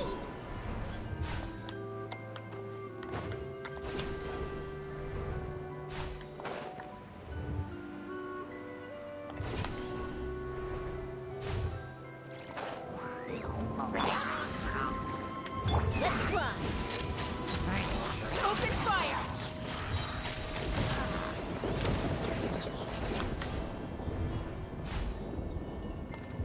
The night is cold. Stars shine. Odds revealed.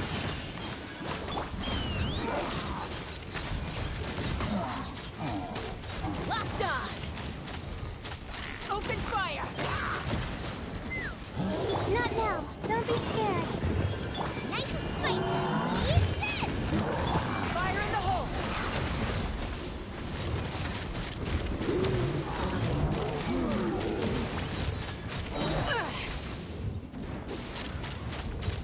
Locked on! The night is cold. Boba, get them! To behold the boat of consciousness, we need to find the helm first.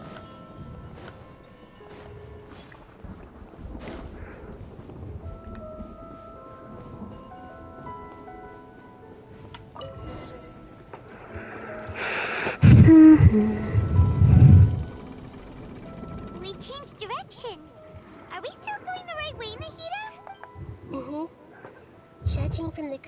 good. The boat of consciousness will soon take us out of here.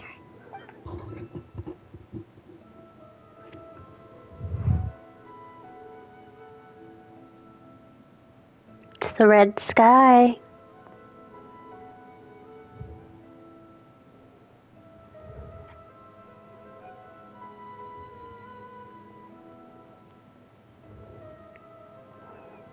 We'll be arriving at our destination soon. How are you feeling? Are your minds still intact? Some strange thoughts came from time to time, but I seem to be okay now. Huh? But everything's been completely normal for Paimon. Hopefully there won't be any more interruptions. This time, we should be able to meet Greater Lord Rukkhadevata. Are you saying you've never met Greater Lord Rukkhadevata before? No. It seems that my birth and her death took place at the same time. Otherwise, I think she would have given me a little more guidance, and I could have done a better job. Hey, you've done a great job, Nahida. Let's get out of this creepy place and go meet her.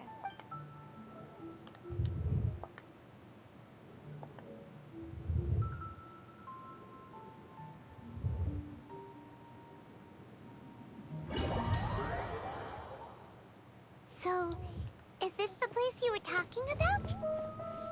The base of Irminsul?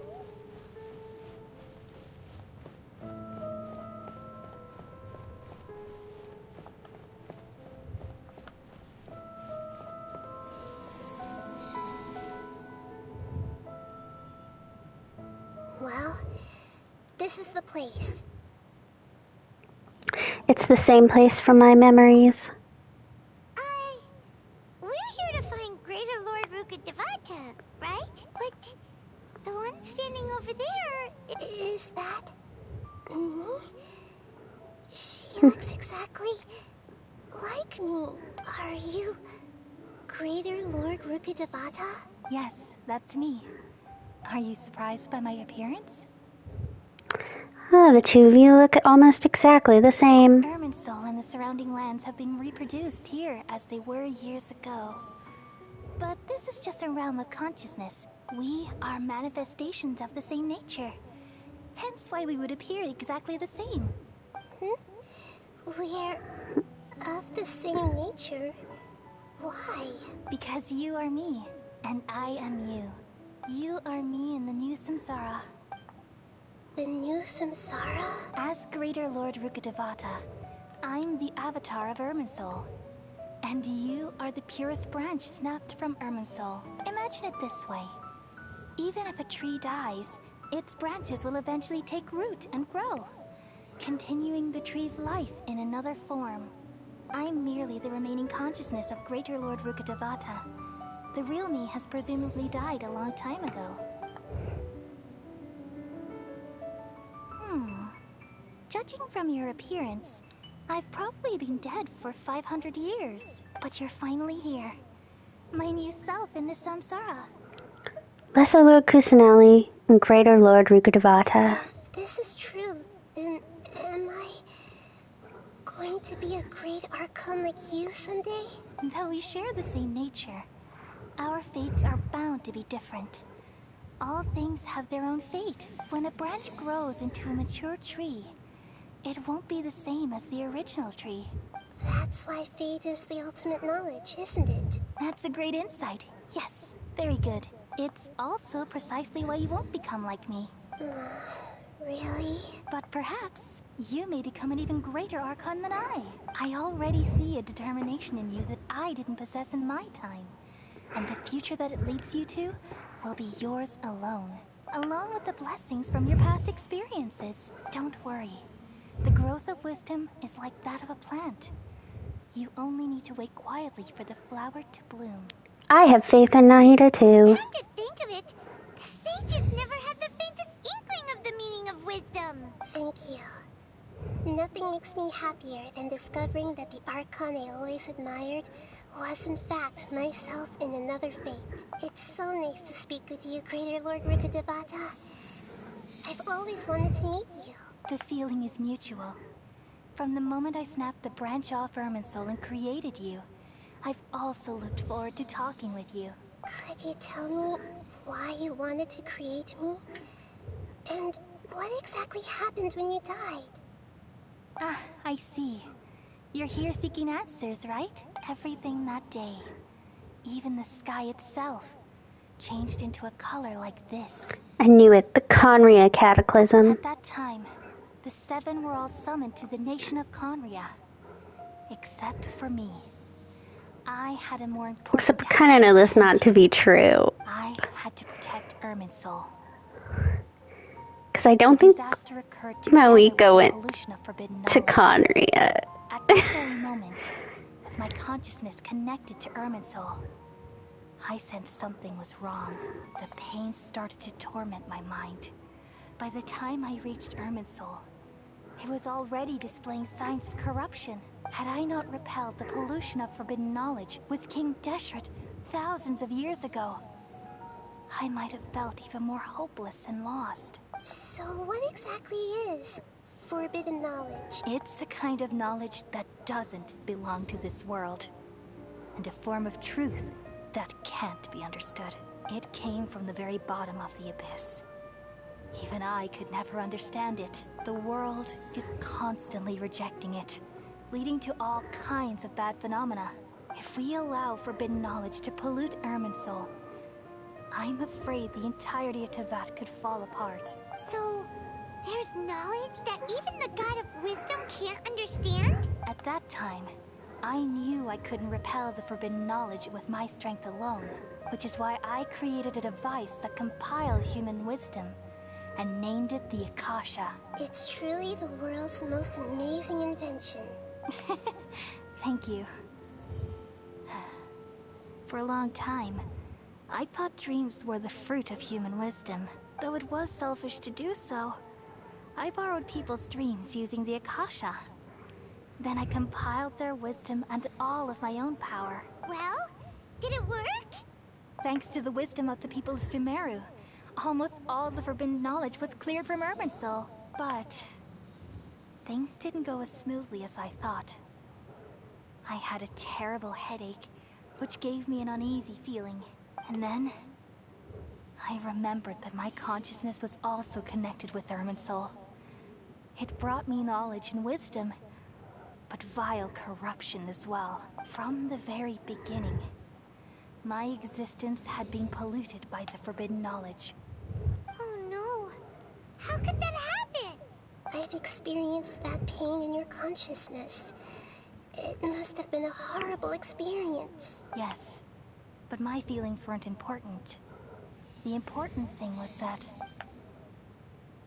even if I died, my existence and everything related to me would continue to exist in Irminsul as memories and knowledge, meaning that the forbidden knowledge couldn't ever be permanently eradicated. And there's no way for me to eliminate myself.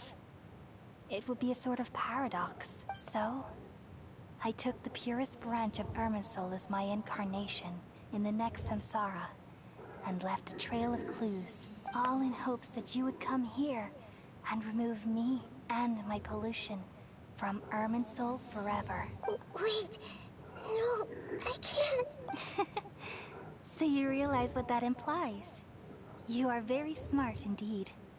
Irminsul has all the knowledge and memories of this world.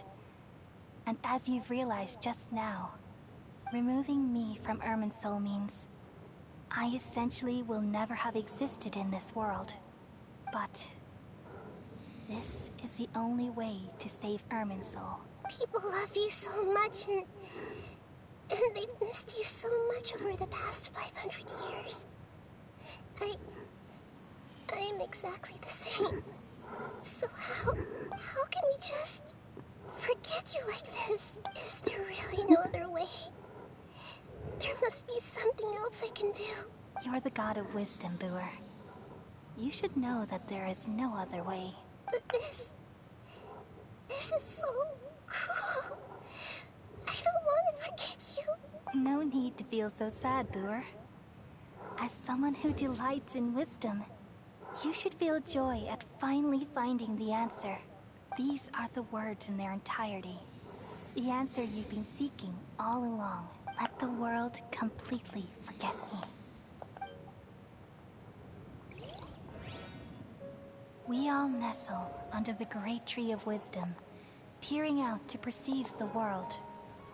From the earth and from the rain, we perceive its wonders, until we become a white bird to perch atop a branch, and finally snap off the most important leaf. Once upon a time, I alone dreamed in this world.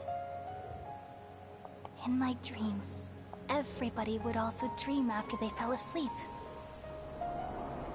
Wild and wonderful thoughts would emerge from their minds. Some tumbled to the ground, and others floated to the sky, connecting all things in the world into one dazzling net. Among a plethora of worlds were numerous smaller worlds, all of fate, finding within the tapestry their brilliant glow. I gradually understood that these indescribable and constantly changing things are the most profound things in the world. Only they can completely repel the madness. Only dreams can awaken consciousness from the deepest darkness.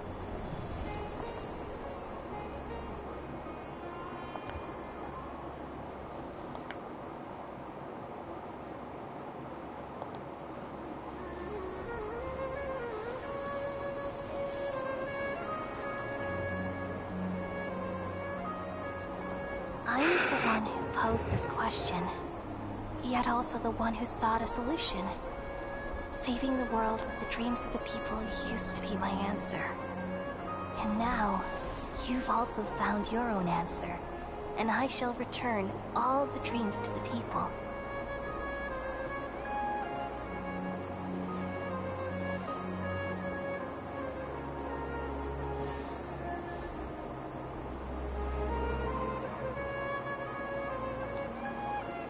Goodbye, people of Sumeru. May you be blessed tonight with the sweetest of dreams.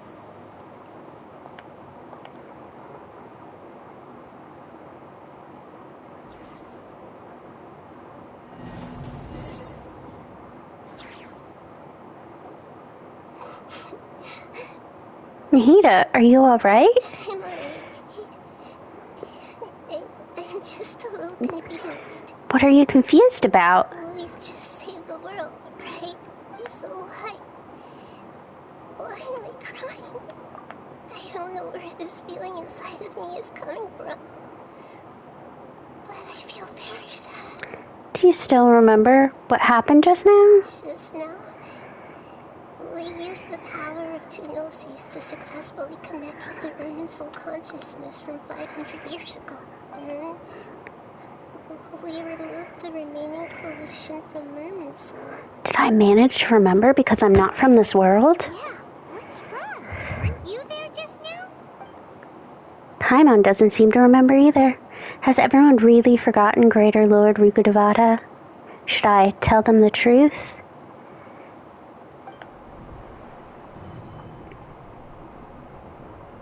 What's the sound? I feel super sleepy.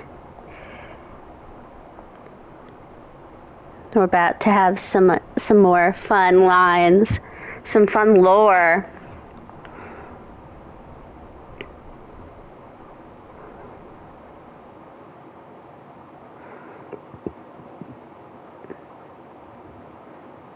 Huh?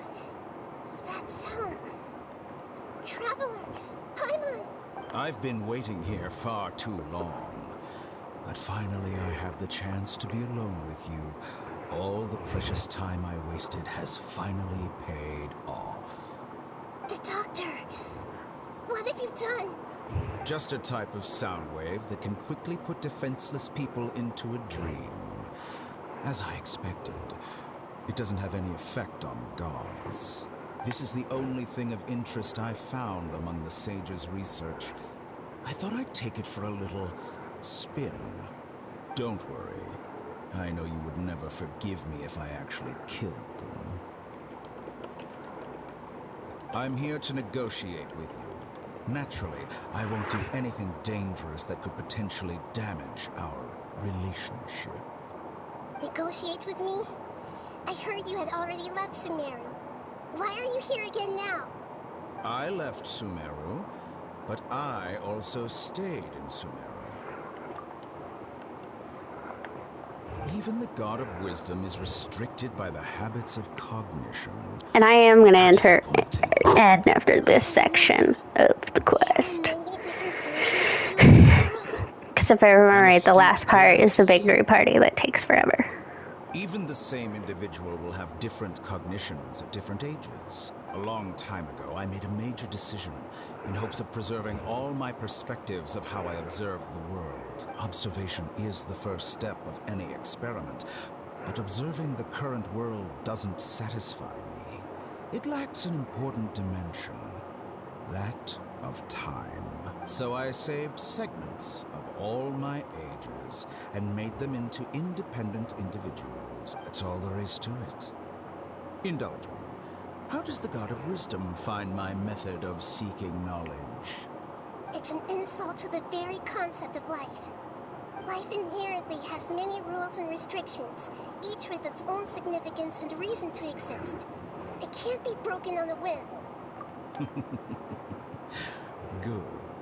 Amazing, even. Indeed, it's difficult for humans to make peace with themselves, not to mention oneself from a different period. Since you are in the academia, why wait until now to show up? You could very well have stopped us and helped that fake god. Simple. Let me ask you this. Would any staff member ever help the subject in the middle of an experiment? It was my experiment. So why should I interfere with the results? The academia saw the plan to create a god as their ultimate goal, yet you only saw it as an ordinary experiment.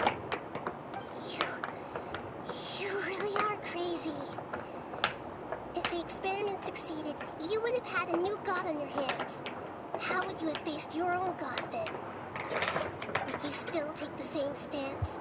Would you still hold the same view of yourself? I'm first and foremost a scholar. These results should be left to the judgment of the hypothetical me confronted with that outcome. But you're right. And that's exactly why I'm disappointed with the conclusion of this experiment. As an individual, you don't have any sense of belonging. You seem to have even fewer convictions than a typical scholar. Oh no, I certainly have my own convictions. They just don't fit your standards, that's all. All right, that's enough conversation for today. The experiment is over, and it's time to tidy up the equipment and reclaim any useful materials. For example, the Gnosis. Lesser Lord Kusanali, you're an intelligent Archon. I'm sure you understand the disparity in our combat abilities at this time. Besides, you have no way to use that Electro-Gnosis in battle. Didn't you say you were here to negotiate with me? Somehow, it's starting to seem like you intend to take it by force now. I'm merely stating a fact. After all, I'm also a scholar. Naturally, I hope to show proper respect and dignity to the God of Wisdom. Your hypocrisy is built on absolute confidence. I understand your scheme, but... what if I were to destroy the Gnosis now and awaken the heavenly principles? Awaken the heavenly principles? Do you think that's really possible? The heavenly principles have been silent for many years, but the Gnosis are symbols of their control over Teyvat and all the laws. Will the destruction of a Gnosis attract the attention of the heavenly principles? And if so, how do the Fatui plan to deal with the consequences? Do you dare to gamble such a possibility with me? Gamble? How surprising. I thought you would show evidence or use rigorous reasoning to prove your point. The word gamble is the last thing I expected to hear from the God of Wisdom. But this is a clever move. You must have seen through me when I first captured your consciousness. As a scholar, I respect all possibilities. This has always been my principle and is an essential trait as an experimenter. Indeed, I can't ignore this possibility. So tell me then, what are your conditions? This foreign gnosis will only lead to disaster if it stays in Sumeru. But this electro-gnosis is the prize I obtained after defeating one of your fellow Harbingers. Now, as the one who initiated this cascade of events, shouldn't you pay the corresponding price? Price? Interesting. What price would you have me pay? How about erasing all your other segments? So this is how you wish to restrict me, the most threatening opponent of the Nation of Wisdom. What you request of me is like plucking out the eyes I have placed in the dimension of time. Segments are extraordinarily difficult to make. They require extremely rare resources and enormous amounts of time and effort, requiring me to destroy them all here and now. Bravo. A suitably wise decision on your part. There's a lot of debate about whether he actually destroys all of them or just the ones within the confines of Sumeru. Yes. How very interesting. Can I assume that you have long been wary of me? Among all the versions of me, this segment you see now is the most selfish. If it weren't me, your idea wouldn't have worked. What did you see when you were imprisoned?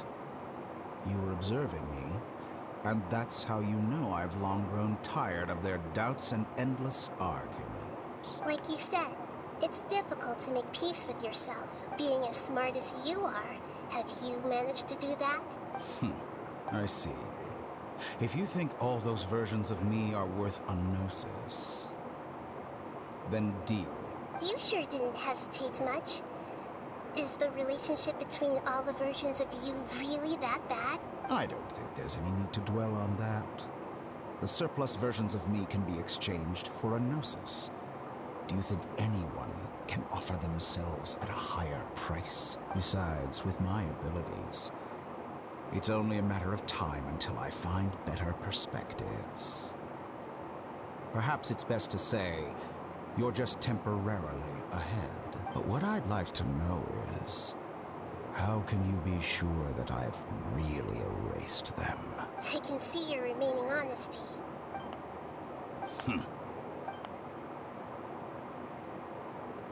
What a ridiculous decision! You can't be serious! How could I have been so short-sighted? You think this is the end? Wait, I'll have it. Please wait! You'll make Good riddance, Count. You will regret this! Well, have you confirmed that it's complete? Here, take it. The future of Sumeru City will be in my hands alone.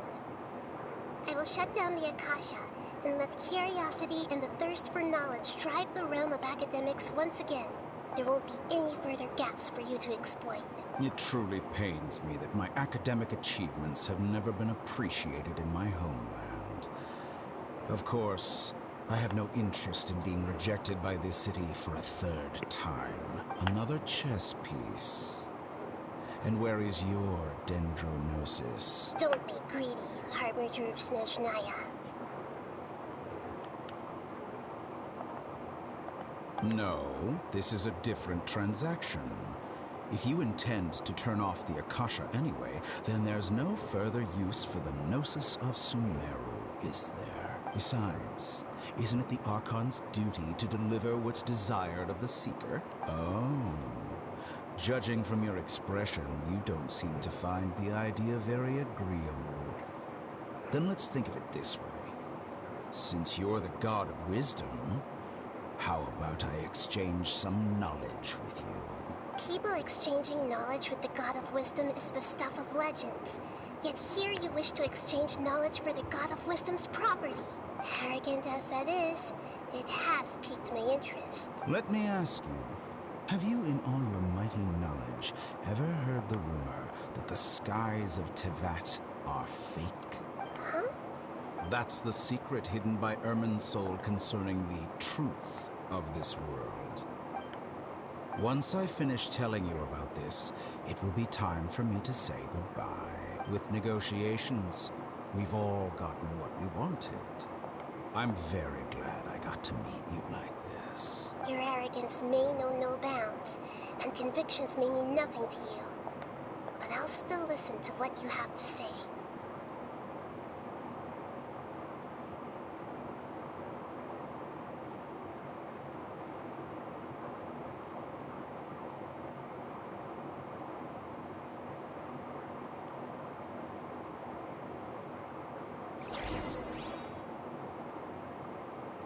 Several days later. I hope I wasn't asleep the whole time.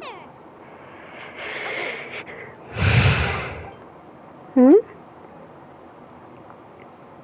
Are you awake? Holly says it's time for breakfast.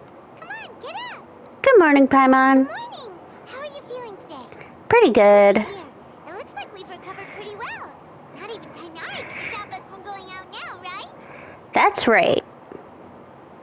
On that day, we lost consciousness in battle. When we woke up, we found ourselves in Gandharvaville, and Tainari and Kale were looking after us.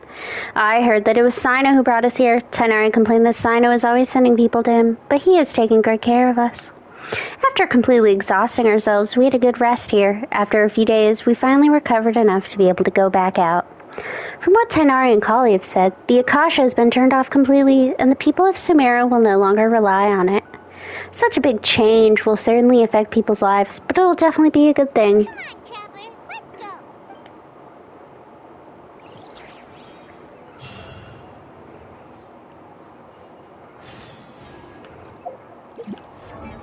go. Okay, let me make sure I don't have anything else to do, and then I'm gonna get off for the day.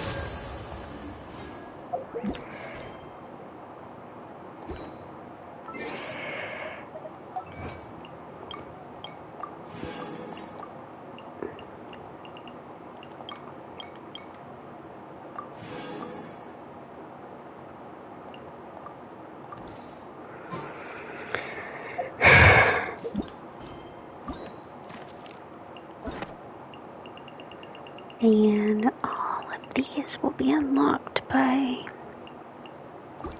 this quest. Okay. Let's go in the city and end it there. Actually, we can go pick up a reputation thing.